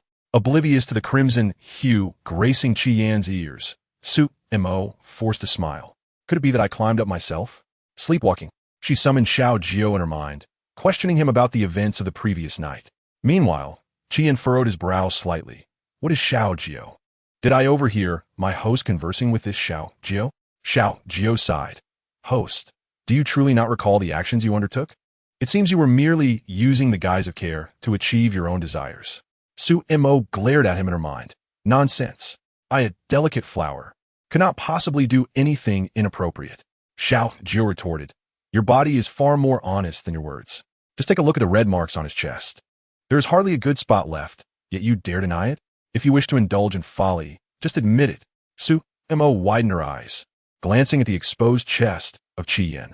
Frowning, she asked Xiao Jiao, aren't those injuries from his battle last night? Surely I was not so deeply asleep as to have no recollection? Xiao Jiao sighed. If you think that will absolve you of guilt, so be it. Why not take a whiff to see if there are traces of your saliva on him? Care for another taste? Su-mo. She felt that the system must have gone mad. Quiet down, you dog system. Xiao Jiao chuckled. What are you so flustered about? You've already indulged. Why fear the consequences? Su-mo could hardly bear to listen. By the way, host, because you successfully obtained a Beastman bond certificate last night, the System Management Bureau rewards you with a doubling of your space and laboratory upgrades. Additionally, you will receive 3 self-defense tools to aid your endeavors. What on earth? How did I acquire that? I was completely unaware. A Beastman bond certificate? Is it not typically obtained through mutual consent? Moreover, not every Beastman willingly binds with their partner. Although divorce is inconvenient in the beast realm, such situations do exist, and thus, Beastmen are generally reluctant to form bonds. After all, once a bond is established, it seems impossible to sever. A bonded Beastman cannot choose another female, even if abandoned by their partner. Xiao Jiao patiently explained. This is the first time I have encountered a situation where a bond can be formed without mutual consent, which is why I did not report it to the System Management Bureau last time. This time, 2 bond certificates have been issued as rewards. Last time? What last time? Last time when was injured, you were in the room. Su-mo, upon hearing his explanation, turned her gaze back to the faint red mark on Qian's chest, her mind reeling in disbelief. Chapter 57. Wife, I will no longer love anyone else. Xiao Jiao's voice echoed in her mind. If the host truly engages in such acts, I wonder what kind of rewards the System Management Bureau will bestow. I am quite eager to see. What are we waiting for? Seize this opportunity and make your move. Your laboratory may even upgrade once more. Su-mo was speechless. What a ridiculous notion. Before you revel in the excitement, have you considered whether my body can withstand this? She now suspected that the previous hosts had all been sent away in such a manner. Su-mo sighed. However, they were both rather impulsive. Xiao Jiao, this is not impulsiveness. It illustrates your unparalleled charm. They have already determined that you are the one. Su-mo was at a loss. Can you be realistic? Was it about my face that they could possibly like? They previously loathed me. How could they suddenly have affection? That would be unbelievable. Of course, they adore you as a person. You are simply too charming. Even Xiao Jiao cannot resist your allure. Su-mo grimaced in disgust. Spare me the flattery. Give me something substantial. Xiao Jiao stammered. The leader of the Management Bureau has summoned me for a meeting. I must take my leave. Su-mo silently cursed that shameless individual once more. She contemplated seizing the opportunity to test the power of her upgraded laboratory today. Her gaze shifted, landing on the now-sitting Qian. He was attempting to fasten the ties of his long robe, appearing somewhat flustered, perhaps due to his own embarrassment. She cast another glance at the marks on his body. Is it merely psychological? The more I look, the more it resembles a kiss. Did I truly leave those marks? Oh heavens, could I genuinely be a woman whose body betrays her words? Qian paused momentarily as he tied the sash. Internally aware that his wife had not actually done anything inappropriate, she had merely been a bit too forceful during her touch. Su-mo again glanced at the bond's latent patterns on his left chest. He is far too impulsive. Human hearts are fickle, and no one loves another for eternity. In the event that he develops affection for another female in the future, this bond of commitment will not be desired by her. Fian paused in his movements, raising his gaze to the person before him, his deep-set eyes reflecting an indescribable sorrow. Wife, I shall not love another. Su-mo was taken aback. Could it be that he possesses the ability to read hearts? She observed the faint traces on Fian's chest and furrowed her brow. You need not feel obligated to offer yourself simply because I saved you. I do not wish for you to bear any psychological burden due to this. My act of saving you stemmed solely from the instincts of a healer. Beyond this rationale, Suemo could not conceive of any other motive. Most beastmen were inherently simple, and it was not unusual for one to wish to offer themselves in gratitude for being saved. However, she did not expect a beastman like Fian to possess such innocence. Upon hearing her words, a shadow flickered in Fian's eyes. Did the wife save me solely out of the instinct of a healer, without any other implications? Suemo hesitated for some time, opening her mouth to articulate a response. Fian gently interrupted. Regardless of your thoughts towards me, I shall adhere solely to my heart's truest inclinations. You may not fully grasp what a beastman's bond signifies. While other beastmen may choose a partner out of gratitude for saving their lives, I will not. From a young age, I knew the kind of wife I desired and swore to love only those I truly cherish. A beastman will only bond when genuine feelings are involved. I have developed a notion that startles even myself. I have attempted to restrain it, but to no avail. It stands as the best proof. Fian lowered his head, caressing the vivid red pattern on his chest. When he raised his gaze once more, his eyes bore 3 parts gentleness and 7 parts restraint. His voice flowed softly. I did not wish for you to discover this, fearing it might burden your heart. I am even less inclined for you to feel compelled to keep us by your side because of this. Even if you ultimately wish to call off our engagement, I would willingly support your desires. Your happiness outweighs my own. I share this only to convey that the choice remains in your hands. I am enamored with you, and you need not reciprocate equally. You may continue to be the unrestrained wind, while I shall be the silent tree, waiting to provide you with fleeting shade and shelter from the rain as you pass by. For her, the image of the person he had fantasized about since childhood had taken on vibrant form, every smile and frown becoming an indelible impression. Henceforth, no other could capture his heart as she did, regardless of their virtues. Sumo's face flickered with astonishment and shyness. Recent events seemed increasingly beyond her expectations. The current narrative diverged significantly from that of the original text. When did this transformation begin? Before she could ponder further, a cacophony of voices erupted from outside. It seemed that the 2 little dragon cubs from Longyan had arrived, urgently calling for her to attend to someone. Emo Xiao was engaged in conversation with someone. Suemo felt her cheeks flush as she hastily donned her attire. I shall step outside for a moment, she declared before darting out. Fian rose, watching her disheveled hair, unable to suppress a gentle laugh. He then picked up a hairpin and followed her outside. With a flushed face, she extended her hand to receive it, swiftly arranging her hair before striding towards the 2 little dragon cubs. Nan Nan rushed over anxiously. Sister Emo, could you please attend to Lord Lonling's injuries? Suemo froze, having momentarily forgotten that the commander had also been wounded yesterday. Where is he? The little dragon cub replied urgently. He is outside. Hurry, let him in. Upon hearing this, Dong Dong dashed out like a gust of wind. Before long, Suemo saw the dragon clan subordinates carrying Lon Ling, who was already unconscious. His face a deep shade of purple.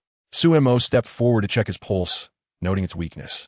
The dragon clan shaman was in a state of panic, beads of sweat dotting his forehead. Behind them, the strategist and Longyan, likely alerted by the commotion, rushed over with worried expressions. Miss Su, please attend to Lord Lonling. I used this prescription on him yesterday, and he showed improvement, but upon waking this morning, he is in this state. Suemo glanced at the prescription he handed her. The ingredients were sound, but it merely addressed the symptoms without resolving the underlying issue. She had not anticipated that the cloaked figure from yesterday would possess such cunning. Each weapon wielded by him and his subordinates had been coated with different poisons. It was indeed a rare occurrence to encounter such deviousness. Suemo retrieved a silver needle, intending to extract a sample of Lon Ling's blood for analysis. Concurrently, Fian, Emo Xiao, and Ewing simultaneously exclaimed, "Wife." Emo Xiao, closest to her, grasped her wrist. "Wife, do not harm yourself for the sake of another." Suemo blinked. I merely wished to take a sample of his blood for research. Being a poison expert was a matter she preferred to keep under wraps. Last night, due to Fian's severe condition, she had acted out of urgency without considering the ramifications. Oh, Emo Xiao sighed in relief, releasing her wrist. After taking the blood sample, Suemo retrieved an antidote pill from her system space, instructing the shaman to administer it to Lon Ling to stabilize his condition. She then carried Lon Ling's blood back to her room. The Dragon Clan shaman and the strategist were about to follow her when Mo Xiao extended his hand to block their entry. I apologize, but the wife prefers not to be disturbed at this moment. Fian and the others concurred with Mo Xiao's decision. After all, the fewer people privy to the wife's secrets, the better. Chapter 58. It is time to settle down inside the room. Su Mo delivered Lan Ling's blood to the system laboratory. Moments later, a series of values appeared on the floating panel. She compared Lan Ling's report with Fian's. The toxins within Lan Ling were partially identical to those in Fian, while the remainder differed. The final 3 poisons remained beyond the laboratory's capability to analyze. Su Mo frowned, calling out to Xiao Jiao, "Is the System Management Bureau truly incapable? The laboratory is not yet equipped with the most advanced capabilities. It is quite normal for the functionalities to be limited. However, Xiao Jiao can provide you with some information. Perhaps you can find alternative solutions," Xiao Jiao replied. As soon as he finished speaking, several books appeared before Sumo. Knock, knock, knock. Sumo's eyes widened in surprise as she gazed at the top 2 books, exclaiming, "Does the System Management Bureau possess such excellent materials?" Xiao Jiao, perplexed, responded, Upon realizing what Sumo held, he immediately panicked. "Ah, that was a mistake. Please return it to the system space." Sumo, narrowing her eyes with delight, replied, "What was given to me is naturally mine." "Oh, dear system, you possess such treasures yet did not present them sooner, leaving me bored for many nights." "Oh no, host. Those are my 2 favorite little works. Let me find you 2 other books instead," Xiao Jiao pleaded. Sumo raised an eyebrow. "All right, show me what you have." The system dropped 2 more books, and Sumo's eyes sparkled as she stared at the covers, nearly letting out a squeal of excitement. "I cannot believe you, Xiao Jiao. Have such remarkable items. Your system is quite unorthodox." Xiao Jiao cleared his throat awkwardly. "Even systems require some entertainment. It was your prior mention of little works that piqued my curiosity, prompting me to procure a few." "Excellent. I appreciate your eagerness for knowledge to assist me," Sumo declared. "Why are you being so unreasonable?" Xiao Jiao retorted. "You can read them and return them. Do not fret." Sumo flipped through the materials provided by Xiao Jiao, sighing, as a considerate system, "Should you not highlight the key points? With so many pages, where should I begin?" "Take your time. They won't perish anytime soon," Xiao Jiao replied, somewhat irritated due to the earlier incident. Sumo playfully pouted, "Oh, Xiao Jiao, my dear, could you do me a favor?" Xiao Jiao, in a haughty tone, replied, "Spare me the flattery. This system does not fall for that. Offer something tangible." Sumo thought to herself, "Isn't this her line? The system is rather stingy, isn't it? It's merely about her having taken 2 of her books. Deal." Xiao Jiao joyfully accepted the little worn book, then seriously remarked, "You read it first. If you have any questions, come back to me." Sumo frowned. "Are you being unreasonable? Didn't we agree that you would help me focus on the key points?" Xiao Jiao replied, "The books I selected for you are exceptional. Study them diligently. They will greatly aid your strength. No shortcuts will be tolerated." "But isn't my strength determined by you?" Sumo questioned. "Not entirely," Xiao Jiao clarified. "My existence is to help you grow stronger. But your strength cannot solely rely on the system. Otherwise, situations like last night may arise again, or even more perilous ones." Sumo understood his intent. One must forge their own strength. "Thank you," she said. Xiao Jiao joyfully responded, "It pleases me that you understand my good intentions. I hope we can continue this journey together for a long time. The poison in Lan Ling will not spread after consuming the system's antidote. All the host needs to do now is to slowly research the detoxification plan. As for the poison in Fei Yin, it may require more of the host's attention." Sumo nodded, "I understand. The poison in Fei Yin is slightly more complex than that in Lan Ling. And since she had fed Fei Yin her own blood last night, he now bore not only the poison from the black-clad individual, but also a similar poison to hers. However, due to the small dosage, it would not pose immediate danger." Based on the laboratory's analysis, Sumo wrote 2 prescriptions. When she emerged with the prescriptions, Lan Ling had already regained consciousness, though he still appeared a bit weak. He looked at Sumo politely and said, "Miss Su." Sumo slightly nodded and handed the prescription to the Dragon Tribe shaman. "Prepare the medicine according to this prescription and return to me tomorrow afternoon for adjustments." The shaman took a glance and nodded repeatedly, "Certainly." He then looked at the other prescription in Sumo's hand and asked, "Do you need my assistance in preparing that one as well?" Sumo shook her head. "No need. That prescription has a few complex ingredients. If necessary, I will send someone to contact a shaman. Please focus on preparing medicine for Lord Lan Ling." The old shaman nodded. I will arrange it right away. With that, he departed with his materials. Standing nearby, Lan Ling turned to Su Mo and said, "Thank you, Miss Su." Su Mo lightly furrowed her brow. "There is no need for thanks, Lord Commander. Perhaps you should express your gratitude to the strategist and the Major General." Lan Ling frowned and looked toward the two, then clasped his fists sincerely. Lan Ling thanks the Major General and the strategist. The strategist, with a complex expression, glanced at him and said, "You should go with the shaman now." Lan Ling turned to pursue the shaman. The strategist watched his retreating figure and sighed with a hint of melancholy. Lan Ling, like Long Yin, was someone he had watched grow up. Seeing a child he had nurtured make such mistakes naturally pained him. Now that Lan Ling's position of commander had been revoked, the strategist hoped he would mature completely. Long Yin looked at Su Mo and asked, "May I have a word with you?" Su Mo nodded and led him to her room. She looked at Long Yin and inquired, "What did Yin say?" She only admitted that it was he who had initiated contact with the snake young master that night, and that she intended to poison him. However, she did not acknowledge the poisoning incident in the Dragon Tribe's waters. Upon hearing this, Su Mo slightly frowned. The matter of poisoning in the waters remained unclear, and thus, Mo Xiao could not yet be completely exonerated. If it was not Yun, then was it the black-clad individual from last night? Su Mo asked, "What is her relationship with the black-clad individual from last night?" Long Yin shook his head. She claims not to know them. They came to her unexpectedly. The poison package intended for the snake young master last night was also given to her by them. Here it is. Su Mo took the package from his hand, about to open it, but then recalled something and halted her actions. That black-clad individual was quite cunning. She needed to exercise caution. Su Mo stared at the package in her hand and advised, "You should keep a close watch on things for now. I find it hard to believe they will not leave any traces behind." "Indeed, I will," Long Yin affirmed, knowing that as long as the traitor remained undiscovered, the tribe would not find peace. Su Mo recalled something and said, "The prescription for Fei Yin is somewhat complex, and I may need assistance from the Major General later." Long Yin's dark eyes sparkled with clarity. "If you require any help, do not hesitate to ask." "Thank you," she replied. As they exited the room, the two little dragon cubs began chattering again. "Strategist, isn't Sister Mo very impressive?" The shaman couldn't cure Lord Lan Ling, yet she could. The strategist squinted at the two, feigning ignorance. So, he was curious to hear what they would say next. Nan Nan tugged at his sleeve, looking innocent. "Such an impressive person would be wonderful to keep in our tribe." The strategist frowned. "She is not one of our tribe's females."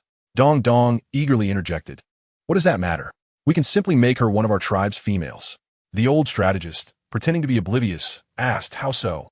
Nan Nan beamed. "It's simple. She is the Major General's lifesaver.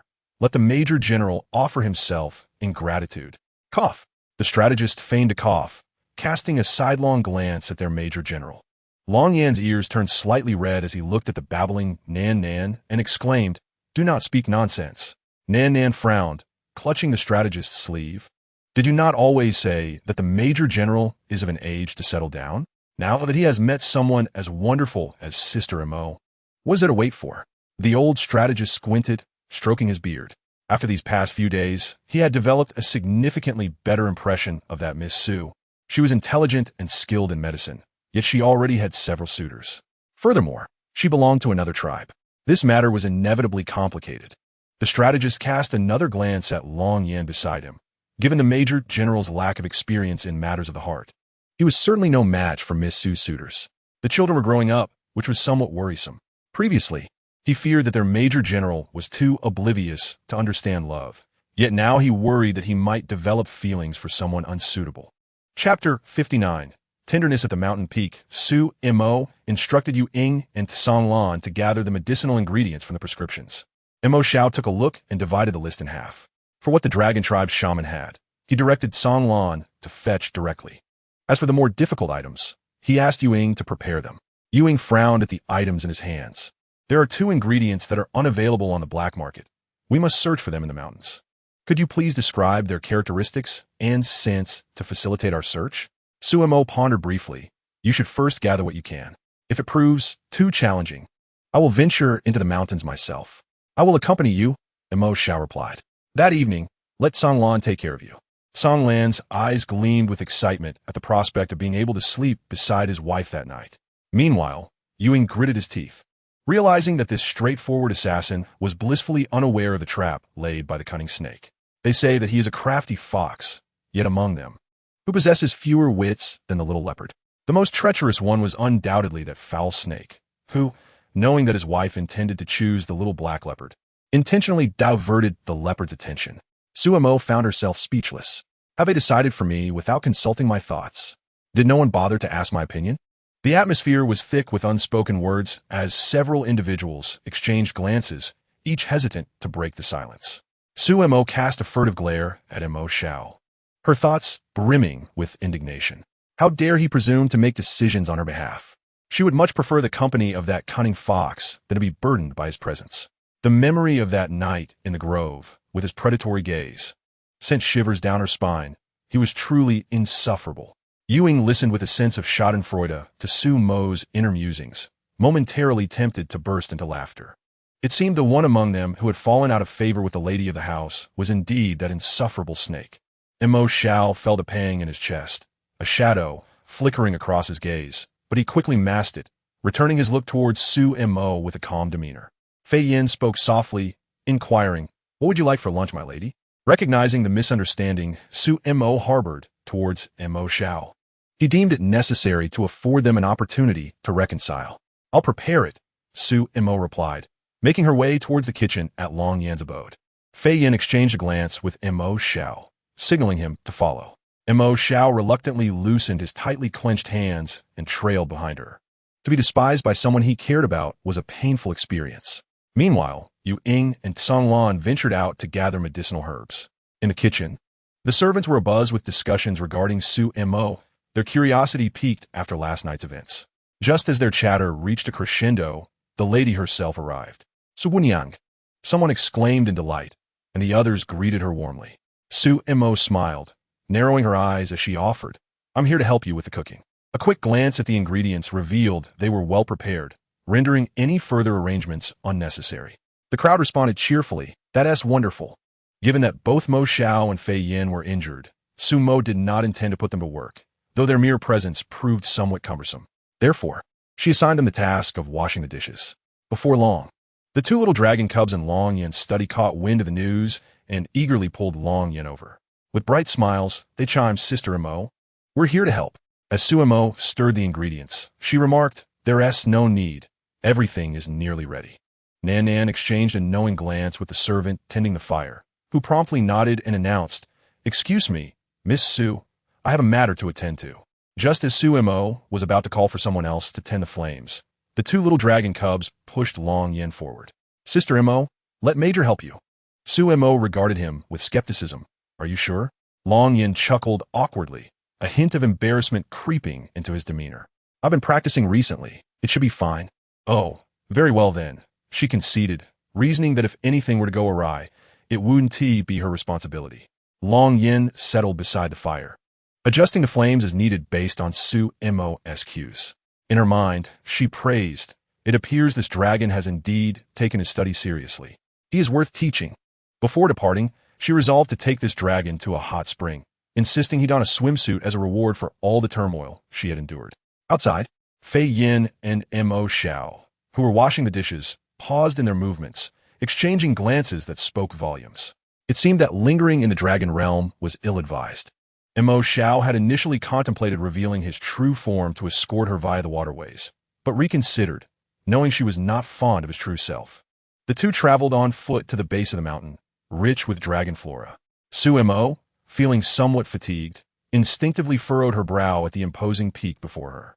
"By the time I reach the top, it will surely be dark." Just as Mo Xiao was about to speak, he noticed she had already begun her ascent. He furrowed his brow but ultimately swallowed his words. Su Mo, drawing on her dwindling energy, reached the halfway point. She had identified her target, gathering a variety of items along the way. With a mere glance, Mo Xiao understood her intentions, swiftly aiding her in her endeavors. At that moment, he stood before her, holding a beastskin bag, his deep, tranquil gaze fixed upon her. "Would you like to see the view from the summit? Should I carry you?" Although the prospect of the mountaintop view intrigued her, she found herself too exhausted to continue. He crouched before her, urging, "Come up." After a moment's hesitation, she complied, wrapping her arms around his neck, her voice soft as she expressed her gratitude. Thank you, Mo Xiao. He responded with a somewhat awkward acknowledgement. Her warm breath brushed against his neck, akin to a feather caressing his heart, igniting a fervor within him that was difficult to suppress. As Su Mo tilted her head slightly, she caught sight of his flawless profile, the high bridge of his nose, the chiseled line of his jaw. Her gaze fell upon his prominent Adam's apple, and she mused, indeed, this snake possesses a certain allure. It's no wonder the original host risked everything for a fleeting encounter with him. Suddenly, Xiao Jiu appeared, exclaiming, "Host, with such a prime specimen of a beast man, why not take the plunge? The wilderness is the perfect setting for a little adventure." Unable to suppress her irritation, Su Mo shot him a glare. "Have you been corrupted by Xiaowen? Stop trying to persuade me. My fragile frame cannot withstand his antics." Xiao Jiu retorted. "Dying beneath a peony is still a romantic endeavor." Su Mo gritted her teeth. "Get lost." Mo Xiao carried Su Mo steadily towards the summit. As they neared the top, he noticed her steady breathing beside him. He found a cave at the peak, allowing her to rest in a comfortable nook, draping his outer robe over her. Occasional mountain breezes stirred the unruly strands of her hair. The sight of her hair dancing in the wind was not the only thing testing his resolve. Each strand seemed to bind him tighter to the overwhelming emotions he could not escape. He longed to draw closer, to observe her features more vividly, to etch the rhythm of her breath into his memory. Suddenly, Su Mo, who had been peacefully slumbering, fluttered her eyelashes and opened her eyes. Their gazes locked. Her shimmering eyes met the intensity of his unguarded expression. Chapter 60. Mischievous little one, you really bite when told, startled by the handsome face so near. Su Mo instinctively recoiled. The subtle movement pierced Mo Xiao's heart, and he instinctively wrapped his arms around her slender waist, pulling her closer. Su Mo struggled momentarily, but his grip was unyielding, trapping her in place. His warm palm pressed against her waist, sending tremors through her. "You." Mo Xiao narrowed his eyes, concealing the tempest within, his voice steady as he inquired, "My lady, are you afraid of me?" Su Mo paused for a few moments before slowly shaking her head. "Not really. Just a little bit," she thought. "His aura is overwhelmingly potent. Every time I meet his gaze, it feels as though I might be consumed entirely." She wondered how the original host had possessed the audacity to drug him. Choosing that foolish fox over this snake was beyond comprehension. Most would retreat at a mere glance from him, yet she had boldly approached, leaving Su Mo to bear the brunt of the consequences upon her arrival. A flicker of darkness crossed Mo Xiao's eyes as he tightened his grip at her waist. "Do you dislike me?" he asked again. Su Mo met his gaze, filled with a blend of hope and evasion, leaving her momentarily speechless. He pressed on. "Do you prefer Ewing?" Su Mo's eyes widened in disbelief. Mo Xiao interrupted. "Or perhaps you favor Fei Yin more." "Ah!" He cut in again. "Or do you like both of them?" "I understand now," he concluded, his expression betraying a hint of jealousy. Su Mo's lips parted in astonishment. How did he come to such a conclusion? What gave him the right to assume anything? Had he become a mind reader? As the hour grew late, Su Mo felt it prudent to cease further discussion on the topic. An unsettling sense of danger emanated from the unpredictable figure before her, akin to a venomous serpent. Regret washed over her. Why had she ventured to this desolate mountaintop with him? A single ill-chosen word could provoke his ire, and the peril was palpable. Would the mistress judge a person's character solely based on subjective impressions? Su Mo inwardly exclaimed, "Is the serpent still not finished?" The initial encounter between individuals holds significant weight. It is unreasonable to pass judgment at first glance. Su Mo acknowledged her own superficiality. But is this not a common human inclination? Who does not steal a second glance at an attractive person? The true nature of an individual requires time to reveal itself. Would the mistress harbor disdain for those deemed bad, based on subjective bias? Certainly, no virtuous person would willingly associate with the wicked, unless their judgment was clouded. Mo Xiao's calm gaze remained fixed upon her as he continued. "Is it that you fear my disdain because your subjective consciousness has deemed me a villain?" Su Mo was taken aback. How had the conversation shifted to him? Yes or no? He scrutinized her, asking once more. After a moment of silence, she realized that his portrayal as a literary antagonist had indeed influenced her perception. What heinous act had Mo Xiao committed to warrant such a misunderstanding from the mistress? Su Mo found herself at a loss for words. How could she articulate that she was swayed by character archetypes? Lowering her head, She spoke sincerely. I apologize. It is not your fault. It lies with me for not realizing that you are not. Suemo cast a curious glance his way. Mo Xiao furrowed his brow, his voice barely a whisper. In the future, could you refrain from disliking me so much? If I possess any flaws, please inform me, and I shall rectify them promptly. In truth, she did not harbor much animosity towards him. Really? Mo nodded. She was indeed captivated by his handsome visage, making it difficult to utter words of disdain. Yet, upon further reflection, she sensed something amiss. Why is the serpent acting so strangely today? Is he scheming against me? Cunning serpent. A fleeting darkness flickered in Mo Zhao's eyes as he inquired, "May I embrace you?" Mo's eyes widened in surprise, and before she could process his request, she found herself enveloped in a warm embrace. Out of the corner of her eye, she noticed the dark patterns of a binding contract shimmering on his shoulder. The figure before her unconsciously transformed, a serpentine tail gently coiling around her. The smooth, cold scales glimmered with a haunting light, each piece akin to meticulously polished obsidian. Leaning closer to her ear, Mo Xiao whispered soothingly, "Do not fear me so. I shall never harm you." The icy touch seemed to absorb Mo's warmth, causing her to shiver involuntarily. Yet, she soon felt the serpentine tail around her waist gradually warming. The tip of the tail playfully caressed her wrist, a strangely endearing gesture. Unable to help herself, Mo reached out to touch it. In an instant, the tail tightened around her waist, and a low, muffled groan escaped Mo Zhao's lips. She felt the temperature of the figure holding her rise dramatically. Mo froze. What on earth? Why is it so tight? Am I to be suffocated? If you won't let me touch it, then I shan't. Suddenly, the tail loosened its grip before quietly returning to her palm, gently rubbing against her. She heard his husky voice murmur, Mo, do not be angry. You may touch it, but only you." Mo's cheeks flushed. When did this serpent learn such charming words? At this moment, she found herself thinking of that cunning fox, prompting a flicker of dark amusement in Mo Zhao's gaze. The slender tail slid up her sleeve, sending a wave of tingling sensations coursing through her body. Mo gasped, her eyes widening as she attempted to grasp the rebellious tail, but found no purchase. Flustered, she exclaimed, "Mo Xiao, your tail." He replied nonchalantly, "Yes. It seems a bit uncontrollable. I cannot manage it." Mo stared at him incredulously. "How can you not control your own tail? This is absurd. Feel free to bite it." He taunted.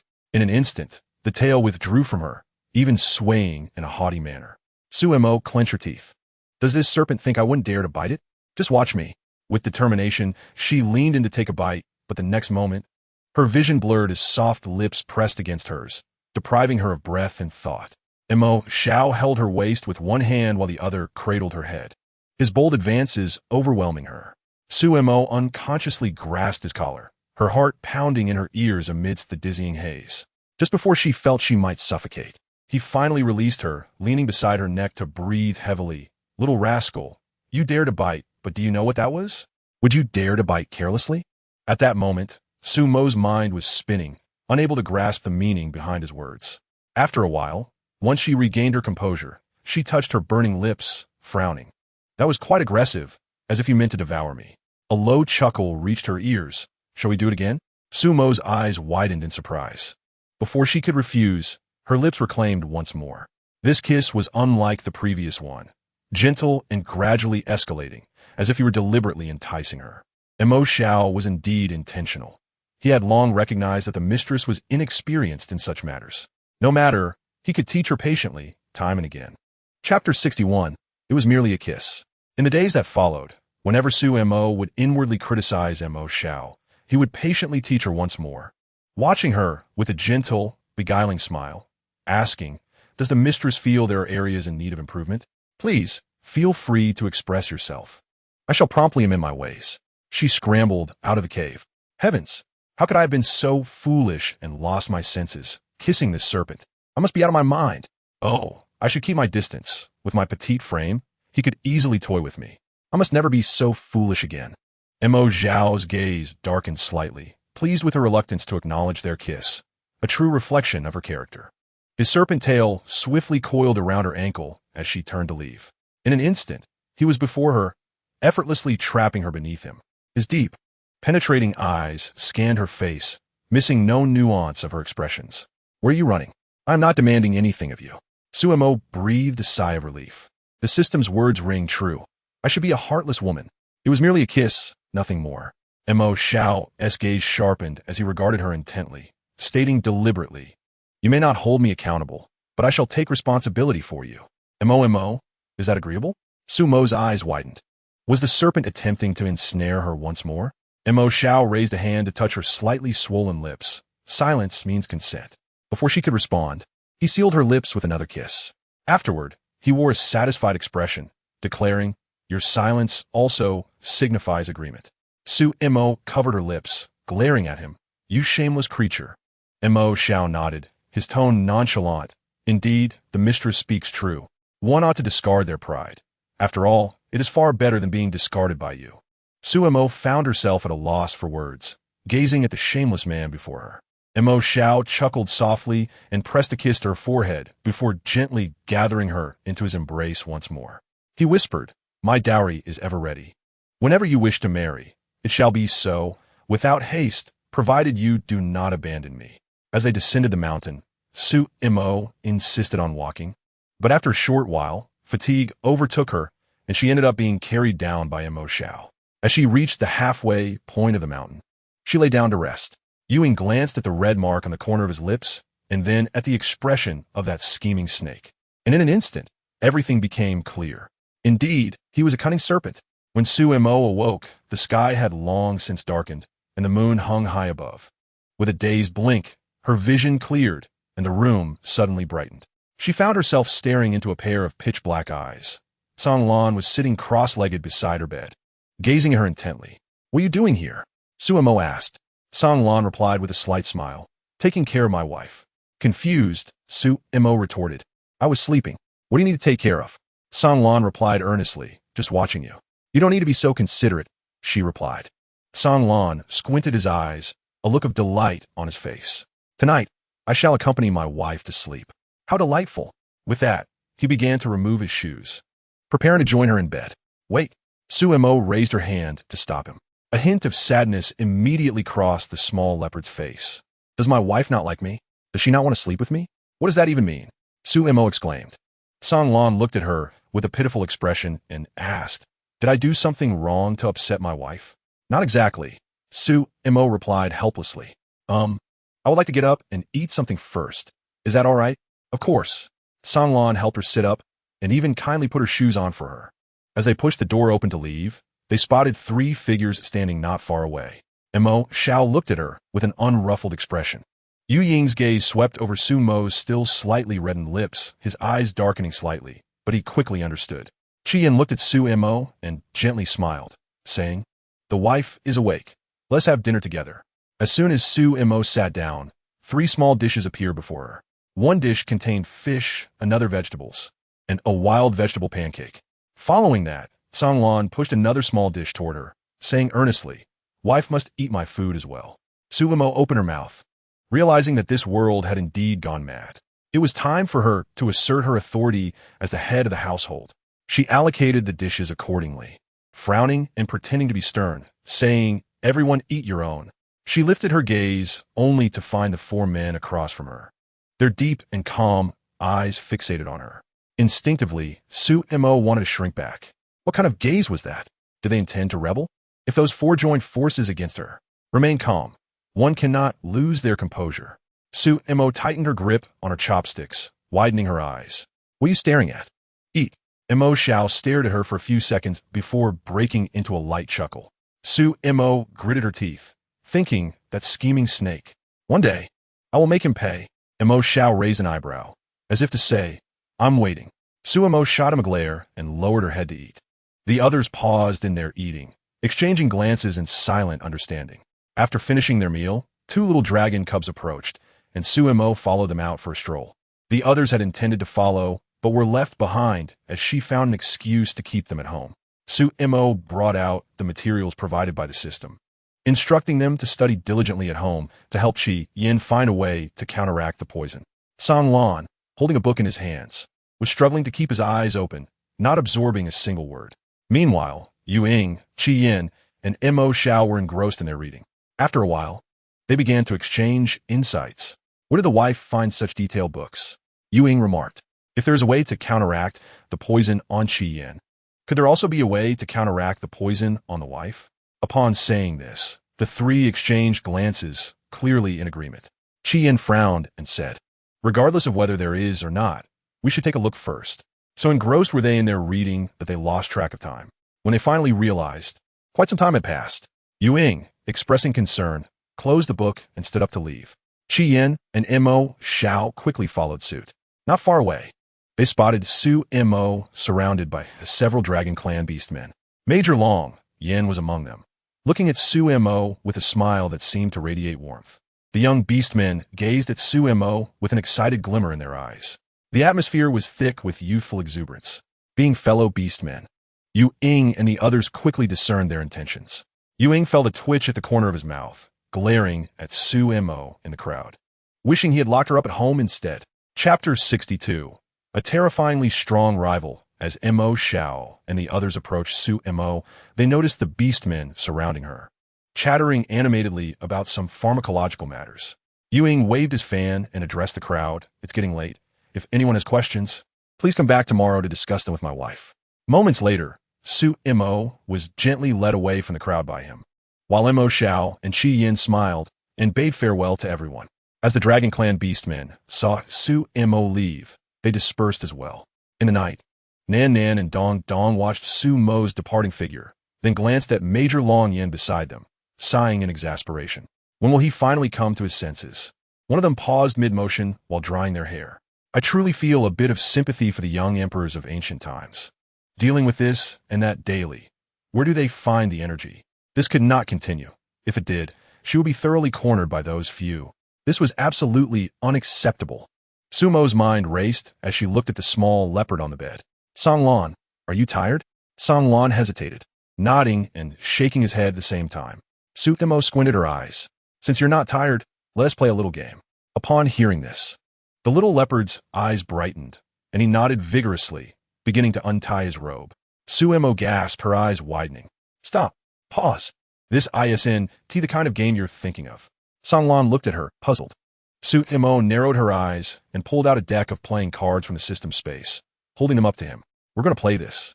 This was a new entertainment project just launched in the system marketplace.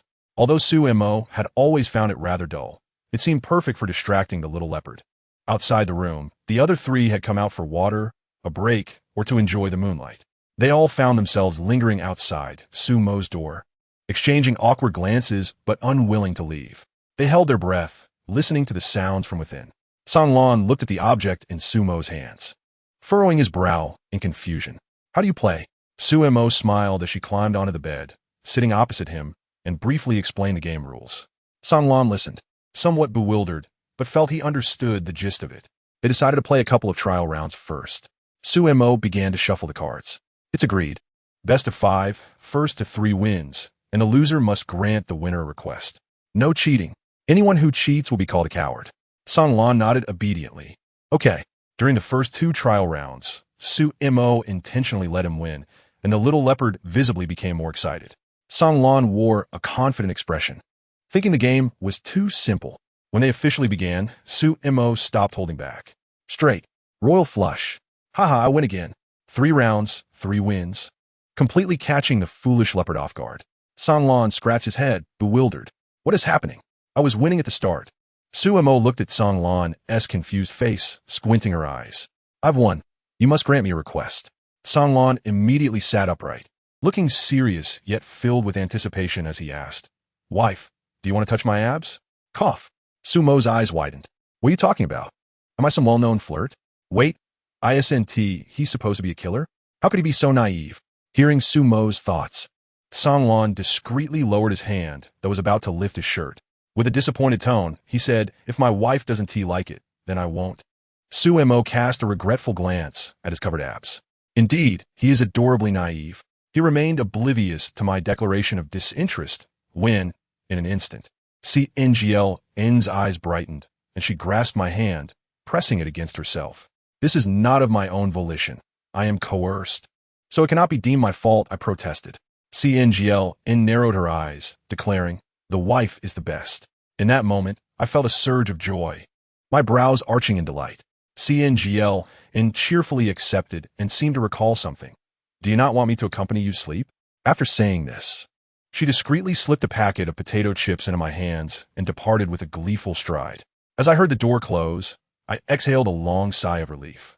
Thankfully, this little leopard was relatively easy to manage. Tomorrow, I must establish some rules. If this continues, I shall have no freedom left. With a ringing chime, she OG arrived. Don't be too smug about your good fortune. Go ahead and enjoy being surrounded by handsome men. Isn't it particularly delightful to have different people touching your abs every day? I reclined on the bed with my legs crossed, leisurely responding, it's just all right. Cut the act. You're putting on a show. She OG teased, inquiring among them. Who do you like the most? Spill it quickly. I retorted, not saying. Let's skip this. I furrowed my brow and asked, have you analyzed the components of that black-clad person's drug? It's done. Take a look for yourself. I opened the panel and scanned the analysis, my frown deepening. Astonishingly, there were still 4 or 5 components that could not be identified, and the ones that were revealed were exceedingly toxic. Damn, he truly is ruthless. If M11O had ingested this poison that day, his current condition would be dire. Shioji remained silent for a moment before stating, you must be cautious of that black-clad individual. His strength seems rather formidable. I frowned. You call this a little strong? He is downright terrifying. Tell me, in your many years as a system, have you encountered such a malicious adversary? After a lengthy silence, Shioji admitted, it seems not. Exactly. Can you help me investigate where he emerged from? He can't possibly be another villain equipped with the most powerful system. Can he? If your System Administration Bureau plays tricks on me, that wouldn't be right. Shioji shook his head solemnly. He does not possess a system. I can swear to that. If he had one, I would definitely have contacted my colleagues. I found his reasoning sound. It made no sense for a supply chain to operate without mutual recognition. Sighing, I reflected, this complicates matters further. Without a golden finger, he is still so formidable, making him exceedingly difficult to eliminate. Do not worry. I shall accompany you. I am your devoted steward, Shioji assured me. I raised an eyebrow. Spare me your sweet talk. Your priority should be upgrading. That is assured. Rest easy. I will make my rounds before the Bureau's leadership. It better be so. I yawned. I am off to sleep. You may leave now. I have a pragmatic outlook. As long as difficulties have not yet arrived, they do not constitute true challenges. Moreover, that black-clad figure had also been afflicted by the poison from the system laboratory. I doubted he could effortlessly resolve the poison afflicting me. After all, I am the chosen one with a golden finger, and I am not afraid. Outside, CNGL had just stepped out when he was ambushed by 3 individuals. Before he could utter a word, they dragged him into a secluded corner and began their interrogation. Chapter 63. Family meeting Yuaying was the first to inquire. What games did you play with the wife in the room? How did you play? CNGL pondered for a moment before recounting everything that transpired within the room. Feeling a bit shy, he scratched his head and added, the wife even touched my abs and praised me. That need not be mentioned. Yuaying promptly interrupted. It was already unbearable, and to provoke him further was indeed excessive. He presented an object before CNGL, asking, is this what you mean? CNGL glanced at it and nodded, FIY, and then asked, do you remember the numbers? How did you play? Although somewhat naive, CNGL had an excellent memory and managed to recall all the numbers. Before long, M11O and FIYN replicated a similar set and requested CNGL to demonstrate for them. Under the moonlight, the 4 sat beneath a tree, shuffling and playing cards. Pair, sequence, bomb, king bomb, FIYN, and M11O1 again. And Yuaying glared at the little leopard across from him, gritting his teeth in frustration. He angrily snacked on a piece of potato chips, thinking, this one-track-minded killer is indeed all brawn and no brains. No wonder he was dispatched by the wife so quickly. CNGL smiled shyly. I'm not very skilled. Let's play again. Yuaying, FIYN, and M11O exchanged glances over the deck of cards, falling into silence. After a moment of contemplation, Yuaying asked, shall we continue? M11O nodded. FIYN began shuffling the cards. Naturally, they needed to understand the strategies behind this game. Who knew if the wife would use it again to send him out of the room? While shuffling cards, Yuaying asked, what exactly is a system? It should be akin to the wife's weapon, Fyin explained based on the contents of a prophetic tome. Yuang chuckled. I am curious about what peculiar items reside within the YFS system and who she converses with each time. Why do they not reveal themselves? Fyin elaborated. Perhaps the other party does not wish to be exposed, or they may not have a physical form to reveal. As long as they pose no threat to the wife, it matters not. Yuang nodded in agreement. Within a single night, the three of them became well acquainted with the game's rules and strategies.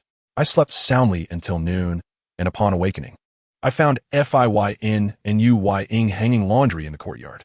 Nalen var my handed my toiletries. Once I washed my face, M11O approached with a plate of warm breakfast and a cup of warm water. He gazed at me and said, You're awake. First, drink some water and have a light bite. We will have a proper meal around noon. Thank you, I replied with a squint and a smile, accepting the food and sitting down to munch on a piece of wild vegetable cake. Yuing, fanning himself, sat opposite me, resting his chin in his hands while watching me with a grin.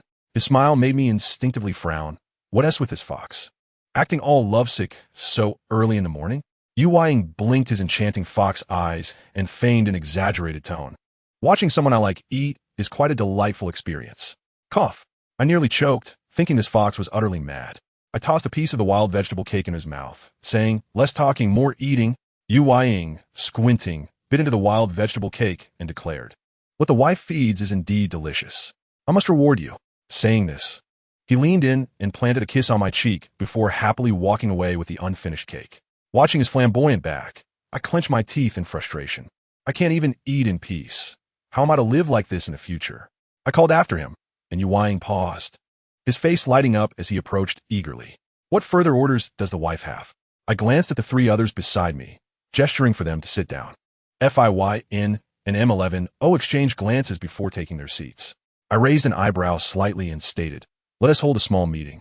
You are to remember every word I say from now on. CNGL and nodded earnestly. All right.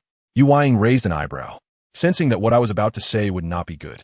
M11O maintained a calm gaze upon me, withholding judgment. Only Fyin, with a gentle tone, asked, What does the wife wish to convey? I cast a cool, piercing gaze over them and declared, A nation has its laws, and a family has its rules. Here, naturally, we have regulations as well. A profound silence enveloped the room as the four of them straightened up, instantly becoming attentive. Fyin looked at me with a smile in his eyes, saying, Speak your mind. M11O added, We are all ears. Su-Mo furrowed her brows and stated, First, you must learn to respect my choices and decisions. Second, everything can be negotiated. Third, and most importantly, no one is permitted to enter my room at night without my consent. Yuing narrowed his eyes and responded, I have no issue with the first 2 points. But the third is a bit unclear. Could you please clarify, my dear wife? Su-Mo frowned, thinking, That cunning fox enjoys feigning ignorance. You need not attend to me at night. I can take care of myself. Yuing chuckled, his eyes sparkling with mirth. But I take pleasure in doing so. Song Lan chimed in with an innocent remark. I enjoy it too. Su-Mo narrowed her eyes and glanced at the fox. Yuing blinked and looked away. Fei Yin smiled and nodded. Mo Xiao, with a calm demeanor, remarked, As long as my dear wife is happy. Su-Mo smiled with satisfaction. The minority must yield to the majority. That settles it. The meeting concluded. Reminded by his words, Su-Mo finally recalled the house set ablaze by Long Yen. However, at that moment, Mo Xiao had yet to clear his name regarding the poisoning of the Dragon Clan's waters, making departure a daunting task. Just as Su-Mo concluded her thoughts, a murmur of voices wafted in from outside. Upon turning, they saw several individuals entering the room. Yuing recognized the 2 Dragon Clan beastmen from the previous night, their eyes aglow as they fixated on Su-Mo. Their gazes inadvertently met Mo Xiao and Fei Yan's. The leading Dragon Clan beastman approached Su-Mo with a broad smile. Miss Su, I followed your advice last night, and indeed had a splendid night's sleep. Your method is truly remarkable. The beastman trailing behind added, The medicine you provided is quite effective. My mother's cough has improved significantly. Today, I brought her along for you to examine. At that moment, the strategist, Lan Ling, Long Yin, and the little dragon cubs also arrived. Lan Ling had come to adjust the medicinal prescriptions.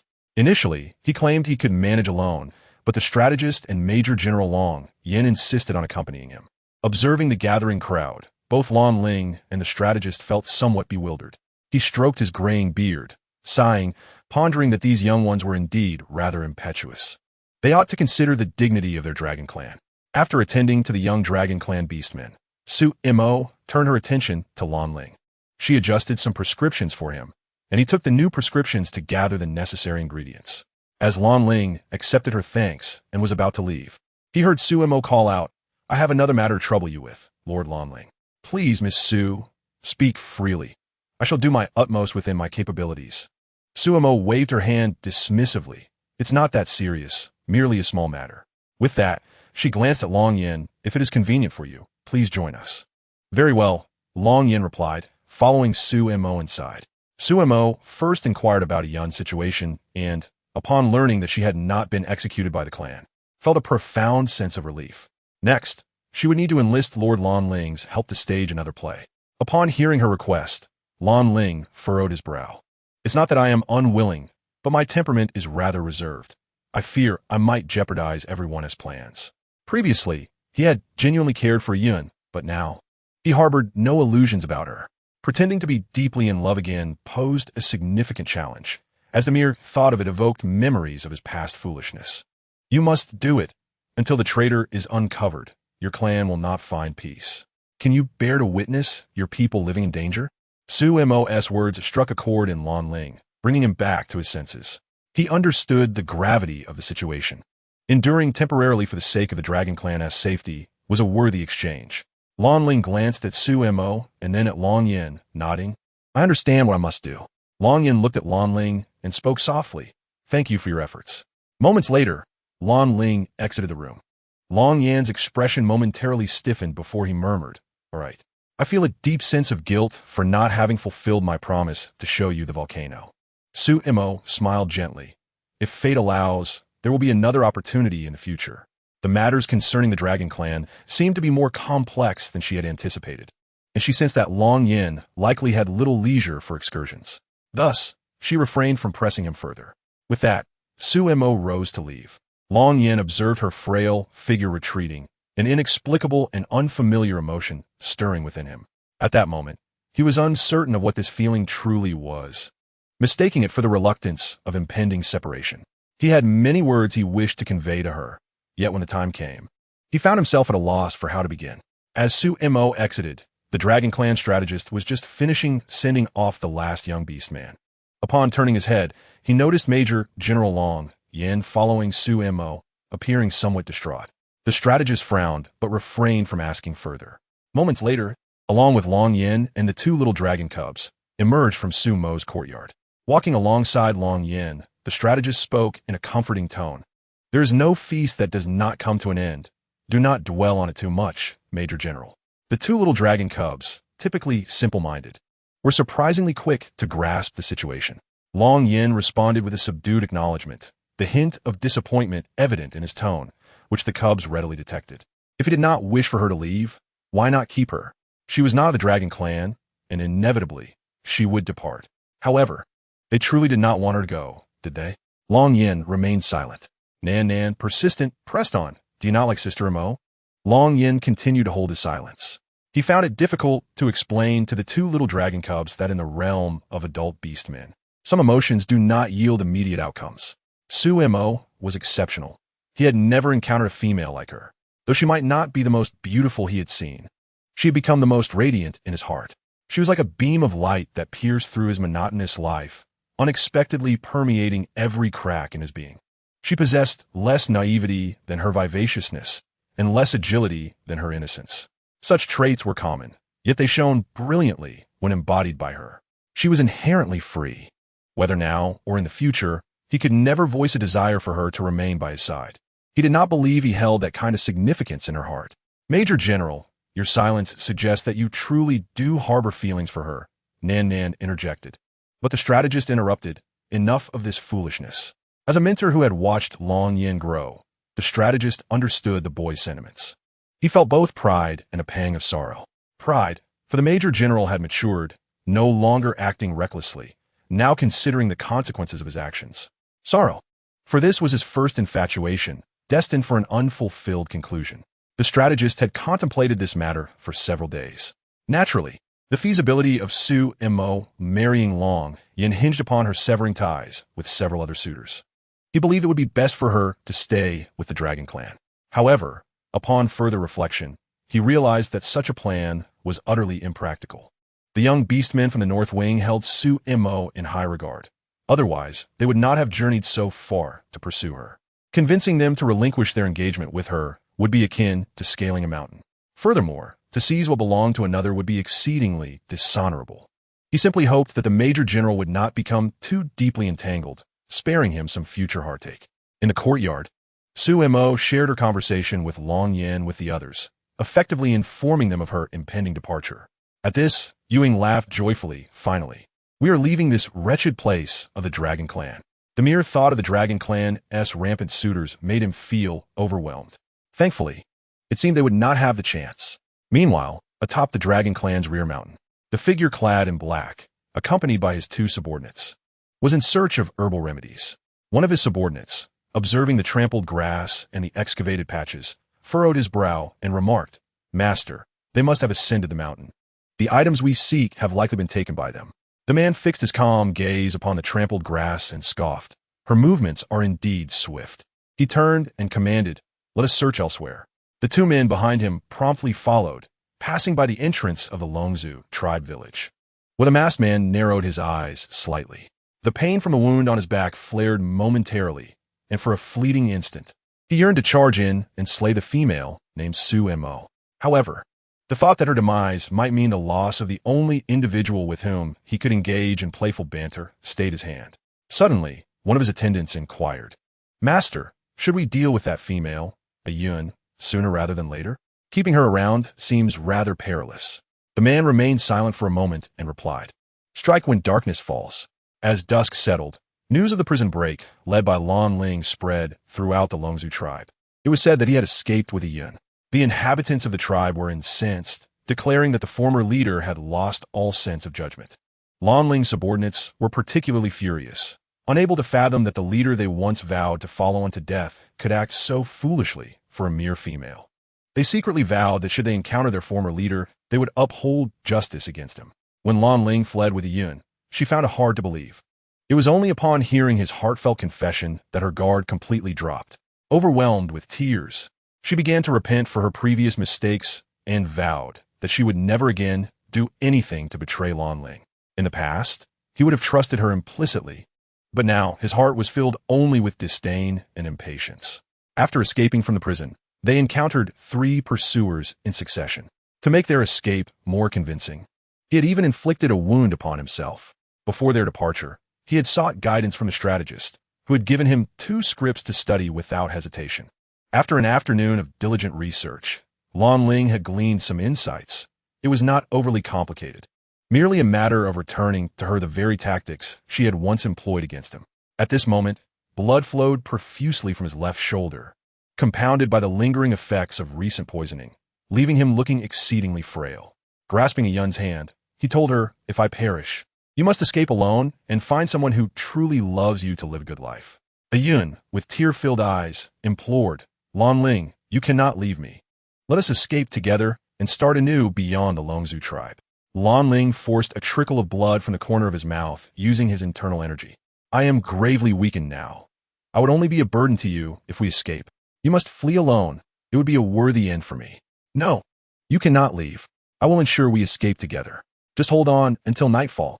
A Yun had come to believe wholeheartedly that Lan Ling's audacious prison break was fueled by his deep love for her. Otherwise, given his character and his steadfast loyalty to the Major General, he would never have committed such an act. She resolved to exhaust her final vestiges of hope. Now that Lan Ling had become a traitor in the eyes of the tribe for her sake, she did not suspect his intentions at all.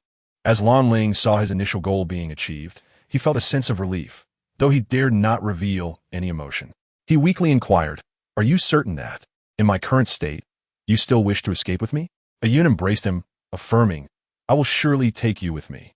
There could be many beastly husbands, but few were as easily manipulated and as formidable as Lan Ling." A Yun understood clearly that once they left the tribe, both she and Lan Ling would be traitors of the Longzhu, leaving him with no choice but to rely on her. They would be like 2 grasshoppers on the same string. Soon, News of Lan Ling's actions spread throughout the tribe, reaching Su Mo and her companions. If matters unfolded smoothly, perhaps they could set off by the following day. However, before that, Su Mo instructed them to attend to two tasks. As a suspect, Mo Xiao did not participate and remained by Su Mo's side to ensure her safety. As night fell, Yu Ying, Song Lan, and Fei Yin departed. At that moment, the Longzhu tribe was in a state of chaos, and few paid attention to their movements. Meanwhile, the old strategist was in Long Yan's study, both men bearing grave expressions as they contemplated the events soon to unfold. The darkness had fully descended, and outside, pandemonium reigned. Lan Ling grasped the Yun's wrist and weakly admonished, "Be cautious in all things. Fear not. Once we leave the tribe, we shall be completely free." Lan Ling nodded gravely. He gazed at the person before him and felt, for an instant, that he had never truly known her. It was both laughable and lamentable. A Yun soon vanished into the night, while Lan Ling signaled to the attendant trailing not far behind. Swiftly, Long Yin received the message. He, along with the strategist, went to summon Su Mo and Mo Xiao to proceed to their destination. By the time they arrived, a Yun and her contact had been successfully captured. The male beastman, having endured a round of torture, confessed that he was responsible for poisoning the waters that day, though he stammered and could not clarify who had given him the orders. Almost simultaneously, the figure in black became aware that their informants had been compromised and arrived at the scene. However, he was not there to rescue the two fools, but rather to observe the spectacle. He was unperturbed. Very few had witnessed his true visage, and capturing these two would not pose a threat to him. A Yun, witnessing Lan Ling emerge from the shadows like a hellish specter, realized at that moment that his gaze had long since lost its fiery intensity, replaced by a cold, piercing chill. He had deceived her. She could hardly believe that the one she had thought she could manipulate had turned the tables and deceived her instead. A Yun's feelings for Lan Ling shifted from fury to indifference, and ultimately, a flicker of regret blossomed in her heart. She called out to the unmoving figure in the night, "Go ahead and kill me. Why do you hesitate? Are you waiting for me to plead for mercy? Do not harbor such delusions. Even in death, I shall remain a scarlet mark upon your heart." Lan Ling's hand, which hung at his side, tightened slightly. Suddenly, a cold and mocking voice pierced the night. "A scarlet mark? That requires the purest blood to coalesce. You, a traitor unworthy of such a title, dare to claim it?" A Yin cast a glance toward Su Mo, a wave of inexplicable hatred surging within her. It was all Su Mo's fault. Had she not come to the Longzhu tribe, none of this turmoil would have arisen. Gritting her teeth, she glared at Su Mo, shouting, "You deserve to die. You are the one most deserving of death. Ha ha! With your frail and dying state, you will not live much longer. We shall meet on the road to the underworld." Before she could finish, Yu Ying, with a darkened expression, launched two silver needles toward her. With a thud, a Yun fell to her knees. She glared defiantly at Su Mo, struggling to rise. But it was in vain. Lan Ling swiftly drew his long sword and pointed it at her, his tone icy as he demanded, "Speak. Who are your accomplices besides him?" A Yun's eyes flickered with surprise, but she quickly numbed herself to the situation. "My accomplices? Who else could there be but you? I'm a traitor to my kin. And you, Lan Ling, are hardly any cleaner." Her obstinacy was infuriating. Lan Ling tightened his grip on the sword and advanced a step closer. A Yun tilted her head defiantly, ready to face death. Today, she would undoubtedly perish, but if she had to die, she would prefer it to be at his hands. Lan Ling hesitated before speaking. "If you're honest with me, I will do everything in my power to find your brother and ensure his well-being." Ayun slowly opened her eyes and began to speak to him. "It's not that I do not wish to tell you, but rather I truly do not know who he is. All I know is, suddenly, with a swift whoosh, a sharp arrow flew through the air, striking Ayun's throat with unerring precision. She barely had time to register a hint of pain before she collapsed to the ground. The crowd immediately turned their gazes toward the direction for which the arrow had come. All they could see was a shadow, vanishing into the night like a gust of wind. Lan Ling contemplated pursuing the figure, and both Kanglin and Yu Ying quickly followed suit. Su Mo slightly narrowed her eyes, recalling the brief moment when she locked eyes with the cloaked figure. She distinctly noticed that his pupils changed color, and she also saw the unmistakable provocation lurking in his gaze. Chapter 66. Everything I possess will ultimately belong to you. There were not many belongings to take. As she had prepared everything the day before, early in the morning, she bid farewell to Long Yin, leaving behind several prescriptions for the Dragon Clan's healer to adjust the medication according to Lanling's recovery. She also informed him that if any further issues arose, Lanling could seek her treatment in the North Wing. After finishing breakfast and preparing to depart, the military advisor and Lanling approached her. Two little dragonlings rushed over from a distance, panting, "Sister Mo, please wait a moment. The Major General is fetching the prepared gift for you, and he will be here shortly." Su Mo was slightly taken aback, and, before she could inquire further, she spotted Long Yin approaching with a cart. "Thank you, Major General," Su Mo said with a smile. "You are too kind, Miss Su. Please take care on your journey," Long Yin replied. Su Mo smiled and nodded, lowering her gaze to meet the tearful eyes of the two little dragonlings beside her. "Sister Mo, will we not be able to see you often in the future?" they asked. Su Mo smiled as she gently patted their horns. "Not at all. If you miss me, you can find me anytime, and you can also write to me." Upon hearing this, the little dragonling's eyes lit up. "Really?" "Of course," she assured them. The little dragonlings beamed with anticipation. "We will definitely come to visit. You're always welcome." Nanan tugged at her sleeve, squinting. "Sister Mo, can you give me a hug?" Su Mo bent down and embraced both him and Dong. As she stood up, she heard Nanan turn to Long Yin and ask Major General, "Want you give her a hug?" Instantly, several gazes from behind Su Mo converged upon them. Long Yin's expression softened as he stepped forward, gently enveloping the person before him. Leaning close to her ear, he whispered, "Thank you, Miss Su. Until we meet again." Su Mo smiled. "All right. Once on the cart." Su Mo lifted the curtain to glance at the people outside, waving goodbye to them. As the cart departed from the Dragon Clan's territory, Yueying could no longer contain her complaints to Fian and Maxia. This Dragon Clan Major General is truly unnecessary, preparing all these things and slowing down our journey. Originally, they had planned to travel light and easily navigate through the forest with Su Mo. Now, due to the cart filled with items, their travel had become somewhat inconvenient. Fian chuckled. "It's just an opportunity for Our Lady to enjoy the scenery along the way. She should be pleased." Yueying raised an eyebrow, acknowledging that the lady indeed appeared happy at that moment, as she was busy examining the gifts from Long Yin inside the cart. She was practically a treasure enthusiast. Inside the carriage, Su Mo sat cross-legged, inspecting the various gifts. Aside from some fabrics and jewelry, there were also peculiar items. Kanglin squatted beside her, delightfully listening to her complaints. "What is this? Special Dragon Clan cured meat? I wouldn't dare eat it. I'm afraid it would ruin my teeth. And what on earth is this large stone? A fossil? No, this appears to be a dragon blood crystal diamond. A treasure. I could refine diamonds from it and sell them in the system space. Wouldn't that make me rich?" Unfortunately, her laboratory was not equipped for such refining processes yet. "What is this bone? It looks like a rib bone. Wow, it even glows." At that moment, the three outside caught their breath in surprise. Maxia swiftly entered the cart, his deep, calm gaze fixed on the rib bone in Su Mo's hand. The characters Long Yin were inscribed on the lower right side of the bone, now glowing warmly in Su Mo's palm. Su Mo had initially intended to discard the bone, but upon seeing Long Yin's name etched upon it, she hesitated. She tossed the dragon bone aside casually and continued to sift through the other items. Maxia bent down to retrieve the dragon bone, exchanging a glance with Fian standing behind him. It seemed that their lady was unaware of the significance of the dragon bone gifted by the Beastmen. It was said that in Dragon Clan tradition, during the coming-of-age ceremony, the most significant act was the Oath of Bone Severance, where each adult Beastman would personally remove a rib from their body. This symbolized the complete severance of the binding heart bone, freeing them from all constraints. To be born as a blade, unyielding to love, to resemble thunder, untamed by the world, not to rely on anyone, nor to bow to any matter. However, once this severed dragon bone was given away, it signified that all that I possess will ultimately belong to you. Long Yin's feelings for his lady were unmistakably clear. Inside the cart, aside from the naive Kanglin, the other three were acutely aware of the implications. Yueying glanced at the dragon bone in Maxia's hand, feeling an overwhelming urge to snatch it away and toss it aside on the road.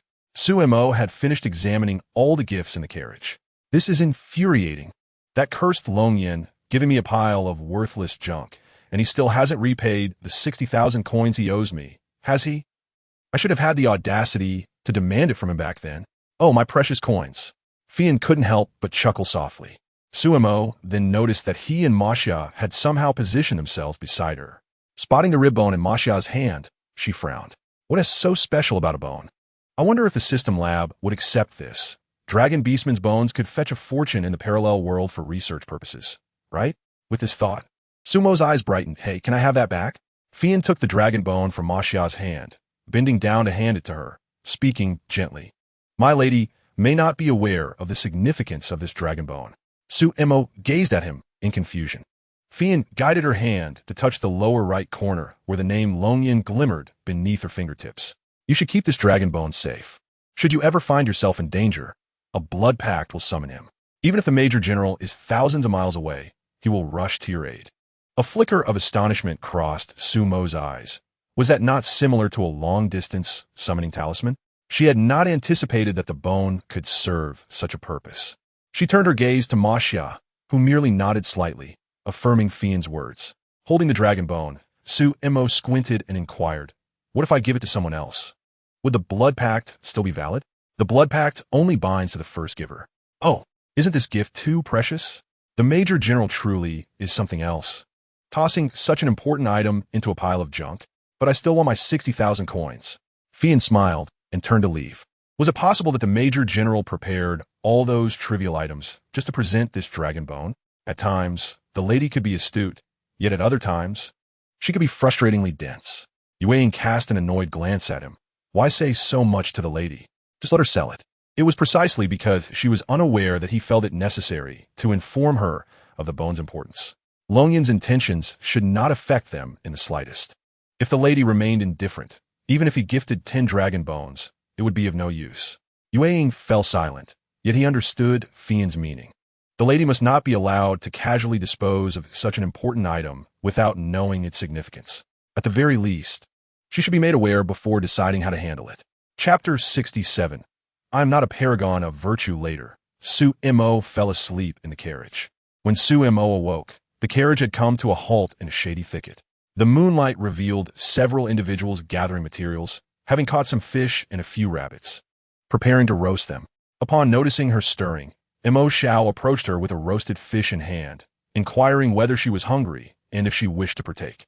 Su Mo took the fish, inhaling its untainted aroma, which was quite delightful. She took a delicate bite, savoring the subtle fishy flavor, and then looked at Mo Xiao, asking if more fish could be procured. That's not an issue. Splendid. Let's prepare something different today. Wait for me. With that, Su Mo rose and went to the carriage, exchanging some items in the system marketplace for an iron pot and various seasonings. When she emerged with them, Mo Xiao appeared momentarily astonished before returning to his usual demeanor. He promptly stepped forward to assist her in carrying the items, casting a glance at the sharp knife, which was unlike those they had. It appeared very thin and exceedingly sharp. Su Mo smiled and explained, these are all kitchen utensils. Mo Xiao then carried the items to find Fei Yin, while Su Mo noticed the 2 trembling rabbits nearby. Picking one up, she exclaimed, oh dear, poor thing, before squinting and tossing it into Moonshadow's arms, declaring, prepare it.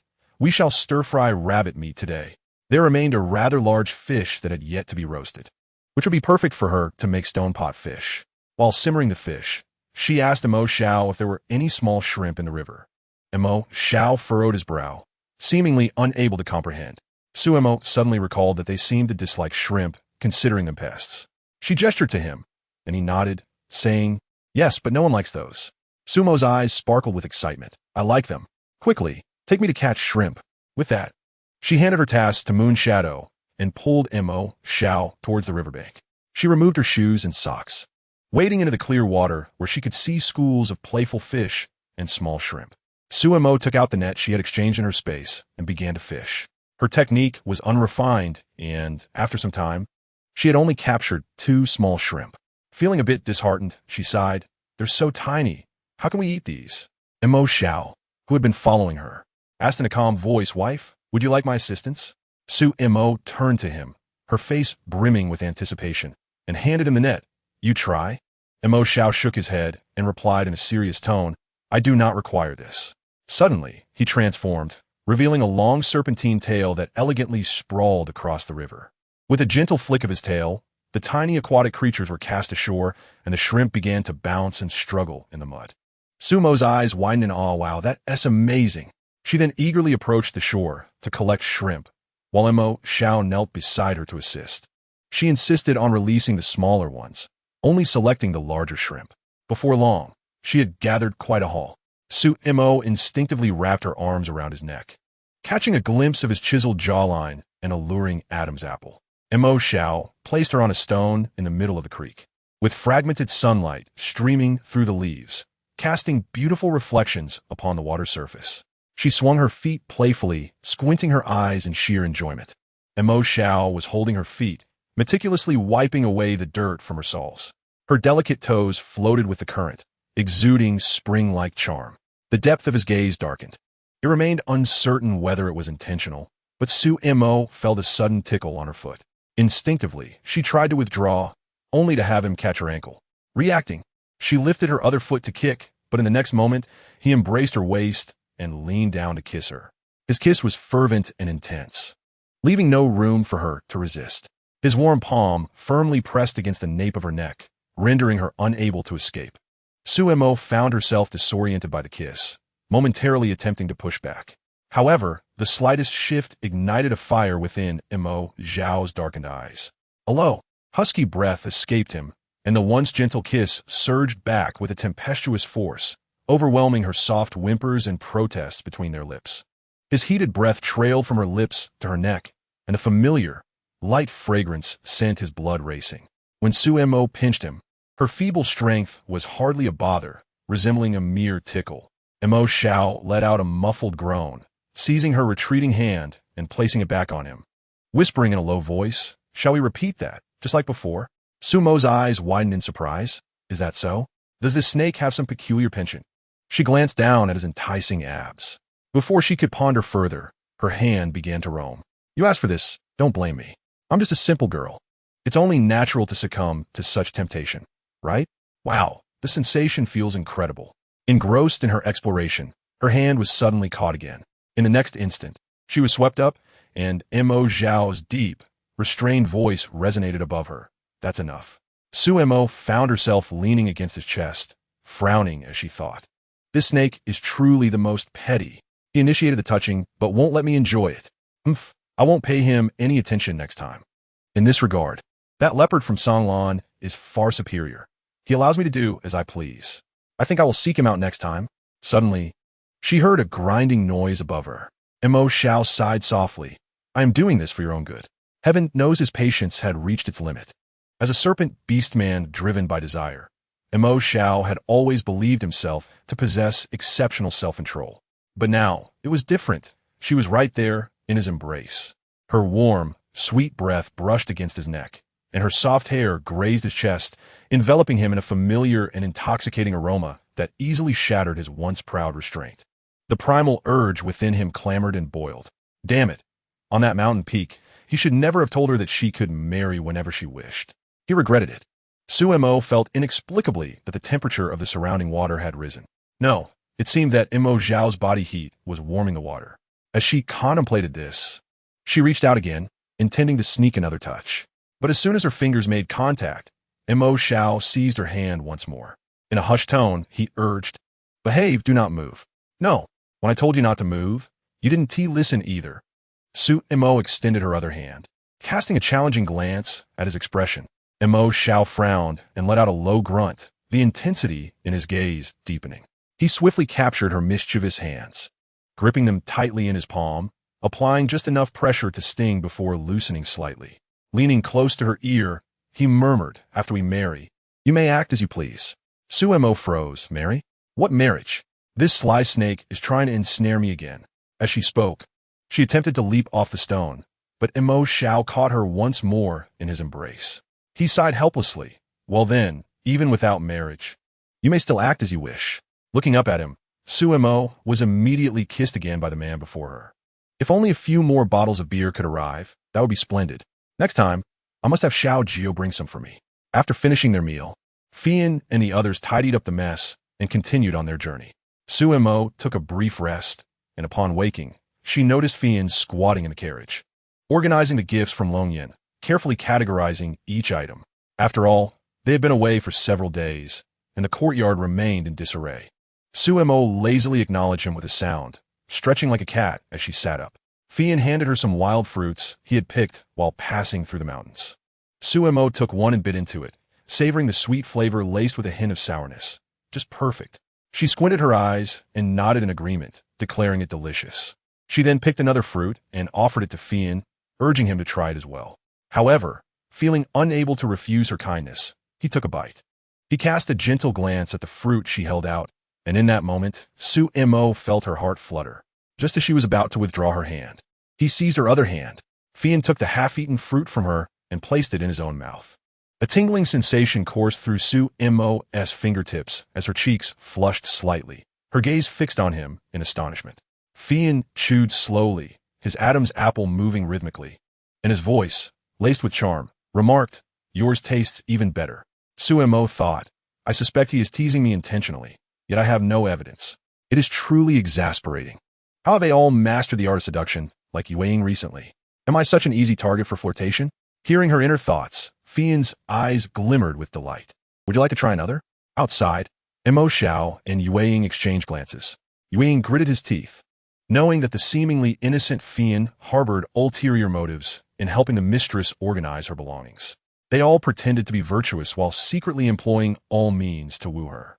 Mo Xiao quickly regained his composure, attempting to soothe himself, realizing this would be the norm moving forward. Yet, the reins in his hands tightened uncontrollably.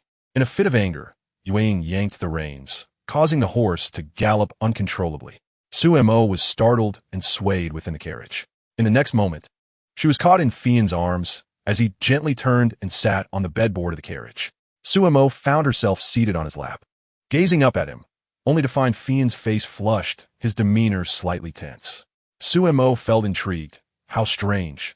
Was he not the one flirting with me? Why is he more nervous than I am? Wow, his ears are so red. It's somewhat adorable. Even his neck is flushed. When not acting aloof, he appears surprisingly easy to tease. His Adam's apple looks so tempting. I wonder how he would react if I unexpectedly bit it. Honestly, it's quite unfair how enticing he is. Hearing her thoughts, Fian's Adam's apple moved slightly, and he lifted his chin slightly, just as Suemo bit her lip. Contemplating a spontaneous move, a horse's neigh interrupted them. What a sin. My current thoughts are far too wicked for such a pure individual. How could I tarnish him with such impure notions? Fian's hand around her waist unconsciously tightened. He lowered his gaze, his obscure eyes observing the girl lost in her thoughts. And for a fleeting moment, he wished to tell her that he was not as pure as she believed. At least, his feelings towards her were anything but innocent. Adhering to propriety was merely how others perceived him. He was not nearly so noble. Fian pressed her closer, resting his chin atop her head. In a hushed voice, he said, "Mistress, feel free to do as you wish. At least with me you may." "Really? I have said before that your happiness is my top priority." Suemo nestled against his chest, listening to the steady rhythm of his heartbeat, squinting her eyes in delight. "Fian, you are truly wonderful. May I touch your abs?" "Yes." Almost the moment her hands descended, he could not contain a muffled groan. Suemo was engrossed, entirely unaware of the sudden spark igniting in Fian's eyes. That night, I was too sound asleep to appreciate the sensation. Today, I must make up for it. He is far more generous than that foul serpent. Who would have thought that the aloof high priest is actually such a sweet darling? Wow, his face is so red. In an instant, I feel like a wicked woman forcing him into submission. The more he reacts like this, the more I want to tease him. After a while, Fian closed his eyes and, in a seductive tone, asked, "Mistress, do you desire to do anything else?" Sumo's eyes brightened as she fixated on his Adam's apple. "I still want to." "Forget it. I must maintain some semblance of dignity." In the next moment, she felt him embrace her tightly once more as he leaned down, gazing at her while concealing the turbulent emotions within. He continued to tempt her, as I have said. "You may do as you wish." Suemo found it difficult to swallow. "If you keep enticing me like this, I shall not hold back." She tilted her head and kissed him. The soft peck felt to Fian like a tranquil lake suddenly disturbed by a boulder, sending ripples throughout. He closed his eyes, gently holding her delicate neck, and softly said, "Mistress, now that you have kissed, it is my turn." Outside the carriage, Mo Xiao and Yueying's expressions darkened. Yueying's teeth were nearly ground to dust in frustration. The shameless Fian had even turned the tables on them. He had truly underestimated him. Yet, upon reflection, It was evident that not many who held the position of high priest were innocent. The most astute aspect of Fian was that he made the mistress feel as though she had the advantage, all while he skillfully maneuvered the situation. With so many tricks up their sleeves, it was indeed difficult to guard against. Mo Zhao's already darkened gaze deepened further. He narrowed his eyes and touched his own Adam's apple, lamenting that she had never kissed him there. Whenever he coaxed her into kissing him, she would look at him with startled, doe-like eyes, and to coax her into doing it again, he would have to spend ages comforting her, making it seem as though he were going to devour her. Yet with Fian, it was entirely different. If he claimed to feel no jealousy, that would be pure self-deception. Chapter 69. The mistress is in danger. Fian treated her as though she were a treasure, his slender fingers gently brushing against her cheek. When they grazed her ear, he even trembled slightly, his touch exceedingly tender. Hesitating yet restrained, he pressed his forehead against hers, confirming there was no resistance before trailing kisses down her nose. The curtains fluttered in the breeze, and birds flitted past the carriage window, the air within thickening with an intoxicating spring ambience. Not far away, a man clad in black stood atop the tallest branch, his cold gaze taking in the scene within the carriage. His eyes brimmed with derision, a bunch of love-struck fools, utterly unworthy to be my opponents. A subordinate beside him inquired, "Master, shall we eliminate them now?" The man shot him an annoyed glance, displeased by his unsolicited question.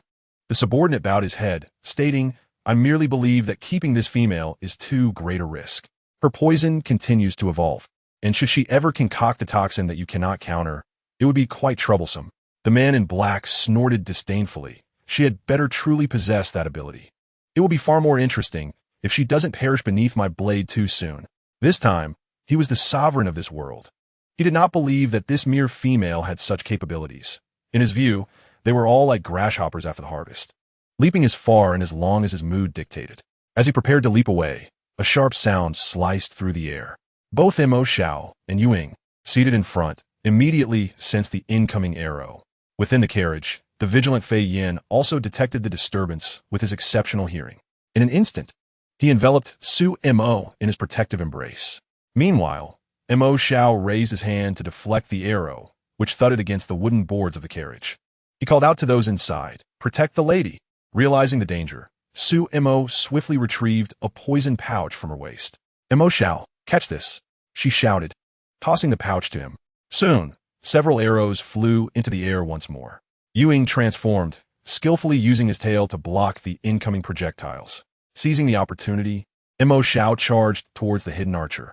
Inside the carriage, Fei Yin shielded himself while observing the unfolding situation. Glancing at him, Su Mo noted that their adversaries were numerous and scattered, and the powder she had given to Mo Xiao was likely insufficient. She had no idea how many foes they faced. Continuing in this manner was not advantageous. In a moment of desperation, Su Mo summoned Xiao Jiao in her mind. "I am here, what is your command?" Furrowing her brow, she replied, "You worthless system, can't you sense the danger I'm in? My apologies, but this system only detects significant threats. This situation is trivial. You need not worry," Xiao Jiao responded. "You lazy creature, you observe at all times, yet vanish when it truly matters." Xiao Jiao coughed nervously. "Please remain calm. You are the chosen one of this system.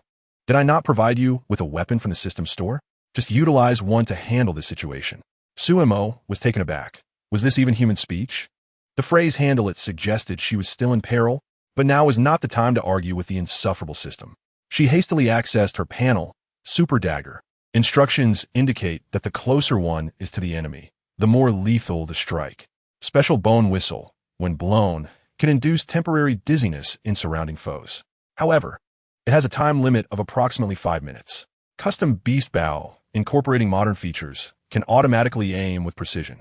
Su Mo concluded that the whistle seemed the most suitable for her novice self. After much contemplation, she decided the bone whistle was her best option. If she could buy 5 minutes, Mo Xiao should be able to resolve the situation. However, the dilemma was that if she blew the whistle, Mo Xiao, being a beast man, would also be affected. After a brief hesitation, she retrieved the whistle from the system. She explained its use to Fei Yin and instructed him to find Mo Xiao. Even if Mo Xiao reacted to the whistle, with Fei Yin present, he would at least be protected from ambush. Fei Yin hesitated, "But my lady, I have Yuing here. The primary combat force has been drawn away by Mo Xiao. Ying should be able to manage. Su Mo urged. Hurry, finish this swiftly. She then handed Fei Yin several antidote pills. Take these. They will shield you from the whistle's effects. Nodding, Fei Yin took the items and rushed out, tossing a pill to Ying as he passed. Swallow this immediately. I am off to find Mo Xiao. Perched on a branch. The cloaked figure, watching the commotion, narrowed his eyes. His opportunity had arrived. Though he was still nursing injuries, he could not afford to hesitate now that he had assistance. Drawing his bow, he aimed at Fei Yan's retreating form. At that moment, Su Mo heard a chime in her mind. Xiao Jiu's urgent voice echoed, My lady. Fei Yan is in danger. There's another wave of threats nearby. With no time to ponder, Su Mo poked her head out and shouted towards the distant figure. Fei Yan, be careful. Instinctively, Fei Yin turned, narrowly avoiding the arrow that whizzed by, catching sight of the cloaked figure in the tree. He then accelerated towards Mo Xiao. Seeing Fei Yin evade the arrow, the cloaked figure quickly redirected his aim at Ying. Originally, Ying had been adept at dealing with the arrows, but now faced a superior force, which posed a significant challenge. Hiding within the carriage, Su Mo quietly retrieved several pouches of powder, preparing to act. With a whoosh, an arrow pierced through the window, embedding itself in the wooden bed of the carriage. Su Mo's eyes widened in alarm. Xiao Jiu, if you don't show up soon, I might lose my life. Please remain calm. I am currently seeking authorization for a weapon. You sluggish creature. If I perish here, you will pay dearly. Do not panic. I am hurrying. Another arrow shot through the air. Heavens, it nearly grazed my head. If I catch that archer, they will pay dearly. Outside, Ying momentarily lost focus at Su Mo's thoughts. In a moment of distraction, an arrow pierced his left hand, tearing through his clothing and leaving a trail of blood. He went softly. Ying. Su Mo anxiously glanced at him, tossing a pouch of antidote his way. Ying caught it, saying, My lady, stay hidden. Soon, a strange melody resonated through the forest. Despite consuming the antidote, Ying experienced a momentary daze before quickly regaining his composure. The surrounding arrows vanished completely, leaving only the sound of the whistle in a profound silence. The leading cloaked figure quickly realized the situation, covering his ears. His two subordinates, however, were oblivious and soon succumbed to dizziness. The leader hastily administered antidote pills to them, signaling them to attack Ying. In an instant, two figures charged towards him, while the leader aimed for the frail silhouette within the carriage, darting towards Su Mo like an arrow released from a bow. Chapter 70. Her true form. Be cautious. My lady. In a critical moment, Xiao Jiu's voice rang out. Quickly use the poison. Without a moment's thought, Su Mo grasped the fallen pouch tightly in her palm and retrieved a silver needle soaked in poison from her waist. Ying had already sensed the approaching threat to Su Mo. Frowning slightly, he discreetly pulled out the pouch she had given him. As he threw it, the two assailants opposite him also threw their own pouches. He instinctively held his breath. In a staggered moment, a loud crash echoed as the assailants forcefully breached the carriage. Ying had no time to spare. He turned to seize Su Mo within the carriage. Yet, he was a moment too late. The attackers were swifter than him. Just as the cloaked figure's hand reached for Su Mo, she abruptly raised the pouch towards him. In the next instant, his expression momentarily faltered, even a trickle of blood escaping the corner of his mouth. Damn it! Her poison has upgraded. Struggling to suppress the spreading effects within him, he mustered the last of his strength to seize the woman before him. Su Mo's eyes widened in disbelief. Is this even possible? How can he still be alive? Xiao Jiu, save me. I really might not make it this time. Do not despair, my lady. Can you not provide reliable assistance? The cloaked figure gripped Su Mo tightly, then vanished from the carriage like a whirlwind. When Mo Xiao and Fei Yin finished their tasks in the forest and hurried back, they saw Su Mo being taken away. Without a moment's hesitation, they pursued her. Su Mo felt the figure's grip tightening around her waist, nearly suffocating her. In a moment of desperation, she clenched the silver needle in her hand and plunged it into the man's wrist. He slightly furrowed his brow, loosening his grip. Just when Su Mo thought she might escape, he tightened his hold, choking her neck. The voice was menacing as it threatened, Be quiet, or I shall end your life this very moment. Su Mo could not help but shiver. What a nightmare. How did I, a mere supporting character from the original story, manage to provoke such a formidable opponent? You foolish brute. Why are you capturing me? Go after the female lead instead. She is your ultimate target. After a few moments of calm contemplation, she realized she needed to extract useful information while stalling for time. Trembling, she began, "Hero, we have no grievances.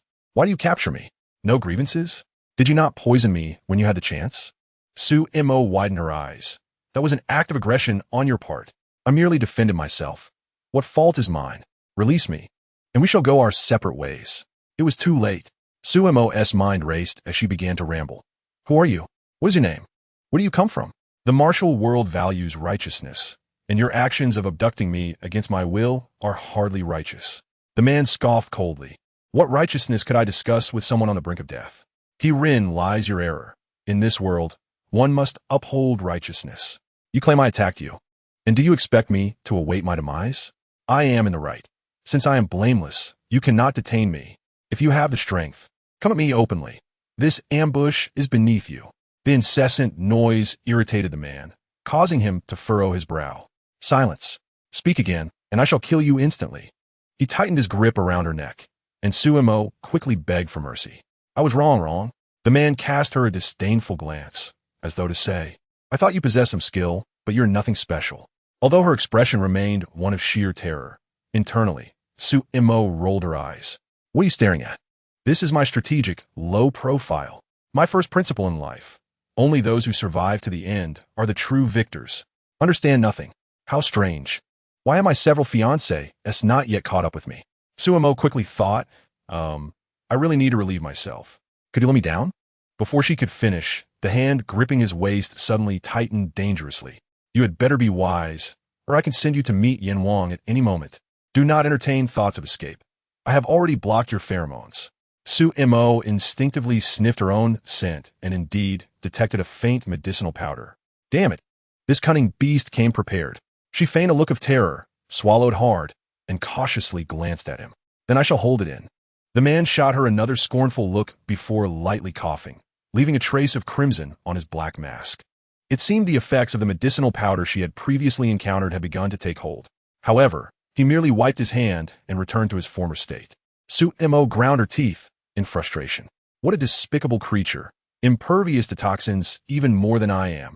The next moment, the hulking beast man dragged her into a cave and viciously threw her to the ground. The antidote. Su-mo regarded the hand reaching for her and decided to play the fool. "I only study poisons, not antidotes." The man grasped her slender neck. His dark and fierce eyes fixated on her as he repeated ominously, "If you wish to live, provide me with the antidote." Su-mo widened her eyes in pain. Speaking in a stammer, "Why you must release me first. Let us discuss this." The man abruptly hurled her against the stone wall behind her. Su-mo collided with it unexpectedly, the pain causing her to grit her teeth. "You wretched beast, you better not fall into my hands, or you will pay dearly." She trembled as she spoke. "Though I lack an antidote, I can attempt to devise one for you." Even if the system possessed an antidote, Su-mo would not easily hand it over.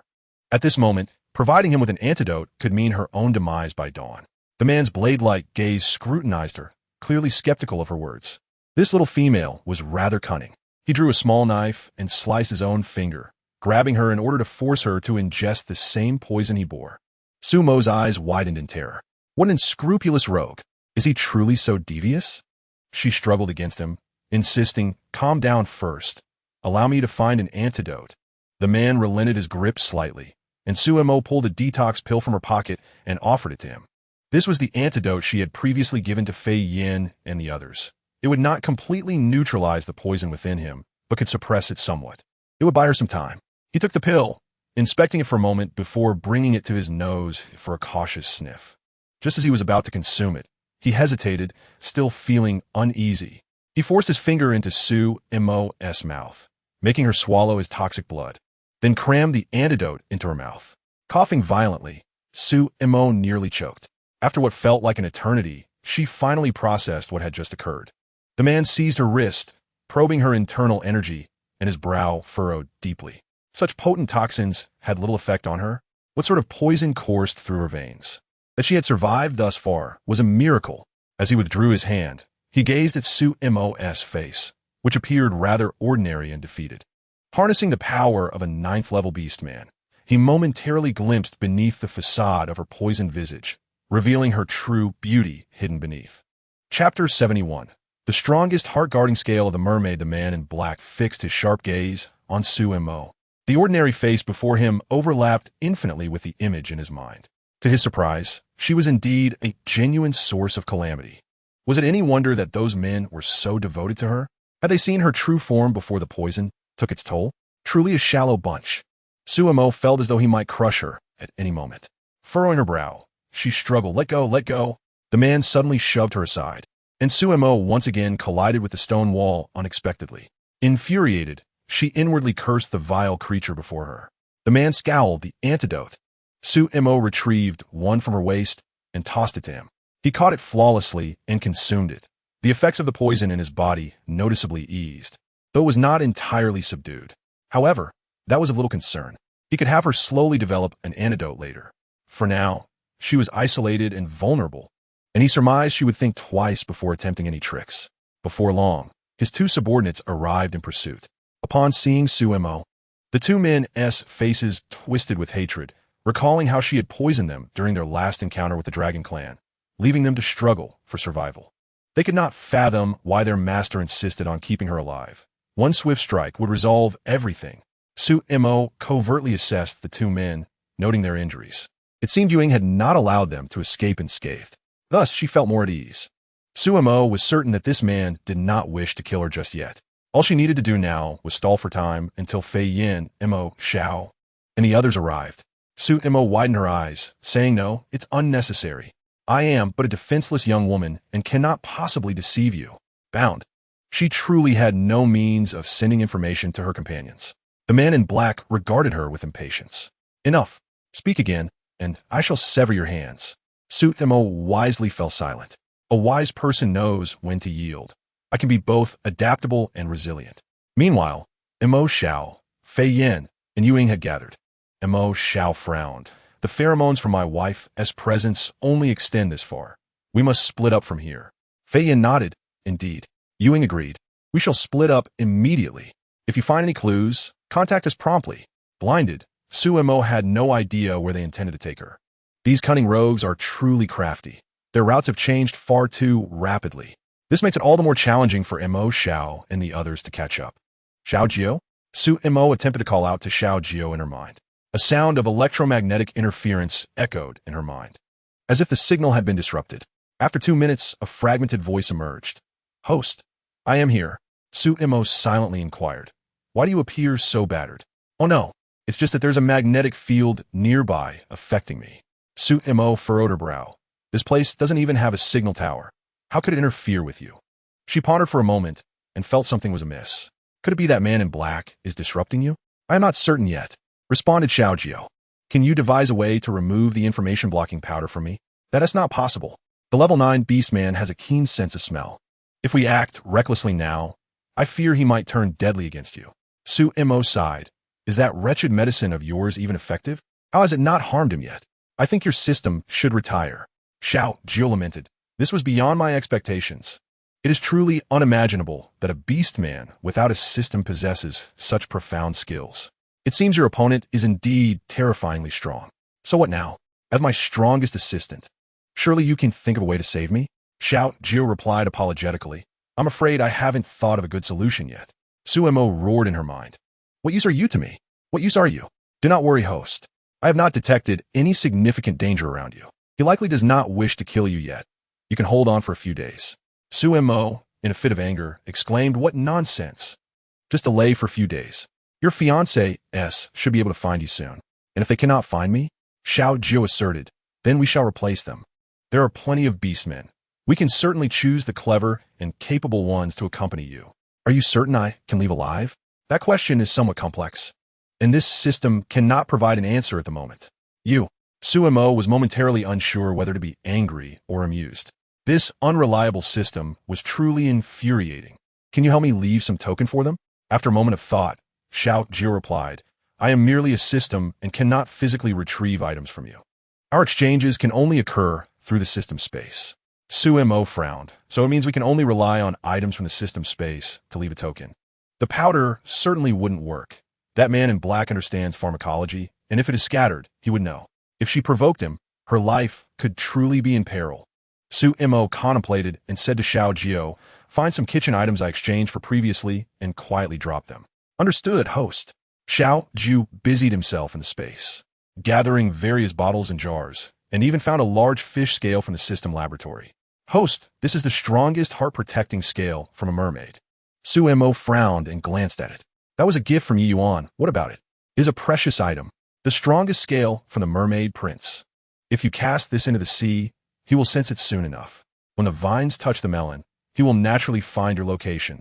You are currently in the Donghai. Upon hearing this, Su Mo became exhilarated. Excellent, quickly throw it. Xiao Jiu replied, I still need to leave a mark. After preparing, he threw the scale along with a kitchen seasoning into the sea. Along the way, I will continuously toss items from the space, hoping they can find you quickly. Su Mo felt a quiet sense of relief. She believed her fiancés were not too foolish, and now she only needed to buy some time. Soon, Su Mo was taken to a desolate village. She vaguely heard people around her calling the man in Black Master. Then she was tossed into a room. A man abruptly tore the cloth from her head, and as Su Mo opened her eyes, she was met with a pair of cold, ruthless eyes. In the next moment, the man fiercely pinched her chin, his phoenix-like eyes narrowed, the elongated corners glinting with malice. In an instant, a flicker of malevolence appeared in his gaze, and his voice turned icy, sending shivers down her spine. I regret it. I want to kill you right now. Su Mo felt the hand gripping her chin tighten, and the next moment it moved to her neck. Chapter 72. An inept system, a source of trouble. The murderous intent in a man's eyes deepened. Su Mo's heart sank, a fleeting sense of fear washing over her. She forced herself to remain calm, saying, Don't be so impulsive. If I die, who will help you detoxify? The man tightened his grip secretly. Without you, I can manage just fine. At that moment, the effects of the pill he had previously suppressed began to churn within him, causing discomfort in his organs. This damned female had used poison so intensely. To avoid future troubles, he wanted to end her quickly. Sumo's gaze flickered. You, a powerful male beast man, bullying a weak woman like me. What kind of logic is that? If you cannot outwit me with poison, do you think you can kill me? You provoked me. It has nothing to do with me. You weakling. The man narrowed his eyes dangerously, his displeasure evident, yet the hand around Su Mo's neck involuntarily loosened slightly. What did you say? I said you were a weakling. Only a weakling would bully a little girl like me. Through the black mask, Su Mo could see the sinister smile on his face. The man curled his lips in a smirk and then suddenly threw her to the ground. You are a weak woman? I see you are nothing but a poisonous vixen. Coughing, Su Mo lay on the ground for a while before recovering. That damned creature, tossing me around like a ball. One day, when he falls into my hands, I will make him suffer. You are right. I am indeed a poisonous vixen, and I have more poison on me than I can count. If you provoke me again, I will poison you to death. The man scoffed. You lack the capability. Whether I have it or not, you will know if you try. What is this? The game has barely begun, and you already regret it? What does it matter if you kill me? There will always be countless others like me in this world. Countless others who are stronger than me. You will never defeat them. The man glared at her with a cold, piercing gaze. Are you trying to provoke me? You truly are foolish. He swiftly approached Su Mo, intending to choke her again. Su Mo widened her eyes and shrank back. The poison from last time hasn't been resolved. And with this new poison added, if you kill me, can you guarantee that your poison will be resolved smoothly? Perhaps after several days of research, you could indeed detoxify. But during those days, there is no certainty that enemies won't come after you. The man's icy gaze lingered on her for a moment. Then he stood up, saying slowly, I will give you 3 days. If you cannot resolve the poison in me, I will send you to meet the king of hell. 3 days it is. 3 days? Do you really think I am a divine healer? At least I have bought myself some time. I won't die immediately. Do not play tricks, otherwise. I can end your life at any moment. I am but a weak woman. Do you fear me so much? Could it be that you have yet to encounter a stronger opponent than me? Afraid to face stronger foes, you only dare to challenge someone like me? You really are a bit weak. The man's eyes once again revealed a chilling, murderous intent. You truly underestimate yourself. Oh, I was merely speaking casually. Why so agitated? The man gave her a deep look before turning to leave. At the door, he remembered something and said, Write down the medicinal materials you need, and someone will provide them for you. For these 3 days, you shall remain safely in this room. Do not venture out. Su Mo remained silent. It was impossible for her to stay safely in the room. She would always need to find an opportunity to explore the terrain and scout for a way out. But now was not the time. She needed to wait for the right moment. Once he left, the door was locked by the others outside. Su-mo summoned Xiao Jiao. I nearly died just now. Where have you been? Can you be a bit more reliable? Xiao Jiao, I apologize, host. I was just interrupted by that formidable level 9 beast man. His aura is indeed quite overwhelming. Su-mo frowned. Do you know his name? I do not. Su-mo sighed. Can't you look it up? That is possible. Also, please investigate the surrounding situation for me. Xiao Jiao. Host, I am merely a product residing in your mind. I can only accompany you wherever you are. Aside from the system's marketplace, I cannot venture elsewhere. Su-mo, feeling exasperated, remarked, Is the System Management Bureau truly that incompetent? You provide me with such a powerful adversary. Yet I am left with a dim-witted little system like you. I want to file a complaint. I want to change systems. Oh dear. Xiao Jiao felt once more the sting of the host's disdain. This is mandated by the System Management Bureau. It is not my fault. Stop wailing. Su-mo frowned and asked, Is there a terrain map available? If not, at least procure a map for me to review. The weeping in her mind abruptly ceased. And after a moment, Xiao Jiao excitedly exclaimed, Found it. Here you go. A map suddenly appeared before Su-mo. Upon opening it, she was surprised to discover the beast world was indeed quite expansive, with the territories of the 3 tribes being rather substantial. Su-mo located the East Sea and glanced at the surrounding terrain on the map. She inquired of Xiao Jiao, From which direction did we arrive? After crossing the East Sea, we journeyed westward, then southward. Su-mo knelt to examine the ground for a while, and then she roughly determined her current direction. He certainly chose a clever location to establish himself, right in between the Tiger tribe and the northern wing, equidistant from both sides. As long as he hides well, who could possibly discover him? Su-mo contemplated the best route to escape from here swiftly. However, it was evident that none of the directions appeared promising. Once she attempted to flee, the adversary would undoubtedly notice her quickly, unless someone outside was there to assist her. Therefore, it was best to wait for Fei Yin and the others to arrive. Before that, she needed to keep that perverse being at bay. Moments later, Xiao Jiao's voice resounded in her mind. Host, it seems this villain is named Jin Tong. Currently, I can only ascertain his name. I'll lack further information. Su-mo's mind flashed with the image of his color-shifting eyes. She furrowed her brow and asked, You don't even know what kind of beast he is? It is currently impossible to determine. He seems to have appeared out of nowhere, as if all information about him had been suddenly erased. Su-mo fell silent. A primal beast man with such deep cunning would indeed be terrifying. Are you sure he is not bound to a system? Xiao Jiao shook his head. If he were truly bound to a system, he would undoubtedly be stronger than he is now. That is true. Xiao Jiao frowned and said, Fear not, you are the chosen one of this system, destined to turn misfortune into fortune. You shall live a long life. Su-mo sighed deeply. Aside from spouting such nonsense, can you do anything else? I truly cannot be bothered to engage with you right now. Your System Management Bureau is utterly incompetent. Other transmigrators indulge in luxury, while I, a frail cannon fodder, am left to play such a high-stakes game with you? Does this even make sense? Are your superiors capable at all? If not, allow me to take charge. Xiao Jiao, I fear that request cannot be fulfilled. Instead, let us wait until I get promoted and arrange for you a few handsome beast husbands. Oof. Su-mo waved her hand dismissively. Spare me. I doubt I will ever see that in this lifetime, given your lackadaisical work ethic. Xiao Jiao, feeling humiliated, closed his mouth. As a system, he had never felt such unprecedented disdain. It was simply astounding. Su-mo glanced at the map again and then placed it into the system space. It was truly peculiar. There was no villain named Jin Tong in the original narrative. Where on earth did he come from? Suddenly, a thought flashed in her mind, as if she had been struck by the realization of her own conjecture, causing her clear pupils to narrow instantly. Chapter 73. The stubborn blockhead at that moment. In the study of the cloaked figure Jin Tong, he was perusing a book in search of an antidote.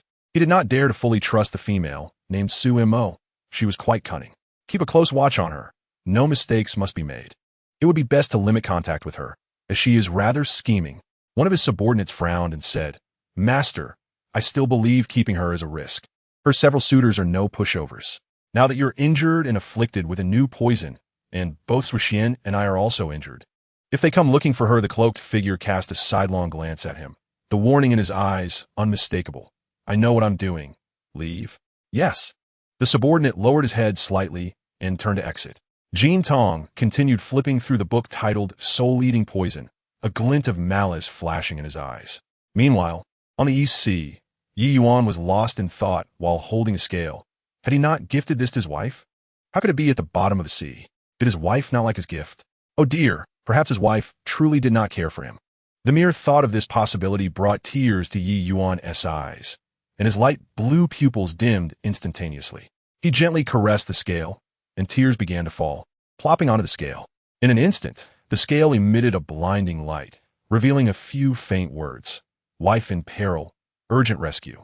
At that moment, the sorrow in Yi Yuan's eyes dissipated, and gripping the scale tightly, a dark blue light flickered in his gaze. His wife is in danger. He furrowed his brow and looked at the individuals before him. Aside from finding this, did you come across anything else? Two subordinate clownfish holding forks froze for a few seconds.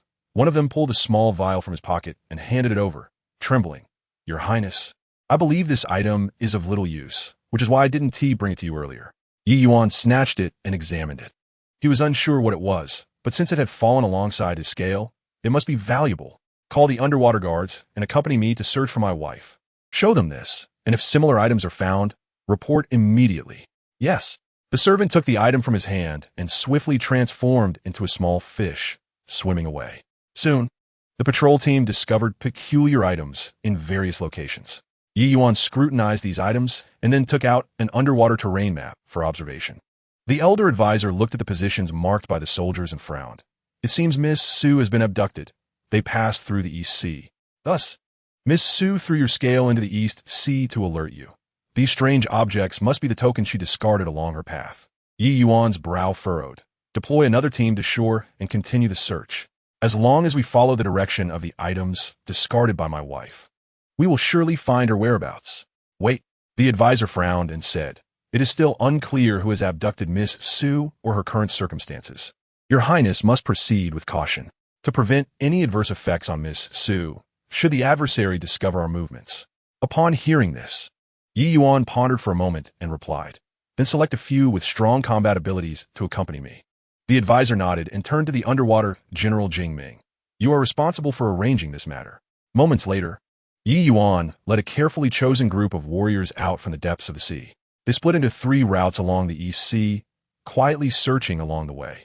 Soon, they confirmed their direction and arrived at the village where Su Mo was imprisoned, which was heavily guarded. Jing disguised himself and gathered intelligence. Returning to report, this location is neither near the northern wing nor the tiger tribe. It is unclear which tribe the villagers belong to. The beastmen in the village are quite diverse, with a high level of vigilance, and there are certainly many high-ranking beastmen. Asking too many questions may raise their suspicions. Yi Yuan raised his hand to halt him, frowning. Remain calm. Find a concealed place to hide with your men. I have my ways to ascertain the truth. With that, he vanished to another location. Unbeknownst to others, he could hear his wife's inner voice. If she truly was inside, he could certainly confirm it if he were just a little closer. Yi Yuan silently patrolled around the village. At this moment, Su Mo was engaged in conversation with Xiao Jiu in a room. That evening, the black-clad man's attendant had delivered some medicinal herbs as per her instructions. She was currently in her room, experimenting with antidotes for Jin Tong. Su Mo had consulted the detoxification formula in the system laboratory, but it was not an easy task to concoct an antidote. Nevertheless, to keep that perverse individual off guard, her medicine needed to exhibit some degree of efficacy. By substituting a few key herbs, she aimed to alleviate his symptoms and navigate through the night smoothly.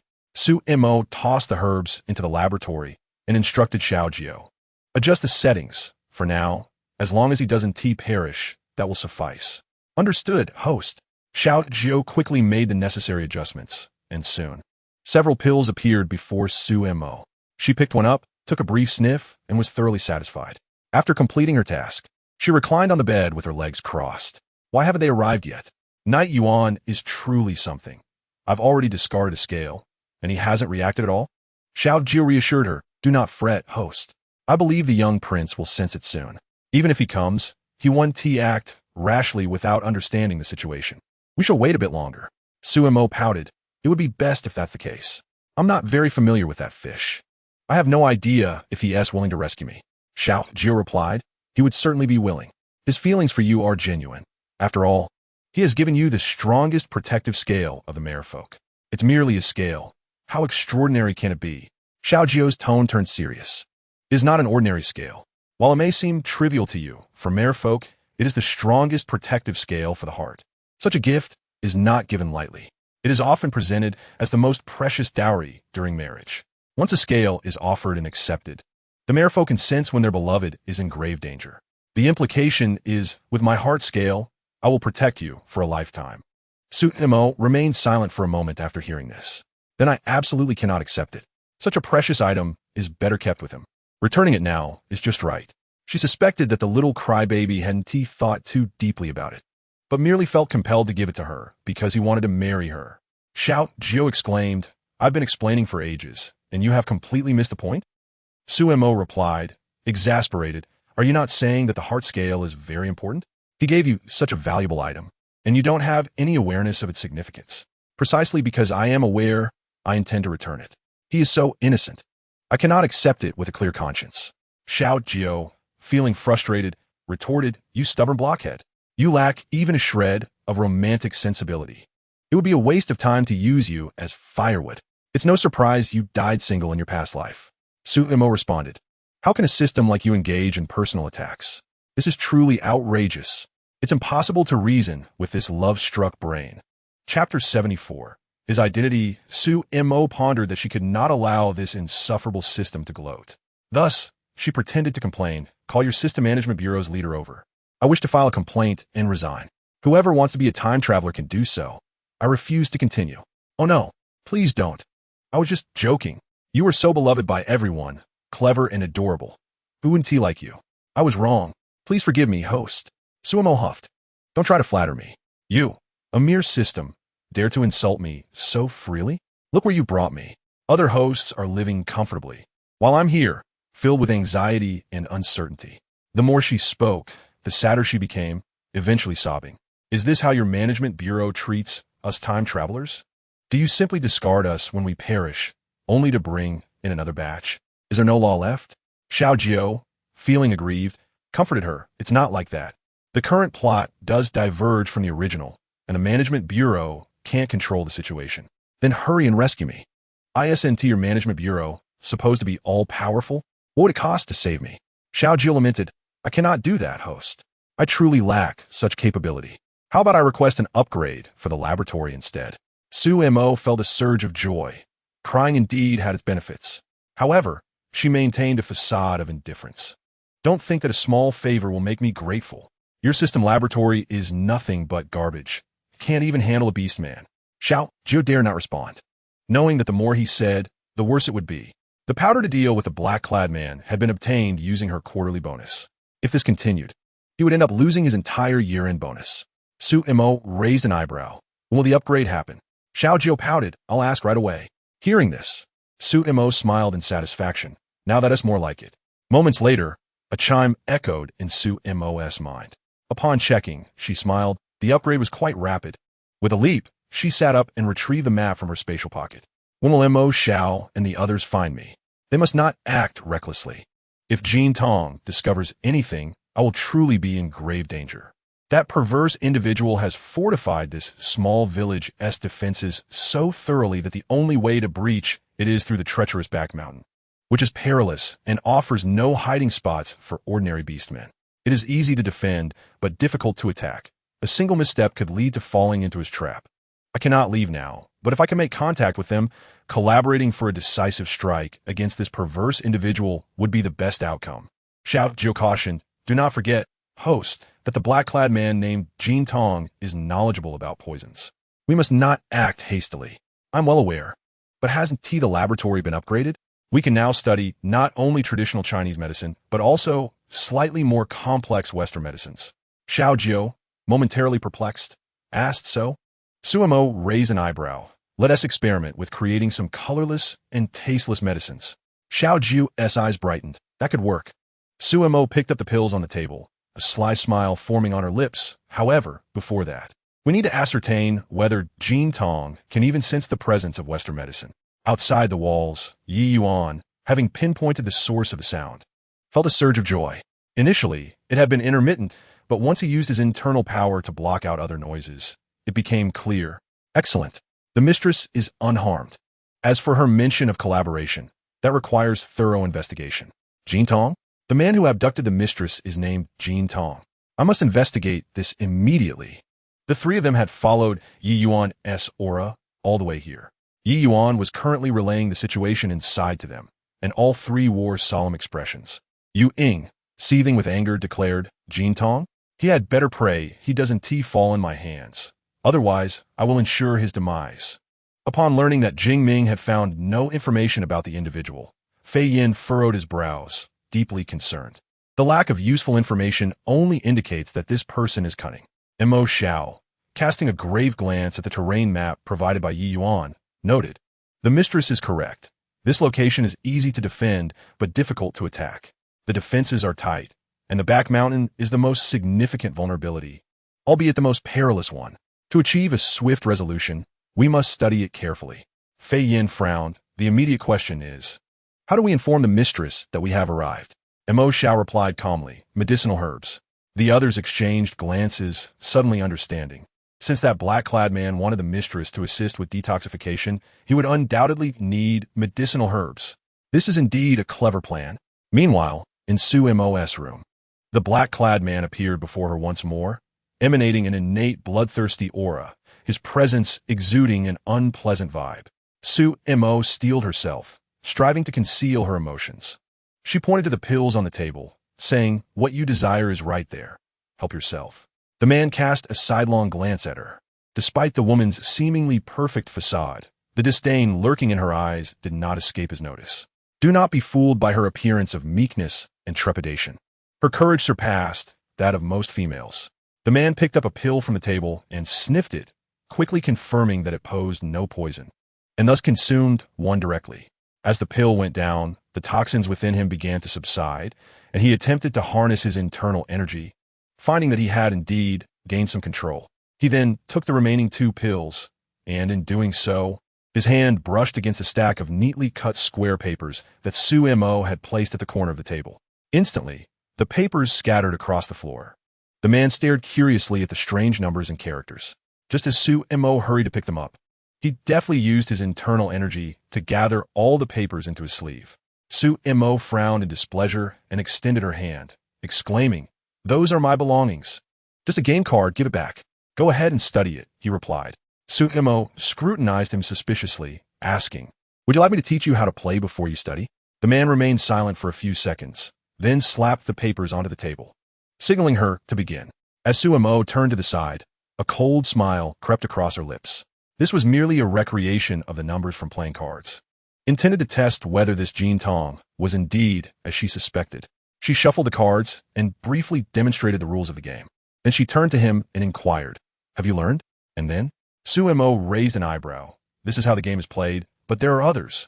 Do you wish to learn? The man furrowed his brow, his dark eyes glaring at her fiercely. Then he coldly remarked, childish. As he turned to leave, he stirred a fierce wind. Upon exiting, the black-clad man encountered the 2 guards who were on duty at Su Mo's door, surprisingly engrossed in the same childish game she had introduced. He approached with heavy steps, demanding, what are you doing? The 2 guards nearly leaped into the air in fright, immediately straightening up and stammering, reporting to the Lord, we were playing a game.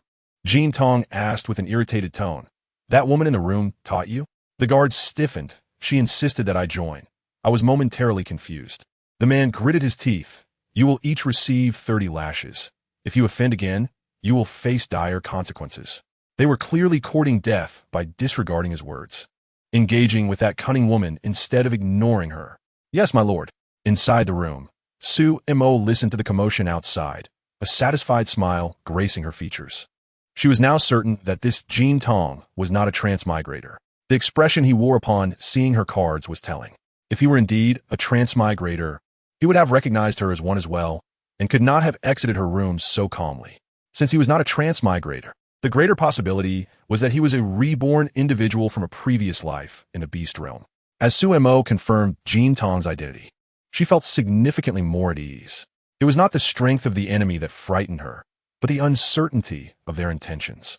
Before sleeping that night, Su Mo summoned Jin Tong's attendants and provided them with a prescription, instructing them to gather the necessary medicinal herbs by noon the following day. The attendants glanced over the list and frowned. There are several herbs here that cannot be found on the mountain. Su Mo raised an eyebrow. If you cannot find them, then find a way to acquire them. These are the antidotes for your master. She was well aware that some of these herbs were rare and difficult to obtain. Once they sprouted, they would be swiftly taken by the beastmen and sold at exorbitant prices on the black market. The last time she provided them to Fei Yan, it was also these same herbs. As long as they contacted those in the black market, Ewing would undoubtedly take note. Thus, there was no need to worry about being unable to make contact. She could not solely rely on Yi Yuan. She needed to prepare more on her end. The attendants took the prescription and stepped outside, whispering among themselves, "Some of these herbs can only be sourced from the black market. But we do not have dealings with those people. What should we do?" Another suggested, "Why not ask the master?" "Forget it. Disturbing the master for such trivial matters is courting death. Asan just received 30 lashes. We cannot attract more trouble." After some deliberation, the two attendants reached a consensus. They approached the village's treasurer Beastman to withdraw some coins. Upon learning it was for the master's antidote, he did not pry further. At that moment, Fei Yan had roughly estimated the herbs Su Mo might need based on her past prescriptions. Mo Xiao, accompanied by several others, had already taken the necessary precautions on a nearby mountain. The 7th-level beastmen's concealment techniques were beyond the comprehension of lower-level attendants. Knight Yuan remained behind to keep watch. He and Fei Yan decided to explore the back mountain of the village to familiarize themselves with the terrain. Ewing had already contacted the black market liaison from nearby tribes, informing them that if anyone sought herbs at a high price, they should contact him immediately. Ewing discreetly moved aside, having previously instructed the liaison to sell as soon as someone approached to buy. After a brief exchange, they accepted the payment and agreed to meet the next morning for the goods. Once the others departed, Ewing emerged from the shadows, deciding to find Fei Yan and the others.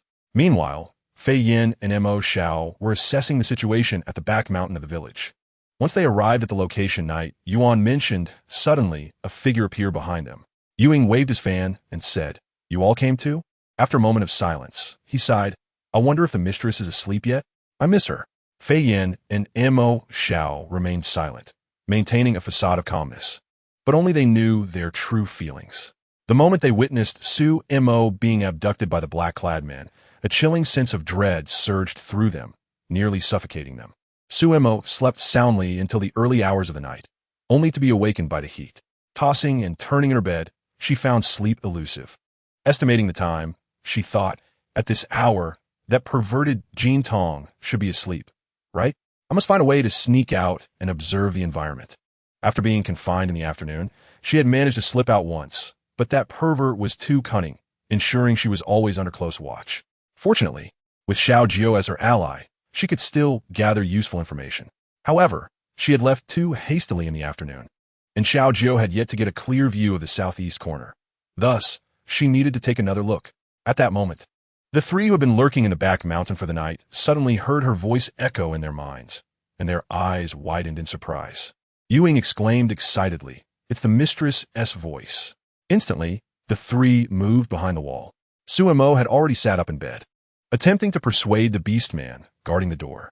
"Hey, little brother outside, I suddenly have a terrible stomachache. Could you let me out for a moment?" The beast man, who had been sleeping soundly, replied irritably, "Why are you always causing trouble? First this, then that. Su Mo feigned pain. I really can't hold it anymore. Please make an exception. I just need to use the restroom. It won't take long." The young beast man stubbornly refused to cooperate. "I want to learn. I want to learn anymore. The master said you were a cunning female, and I want to fall for your tricks." Su Mo countered, "I'm just teaching you a game. How is that cunning? I'm a weak female. What harm could I possibly do? Your master lacks courage, and his subordinates are just as foolish. You're talking nonsense. Our master is the strongest. It's just a matter of going to the restroom. Wait, I'll open the door for you. With someone like you, do you really think I'm afraid you'll run away?" Su Mo stood behind the door, a subtle smile playing on her lips. The impetuous young beast man was easy to manipulate, and with just a few words, she had managed to persuade him. After emerging, the young orc attempted to cover her head with a black cloth. Su Mo frowned and remarked, "What a hassle to do this when I can't see anything at night." Upon reflecting on her logic, the orc relented and guided Su Mo outside. She quickly summoned Xiao Jiao, saying, "Hurry, help me assess the situation outside." "Understood, host," replied Xiao Jiao. Su Mo lingered in the restroom for a moment, not rushing to exit. "Have you noted the circumstances outside?" she inquired. "Yes," said Su Mo. "I deliberately noted down several rare herbs from the black market. I hope they can be retrieved promptly. I have no time to indulge this reincarnator." "Reincarnator? How do you know that Jin Tong is a reincarnator?" "I couldn't find any information about him," Xiao Jiao queried. "What use are you then?" "I am merely guessing, but I believe I am close. It would be best to defeat this reincarnator in one fell swoop. I cannot let him interfere with my enjoyment in the beast realm. I wonder what his issue is, fixating on a mere cannon fodder like me. Shouldn't his target be the female lead?" Before she could finish speaking with Xiao Jiao, someone outside urged, "Are you done? Are you falling into the latrine? Coming out now." As soon as Su Mo exited, someone seized her shoulder and pulled her towards the room. Outside the enclosure, Sanren, Yu Ying, Fei Yin, and Mo Xiao exchanged glances. Having gained prior experience, they could now discern the general meaning of the term reincarnator. The only consolation was that, based on their mistress's sentiments, she seemed to be in good condition. Fei Yin furrowed his brow and remarked, "It seems Jin Tong is indeed quite complex." The three outside listened intently as Fei Yin sketched the figures from Su Mo's mind with a branch. Although he could not guarantee an exact likeness, it should be close enough, at least clarifying the important locations within. Xiao Jiao sighed. "It's so difficult. While it's easy to pass things in from outside, sending them out seems nearly impossible." Su Mo couldn't help but scold him. "Other systems can traverse heaven and earth effortlessly. Why are you always so useless?" "Host you. This system is truly angry." A moment of silence followed. Su Mo called out to him several times, yet he ignored her. "Oh, Xiao Jiao, dear Xiao Jiao. I was wrong. Will you forgive me? By the way, do you think about them?" Xiao Jiao inquired with curiosity. Su Mo sighed and pondered for a moment before responding. "A little." Xiao Jiao, intrigued, asked, "So who do you miss the most? Fei Yin, Mo Xiao, or Yu Ying, or perhaps that little mermaid?" This question left Su Mo in a quandary. Though she said so, sleep eluded her. Who do I truly miss the most? The fox? The ground chicken? The leopard? That whimpering fish? The stinky snake? At that moment, the three outside perked up their ears, awaiting her answer. After a long pause, silence reigned. Fei Yin chuckled softly. "It seems the mistress has fallen asleep. Let us seek out Yi Yuan." Yu Ying squinted joyfully. "No need to say. She must be thinking of me. I was first in her mind." Having said that, he flamboyantly waved his fan and departed. Mo Xiao frowned. "So does that mean I'm ranked 5th? Impossible." Chapter 76. Quietly writing love letters, the three greeted the strategist from the East Sea politely, while Lord Jian Yi's meaningful gaze swept over them, nodding slightly in acknowledgement. This was their second meeting with Lord Jiaoli. During their last encounter, he had represented Yi Yuan in discussions about the dissolution of his engagement with the mistress. Jiaoli had come this time out of concern for his highness, as he believed there was only one young prince in the East Sea, and a change in the prince's wife would not matter. Whoever he chose would be his wife. Jiaoli was astonished to learn that the prince's fiancé he had recently acquired some medical knowledge and, remarkably, was adept with poisons. What could have caused such a profound transformation in a person? Was it because that girl, Su, could not bear the humiliation of being jilted and thus resolved to improve herself through diligent study? But could a person's learning ability truly reach such heights? To date, he had never heard of such a remarkable individual. Could this be the reason the usually indifferent young prince suddenly became enraptured by that woman? The clansmen from the North Wing were also puzzled. During their last meeting, they had sat at the same table discussing how to facilitate the engagement's dissolution. Yet now they seemed so invested in that woman. Jiao Li's mind was filled with questions, but now was not the time for contemplation. Everything would be revealed once they rescued that girl, Su. Fei Yin sketched the village's layout, and the group studied it. Lord Jian, he furrowed his brow and asked, "Where did the high priest acquire this drawing?" Fei Yin responded, "I obtained it from the mistress. It must be accurate. The opponent should not be underestimated. We must be fully prepared before acting." Jiao Li frowned. "Isn't she confined? How could she communicate with you?" Fei Yin glanced at Yi Yuan and replied coolly, "Lord Jian, he need not concern himself with that. Suffice it to say the drawing is reliable." Yi Yuan immediately chimed in, "Rest assured, Lord Jian, it will be fine."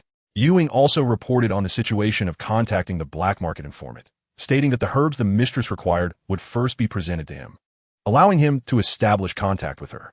Mo Xiao frowned. As long as she knows we will be working in concert from the outside, that is sufficient. Ying gritted his teeth. This time we must capture that damn Jin Tong in one fell swoop. How dare he harm my fox?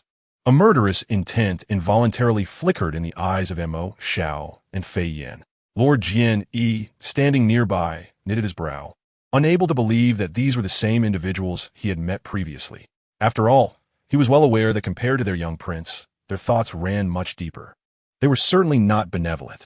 Beasts are naturally drawn to strength, and capable orcs are even more so.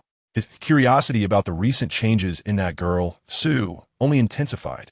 Before dawn, someone arrived with herbs for Ying. Shortly thereafter, several young and strong orcs from the village came to gather medicinal plants in the mountains. After they departed, Ying and the others emerged from the woods, exchanged glances, and immediately flew to the back mountain. At this time, Su Mo was in a drowsy state, vaguely hearing the sound of a door opening outside. Then she heard an impatient voice. "Get up, the medicine has arrived." With that, the person roughly dropped the basket onto the table and quickly turned to leave, closing the door behind them as if hesitating for a second would mean being devoured by Su Mo. Su Mo chuckled softly and sat up in bed. She called out to the person at the door, "Handsome guy, remember to bring me breakfast later. I love your wild vegetable porridge. Bring me more. No corn cakes. I can't chew them." The young male orc couldn't help but blush, responding stiffly, "You sure are picky. That wild vegetable porridge is made by our best little cook." Su Mo raised an eyebrow, unimpressed. Having been here less than a day, it was already the third time she heard this attendant praise the little cook, clearly indicating that she was his beloved. Su Mo shamelessly continued, "Have your little cook prepare some side dishes for me. By the way, I also really like that marinated bird egg. You eat what I eat. Don't talk to me. I won't respond." After saying that, he muttered to himself, "Why should I engage with her? The master said this female is cunning. I shouldn't converse with her." Su Mo smiled and called out to the person at the door, "Looking to be the little cook's mate, huh? I can give you some tips." The person outside's eyes suddenly brightened, but he quickly mumbled, "Who want to engage with a sly female like you?" Su Mo sighed dramatically. With her culinary skills, many orcs must want to be her mate. "You have quite a bit of competition. I simply cannot bear to see earnest orc aspirations go unfulfilled. I love to help others achieve their desires. I merely offered a strategy to help you pursue her. I never suggested you let me out. What is there to fear? TSK, your timidity is rather disheartening. It is no wonder you remain single." The youthful beastman outside was indeed provoked. However, upon reflection, he considered that Su Mo's words held some truth. He quietly approached the door and whispered, "Do you truly have a solution?" The bait was taken. Su Mo, now unperturbed, replied, "I am currently occupied. I shall elaborate when I find the time." The beastman at the door urged, "Please remember I will bring you several more bird eggs." At that moment, she was engrossed in examining the herbs on the table. As she turned over the various plants, faint inscriptions at their roots revealed that they were already outside the village, poised to strike at any moment. One inscription read, "Thinking of you like madness, nearly ailing under the moonlight." Su Mo mused, this cunning fox never forgets to employ flattery. Regardless of the time, just as she was about to withdraw, one of the plants unexpectedly transformed into a note. She swiftly seized the note. It contained a map of the village, stating, "I have learned of the terrain. Longing for your return, I sketch your brows with my quill, expressing my yearning." Chow, Su Mo thought. Even the foul serpent has adopted his style? What is going on at such a time? Meanwhile, outside the walls, Ying remained composed. Although Mo Xiao wore a calm facade, the faint flush of his ears betrayed his current emotions. He suddenly realized that the revelation of his wife's sentiments had both advantages and disadvantages. The downside was that any slight action could easily be discerned by rivals. Yi Yuan, perplexed, inquired, "What have you all written to the lady?" Ying, fanning himself, smiled cheerfully, "Nothing much, just that I miss her." Yi Yuan furrowed his brow and looked at Mo Xiao. "Is that the case for you as well? Have you also penned a love letter to the lady?" Mo Xiao coughed lightly, remaining silent. Yi Yuan, feeling somewhat aggrieved, asked, "Why was I not invited to write one too?" Qi Yin, nearby, merely smiled in silence. It was no wonder that Mo Xiao and Ying had chosen to conduct these matters in secrecy. After discovering valuable information, Su Mo quickly stored those items in the system space. Xiao Jie remarked, "It seems those few are not entirely foolish. They have finally sought you out. TSK, the serpent and the fox are truly going to great lengths to win your favor. Are they here to rescue you, or to indulge in romance. Su Mo nodded. There is no need for such astonishment. After all, they are the formidable antagonists of the original narrative. Their intellect is still intact. Can one not pursue romance while contending with that reincarnata? Have you ever heard the saying that those in love possess an intelligence of 0, or even negative? I fear it may impede their readiness to draw their blades, Xiao Jie remarked. Su Mo, exasperated, replied, You underestimate these antagonists from the original narrative. They are not to be dismissed. What do we plan on making our escape? Tomorrow marks the final deadline set by Jin Tong. If we cannot resolve the poison on him and remain trapped, we may face dire consequences. Su Mo contemplated for a moment. With the sedative I possess, poisoning the villagers will be a trivial task. The more challenging aspect is dealing with Jin Tong and his higher-ranking beastmen. But how can we poison them? That cloaked figure is quite astute, and you are currently confined, making action nearly impossible. Su Mo glanced at the young beastman outside, and an idea began to form in her mind. By tomorrow night, at the latest. Xiao Jiu instantly panicked, exclaiming, That won't do. The deadline is tomorrow afternoon. Are you certain we will make it to tomorrow night? I will find a way to delay that wretched creature for half a day. If all goes smoothly, we may even expedite matters. We must prepare for multiple scenarios. Xiao Jiu voiced his concern. I wonder if those outside can cooperate perfectly. There must be no errors, or we may perish. What are you talking about? Did you not say, I possess great fortune and will be fine? Once I am free, I will treat you to delightful feasts. I hope so. It is a certainty. Just after Su Mo finished conversing with Xiao Jiu, the young beastman's voice rang out. Miss Su, your vegetable porridge has arrived. He soon entered through the door, and Su Mo noted that today's breakfast was far more sumptuous than last night's. His demeanor had also changed considerably. He even kindly asked, If you need anything, just whisper, and I will fetch it for you. Su Mo squinted her eyes and replied, Thank you, young man. Please step outside for now. I will call you when I finish eating. Xiao Jiu's voice echoed in her mind. Is this what you mean by love diminishing intelligence? Su Mo raised an eyebrow in retort. He is merely a naive romantic, having cast aside his intellect before even winning her heart. A beastman like him could never become a legitimate husband. Xiao Jiu then asked, Who do you consider to be the ideal candidate for a legitimate spouse? Su Mo paused. Oh, this question truly poses a dilemma for me. Those options are quite challenging. Instantly, the figures outside the wall were taken aback, listening intently. Xiao Jiu frowned. Is it necessary to struggle so? They all seem fine. Can't you just choose one? You have been spoiled recently. How can you be so selective? You know nothing. A legitimate spouse cannot be chosen recklessly. If I make a wrong choice, I shall be at his mercy. Then tell me your criteria. If I detect a more suitable candidate later, I will recommend him. After all, marrying 100 or so is your ultimate goal, right? Your heart is far too dark. Darker than mine. Xiao Jiu boldly declared, Of course. Where there is a master, there is a commander. The student surpasses the master. You should be pleased. Your audacity grows thicker by the day. It is simply outrageous. Quickly, share your requirements. Su Mo raised an eyebrow. First, they must possess considerable martial prowess, yes? Upon hearing this, Xiao Jiu's eyes widened. Mo Xiao currently holds the highest rank. He fits that criterion. At this, Mo Xiao outside brightened, a flicker of joy surfacing in his dark eyes. Ying beside him ground his teeth in frustration, while Yi Yuan pursed his lips. Qi Yin remained unfazed, still maintaining his serene demeanor. Su Mo continued, They must not be overly domineering. Kindness and understanding are preferable.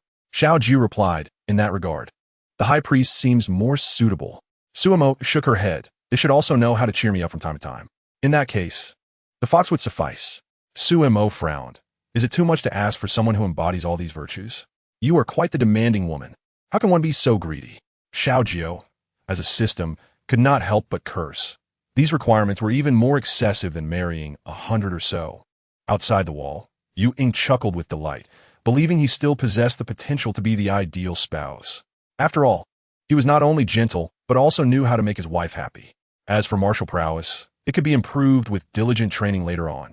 Yi Yuan, however, was less optimistic. As a merman, his combat skills were neither the strongest, nor did he possess the ability to please his wife. Previously, he had even relied on her to comfort him. Oh dear, this is the end. He trudged towards the small grove with a woeful expression. Lord Jian, he spotted the approaching merman prince from afar, and, noticing his troubled demeanor, asked with concern, Has something happened to Miss Su? Yi Yuan shook his head, dejectedly saying, "The lady does not favor me. She prefers those with strength, gentleness, and the ability to make her happy. Qualities I lack." Lord Jian, what should I do? Jiali sighed. After all is said and done, let us wait until Miss Su emerges to discuss further. He did not believe that Miss Su would not favor the prince, even if she had changed somewhat. Her inherent qualities would surely allow her to match with a beastman like him. His concern was that the prince had yet to truly understand his own feelings. He had always been a dutiful little beastman, adhering to the rules since childhood. Even when he proposed to annul the engagement with Su Mo, he did not express any dissent.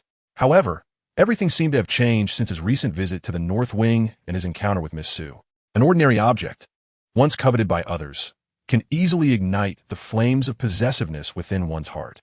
At that moment, Jin Tong had finished breakfast and made his way to her room. Su Mo presented him with a newly developed detoxification pill, which he did not consume immediately, but instead took with him. As he exited, he reminded the little beast man at the door, "Unless there's a special circumstance, do not engage with her." The little beast man nodded with his head down, "Yes, master." The man uttered no further words and headed to his own quarters. Su Mo understood that he was off to study the pill. This cunning creature was quite cautious. Little Gio remarked, "Host, do you think he will discover anything? I added a small amount. He won't notice for a while. We should find a way to leave quickly. If he realizes, it will surely be fatal." Su Mo squinted and smiled. "Rest assured, by the time he notices, I will definitely not be in this wretched place." She resolved to continue her plundering, determined to leave behind a toll for her passage. Chapter 078.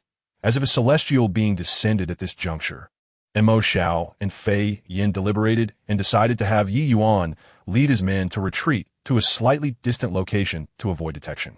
After a brief moment, Yi Yuan organized the soldiers and rejoined Lord Jiani. Yi Yuan expressed his confusion. "While we were hiding, we encountered members of the tiger tribe heading towards this village. It is unclear whether they are friends or foes." Mo Xiao frowned and replied, "I will investigate the situation shortly." The others exchanged glances, and Yu Ying spoke up. "I will accompany you." Standing beside his desk, he respectfully informed, "Master, it seems Sumo's beastly husbands have not pursued us. There are no traces of them." "Are you certain?" Mo Xiao inquired.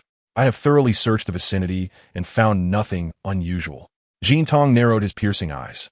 Given the level of concern those individuals had for this woman, it was impossible for them to remain idle. Despite his efforts to shield Su Mo's pheromones and alter his route, it was improbable that they had not located this place. Zhuo Feng scrutinized the pills on the desk and furrowed his brow. "Master, do you truly believe that woman can assist in your detoxification?" Jin Tong scoffed, "Indeed. I do not trust that Su Mo can cure me. I'm merely curious about how she manages to deceive me daily.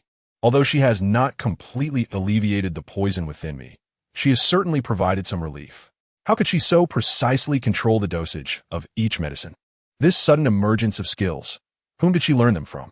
If I could discern her methods, I would no longer fear her poisons. However, if her toxic abilities could be utilized for my benefit, that would be even better. Once my objectives are achieved, I shall dispose of her swiftly." Zhuo Feng added, "Master, while I have not found any traces of her fiancé, I did encounter members of the White Tiger tribe along the way. I wonder if they are seeking revenge for the general you severely injured last time." Upon hearing this, Jin Tong's expression darkened. "It appears they have not yet had their fill of suffering from our previous encounter. They come with great force, and our remaining personnel are few. With most of our main forces injured, it would be best not to confront them directly." After a moment's contemplation, Jin Tong summoned the others. Zhuo Feng nodded and swiftly exited. Meanwhile, Su Mo was crouched by the door, coaxing the beastman attendant. To pursue a girl, one must cater to her interests. She enjoys cooking, so delve into the art of culinary creation. Share with her what I just taught you, and you will surely find common ground. The little beastman hesitated. Will it really work? When the shift changes, go and see for yourself. The young beastman looked at her with suspicion. "Are you really so kind? The master said you are quite cunning." Su Mo raised an eyebrow. "I am merely teaching you how to converse. You need not be so wary. If you are so timid, I suggest you abandon the pursuit. You will not succeed." With that, she turned to leave. The young man, feeling defiant, retorted, "Who says I won't dare? I will go find her this very moment. But what exactly is this cooking secret you mentioned? Can you tell me first?" "Oh," the little beast man excitedly replied. "Then I will await your good news." Su Mo yawned, deciding to take a nap. When she awoke, She heard rustling noises outside. She and little Gio quietly peered through the window to see what the strange man was up to. Little Gio noted, "It seems the young and vigorous beastmen of the village have gathered here. They appear to be planning something. Has he already discovered the whereabouts of the host's fiancée? Suemo frowned, but remained silent. Outside, the leading robust beastman commanded, "From this moment forth, everyone must stay alert, with no room for laxity. The patrol routes and times must be intensified." All the young beastmen responded in unison, "Yes." The leader continued, "If any tiger tribe members are spotted approaching, report immediately." Little Gio exclaimed with excitement, "The enemy of my enemy is my friend. Perhaps we can join forces with them to eliminate this pervert." Suemo contemplated for a moment before shaking her head. "The North Wing seems to have no relations with the tiger tribe. If they attack at this time, it could hinder my escape." Little Gio chattered, "If they engage in battle tonight, we could take advantage of the chaos to flee without waiting until tomorrow." Suemo frowned again, realizing she would need to venture out once more to ascertain the layout inside. At that moment, Mo Xiao and Yu Ying had arrived at the stronghold of the tiger tribe. After quietly listening for a while, they confirmed their suspicions. The tiger tribe was indeed coming for Jintong. The leader of the tiger tribe, known as Tian Huan, whom Yu Ying recognized from a past encounter at the black market, stood among the tiger warriors with a serious expression, declaring, "This time, we must kill Jintong to avenge General Bai Qi. We shall ensure he pays in blood for his transgressions." The soldiers' morale surged as they echoed, "Blood for blood, revenge. Eliminate him completely." Suddenly, a melodious sound of a zither interrupted their fervent cries. Everyone turned to the source of the sound, and there, seated atop a high cliff, was a man clad in a flowing white robe, his silver hair shimmering in the twilight like frost. His presence was ethereal and noble, a stark contrast to the atmosphere of impending violence. With a graceful movement, the man descended from the cliff and landed gracefully before Tian Huan. His calm and impassive gaze swept over Tian Huan, who looked somewhat guilty. "Young Master Xianqing, why have you come?" Xianqing replied in a steady tone, "General Tian Huan, you possess remarkable abilities to have convinced my father to allow you to mobilize troops for this insignificant village. Were it not for my journey passing through here and detecting the presence of the tiger tribe, I would have remained unaware of this matter. I hold a brotherly bond with Bai Qi. He has been treacherously harmed, and I must avenge him. Otherwise, how can I face his subordinates?" Tian Huan insisted. "General Bai Qi's fate is uncertain at present. Even if you seek revenge, you should first ascertain the situation before acting. Such reckless behavior places the lives of many at risk. There are numerous methods to capture Jintong. Why must you confront him so directly and risk delivering your head to his territory?"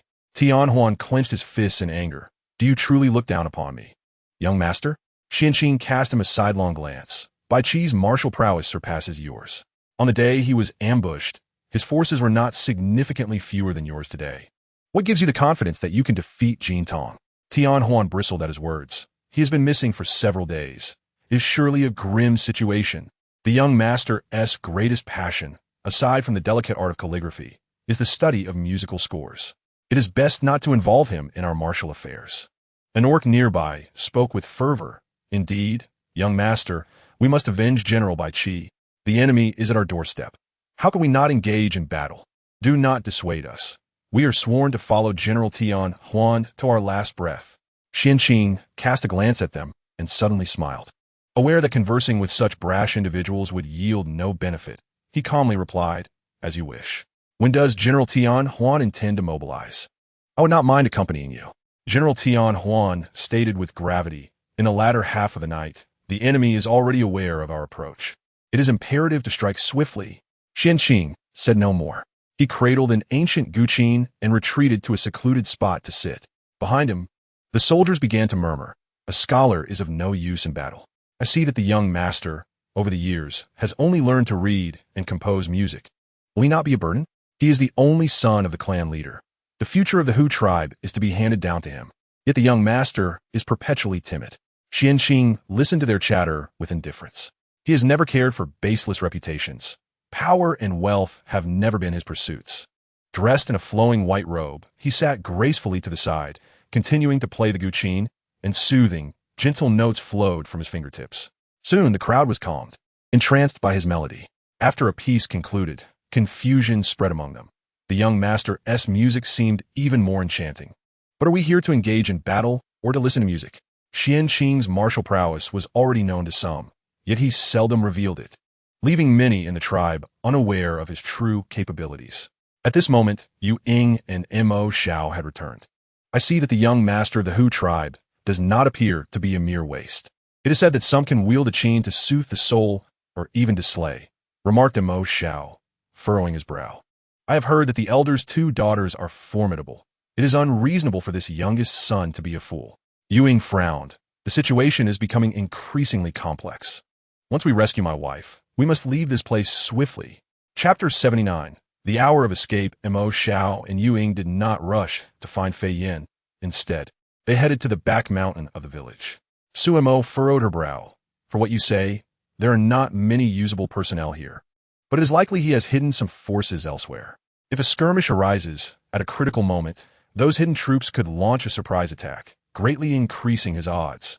Little Nine interjected, let us not dwell on that. Tomorrow night, the host must seize the chaos to escape. Su Mo frowned.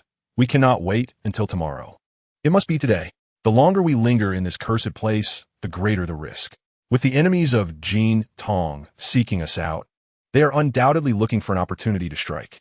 I must take advantage of this moment and incite chaos among them. Little Nine was astonished. Tonight, you mean?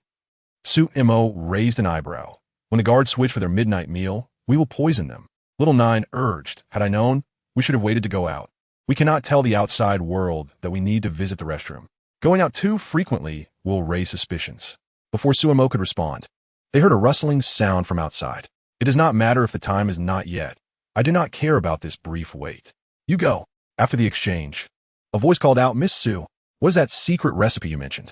Su Mo quietly retrieved a bottle of hallucinogen and a packet of kitchen seasoning from her system space. With a flick of her fingertip, the little orc outside immediately appeared dazed. The system indeed has its uses. At least it poses no challenge against these lesser orcs. She placed the seasoning in his hands and gently hypnotized him. Slip this into the cook's pot and remember to avoid the crowd. You cannot tell anyone. The little orc nodded vacantly and departed. Once he was gone, Su Mo discreetly took out the universal key she had exchanged for from the system and unlocked the door. However, she did not rush to escape just yet. She needed to wait a little longer. At the back mountain, Mo Xiao swiftly made his way to Fei Yin's location, and Yi Yuan immediately instructed the Lord Jian Yi to gather the troops. The defenses inside had been mostly assessed by the wife. She was prepared to poison the soldiers within. Fei Yin frowned. That man in black is knowledgeable in pharmacology.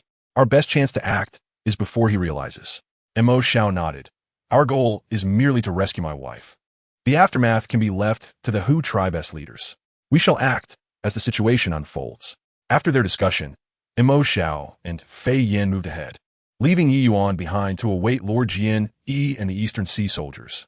Meanwhile, Su Mo and Little Nine crouched anxiously at the window, observing the happenings outside. Su Mo held a packet of sleeping powder and a packet of poison. Little Nine urged, why haven't they served the midnight meal yet? It should be soon. Su Mo replied, feeling a bit anxious. Before long, a voice announced, midnight meal is being served. Su Mo's brow furrowed, and she clenched her fists. Watching the 2 groups of orcs prepare to receive their meal, she felt a sense of relief. She had added 2 kinds of drugs to the food, one to induce diarrhea and another based on the binding beast pill used on Mo Xiao last time. The former would act first, disrupting morale, while the latter was lightly dosed, only temporarily limiting their combat abilities. Su Mo now awaited the effects to take hold, hoping for chaos to erupt outside, providing her with an opportunity to escape. However, unexpectedly, just as the orcs finished their meal, commotion erupted outside. Sir, orc warriors from the Hu tribe are approaching.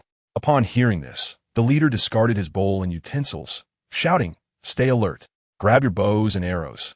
Follow me to the walls. Su Mo peered out the window, frowning. A third of the orcs had not finished their meal. These impatient Hu tribe fools. What difference would 5 more minutes make? If I perish here, I will take them down with me to the underworld. Outside, Mo Xiao and Fei Yin concealed themselves, observing the arrows raining down from the walls towards the Hu tribe. They were about to seek out Yu Ying when he appeared from the back mountain, saying, only 2/3 of the poison has been administered. The Hu tribe's forces arrived too early. Some orcs have not finished. Fei Yin frowned. It matters not. The Hu tribe has sufficient numbers, and Yi Yuan's side has many as well. It will suffice. He looked back at Yi Yuan and instructed Mo Shao. Have Yi Yuan take a portion to ambush from the back mountain. The rest will remain in front, ready to assist the Hu tribe at any moment. At this moment, Jin Tong was already aware of the situation outside.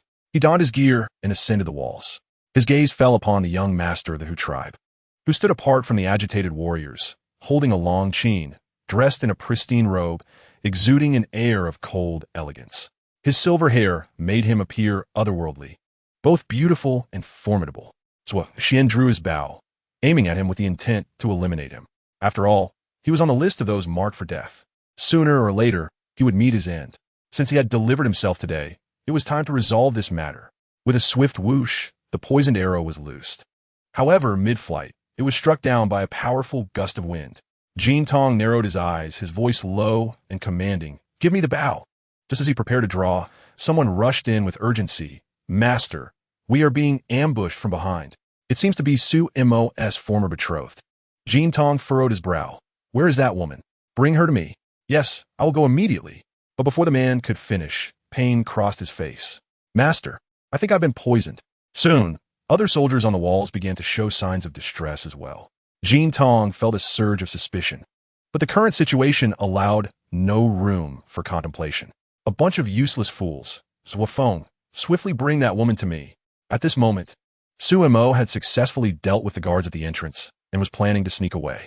The beast soldiers she encountered along the way were incapacitated by her poison. A portion of them were engaged in combat with the ambushing Yi Yuan from behind. Su Mo reached a pre-prepared spot, a pile of firewood, and carefully found her footing to climb out. When Zhuofeng leaped over, he saw that the woman was already nearly 2/3 of the way up the wall. One more moment, and she would escape successfully. His gaze darkened. She was indeed cunning. He dashed forward, intending to seize her. Suddenly, Su Mo heard Xiao Jiu's voice in her mind. "Host, be careful." With no time for further thought, Su Mo instinctively turned and scattered the medicinal powder. In a state of chaos, Su Mo heard Yi Yuan's voice from outside. "I'm here," she exclaimed joyfully. The fierce combat momentarily halted as Yi Yuan swiftly appeared before her, grasping her wrist that clung to the wall with precision. Just as Yi Yuan planned to pull Su Mo up and away from this place, Zhuofeng, using the last of his strength to consume an antidote pill, leaped and caught Su Mo's ankle.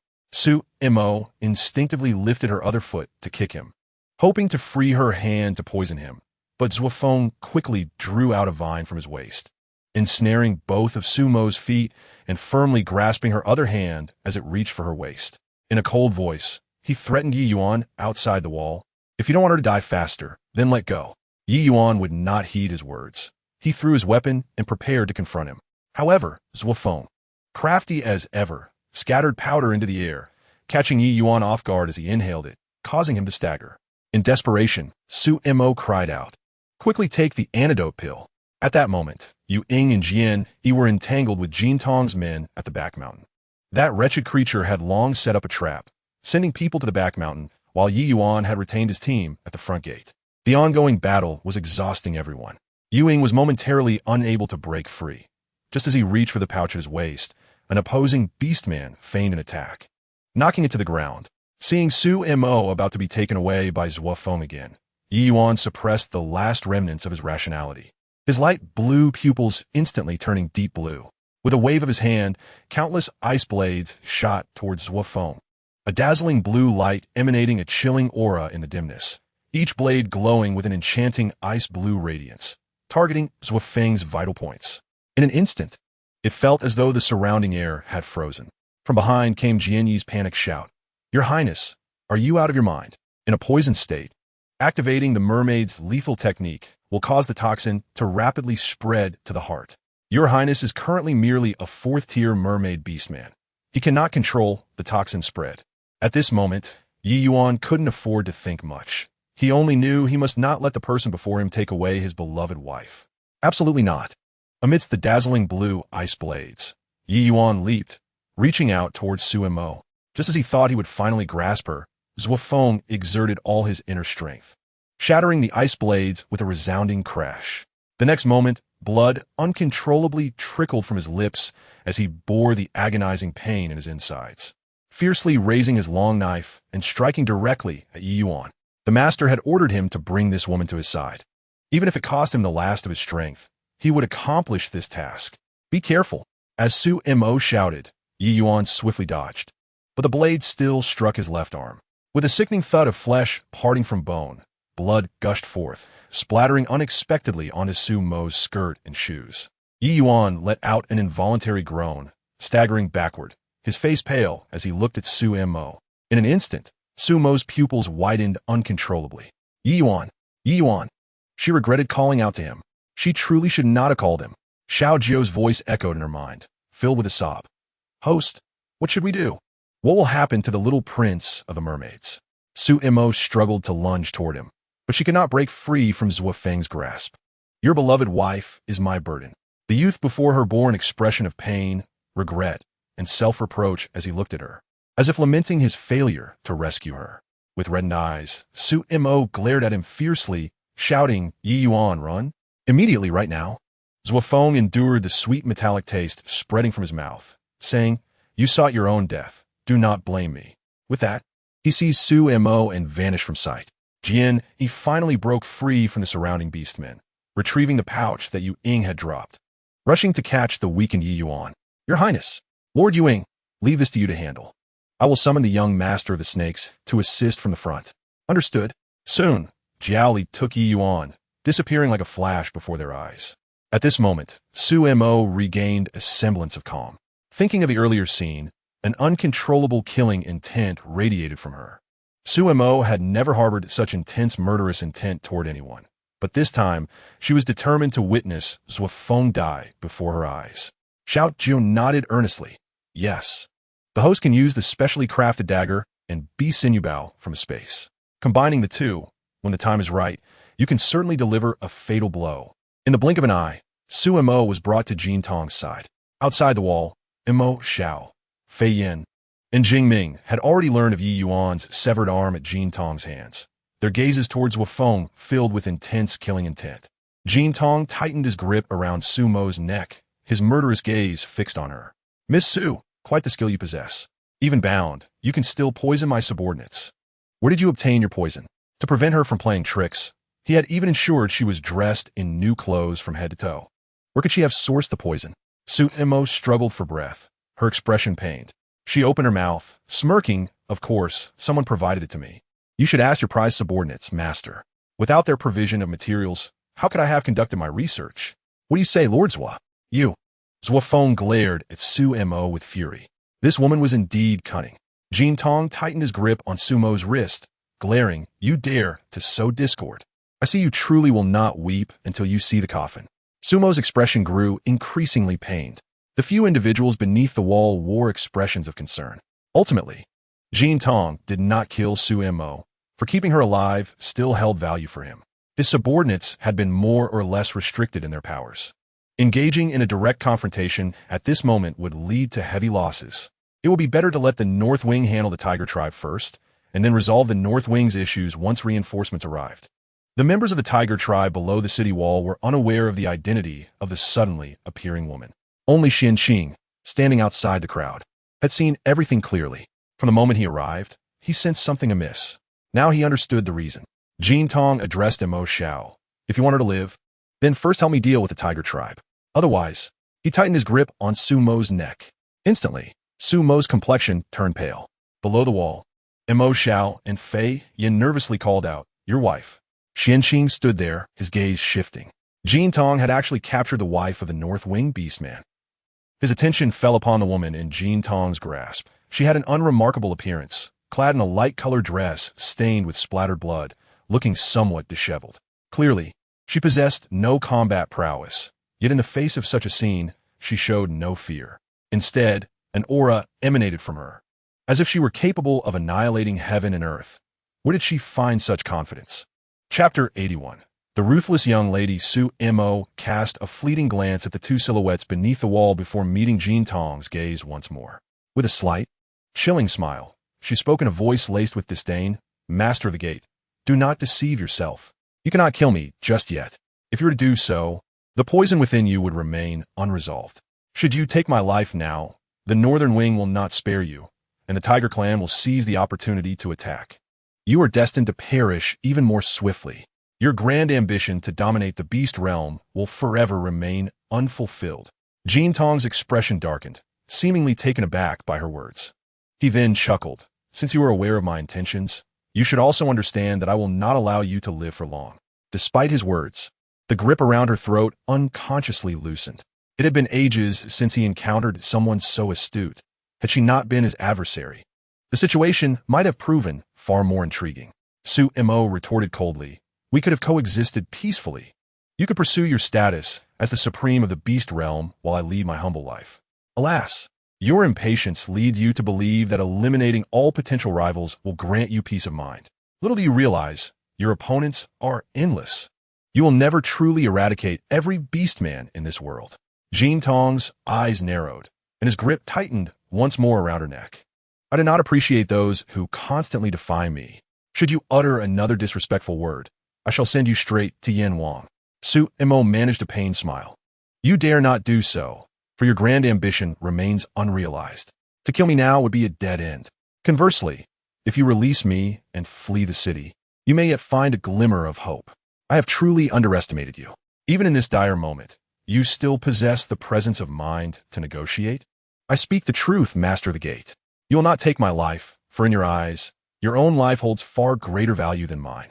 Jean Tong replied coldly, "You are correct. My life is indeed of greater worth. Rest assured, I will not perish, yet I shall not easily let you go." With that, he forcefully confined Su Mo before turning his attention to Mo Xiao. "Will you strike now, or wait until she breathes her last before acting?" Mo Xiao regarded Su Mo, and despite the dim light, he clearly discerned the message conveyed through her eyes. "If he can comprehend my intention, he will realize that a feigned struggle serves us well amidst the ensuing chaos." Currently, most of Jean Tong's subordinates have been stripped of their combat abilities, but such restraints are only temporary. If Ewing seizes this opportunity to attack from behind, I can leap from the wall, and our chances of success will be significantly heightened. I must swiftly conclude matters here to tend to Yi Yuan's injuries. His wounds cannot be delayed. In an instant, Mo Xiao and Fei Yin exchanged a startled glance. Mo Xiao discreetly nodded towards her and then focused on the white-clad gentleman at the rear of the Tiger Clan. Their gazes met. Simultaneously, Fei Yin cast a quick glance back at Jing Ming, who slightly furrowed his brow. Then, Mo Xiao raised his hand, signaling Jing Ming to follow, and shouted, "Charge!"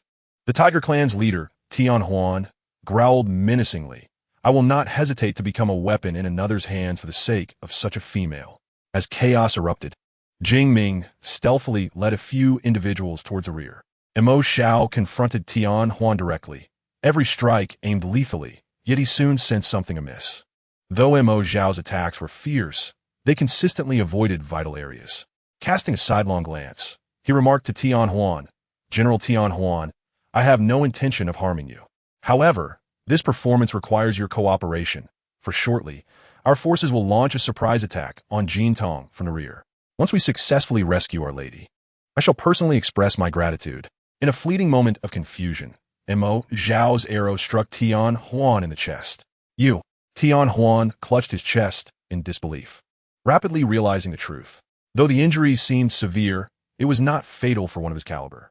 Upon witnessing their general wounded, the Tiger Clan soldiers grew increasingly enraged, and the scene descended into further chaos. Jean Tong, observing the unfolding spectacle with keen interest, smirked at Su Mo. "Who would have thought your standing among them was so significant? Watching them fight for your sake must fill you with pride, does it not?" "Quite amusing indeed." Su Mo shot him a disdainful glance, retorting, "Only a perverse individual like you would find such matters entertaining. You must have never experienced genuine love, for you treat the lives of others as mere trifles in your tiresome games." At her words, Jean Tong's expression darkened. "Love? What use is that? I desire dominion over this world. Only those as shallow as you would cling to such insubstantial and futile notions. Master of the Gate, you truly are one of a kind. You possess the potential to be the greatest of all." Yet, Su Mo intentionally trailed off, successfully igniting the curiosity of those nearby. In that moment, She discreetly used a dagger hidden in her sleeve to cut the ropes binding her wrists and retrieve the poison pouch. Just as Jean Tong was about to inquire what she found regrettable, an unexpected commotion arose behind him. An arrow whistled through the air, aimed directly at his temple. Instinctively, he dodged, and Ewing swiftly approached. Seizing the opportunity, Su Mo evaded and raised the poison in her hand, leaping off the wall without hesitation. In an instant, both Mo Xiao and Fei Yin rushed towards the descending figure. Su Mo landed securely in Mo Xiao's embrace, drawing the specially crafted dagger from her sleeve. Along with the beast sinew bow, aiming for Jean Tong. He was far more deserving of death than Zuofeng, making him her primary target. The weapons gifted by the system were straightforward in their use. They required no brute strength, merely the remembrance of their key functions. At the moment Su Mo launched the sharp dagger, its blade hurtled toward Jean Tong's heart. Realizing the impending danger, Jean Tong's pupils dilated in shock. He could not fathom what it was, only that its speed surpassed that of a swift arrow. Just as Xiao Ju nearly shouted in Sumo's mind, Zuofeng, closest to Jean Tong, abruptly pushed him aside. The blade pierced through Zuofeng's heart, pinning him elsewhere. Zuofeng staggered, collapsing to the ground, expending his final ounce of strength to urge Jean Tong, "Master, flee." With a thud, he fell lifelessly to the ground. Su Mo adjusted her aim once more towards Jean Tong. The man atop the wall, his gaze sharp as a blade, surveyed the woman brimming with murderous intent. Realizing her secrets were indeed manifold, he had underestimated her, believing that a frail female like her, aside from her cunning and ability to concoct poison, posed no threat. Just then, an exhilarating melody filled the air, causing all beastmen aside from the Tiger Clan to react. Dizziness and excruciating headaches plagued them. Even Jean Tong on the wall staggered momentarily, while Su Mo readied her beast sinew bow to shoot her second arrow. In a critical moment, a white figure surged towards Jean Tong, silver hair billowing in the night breeze. A guqin in hand transformed into a lethal weapon. Jean Tong swayed, casting a chilling glance at Su Mo among the crowd before vanishing into the darkness. A silver flash grazed Xianqing's ear, severing several strands of silver hair while the blade embedded itself into the adjacent wall. Furrowing his brow, he used his inner strength to extract the blade and bent to collect the fallen silver strands. Had it been off by even half an inch, he might have lost his life. Turning to gaze down from the wall, he saw the frail female, surrounded by the northern wing, conversing with Tianhuan. Soon after, she tossed a pouch and hurried away with the beastmen. Su Mo had no time to linger, so she expressed her gratitude and left behind the medicine. Hastening towards Donghai, as Xianqing descended, the northern wing had already retreated. Tianhuan handed him the pouch, inquiring. The little female from the northern wing said, "This is a healing remedy. I am unfamiliar with medicine. Could you take a look?" Su Enquing took the package, opened it, and after a brief examination, crushed one of the pills, inhaling its fragrance. Indeed, it is a superior healing remedy, far more effective than the ordinary ones, he remarked. He then inquired, "What else did they say?" Tinu In pondered for a moment before responding. The young master of the Serpent Clan mentioned that he would surely come to express his gratitude in person another day. It seems their young lady was in a hurry to attend to her husband, who needed a limb restored, hence their swift departure. "Oh, she possesses such capabilities?" As they spoke, a young work soldier, tasked with managing the aftermath in the village, approached with a report. "General, young master, all individuals have been captured."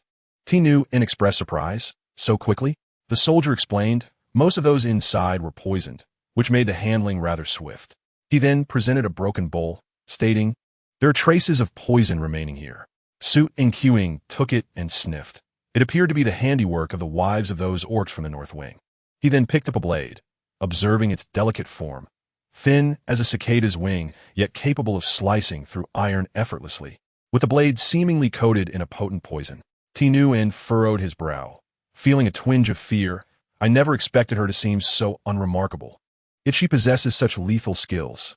Next time we encounter her, it would be wise to take a different path.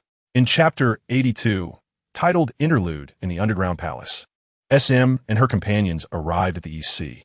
Standing at the entrance of the Underground Palace, Fin addressed SM. "My lady, please proceed first. We shall follow shortly." JNGM transformed into a colossal whale, ferrying the heroine towards the palace. Before departing, JNGM Ing provided SM with a breath-holding pill, as her frail form might not endure the journey to the underground palace otherwise. After her departure, M11O prepared to dive beneath the sea. FIN and UY Ing exchanged glances. Being terrestrial beings, they could not enter the water in their true forms and thus had to swim in human guise. Upon arriving at the grand underground palace, JNGM Ing guided her through the resplendent halls, heading directly to YUN's chamber. The orc attendants they encountered along the way appeared tense, and upon seeing SM's unfamiliar face, they could not help but feel curious. Was she truly the S-girl spoken of by the esteemed advisor? It was for her that the young master had sacrificed a limb? A person capable of saving the young master at the cost of her life appeared in such a manner. She was hardly as beautiful as our underground princess. As the distance increased, SM gradually ceased to hear their whispers. Inside YUN's chamber, his father and mother, the palace lord and his lady, were present. The sea healer, Lord G. New York, Miss S has arrived. With JNGM Ing's call, everyone instinctively turned to look at SM. Before JNGM Ing could introduce her to the others in the room, she slightly bowed to them, saying, "I apologize for my rudeness. Please allow me to first examine YUN's injuries." She swiftly approached YUN's bedside. The wounds on YUN had already been treated by the sea healer, and the bleeding had ceased, but he remained unconscious. She produced a small vial from her belongings and placed it by his lips, saying, "YUN, drink this and have a good sleep." The person on the bed slightly furrowed his brow and then slowly opened his mouth. After drinking, he quickly fell into a deep slumber, devoid of vitality, causing the onlookers to panic. "YUN," the palace lady called out anxiously. While SM prepared her surgical instruments, she calmly instructed JNGM Ing. "Aside from Lord G. New York and General JNGM Ing, please have everyone else step outside and wait at the door." JNGM Ing glanced at the palace lord and lady beside him and said solemnly, "Please leave." YUN's father exchanged a glance with SM's back, then turned to assist his wife out. Soon after, Lord G. New York followed suit. Only SM, the sea healer, and JNGM Ing remained in the room. SM retrieved a surgical knife, her focus unwavering, and began to reattach YUN's limb. The silver blade glinted coldly in her hand, precisely slicing through the necrotic flesh. With the assistance of Shiaji, she meticulously connected each nerve ending. Instantly, a soft blue glow enveloped the severed area, and the previously pallid limb regained vitality. SM's icy gaze concentrated on every action, steady and precise. Before suturing the skin, she gently pricked the tip of YUN's newly attached finger. The slight pain caused the person lying on the bed to involuntarily move his fingers. SM exhaled quietly. The sensation of pain indicated that everything was functioning properly. The sea healer and JNGM Ing exchanged astonished looks. The sea healer had initially prepared to reattach the limb himself, but he knew he could not achieve such perfection. Moreover, YUN's left arm would never fully recover under his care. Yet, it seemed that these challenges posed no issue for YUN's fiancé. Suturing the flesh was a task SM was well equipped to handle. However, she remained vigilant, aiming to ensure a flawless procedure for once this fish awakened. Who knew if he would glance at his wound and begin to shed pearls once more? The sea healer, recognizing that they were nearing the conclusion of the operation, stepped outside to inform the waiting palace lord and lady. "Miss S has nearly completed her work.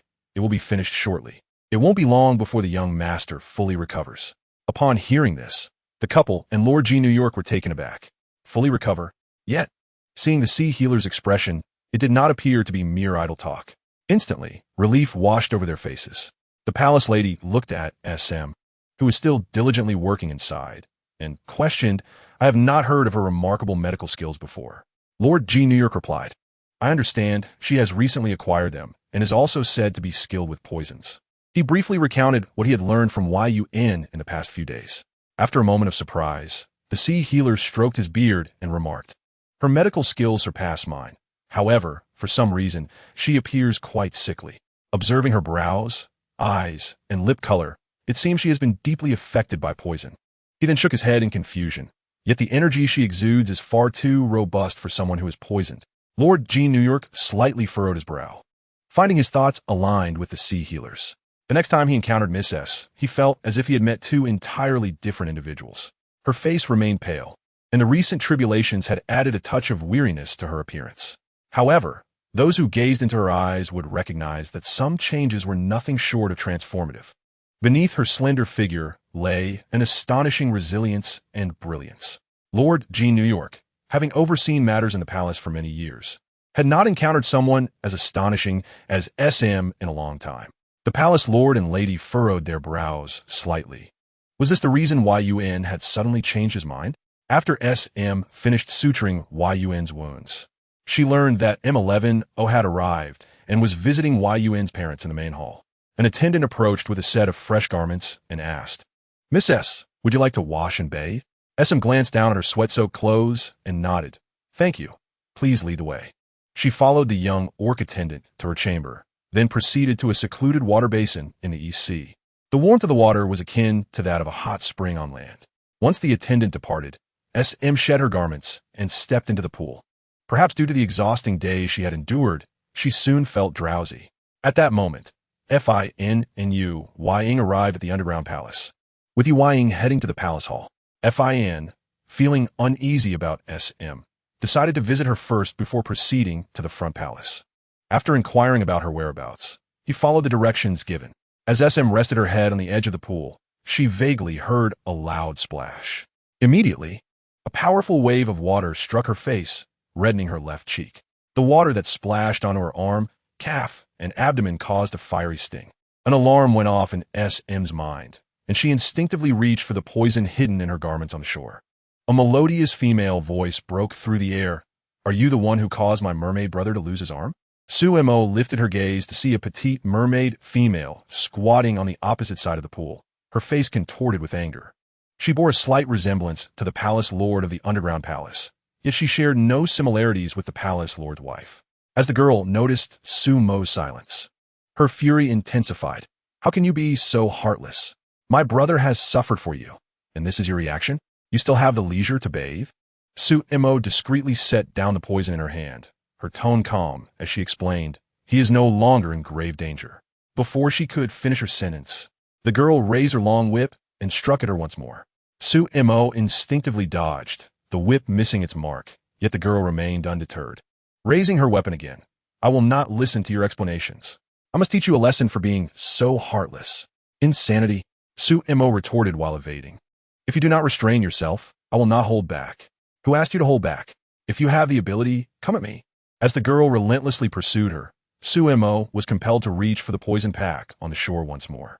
The girl swung her whip, the tip striking Sumo's wrist, causing her to grimace in pain.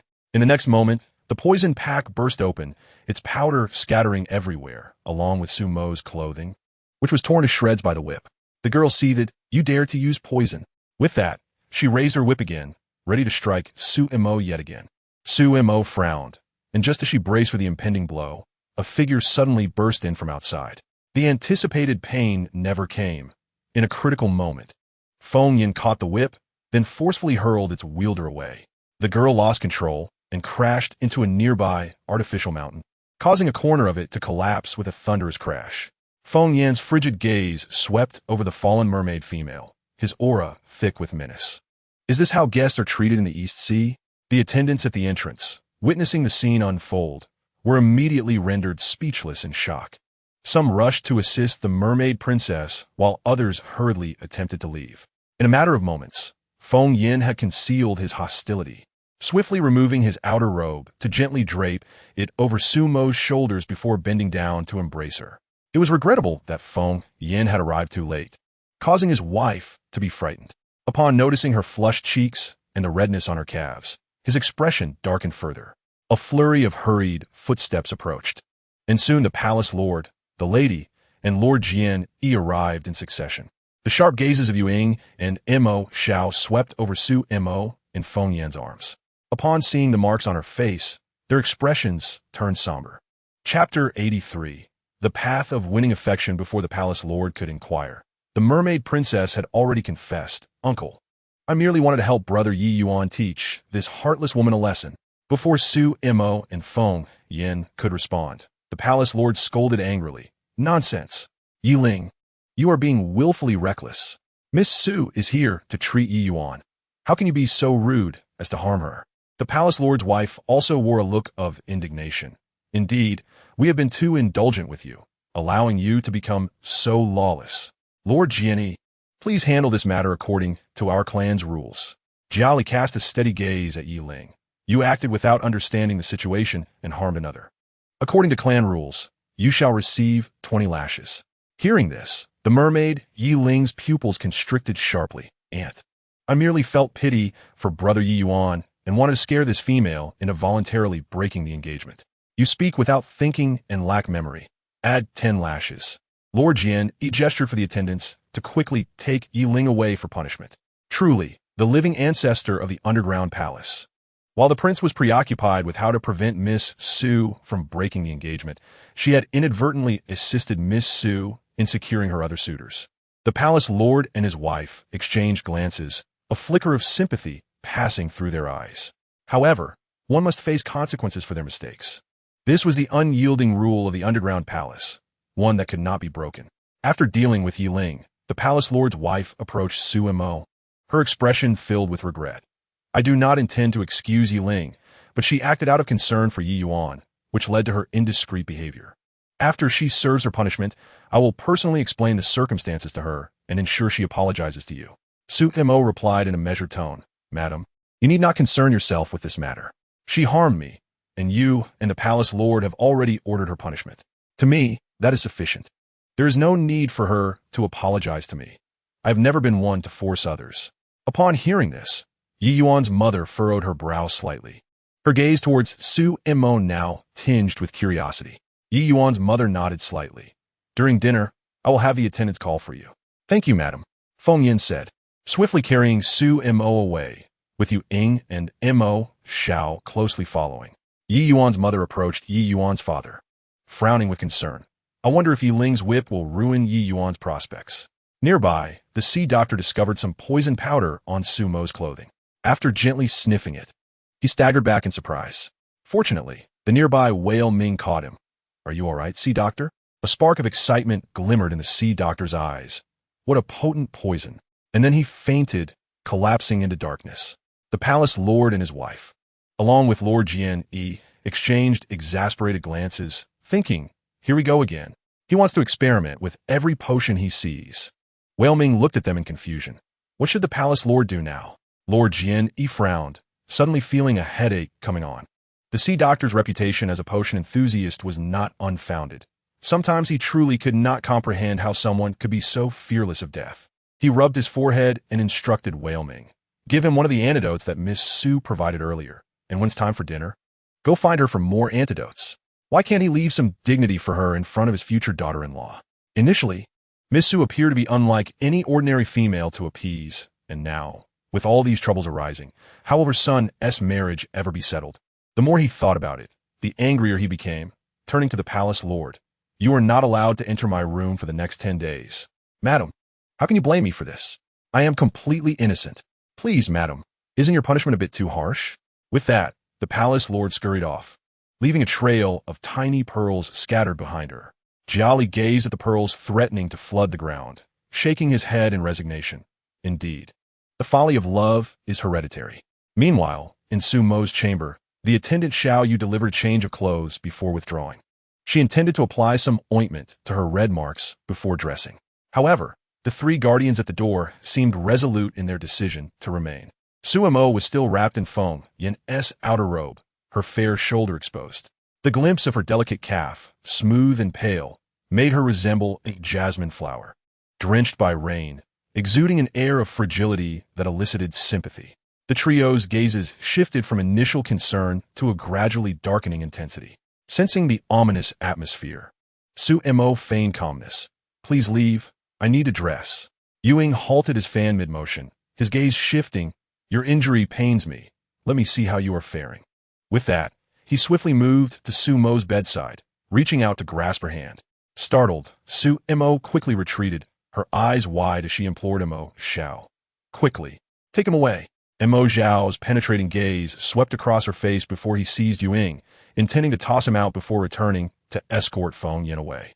However, just as they reached the door, a powerful gust of wind suddenly propelled them outward. Following that door, it was abruptly locked by the occupants within. Frustrated, Yue stood outside, venting his anger. Damn it, you cunning scoundrel. How dare you resort to such underhanded tactics? He then glared at Ma Xiao, his expression filled with exasperation. This is all your fault. Now you've fallen in the trap set by Fian. Are you satisfied? Ma Xiao appeared calm on the surface, but internally, he was a tempest of emotions. He had never anticipated that Fian would resort to such a ploy, especially considering his seemingly unambitious demeanor. At that moment, he felt a throbbing in his temples, as if he might explode from anger. This was the first time in his life he had been so enraged. As Yue prepared to kick the door, Ma Xiao swiftly restrained him, aware that this was Dong Hai, and causing a scene could provoke the ire of his wife. Inside the room, Su Mo blinked her sparkling eyes, gazing at the composed Fian with a perplexed frown. Why haven't you left yet? Fian's hand, which hung by his side, loosened slightly. He too felt that his recent actions were rather unchivalrous, even somewhat petty. He had never imagined that he would stoop to such behavior. Yet it seemed that this would become the norm in the future. In her presence, it appeared he could no longer maintain his gentlemanly facade. In truth, when he had pulled her from the pool earlier, he had seen more than he had intended. The memory of that moment ignited a fierce heat within him. Fian suppressed his surging emotions, stepped closer, and gently caressed her flushed cheek, soothingly murmuring, I will stay to help you apply the medicine. Is that all right? Chapter 84. It's my fault for being reckless. Fian retrieved a small porcelain jar from the side, dipped his fingertip into the ointment, and delicately applied it to her cheek. Does it hurt?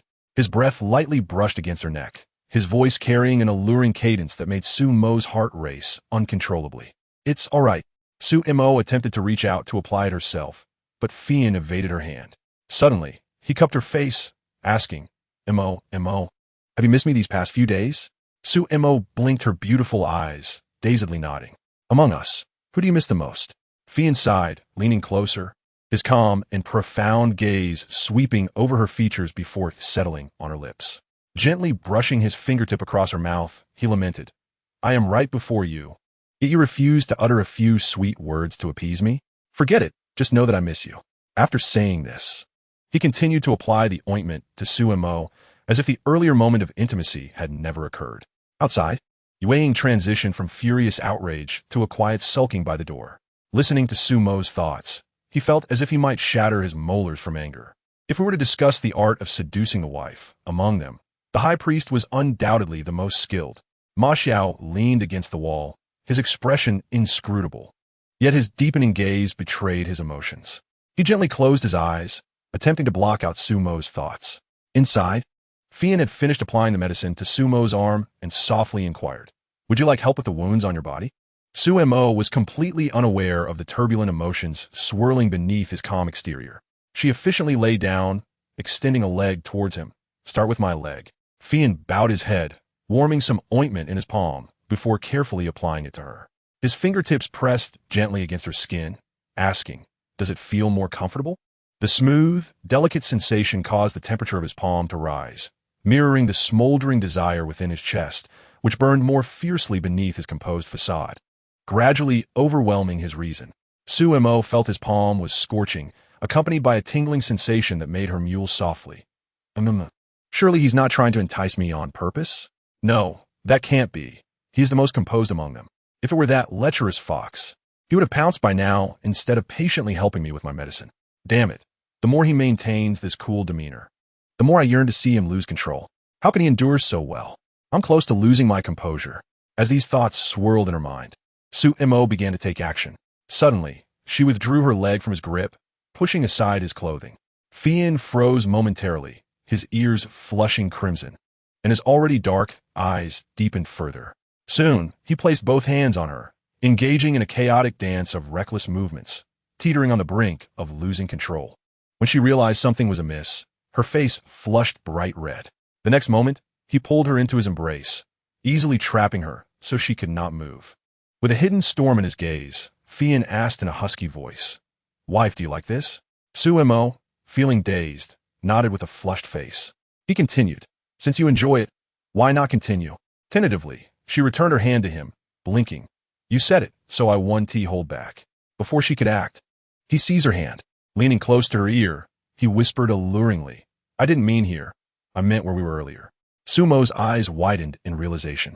Just as she opened her mouth to respond, he captured her lips in a kiss.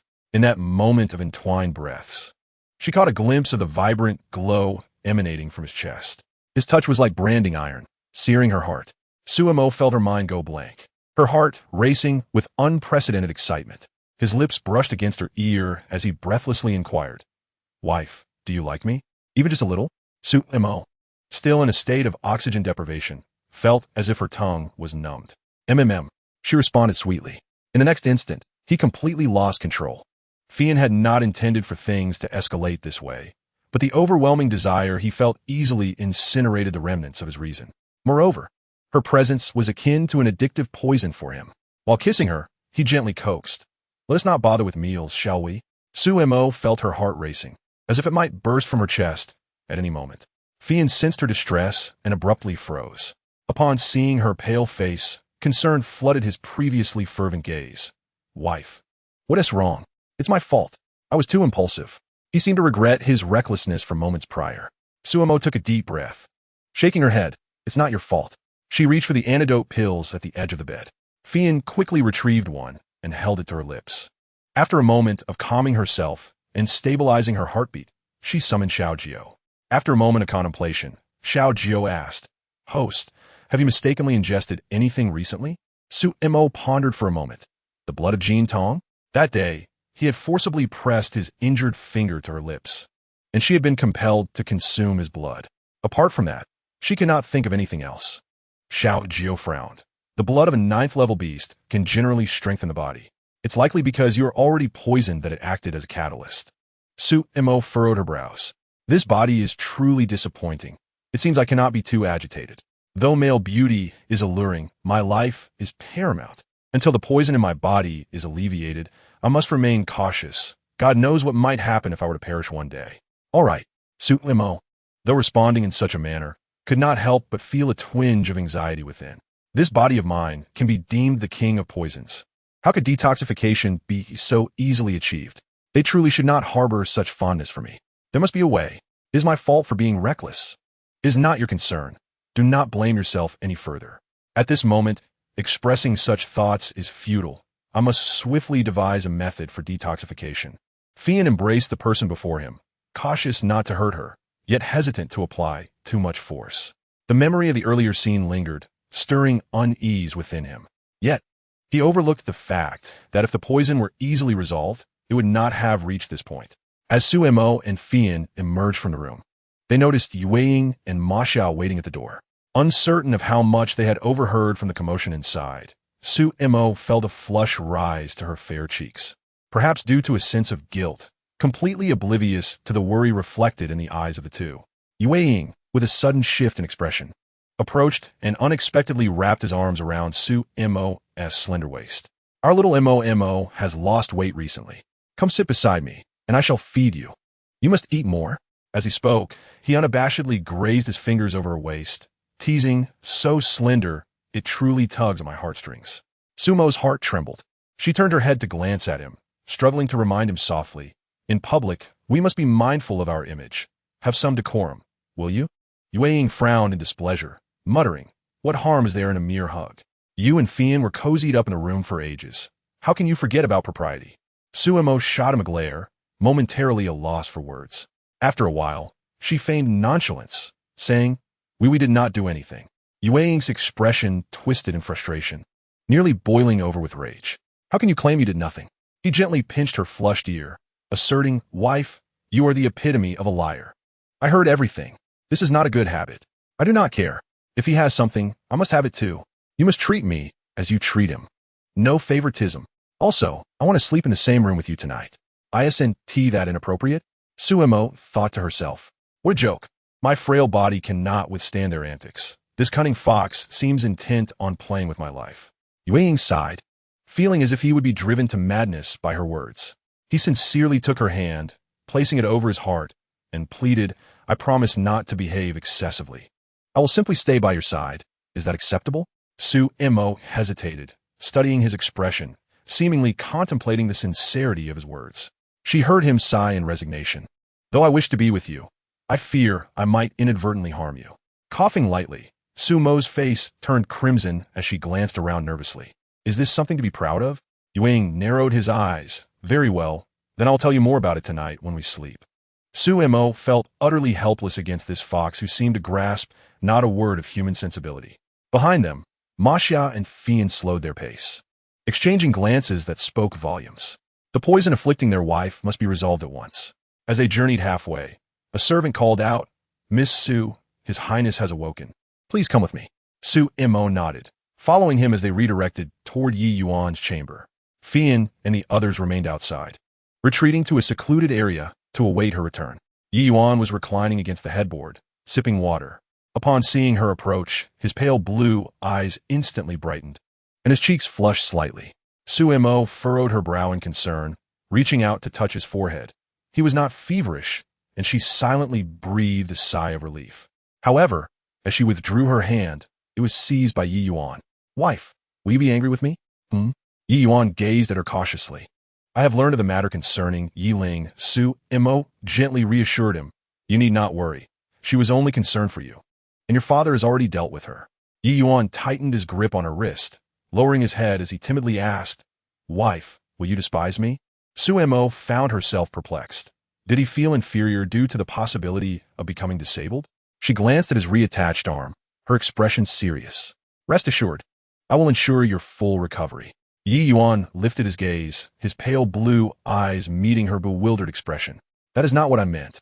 I wish to ask if you would abandon me, for I know you do not truly care for me." As he spoke, tears brimmed in his eyes, threatening to spill over like precious jewels. Su Mo gazed at his pitiful demeanor, her heart aching as she struggled to articulate her feelings. "It's not that I dislike you. I merely believe you are still young and may not fully comprehend such emotions." Yi Yuan pouted defiantly. "That is not true. I am 2 months older than you. I understand far more than you think." Su Mo was momentarily at a loss for words. Could this truly be the case? Yi Yuan's sorrowful gaze bore into her, each word piercing her heart. "I genuinely like you, though I cannot explain why. No one else could compel me to risk my life for them. Only you are different." His hand, still clasping her wrist, tightened unconsciously, as if striving to grasp something intangible. His trembling fingers betrayed his anxiety. "You have Fian, Yueying, Masha, and Kanglin by your side. Each is more formidable than I. Yet, I shall strive to become strong enough so that you need not worry about me. I can wait until you are willing to like me. Is that not acceptable? Or do you truly find me insufferable?" Su Mo, observing the person before her, felt a pang of sympathy. "I do not despise you. Who could truly resent such an adorable merman?" His innocence was simply irresistible. Yi Yuan's heart leaped with joy, and he embraced her tightly. "What if I were to be one more?" "Ding!" Little Nine exclaimed excitedly. "Host, adults do not make choices. They desire all." Su Mo thought, this sounds rather reasonable. Alas, I am spiraling deeper into the path of a heartless woman. Outside, the lady of the palace let out a small sigh of relief. She found comfort in the notion that simplicity has its merits. After all, few can cold-heartedly reject a sincere heart. In this regard, Yi Yuan had indeed inherited his father's virtues. Currently, her only concern was that the prince's innocent disposition might not withstand the competition posed by others. Thus, she suggested to the lady of the palace, "Perhaps we should seize this opportunity and hasten their marriage arrangements." The lady of the palace nodded. "Since they will marry eventually, an earlier union would not be amiss. Lord Jianni, please promptly inventory the dowry and make the necessary preparations." The lady of the palace frowned. "Is that truly appropriate? This urgency gives me the impression of a marriage scam." Lord Jianni furrowed his brow. "What is there to inventory? Simply open the storeroom and allow Miss Su to choose herself. Present our Eastern Sea treasures. Trading them for the prince's rightful status is hardly a loss. Do not say I did not warn you. Once Miss Su and the others leave the Eastern Sea with the prince's temperament, who knows how long it will take for him to marry her smoothly." The lady of the palace was swayed by his words. "My son is naive, and winning affection in the future may be challenging. Securing a legitimate status would be a prudent strategy." The lady of the palace shot him an exasperated glance, feeling a pang of regret. It is indeed unwise to choose a suitor who is a romantic fool. Otherwise, one might end up with a carbon copy who relies on her maternal wealth for favor. Ah, never mind. Wealth can be earned later. It is best to arrange for that little romantic fool to be dispatched soon. In the shadows, Yueying, Fian, and Masha exchanged glances. What was this situation? They were embroiled in fierce debate with no resolution, while these individuals in the Eastern Sea were brazenly attempting to bribe their wife with wealth. Such underhanded tactics lacked any sense of principle. Surely, there should be an order of precedence in all matters.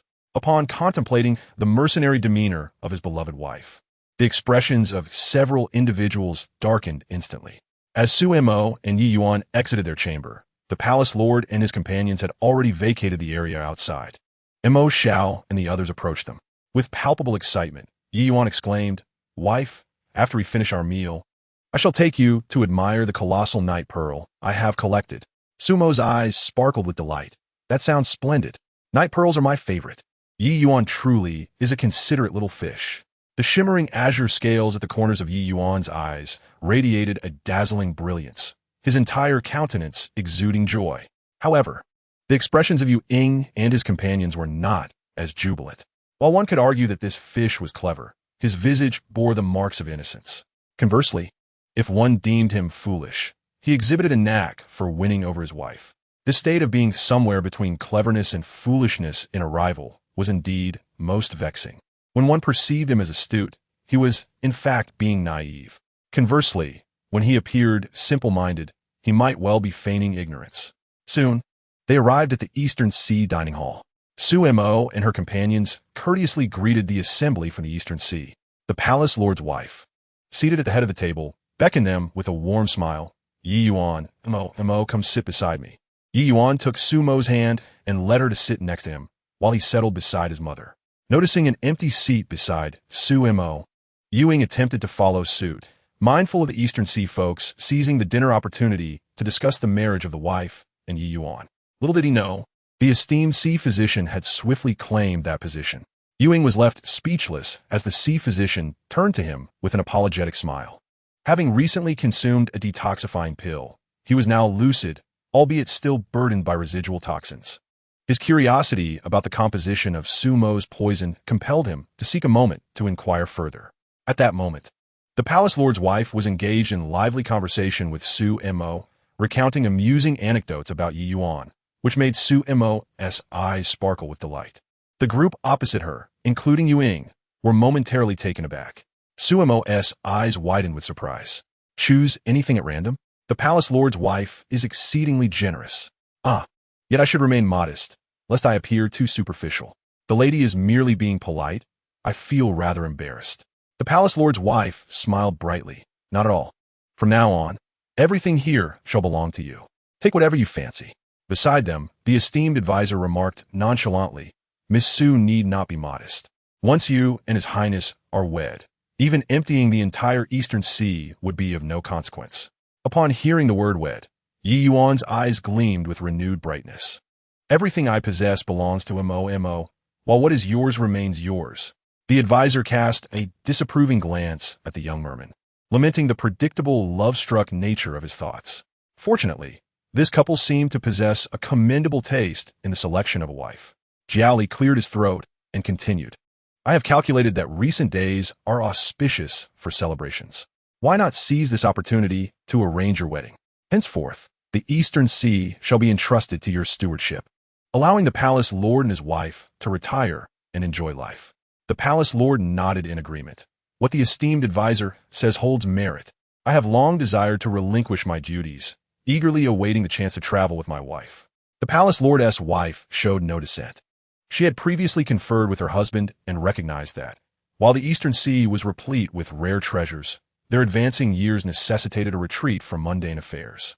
Thus, this opportunity to delegate responsibilities to Yi Yuan was most fortuitous, and offering the entirety of the Eastern Sea as a dowry demonstrated their sincerity. Yi Yuan's excitement was uncontainable. A marriage on the horizon? Splendid. Although he previously had little interest in managing the Eastern Sea, he was now willing to learn if it meant marrying his beloved wife. His eager gaze turned towards Su Mo. The intense and compelling stare from the others made Su Mo feel inexplicably apprehensive. She was not naive and understood that the palace lord and his wife were desirous of securing Yi Yuan's position as her rightful husband in exchange for the Eastern Sea. Their sincerity was indeed profound. "Though I may be somewhat avaricious, I have no desire to manage the vast Eastern Sea. Is it truly as simple as choosing to oversee it?" Yi Yuan's eyes clouded with sorrow, and he leaned closer to Su Mo, whispering, "You shall oversee the finances and me, while I shall manage the Eastern Sea. Does that sound agreeable?" Upon witnessing the sincerity in his gaze, Su Mo blinked, feeling a stir of emotion. Yi Yuan is one of the more innocent among them. I suppose he will be more inclined to heed my words in the future. He is undoubtedly considerate and, importantly, quite wealthy. Perhaps this arrangement is not so unappealing after all. Yi Yuan leaned in closer, murmuring, "I will always listen to Mo. Yu Ying clenched his teeth in frustration. This woman, so driven by material wealth. It was evident that Yi Yuan, with his innocent demeanor, could easily charm Su Mo into submission. He then shifted his gaze, chuckling lightly. Since the wife wishes to marry, why not take us all along? The more the merrier. This way, we can avoid future complications. Yes? This fox just so happens to have some wealth, ensuring that the occasion will be splendid and will not bring shame upon the wife." With that, Yu Ying cast a meaningful glance towards Su Mo, as if to challenge. "Dare you choose him over me?" Fei Yin and Mo Xiao remained silent. This was indeed a plausible approach, since they could not distinguish who was superior at present. It would be wiser to resolve the matter after entering the marriage. Su Mo, feeling somewhat guilty, averted her gaze from Yu Ying's probing stare. "In truth, I still have residual toxins within me. Perhaps we should postpone discussions of marriage for now." Fei Yin added, "Indeed, our priority should be to assist the wife in detoxification." Yu Ying, fanning himself, squinted and said, "In that case, let's not proceed with any marriages." This topic was deftly sidestepped by his remark. The esteemed advisor exchanged a knowing glance with the palace lord and his wife, their expressions suggesting that they were indeed aware of the troublesome nature of these young men, predicting a future filled with excitement for their son. The palace lord gazed at his wife with concern, while she remained composed, viewing such matters as trifles. Having faced many a challenge in her past, Yi Yuan chose his own path. He must navigate it himself. Some things he might not comprehend now, but he would eventually learn what was required. Their eagerness to discuss marriage today, alongside their attempts to entice her with wealth, bordered on indecency. The palace lord's wife, coming to terms with this, smiled at Su Mo. The esteemed advisor was merely jesting. "Do not take it to heart, dear Mo. Come, let us eat, and afterward, I shall take you to the treasury to select gifts." With a smile illuminating her features, Su Mo agreed. Before the meal commenced, the sea physician, seated beside Su Mo, quietly inquired, "Might I ask what sort of poison you have encountered? Would you permit me to take your pulse?" Yi Yuan interjected. The sea physician has traveled extensively in his youth and possesses considerable knowledge of various herbs. "Perhaps you should allow him to examine you, dear wife." With a smile, Su Mo extended her hand. The sea physician gently felt her pulse, and after a moment, his brow furrowed in concern. Upon looking at Su Mo again, his expression betrayed a complexity of emotions. It appeared that Su Mo harbored not just one poison within her. Each seemed lethal in nature, yet here she sat, seemingly unaffected, a veritable miracle. After a brief silence, he said, "The toxins within you are exhibiting signs of backlash. You must exercise caution. I have some herbal remedies that may help stabilize your condition. I shall have them sent to you shortly." Su Mo nodded appreciatively. "Thank you, esteemed sea physician." Yu Ying inquired anxiously, "Will that merely stabilize her? Is there an antidote that can cure her completely?" The sea physician paused before responding. "I am uncertain if you have heard of a particular plant, which bears 2 colors of flowers on a single stem, one white and one red. You might consider seeking it out. It is said that this plant is exceedingly difficult to cultivate and has become nearly extinct. Finding it may prove challenging." Su Mo responded nonchalantly, "No matter. I am sure there are other methods. Perhaps, once my laboratory undergoes further upgrades, I shall find a solution." The trio across remained silent. Whether they were extraordinary or not could only be discerned through their endeavors. Sitting beside Su Mo, Yi Yuan furrowed his brow, a flicker of concern clouding his typically clear features. After their meal, the lady of the palace took Su Mo to the underground treasury. Lord Jian Yi and Hai Yi trailed behind, with the former quietly inquiring, "Did you discern the true essence of Miss Su during the pulse reading?" It was indeed peculiar. He had observed for several days without grasping the truth. Hai Yi shook his head, frowning. "I could not ascertain it. Either her true form is suppressed by poison, or she is merely an ordinary woman." Lord Jian Yi frowned at the notion of an ordinary woman. It seemed such a rarity in the beast realm. Chapter 87. A glimpse of her true countenance in the underground treasury, Yi Yuan accompanied his mother and Su Mo inside. To Su Mo's astonishment, the treasury stretched across 3 entire levels. It appeared Dong Hai was quite affluent, housing not only rare treasures from the EC, but also an array of remarkable items from the land, dazzling Su Mo to the point of bewilderment. In light of this, her long-desired luminous pearl seemed trivial by comparison. Fei Yin and the others were not in haste to follow, engrossed in contemplating the detoxification herbs mentioned earlier by Hai Yi. Mo Xiao nodded. We should also examine the medical text provided by the wife. Upon hearing this, Mo Xiao cautioned, this matter should not be conducted with fanfare. It is best to proceed discreetly. According to Hai Yi, these are exceptionally rare items, and if they fall into the hands of the wrong individuals, trouble may ensue. After reaching a consensus, they proceeded deeper into the treasury. The vastness of the Donghai treasury led them to quickly lose track of one another after only a brief exchange. The group decided not to rush in searching for Su Mo, instead savoring the treasures of the EC. Fei Yin and Mo Xiao had little interest in these items, merely appreciating their beauty. After all, as the lady of the palace remarked, these treasures would ultimately belong to the wife. As long as she was pleased, that sufficed. Yu Ying, who managed the black market, had dealt with countless treasures and now scrutinized the items before him, pondering their worth. What is this gem? Does it even deserve a place in the East Sea's collection? Isn't the East Sea renowned for its luminous pearls? Why not procure larger jade stones? Is this what they deem a suitable dowry for Yi Yuan? The East Sea is quite lacking in taste. Suddenly, Mo Xiao and Yi Yuan found themselves separated as they wandered aimlessly. Meanwhile, Yi Yuan and Su Mo, having walked for a while, realized the lady of the palace had not followed. Yi Yuan narrated the origins of the treasures, and Su Mo listened intently. For every item that caught her eye, Yi Yuan would retrieve it and tuck it away, intending to present it to her later. However, Su Mo's curiosity led her to admire far too many items, quickly filling Yi Yuan's arms until, inadvertently, they parted ways. Dear wife, Yi Yuan called out, laden with treasures. Yet, the vastness of the underground palace swallowed Su Mo from sight. Su Mo's fascination with everything around her led her from the first floor to the second, and soon to the third. Wow, the East Sea's collection is quite comprehensive.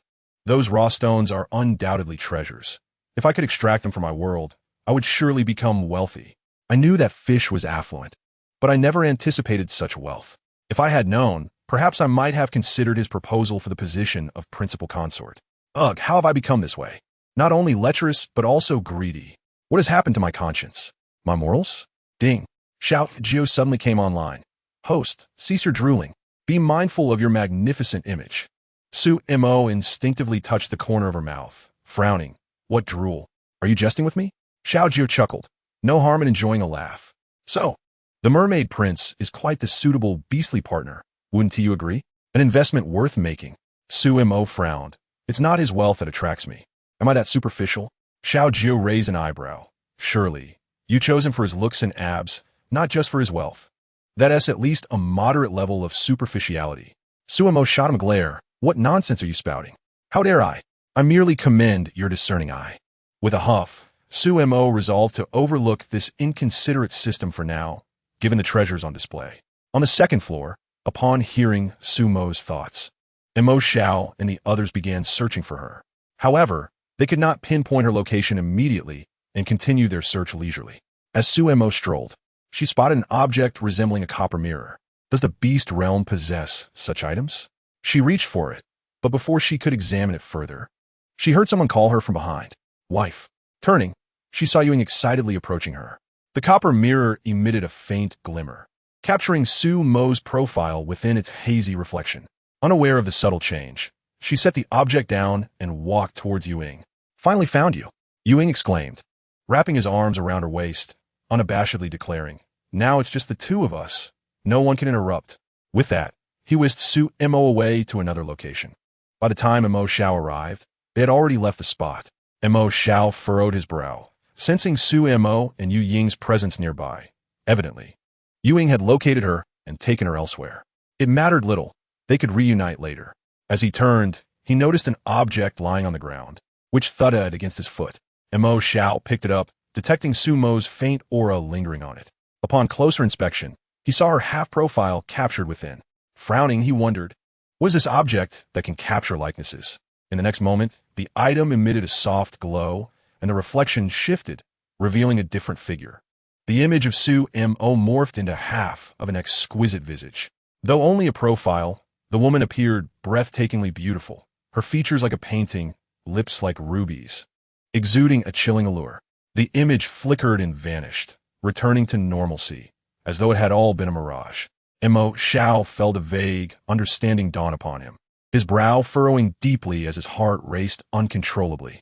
When he finally exited, Yu Ying and Sue M.O. were already waiting at the door. The lady and lord of the palace stood nearby, the former observing as Yu Ying and Sue M.O. emerged together. A twinge of melancholy washed over her.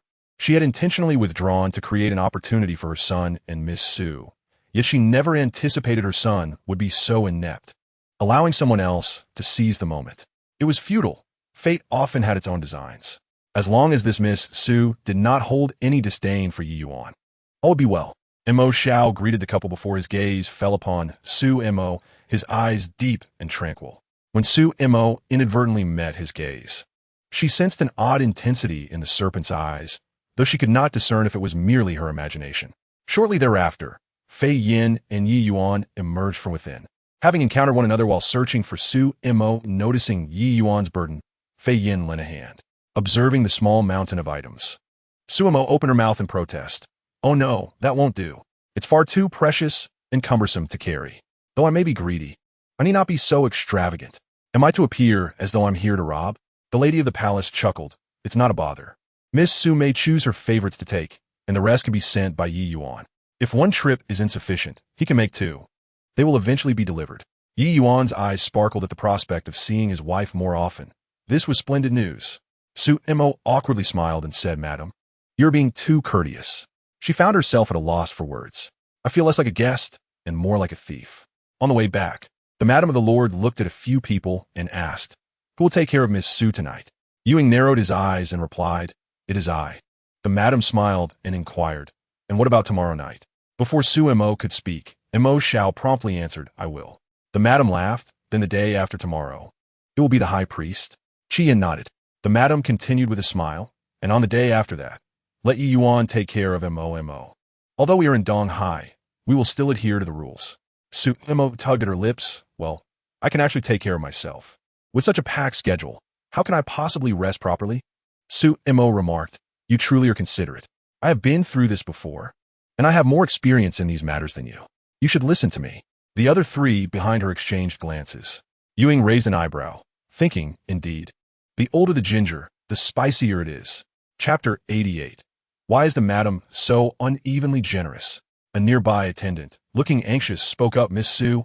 These are all treasures from Dr. Hai. He dug them out for you today. Sue M.O. was taken aback and repeatedly thanked Dr. Hai. He glanced at the talkative attendant beside him and then smiled at Sue M.O., saying, these are meant to save lives.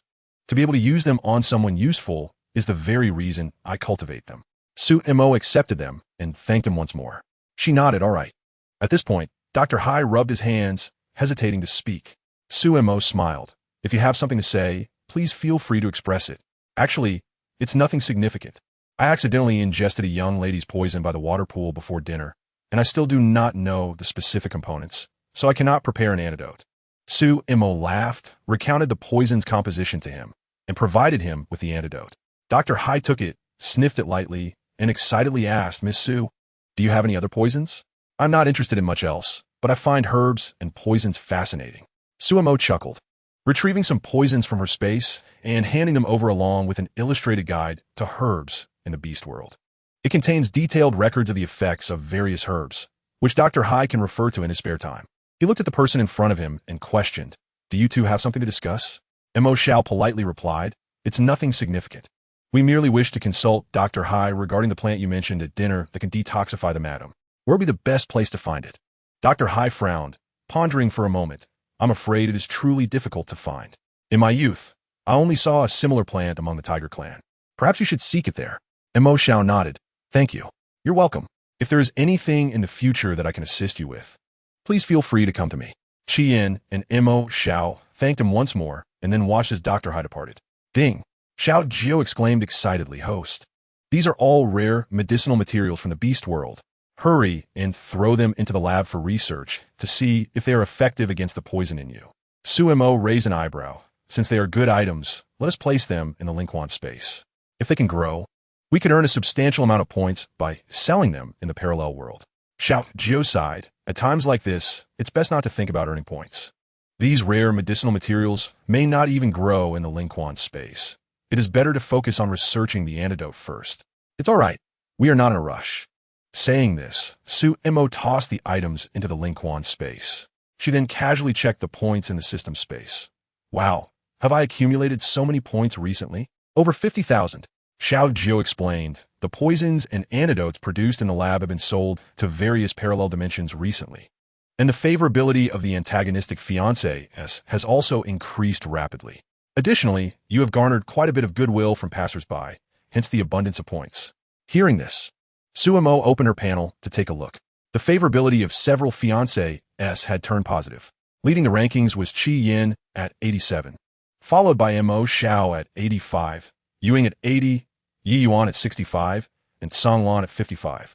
Below them were Bystander A at 60 points and Bystander B at 40 points. Sumo frowned. Who are these Bystander A and Bystander B? Their favorability is even higher than Songlan's? That's somewhat absurd.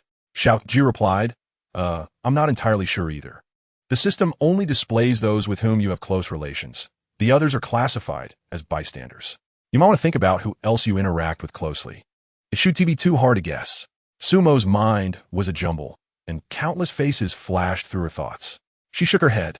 I don't want to think about it. It's not important. Are there any new types of weapons? Can I exchange for a few? Xiao Ji responded. You can check the system shop. If there's anything suitable, you can exchange for it immediately. Sumo scrolled through the panel and frowned. None of these are high-end. Things like these wouldn't even be able to kill that Jin Tong. Sumo lay on the bed and yawned, just as she was about to sleep. Yuing pushed the door open. He had just bathed, his hair still damp, and his robe hung loosely on him. As he moved, one could vaguely see his alluring abs. Sumo's eyes suddenly brightened, and her sleepiness dissipated somewhat. She turned on her side, squinting at him as he walked towards her with a captivating gait, his clear eyes fixated on his barely visible abs. Damn it, do they all know I like this? Are they trying to seduce me in every possible way? Yuing sat down by the bed, his tender gaze directed at the person lying there. Heaven knows how much he wanted to press her down and kiss her fiercely right now. Ever since he confessed and kissed her a few times in the Dragon Clan, he and T had another opportunity. However, thinking back to the promise he made her in the evening, not to do anything excessive, he had to suppress that urge. The madam holds grudges. If he broke his promise now, she would surely never trust his words again. Therefore, the one who breaks the promise tonight absolutely cannot be him. At least not now. Yu Ying's enchanting eyes looked at her as he reached out to tuck a stray hair behind her ear, his voice alluring, madam. Move in a bit.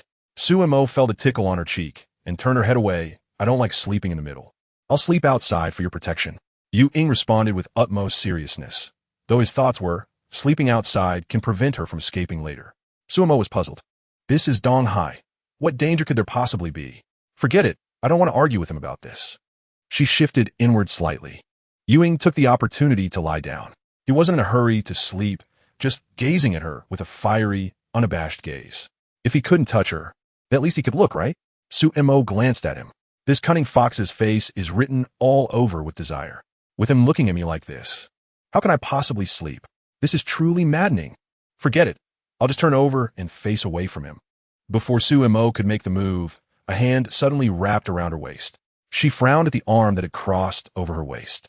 And before she could speak, Yuing pitifully said, if I can't sleep, and you want tea, let me kiss you. A hug isn't tea too much to ask. Is it? Sumo raised an eyebrow.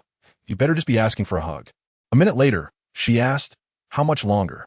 Yuing exhaled heavily, frustrated. Had she grown impatient after just this brief moment? Mo Xiao could hug her, Qi Yin could hug her, Yi Yuan could hug her. Why was he the only one who couldn't? He knew how to vex her, yet he didn't go and bother those others? Knowing that she had feelings for him, he shamelessly trampled on his own heart. Why must he always be so unevenly generous?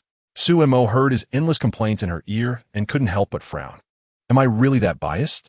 Surely not. Forget it. She stopped struggling and leaned against him. What soap did this cunning fox use for his bath? The scent seems so familiar. Ewing secretly raised an eyebrow, realizing that playing the pitiful card was indeed effective. He secretly used the cherished belongings of his wife today, having stealthily acquired them from the LNGZ. He tightened his embrace around the person in his arms, feigning sorrow as he said, "Just a hug, yet you still wish to haggle with me." Suemo blinked her eyes and replied, "Loosen up, I'm nearly suffocating." "Oh." Ewing responded joyfully, adjusting his posture. Suemo sought a more comfortable position and, lowering her gaze, noticed his robe had come undone, revealing a captivating glimpse of spring. She stealthily extended her finger to poke at it. "Wow, the texture is delightful." Another poke followed, and then she touched it again. "You sly fox. Your sudden docility is rather disconcerting." Ewing gritted his teeth, stifling a muffled groan that nearly escaped his lips. However, the hand resting on her waist involuntarily grew warm. He had become wise, adopting the approach of joining forces when he could not win, learning the tricks of the Grand Priest. Chapter 89. Just a kiss. Sumo's small hands played for a while before she sensed something amiss. "Why is your skin slightly flushed?" Ewing replied without raising his head, "Perhaps it's from soaking in the sea. I swam here in human form." Sumo pondered for a moment. He was a terrestrial creature and likely unaccustomed to the underwater environment. No wonder it took a while for them to arrive, after she had already been there for some time. A peculiar emotion surged within her heart. Was Fei Yin also experiencing this? Upon hearing that name, Ewing felt a pang of bitterness. Lying in his embrace. She still remembered to care for that ground chicken? Suemo had already guessed the answer, recalling how she had seen Fei Yin's skin slightly reddened in the evening. Yet, the situation had been too ambiguous for her to think much of it. "Actually, you could have waited by the shore for me." Ewing tightened his embrace, murmuring, "No, I want to see my wife at all times." The mere thought of her being abducted by Jean Tong filled him with dread. Fortunately, his wife was clever. Otherwise, the consequences would have been unimaginable. In the future, his wife must always be before his eyes. Ewing could no longer bear to see her injured or in any peril. It would pain him. Did his wife understand what it meant to feel pain? He grasped her hand and placed it on his chest, stating each word deliberately. "This place will hurt." Ewing was aware that, although she did not currently despise him, she remained more guarded around him compared to Fei Yin and Mo Xiao. In her subjective perception, he was the one with the most cunning. Thus, he must make her understand that no matter how cunning he would never use it against her, except in certain special circumstances. Sumo's heart softened as she embraced the man before her. This subtle gesture made Ewing tremble involuntarily, as if the very heart within his chest ignited with warmth. The room was eerily quiet, so quiet that Sumo could hear the steady thrum of his heartbeat. For Ewing, it was the first time he realized that simply holding her like this brought him immense satisfaction. It seemed that who she cherished most and who mattered most to her was no longer of paramount importance. As long as she held him in her heart, that was enough. Outside, Fei Yin and Ewing had no idea how many times they had stepped out for a brief respite when they happened to pass by Sumo's room. Coincidentally, they encountered Yi Yuan, who was also out for a moment.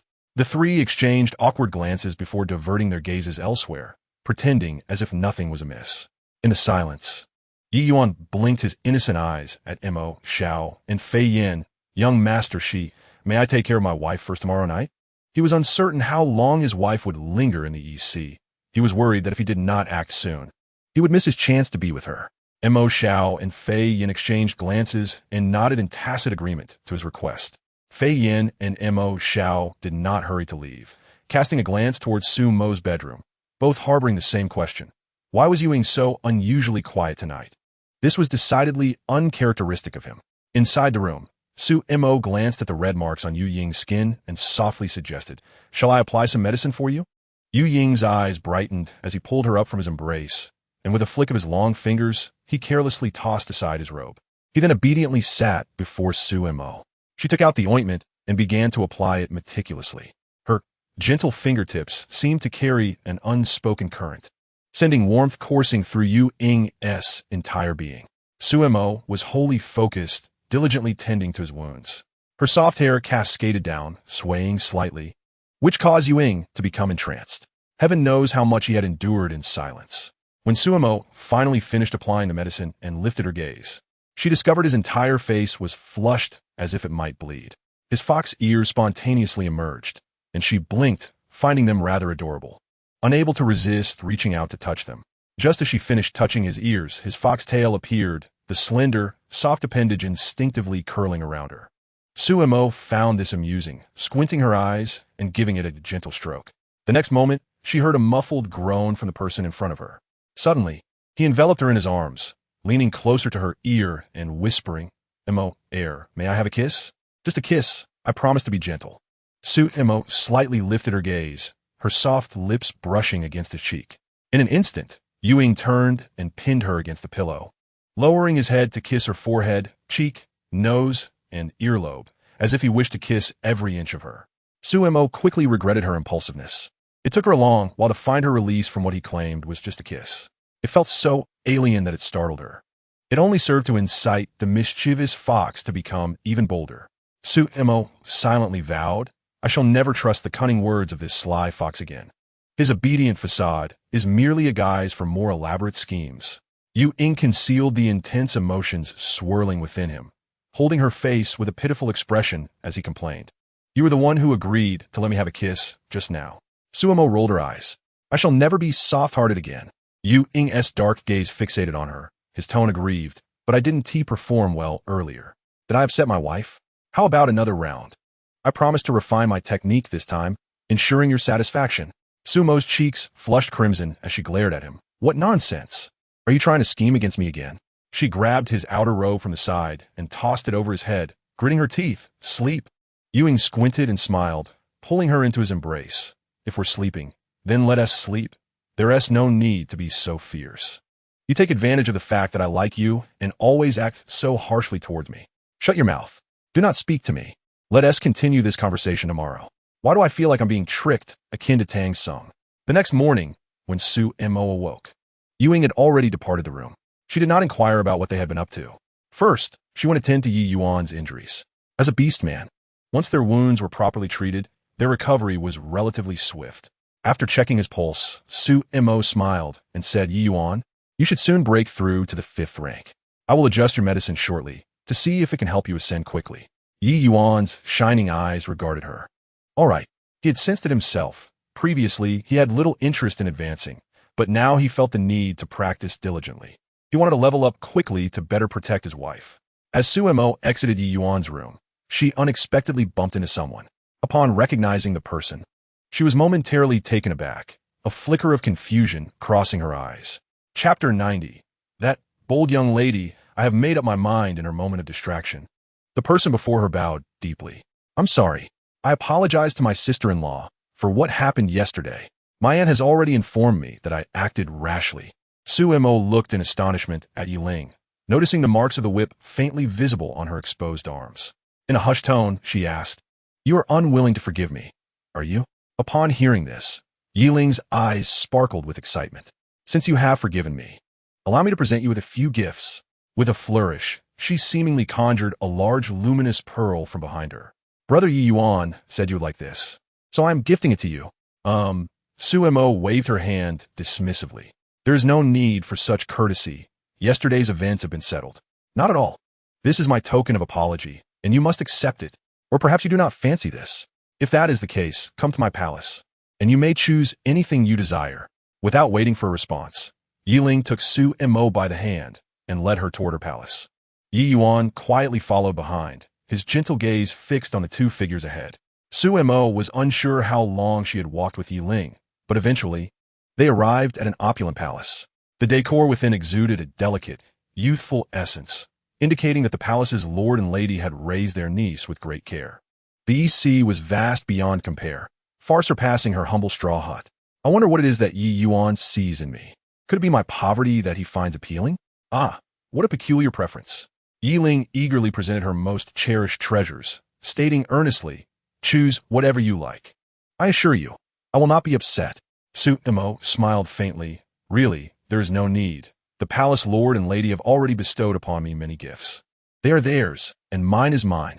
Ying pouted playfully before casually handing Suemo a few items. Before Suemo could protest, Ying cheerfully declared, "If my sister-in-law does not accept these, it means you have yet to forgive me.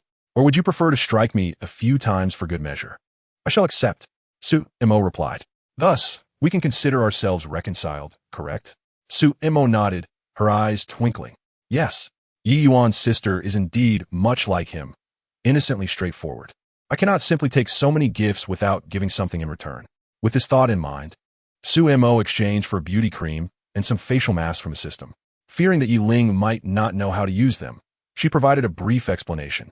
Upon opening the package and inhaling the fragrance, Yi Ling exclaimed, "What a delightful scent! I absolutely adore it. Thank you, sister-in-law." The two young ladies soon engaged in conversation, during which Yi Ling mentioned, "The esteemed Hai, he has taken quite a liking to your poison. I heard that since last night. He has been fainting and recovering at home, nearly scaring his wife to death." "Ah," Su Mo inquired, puzzled. Would he have consumed any of my poisons? Would he? Yi Ling nodded, her bright eyes sparkling. Indeed, he loves to try out any novel concoctions for himself. Su Mo felt utterly speechless. As lunchtime approached, Yi Ling tugged at Su Mo's arm, leading her out of the room. "Sister-in-law, why not stay a while longer? This way, I can often accompany you for chats and outings." Su Mo smiled gently, declining. "I'm afraid that isn't possible. I have been away from home for too long, and there are many matters awaiting my attention." Yi Ling's face fell slightly. "Then shall I visit you in the tribe next time? That would be wonderful." Meanwhile, Ying found herself in the bustling North Wing black market, convening with a few trusted subordinates to assist in searching for the medicinal herbs mentioned by Hai Yi. In a low voice, Ying instructed, "This task must be conducted discreetly. Do not let it become common knowledge." The others nodded in understanding. Before long, Ying emerged from the shadows with them, entering the lively North Wing market. It was a day bustling with activity, as individuals from other tribes often visited to unwind or gather insights about different tribes to enhance their own.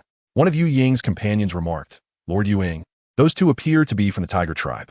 Following the direction of his finger, Yu Ying spotted a young female adorned with a veil and a young attendant lingering at a market stall.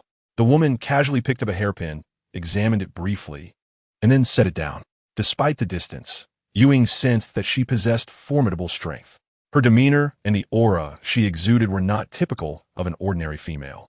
"Do you know who they are?" "Not quite. They come a browse every month," came the reply. Yu Ying pondered, "Keep a close watch on them."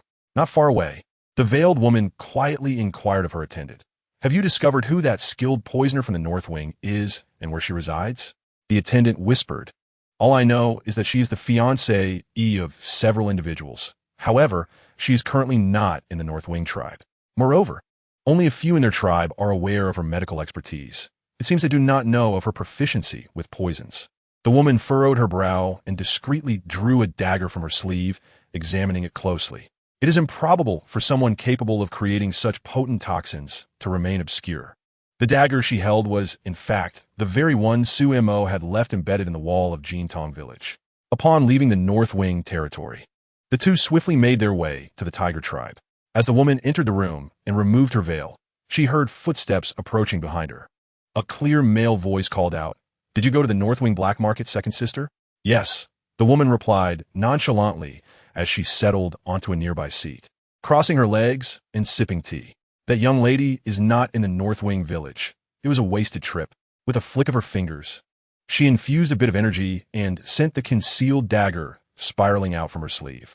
The person opposite her skillfully dodged the small blade, which struck the forehead of a nearby scarecrow with precision. "Here is your item. Take it back. Do not follow me around all day." Xian Qing frowned, watching her closely. "That woman is adept at using poison. Based on our encounter with Jin Tong, she possesses a cunning mind. It would be wise for you, second sister, to avoid provoking her." The woman glanced at him with a light laugh. "Few can elicit such words from you. Now I'm even more intrigued. Not only do I wish to locate her, but I also intend to find a way to invite her to our home as a guest." Xian Qing furrowed his brow, momentarily at a loss for words. Xian Shuang smiled softly, rising to leave.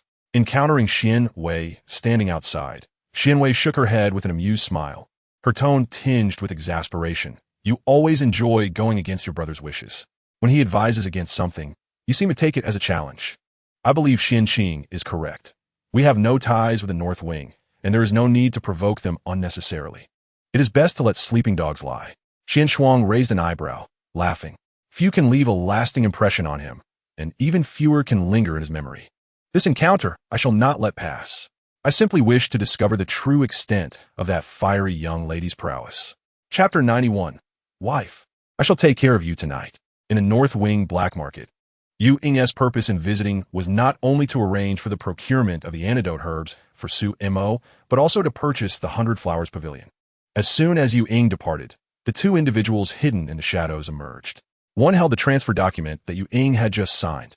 The other furrowed his brow. Why must we transfer such a lucrative business as the 100 Flowers Pavilion to them? The first individual shot him an irritated glance.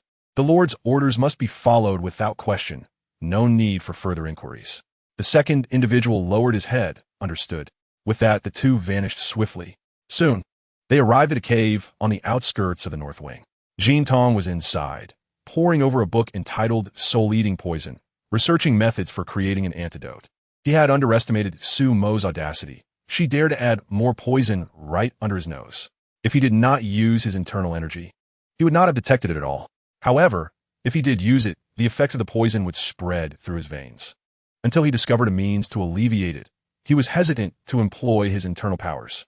Lin Shan stood outside the cave, saying, "Lord, everything has been taken care of. Please come in." Lin Shan handed over the transfer document, assuring, "Rest assured, they did not sense anything amiss. I left a few trustworthy eyes among them, and the rest have been withdrawn." Nodded slightly, acknowledging the commendable effort. "Moving forward, one must exercise greater caution." Replied, understanding the situation, "Indeed, those several suitors are rather cunning. They all deserve their fate, including herself." The memory of who had met his demise at the hands of with a single arrow on the city wall surged a profound hatred within. "The next time I encounter that woman, I shall undoubtedly claim her head with my sword." Avenging, cast a cold glance at him, stating firmly, "Her life and death are mine to decide. Do not meddle where I have not commanded." Furrowed his brow, but ultimately posed the question he ought not to have asked. Why does the master repeatedly show her leniency? Had it not been for your moment of compassion that day, would not have perished. She has attempted to poison you several times, and the toxin within you remains unresolved. All of this is her doing.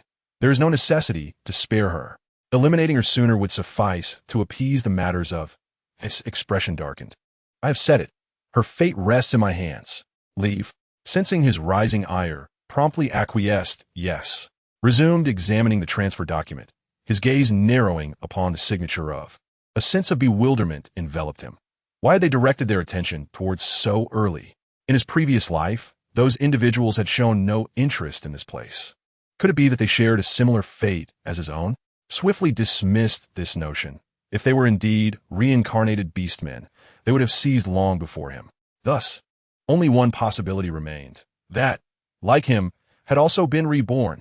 The more he contemplated, the more convinced he became of this theory, as it could explain her inexplicable talent for poison crafting. A trace of a cold smile appeared at the corner of his mouth. This world was indeed becoming increasingly intriguing. In the evening, mentioned that had taken an out for some leisure. After discussing matters concerning the North Wing, the trio ventured out for a stroll. At this moment, was being led by, playfully frolicking with the small fish of the sea. They traversed through vibrant schools of fish and coral forests, arriving at a pearl-studded beach, where held her hand, touching the small pearls. Instantly, those round pearls transformed into luminous bubbles, drifting through the water. The delight in his beautiful eyes was palpable. Gazed entranced into her eyes, which shone more brilliantly than the brightest night pearl beneath the sea, as if the entire starry sky had coalesced within her gaze. He found it difficult to articulate the depth of his affection for her. It seemed that everything around him dimmed in her presence. Lost in the beauty of the scene, remained blissfully unaware that it lagged behind. Suddenly, she felt a chill at her ankle, and upon looking down, she saw a dark object wrapping around her. Startled, her eyes widened, and she instinctively opened her mouth to scream. In that moment, the breath-holding pill slipped from her mouth. Panic-stricken, she quickly shut her mouth, attempting to bend down to retrieve it. However, without the protection of the pill, the water pressure overwhelmed her, making it impossible to breathe, let alone move. In her moment of desperation, kissed her unexpectedly, transferring his breath to her. In an instant, the vibrant pearl beach transformed into countless colorful bubbles. S-pale blue tail shimmered gracefully in the water. In that fleeting moment, felt as though she had swallowed something vital from him. When finally released her, she discovered she could breathe freely once more. With my wife shall henceforth breathe freely in the water. Found that she truly could. Contemplating, she asked, "What will you do now that you have given me your?" "I am a creature of the sea. It matters not to me," replied. "Are you certain?" inquired. Her gaze fixed upon him. Nodded yes. Feeling reassured, joyfully moved forward, only to realize that her companion had not followed. Turning back, she found standing there, blushing as he gazed at her. "Wife, I did not mean to." Paused for a few seconds, recalling the kiss they had shared in the sea. She smiled and nodded. "I understand. He truly is an innocent little fish, merely a breath-sharing kiss, and yet he turns so red. How utterly adorable. I wished to tease him further." Hearing her thoughts, felt his cheeks grow even warmer. He stood awkwardly, his gaze filled with anticipation as he addressed her. "Wife, I shall take care of you tonight." "Oh," narrowed her eyes playfully, then, with a mischievous thought, asked, "Would you like to come to my room for a bath?" Instantly, S' already flushed face turned crimson. His voice trembled with excitement as he stammered. "See, can I?" Smiled slyly. "Of course. I shall instruct the servants to attend to you." With that, she turned and cheerfully walked ahead. "He is simply too charming. I must flirt with him again next time." S' beautiful eyes reflected a hint of disappointment. But then he recalled the words of who had quietly advised him that his wife was currently afflicted by poison and exhibited signs of backlash. It would be prudent to refrain from pursuing that line of thought. He chastised himself for the fleeting, dangerous notion that had crossed his mind.